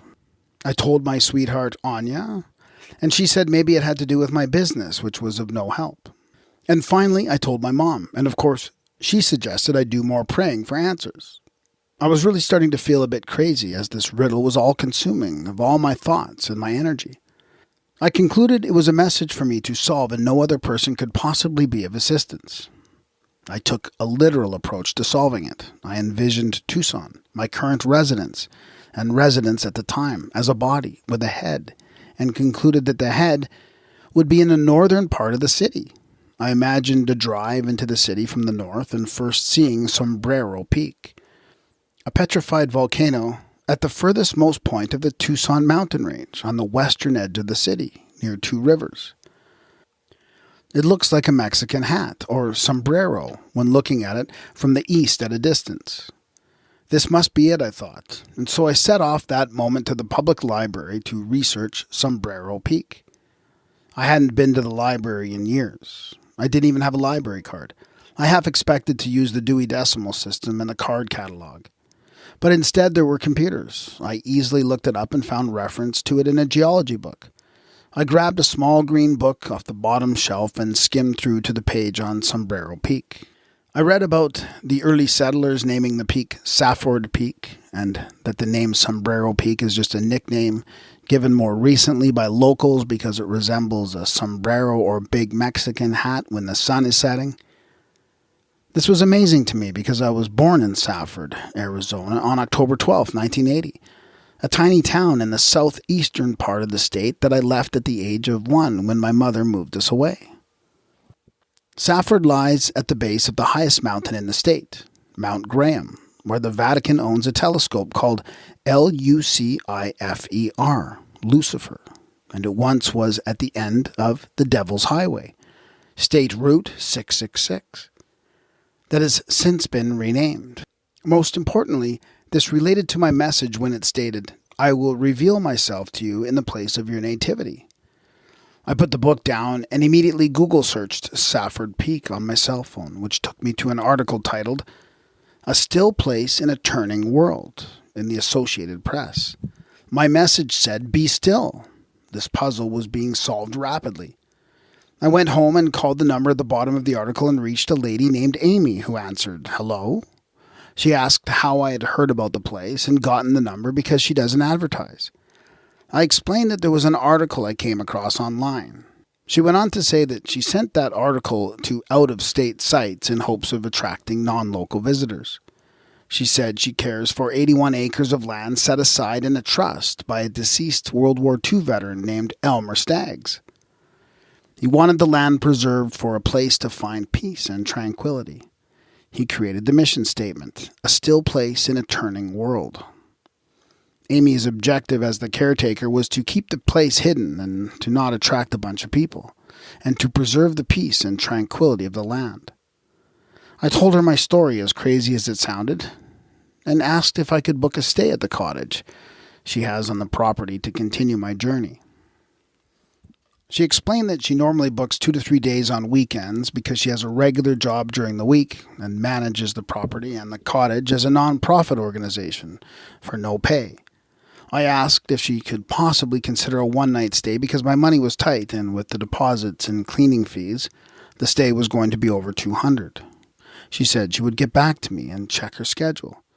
3 long days went by, and she finally called me back and offered me Wednesday, October 12, 2016. Yes, my 36th birthday. She had no idea that was my birthday, of course. I booked the cottage and counted down the days. The night before that Wednesday, I called my childhood friend Albert to invite him to join me on a birthday hike. It was last minute and nearly already 10 at night, but he agreed to join me. The next morning, Albert arrived at 5 in the morning and we set out together and stepped off to the desert, about 5:30 in the morning, an hour yet before sunrise. Albert brought 1 16-ounce water bottle and I had 4 32-ounce bottles just for me, but I figured I would share with Albert. He was wearing a sleeveless shirt, shorts, and walking shoes, while I had a full Marine Corps desert camouflage gear, combat boots, and a full brim hat. As soon as we stepped off, Albert noticed we were not heading on any trail and immediately asked with a slight chuckle, "Where are we going?" I responded, "Probably the top of that peak up there. We'll see." Albert chuckled again and said, "Okay." After an hour, we sat and watched the sunrise on top of a ridgeline. We smoked a bit of cannabis and enjoyed the moment. Another 3 hours into the uncharted desert, and we sat again on a hillside to smoke. We took a smoke break every hour or so in the beginning, and this time Albert asked me once more, but this time with a bit of exhaustion in his voice. "Chris, where the hell are we going, dude?" Just then I looked to my right towards the east as we were facing north. The sun was at our backs behind the mountain ridge. My eyes fell upon a stone that must have been 450 yards away. I took a photo of it along with many photos along the journey that I will eagerly share. What I saw in the stone was an angel with wings and other angels at its base. It was pointing in a southwesterly direction towards a break in the peaks. As I looked toward the breaks in the peaks, just then the sun crossed through the break and shone through bright like a spotlight or a lighthouse lamp, calling us into that very break. The light shining through only lasted a moment before passing to the west and being covered again by the mountain ridge. I said to Albert, "That way," and proceeded with great energy to attack the hill and progress towards the highest point on the ridge, where we could cross to the south through the break. On the way there, we encountered a massive cave that seemed to be a current home to a large mountain lion. We found large fresh tracks and a huge area of scat at the mouth of the cave. We took a few more pictures and realized we were probably being watched by the lion. Again, Albert asked, "Are we going back or where are we going?" By this time, about 6 hours had passed, and the sun was bringing the temperature up to around 90 degrees Fahrenheit. We realized that we hadn't really been conserving water like we should and may have needed to bring twice as much as we actually did. I needed to encourage my good friend to stay with me on this journey and continue.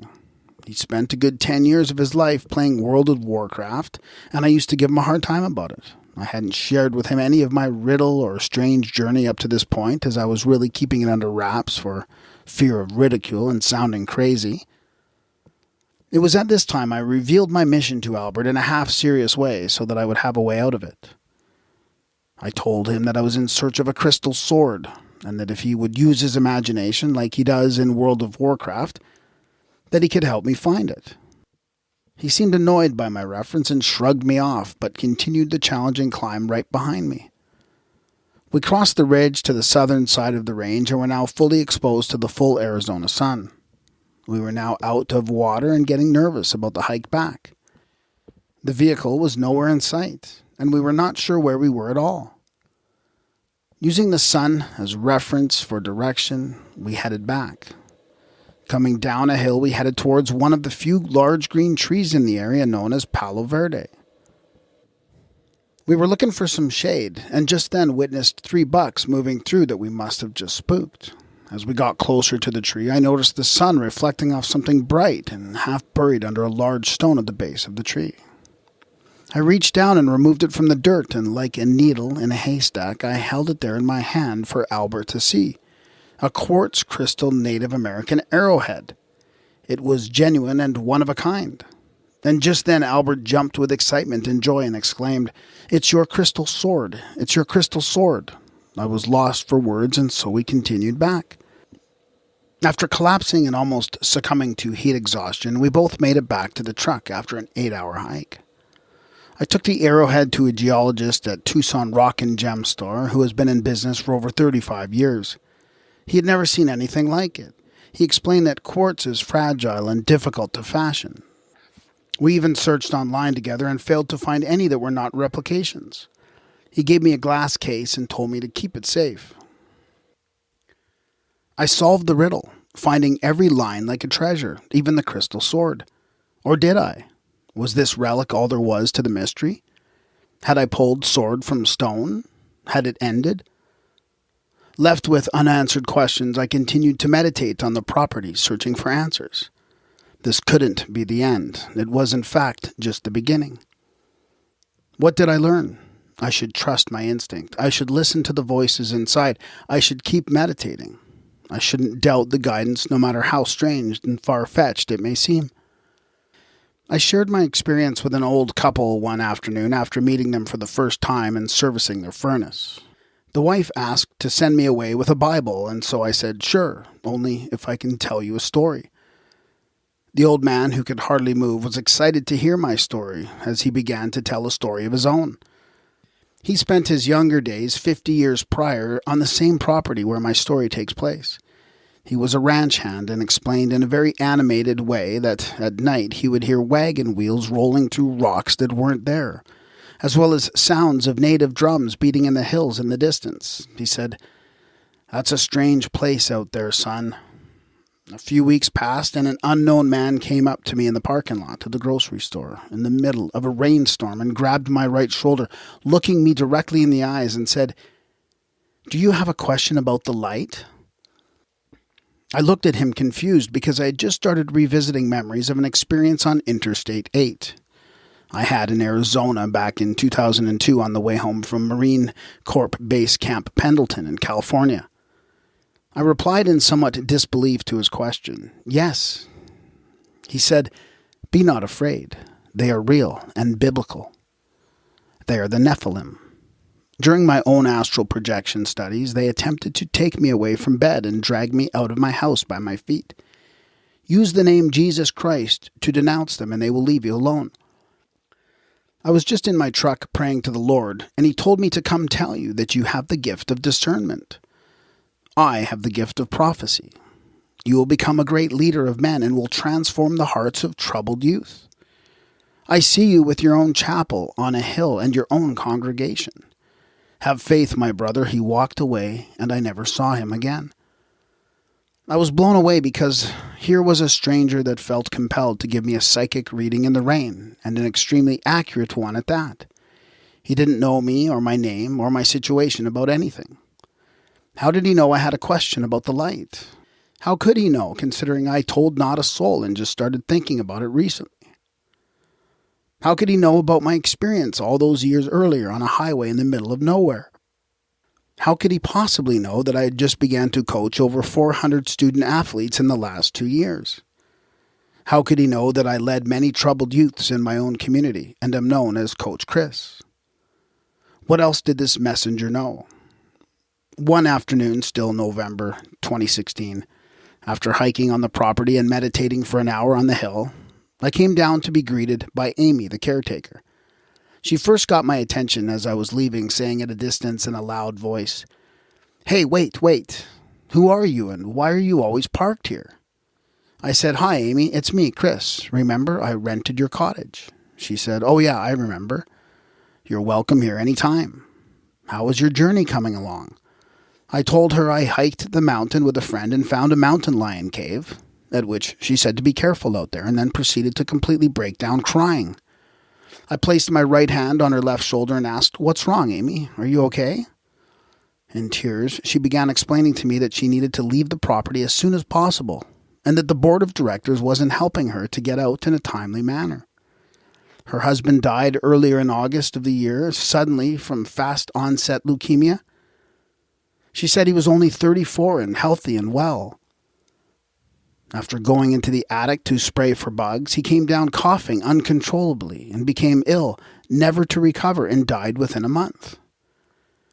She said it was their dream to live out the rest of their days on the property, and now without her husband, every day there was a terrible reminder of the tragedy that occurred there. She no longer had peace or happiness there, and she needed to find a replacement. A light bulb went off in my mind, and I knew that I could take over for her. In that moment, I said, "I can take over for you." "Really?" she asked, with excitement and wonder.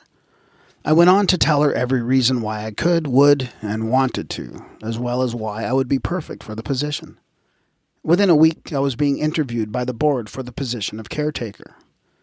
During the interview, an elder board member asked me what I knew about the place. I said nothing more than what I have read and seen. She went on to share with me that Stephen Hawking visited the property in the early 1960s and stated that the place has wormholes. She stated that even she had heard horses on the property that were nowhere to be found. In my mind, I made the connection with the stories I heard of sounds from the past and the scientific way of explaining it through wormhole time warps. The final comments were from the president of the board and second caretaker of the property for over 40 years prior to Amy and now residing in Hawaii, Anne. Her final question to me before offering me the position was this: Do you scare easily, Mr. Martinez? Of course not, ma'am. I'm a Marine. I can handle anything, I said. I only ask because your biggest responsibility is to be sure to close the gate by sunset, and without houses or streetlights out here, it can be pretty dark at night. That walk from the caretaker's house to the gate is a 1/4 mile, and if you were afraid of the dark, that could pose a real problem, said Anne. I'm not afraid of the dark, ma'am. It won't be a problem, I said confidently. Once I got keys and began sleeping out there, things really kicked up many notches. Along with getting the gate opened at sunrise and closed by sunset, my responsibilities were to maintain a tiny chapel made of stone hidden away on the hill and to reserve it for weddings and memorial services, as well as host an annual Easter sunrise mass. I didn't learn of the chapel and its responsibilities until the job interview. I was more excited to have full access to the land and to be able to live in a 4-bedroom home rent-free and with all the utilities paid. It seems as if that street prophet may have had some insight into the chapel as he mentioned it, but at the time I didn't connect it. It was adding up to be like a dream come true, quite literally. The chapel was small and wouldn't require much time or effort to maintain. One afternoon, now sometime in February 2017, one of my pupils, Axel, whom I had coached during his 8th grade year in physical education class, asked if he could earn some extra cash to buy pet food for his dogs and cats. The kids knew I ran my own business and that teaching was a temporary duty for me. I would encourage them to build their own dreams rather than working to build someone else's.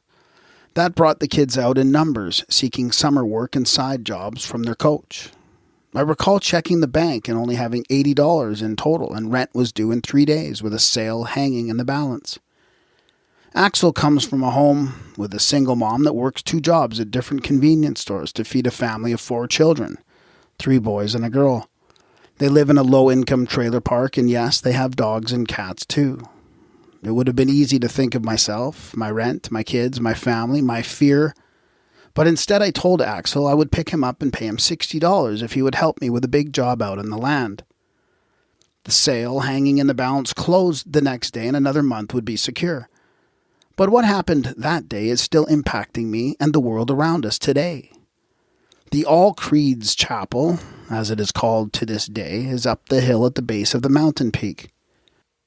There is a storage room door at the back of the small chapel that is next to a stone fireplace. I opened the door when first issued keys and found rat feces from the entrance of the door to each wall and on top of everything in sight at least 6 inches thick. After committing to cleaning it and pushing past the doorway and through the droppings, I found a much larger room than I expected. It had shelving, tables, chairs, and 8 moving boxes. Everything had rat shit covering it. This was going to be an all-day event. Axel and I strapped on boots, gloves, and breathing masks to protect ourselves from any hazardous waste.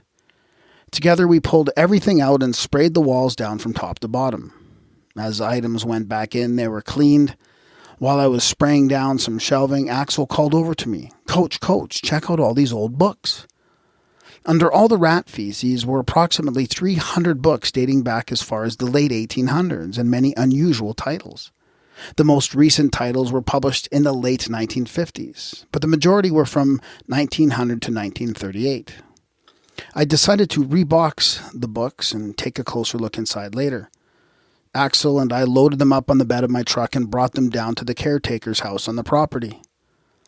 As I began looking through titles, I found that they were all on occult topics. Many had library markings and checkout sleeves. There were a few letters included stating the reasons for the titles being pulled from shelves as being that they were containing controversial topics. There were metaphysical books and notes, mental physics workbooks, and even an old copy of one of the books that sent me on my journey, Cosmic Consciousness. I didn't open any titles or begin to read them, but instead placed them in milk crates for later exploration. As to the title I read, Cosmic Consciousness, in the early stages of my adventure, I took special note as to the author's story about his life in the beginning of his book. His life journey was marked by specific events that correlated directly to mine. He suffered a rare injury of a bilateral leg fractures during his time in service, as did I. and he recalls an event of being embraced in a light while alone on a highway, as did I. And a year after his book was published, on February 19th, 1901, he slipped on some ice while stargazing at night and hit his head, ending the life as he knew it. While 100 years later, I blacked out in a 1995 Ford Explorer and woke up with my head in the windshield inverted in a ditch on February 19th, 2001. And was on a plane and bus that same morning with a large bump on my head, lucky to be alive. But leaving the life I knew behind to join the Marine Corps. I have the author's date of death tattooed on my arm as a symbol of a day of transformation. When I read this information, I took an even further step to determine that my life was so similar to this guy's life that there's a remote possibility that I die at the same age as he did. So I calculated that he died at 61 and wrote this number on the bottom of one of the pages in my copy of the book Cosmic Consciousness. One more box of books came to be discovered in the attic at the caretaker's house, and it was this discovery that pushed me into further investigation into what all the books contained. Then the synchronicities came flooding. As I pulled down this box of books, the title on top was very old, yellow, and falling apart. It was Volume 3 in a series called The Science of Mental Physics, not Metaphysics. I opened the cover, and there my eyes laid upon a writing so mysterious-looking with never-before-seen symbols. It read in dark black ink, Chapter 61, Cosmic Consciousness. I was shocked and amazed, and now anxious to dig deeper into the old books. It is a treasure of ancient literature on topics my mind had never fathomed. As I began to read, the unanswered question about my life experience were being explained as never before. What I had experienced in the pool when I drowned was outlined in a full section of a book entitled The Rosicrucian Cosmoconception. It explains astral travel experiences, all near-death phenomena, and the reality of alternative senses such as telepathy and clairvoyance, as well as an explanation of spirits and such, in a blending of science and spirituality.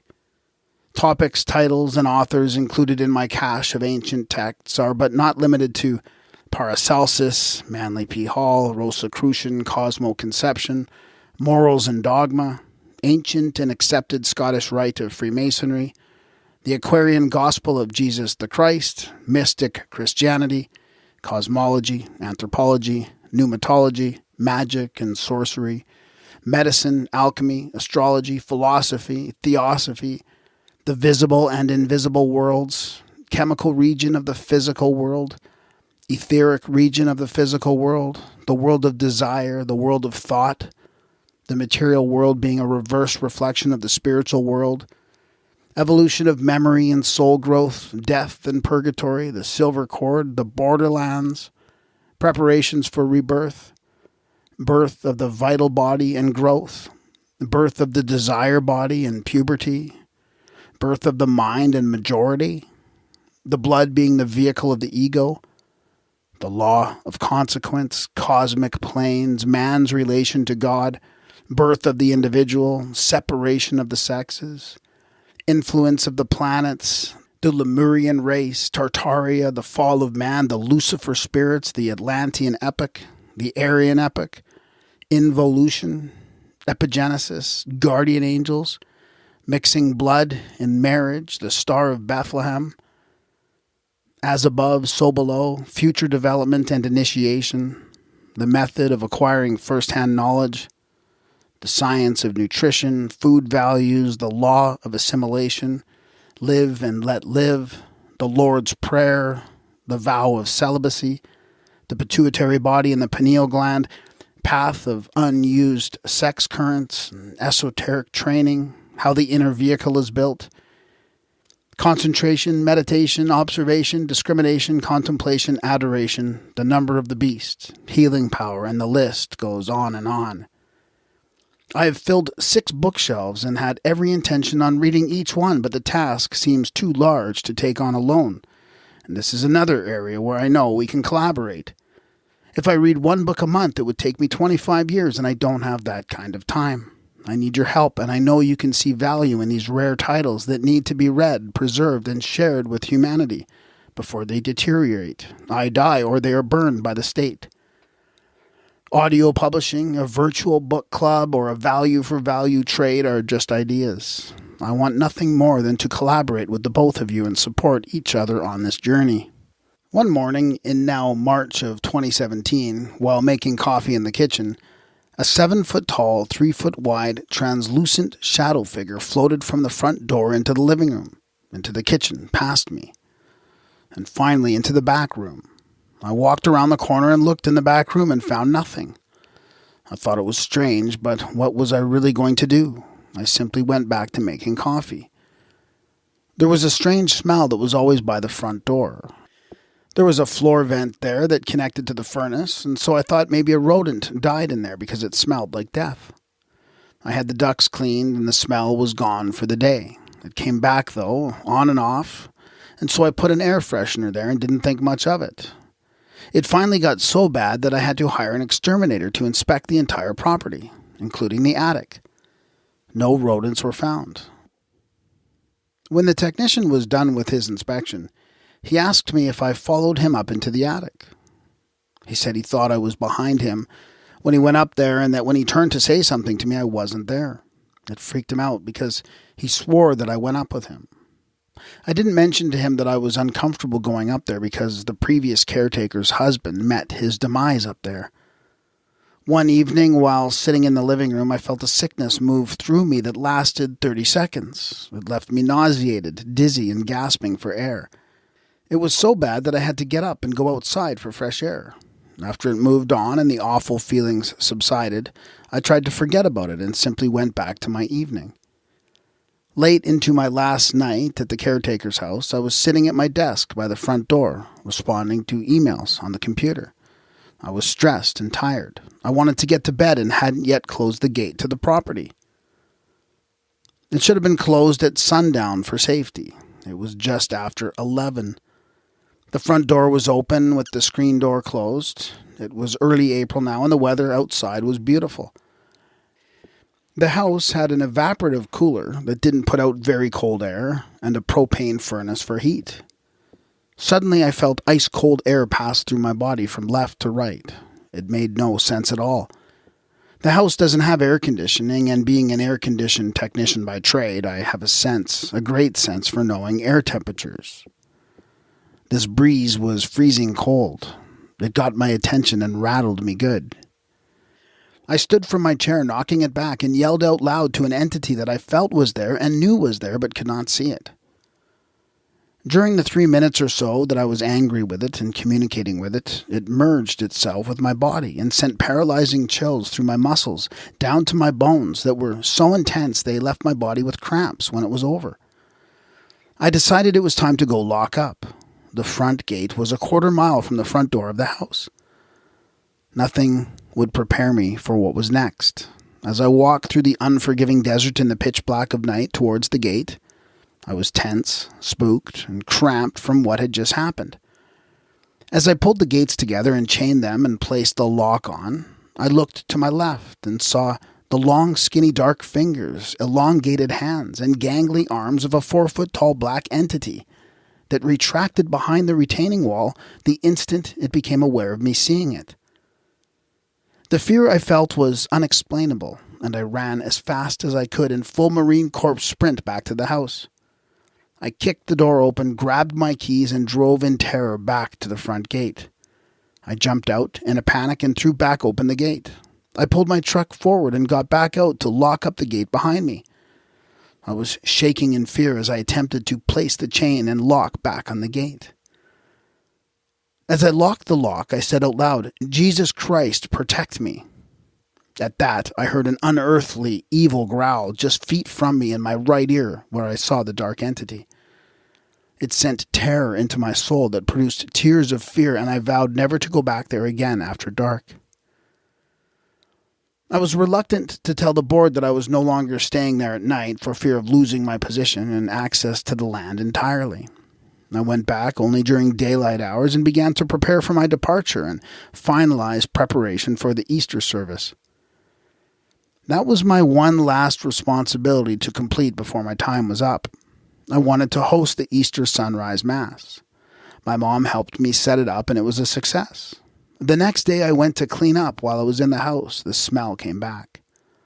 The moment that I noticed the smell, it was as if something grabbed my intestine and began to twist, it pulling my asshole and testicles together into a knot. I couldn't move. I was dropped to the floor in pain. I had to call my mom to drive me to the emergency room as I couldn't drive myself. I barely made it back to the car, and for the next 4 to 5 hours, I was like a fish out of water in tremendous pain. It felt like someone or something had a grip on my insides. I couldn't stay quiet or still. Eventually, I was sedated. The doctors ran tests and found nothing wrong with me. The pain subsided eventually, and I went home with directions to watch my diet. Me, the healthy vegan eater, needs to watch my diet. Bullshit. I made my way back to the property and sent an email to the board resigning from my duties as caretaker. The board decided that it would be best to shut down the property until further investigation into the house can be done. The property had 3 caretakers before me. Amy, who turned it over to me, and before her it was Anne, and before her a man named Basil. When Anne got word of the planned shutdown, she and her husband, who left some items in a shed and in the attic from their time there, decided to come back to retrieve their stuff before the closure. I met them when they arrived and let them in to gather their belongings. I watched closely from a distance to see what items they would take and what items they would leave. I waited and worked up at the chapel while they cleared the shed and attic. I was half expecting them to come to the chapel and get the books. They never did, and they drove off property and headed to the airport to head back to Hawaii. I began placing all the crates of books in the bed of my truck. I took them home and put them in the corner of my bedroom by the bed. I rented a moving truck that week and hired 3 of my football players to help me with the heavy lifting. We were going to pack up the house and get everything out before dark.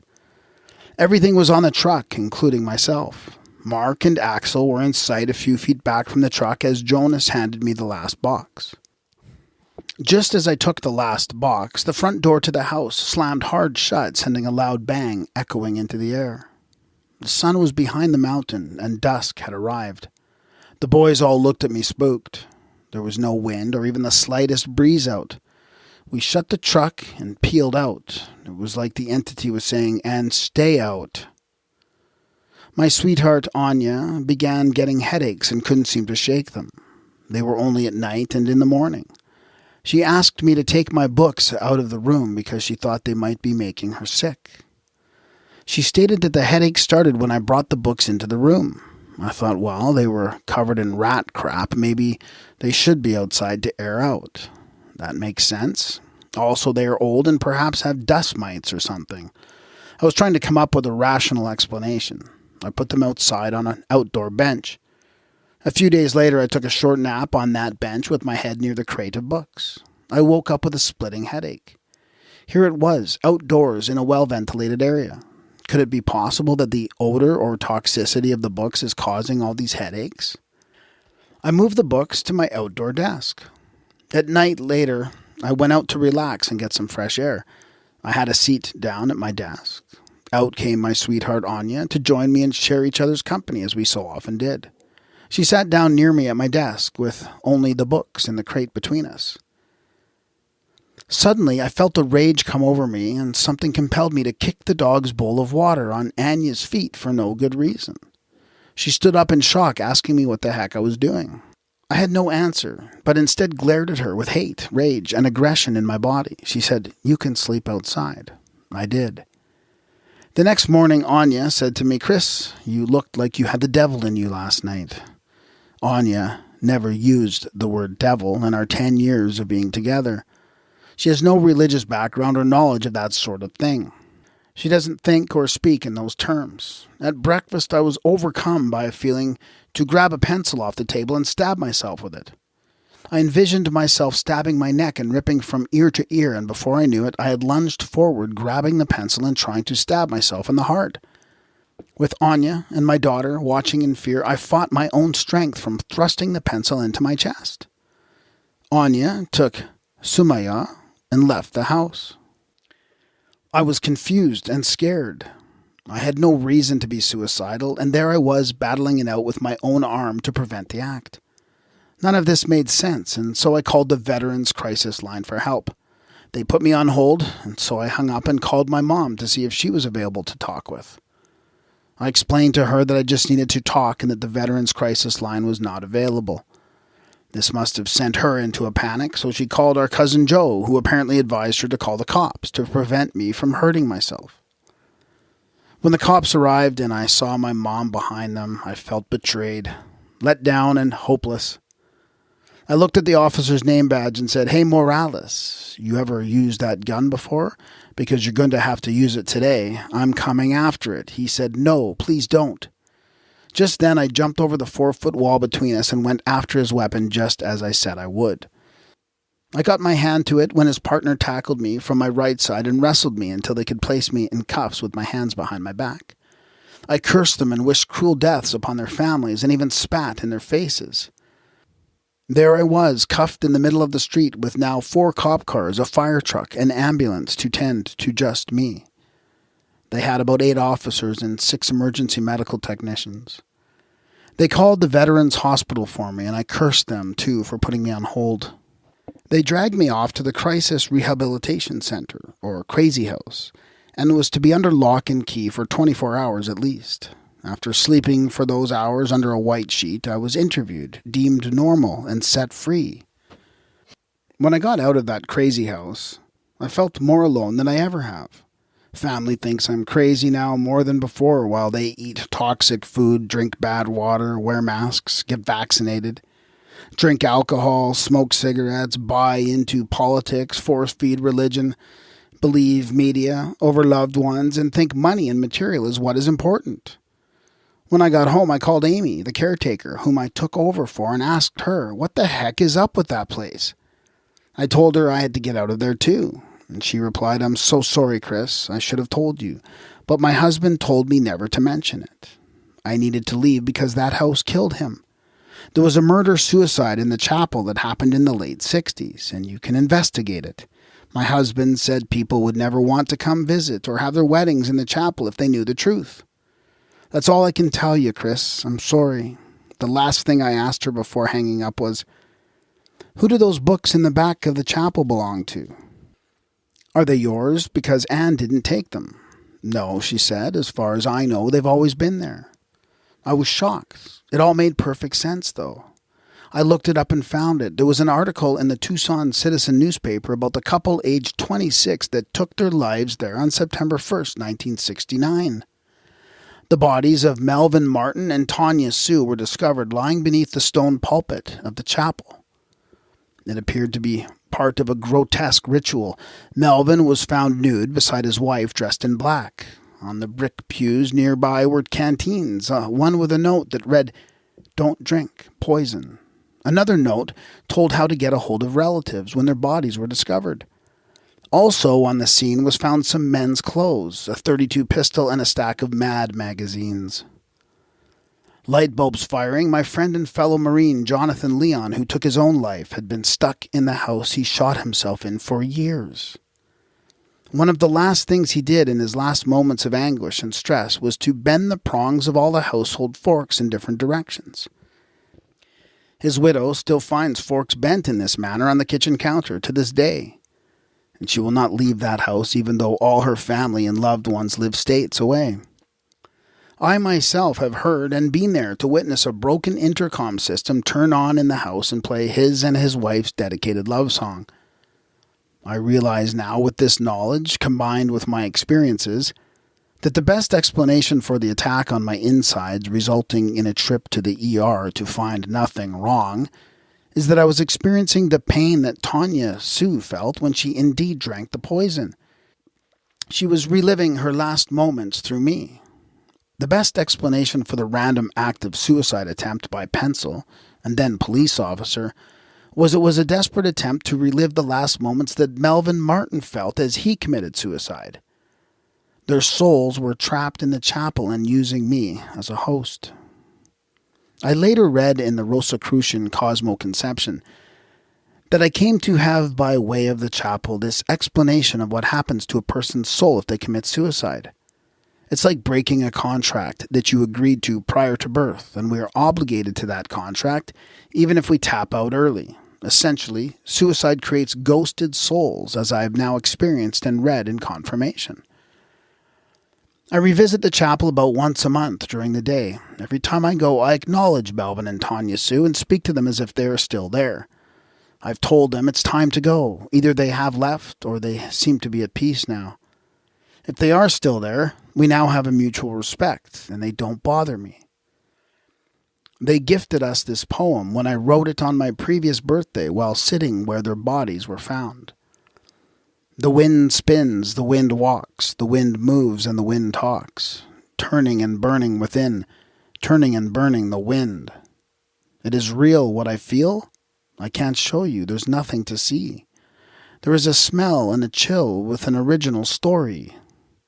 As real as I feel, I've seen the dead move on by. Do you believe in the wind? Do you think this is a lie? Hear a story told, hear where a service is sold. Here the feeling is cold, and hear a story of old. Tanya Sue and Melvin, too, left their child to pursue an act of 47 years ago. It was 69 in fall's time when they had their final meal. Lil Abner's was the place, their waitress recalled smiles on their face, but also mentioned the color black in a mysterious canteen. The contents had not been clear, but it was guarded near. From Gardena, they had come at 26 years of age to live out their final chapter and turn their final page. In the darkness of night, they hiked to the chapel where Tanya was unclothed. From the mad magazines, an evil was arose. An act was committed without waver, without fear. A mystery purpose brought this couple here. Here they stay, never to leave, until a half-century would pass, and their story I did retrieve. The story had been sealed until I took on the task and revealed a truth as dark as night. I relived their last moments in two vivid times of fright. Poison drank and pistol drawn, their bodies were found by Basil Coburn just after dawn. At the foot of the pulpit in the chapel on the hill, when you visit, tell them hi, their presence is there still. Or dare to ignore their story, and they'll borrow the warmth created by your soul, leaving you lost, scared, sick and cold, advancing you to old CC style. Pen name. I'm still trying to understand what I call the dweller on the threshold. I think shadow figures show up to teach us something, and I need to face my fear and embrace it with love rather than run from it in fear. I have yet to go back after dark. New revelations have surfaced in regard to the dark entity in the caretaker's house. During one board meeting at the caretaker's house, the oldest member of the board made a comment to a large buzzing bug that was loudly and aggressively tapping at a large picture window, as if it were trying to get in. She said, "Oh, there is my old friend." I didn't put much to it until this October of 2021. Remembered that bug being so large and loud it was almost terrifying. I had no natural fear of bees, but this bug was so large and so black that it made most people uncomfortable. I wasn't sure if it was a bee or a beetle or a fly. It was the size of a ping pong ball and always violently banging itself against the front window. So during my stay in the desert, I found many anomalous items. I came across a nasty old carved wooden scarab with hieroglyphics on it, a pair of stone Buddhist relics, some clay-carved dragons, a clay-carved all-seeing eye, and even a wand of sorts made of copper with a double-headed amethyst fixed with sap, filled with corn and wrapped with red aluminum wire into symbols of Alpha and Omega.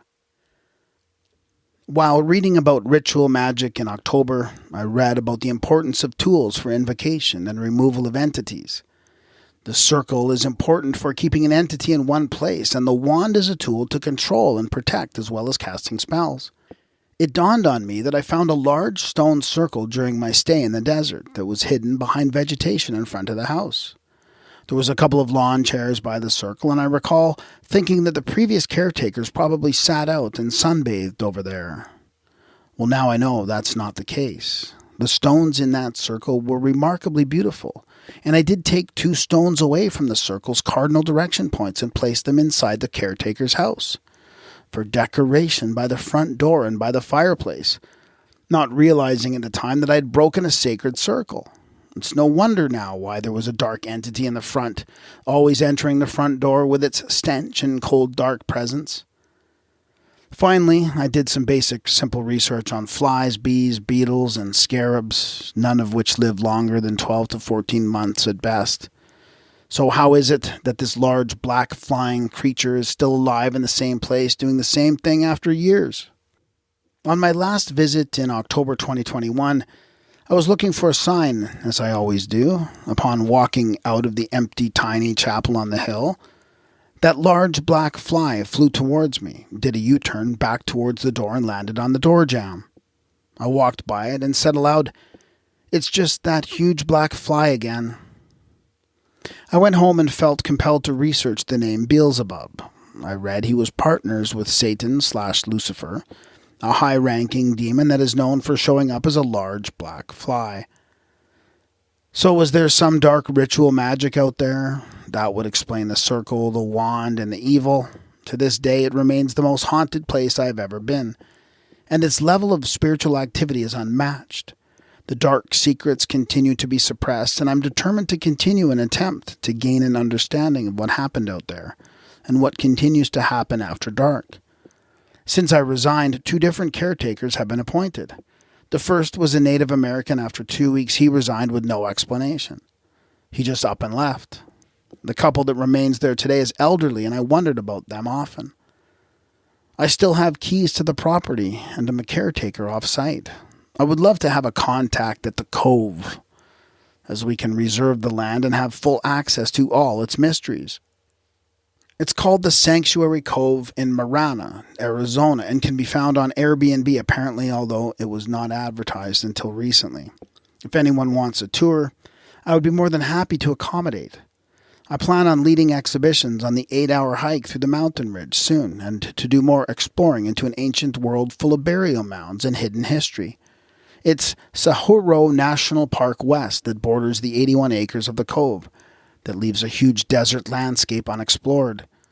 A large circular area where nothing grows and has been nicknamed the UFO landing spot, and views of the city from there are spectacular. Petroglyphs and caves inhabited by early settlers are just part of the undiscovered history that I've been uncovering on each hike into the uncharted desert mountain terrain. I came to visit my mom one day after this all transpired to find a Catholic deacon that she brought there specifically to see if I was possessed. Apparently, Deacon Lugo is the only one in Arizona with authority to perform exorcisms. He drove 2 hours from Benson, Arizona just to see me. When he told me to burn the books I had come into possession of and not to read them, I realized he was there with an agenda. He was a Jesuit, tasked with suppressing certain knowledge. Reminiscent of the Spanish Crusades, I was taken aback and turned off and even offended. Naturally, this made me resent Mom for doing this, and she even backed his direction 100%. She became fearful of my books and still is. She even tried to steal them from me and throw them away. Before he left, he told me, "You're not possessed." Since my awakening, my life has become one big magic show or distortion of reality I once knew. I don't have much dream recall as a result of chronic cannabis use, but the last dream I had was a prediction of death in which I became lucid and then sleep paralyzed, and I tried to exit the dream in terror. The next day, my mom's dog died tragically, and unfortunately, the last time I saw my uncle and aunt from California, I knew somehow that it would be the last time I saw them alive. It was a horrible feeling that came over me as I said goodbye to them like every other time. I didn't understand at the time because it made no sense. They were the healthiest elders of the family. The feeling I had came true, and they both died tragically and unexpectedly less than a year apart from each other from totally unforeseen problems in the last year. This would be an awful radar to have, and I don't want it, but I have it, that once the genie is out, it doesn't go back in. There is this vibration throughout my whole body that buzzes when a truth has been spoken or point reached in the great process of things that I can't shut off. Once the veil is removed, there's no going back. One point in May of 2020, I was so frustrated with my extrasensory perception that I tried to reverse my progress by deliberately attempting to poison my consciousness and reduce it to where it once was through excessive daily drinking. It didn't work. It just wasted a bunch of time and money and felt crappy. I'm back off the booze now and better for it. We can all sense when we're in the right place at the right moment and the wrong place at the wrong moment with the awareness of our intuition or that gut feeling. We all have in us the latent abilities to perform miracles and do evil. These forces are real, and they depend on each other to keep balance. Darkness exists in the absence of light. Fear leads to anger. Anger leads to hate, and hate leads to the dark side. Love heals everything. Through all my studies of culture and religions across Earth, that is the common theme and ultimate truth. The choice is ours. Do as thou will. I know now that these experiences I've had with NDE, astral travel, lucid dreaming, ghosts, UFOs, evil, psychic phenomena, telepathy, clairvoyance, discernment, and past life regression are all real. Occasionally a voice will speak to me. I have had my name spoken by a female voice. My name from a past life was spoken to me by the same woman. I have verbalized the name Gabriel in trance for no reason, and recently while driving, I took my eyes off the road to grab the Bluetooth speaker I was going to use when I nearly drove off the road into an embankment and just missed crashing into a traffic sign. At the last possible moment, I heard 3 whistles aloud in my left ear that brought my attention and focus back to the road and allowed me to make a corrective action and narrowly avoid an awful wreck. All this after an awakening, or what I have come to know as a Kundalini experience. To know instead of believing has changed my life. It seems there is an order of illumination, awakening. 1, the moral elevation or dedication to serve. 2, the loss of the fear of death as with the near-death experience. 3, the subjective light, a fulfilling light, centered and intensified. 4, intellectual illumination. Mind is clarified, purified, rendered more active and guided by intuition. 5, the sense of immortality. Energy can't be created or destroyed. 6, the loss of the sense of sin. Not that all is good, but that the undesirable is in the nature of necessary experience, not something that an atonement may be made, but something that the individual must compensate or pay for by means of karmic cycle. 7, the suddenness of the awakening, when your inner subjective light can be united with the greater light from above. It comes when the least expected, when it is earned. 8, an added charm to the personality. Love responds to love. 9, the transfiguration of the subject as seen by others and attested by witnesses to illumination. A final confirmation in the text was given as I read.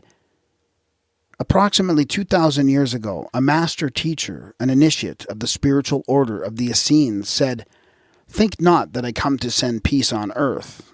I am come not to send peace, but a sword." Matt 10:34. This clear statement acknowledges that unless falsehood, deceit, malice, dishonesty, double-dealing, exploitation, subterfuge, downright fraud, and other evils are faced squarely and vanquished, there can be neither peace, happiness, nor continued amity in the human family.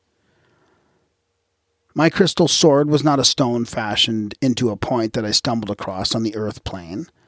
The knowledge, the books, the spiritual word is the sword. The attainment of knowledge, wisdom, and soul consciousness is the sword that was sent and has given us the ability to lift others as well as to help lead humanity into the Great Awakening.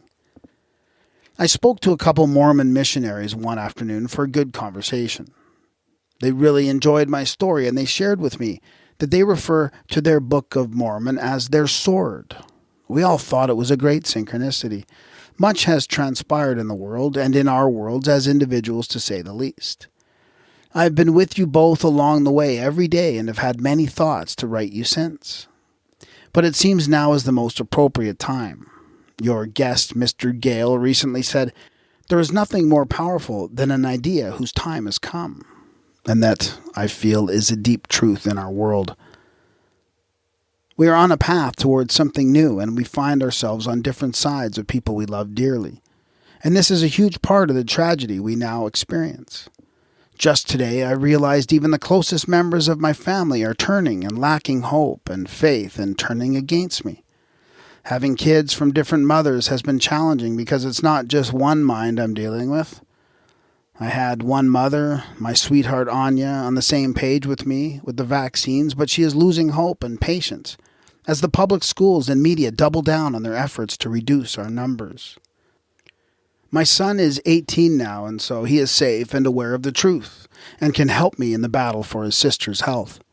This tragedy has infiltrated my family circle and is ripping us apart. Some family doesn't want to see us because we're unvaccinated, which was spread through gossip. I'm going to be writing goodbye letters to some elders because it's my last effort to shine some light on truth. And they will sadly die alone if they don't change their ways. I had the bug in June and was down for a while. It sucked, but now I have natural immunity and I feel confident terrain theory and universal field theory explains how our bodies work. Today, my sweetheart Anya told me that I have changed and asked me why I can't be normal like everyone else. Her idea of normal is back asleep, sheep style, and I'm still hanging on after 5 years of being the new me. This way of life cured me of lymphoma and brought my darkness into light. I've evolved, and in doing so, I've become estranged from my loved ones, and it's terribly sad that the idea of normal to my sweetheart is now insane to me. And what seems sane and logical to me now is insane thinking to her. I'm at a loss now, but motivated and inspired to teach truth, health and wellness and cannabis culture, and serve people with homegrown services, and coach youth to master their crafts with mind, body, and soul balance. I've finished many pieces of writing, but I'm looking for guidance or recommendations for publishing. Let's not miss the opportunity to connect while you're in Arizona in February. I would love to place a deposit, but I am broke. It's Christmas time and I don't even have a plan for gifts for the family. Food and basics are covered these days, but until I get my new businesses off the ground, money is tight. I will have some funds available by the beginning of February, but fear it will be too late. If I miss this chance to connect with you guys, it will be hard to forgive myself. Pinetop Lakeside is my backyard, basically in childhood playground for me and my ancestors. I would like to offer a value for value exchange if you would be willing. As I said, I would like to offer my services as errand boy, weed caddy, custodial engineer, driver, beer bitch, but I also have content, books, and skills in business startup, management, advertising, agriculture, networking, writing, and editing. I can drive up, sleep in my truck to not occupy a space, and be your friend, partner, and servant for the contact at the cabin, and a commodity at the Grimerica commune as a teacher and grower. Together we can build a grim state across the globe with chapters and provide the sustainability to survive and thrive against our enemies. I believe in us. Please get back to me about possible options for collaboration. I leave you with this prophecy that I was given on January 8th, 2020 at 21 hours and was posted to social media. Here is what's on my mind. Flow state channeled from a source unbeknownst, uninvited, always invasive, like a heavy weight bearing on my existence. A time will come when our communities will be in search of local leadership amongst the chaos, tragedy, and fog of war. At that time, the warriors of humanity will shine like beacons, guiding their states to survival and to regroup. They alone will be willing to sacrifice for the greater good of humanity and the survival of a people and nation. Know your place and play your role as the show will go on. The first step to becoming a warrior is having a big heart. One must feel love, sadness, loneliness, pain, anger, and empathy with a passion, in order to go great lengths in sacrifice and selfless service to others. A big heart isn't a sign of weakness. Rather, it's the mark of a soul destined to serve humanity, a true sign of a warrior. A warrior of humanity isn't bloodthirsty, wanting to kill everything in sight. It's a soul with a purpose for protecting and preserving life at all costs. It's not having courage in the absence of fear, but rather the courage to move into, through, and past fear. See you guys soon. Coach Chris.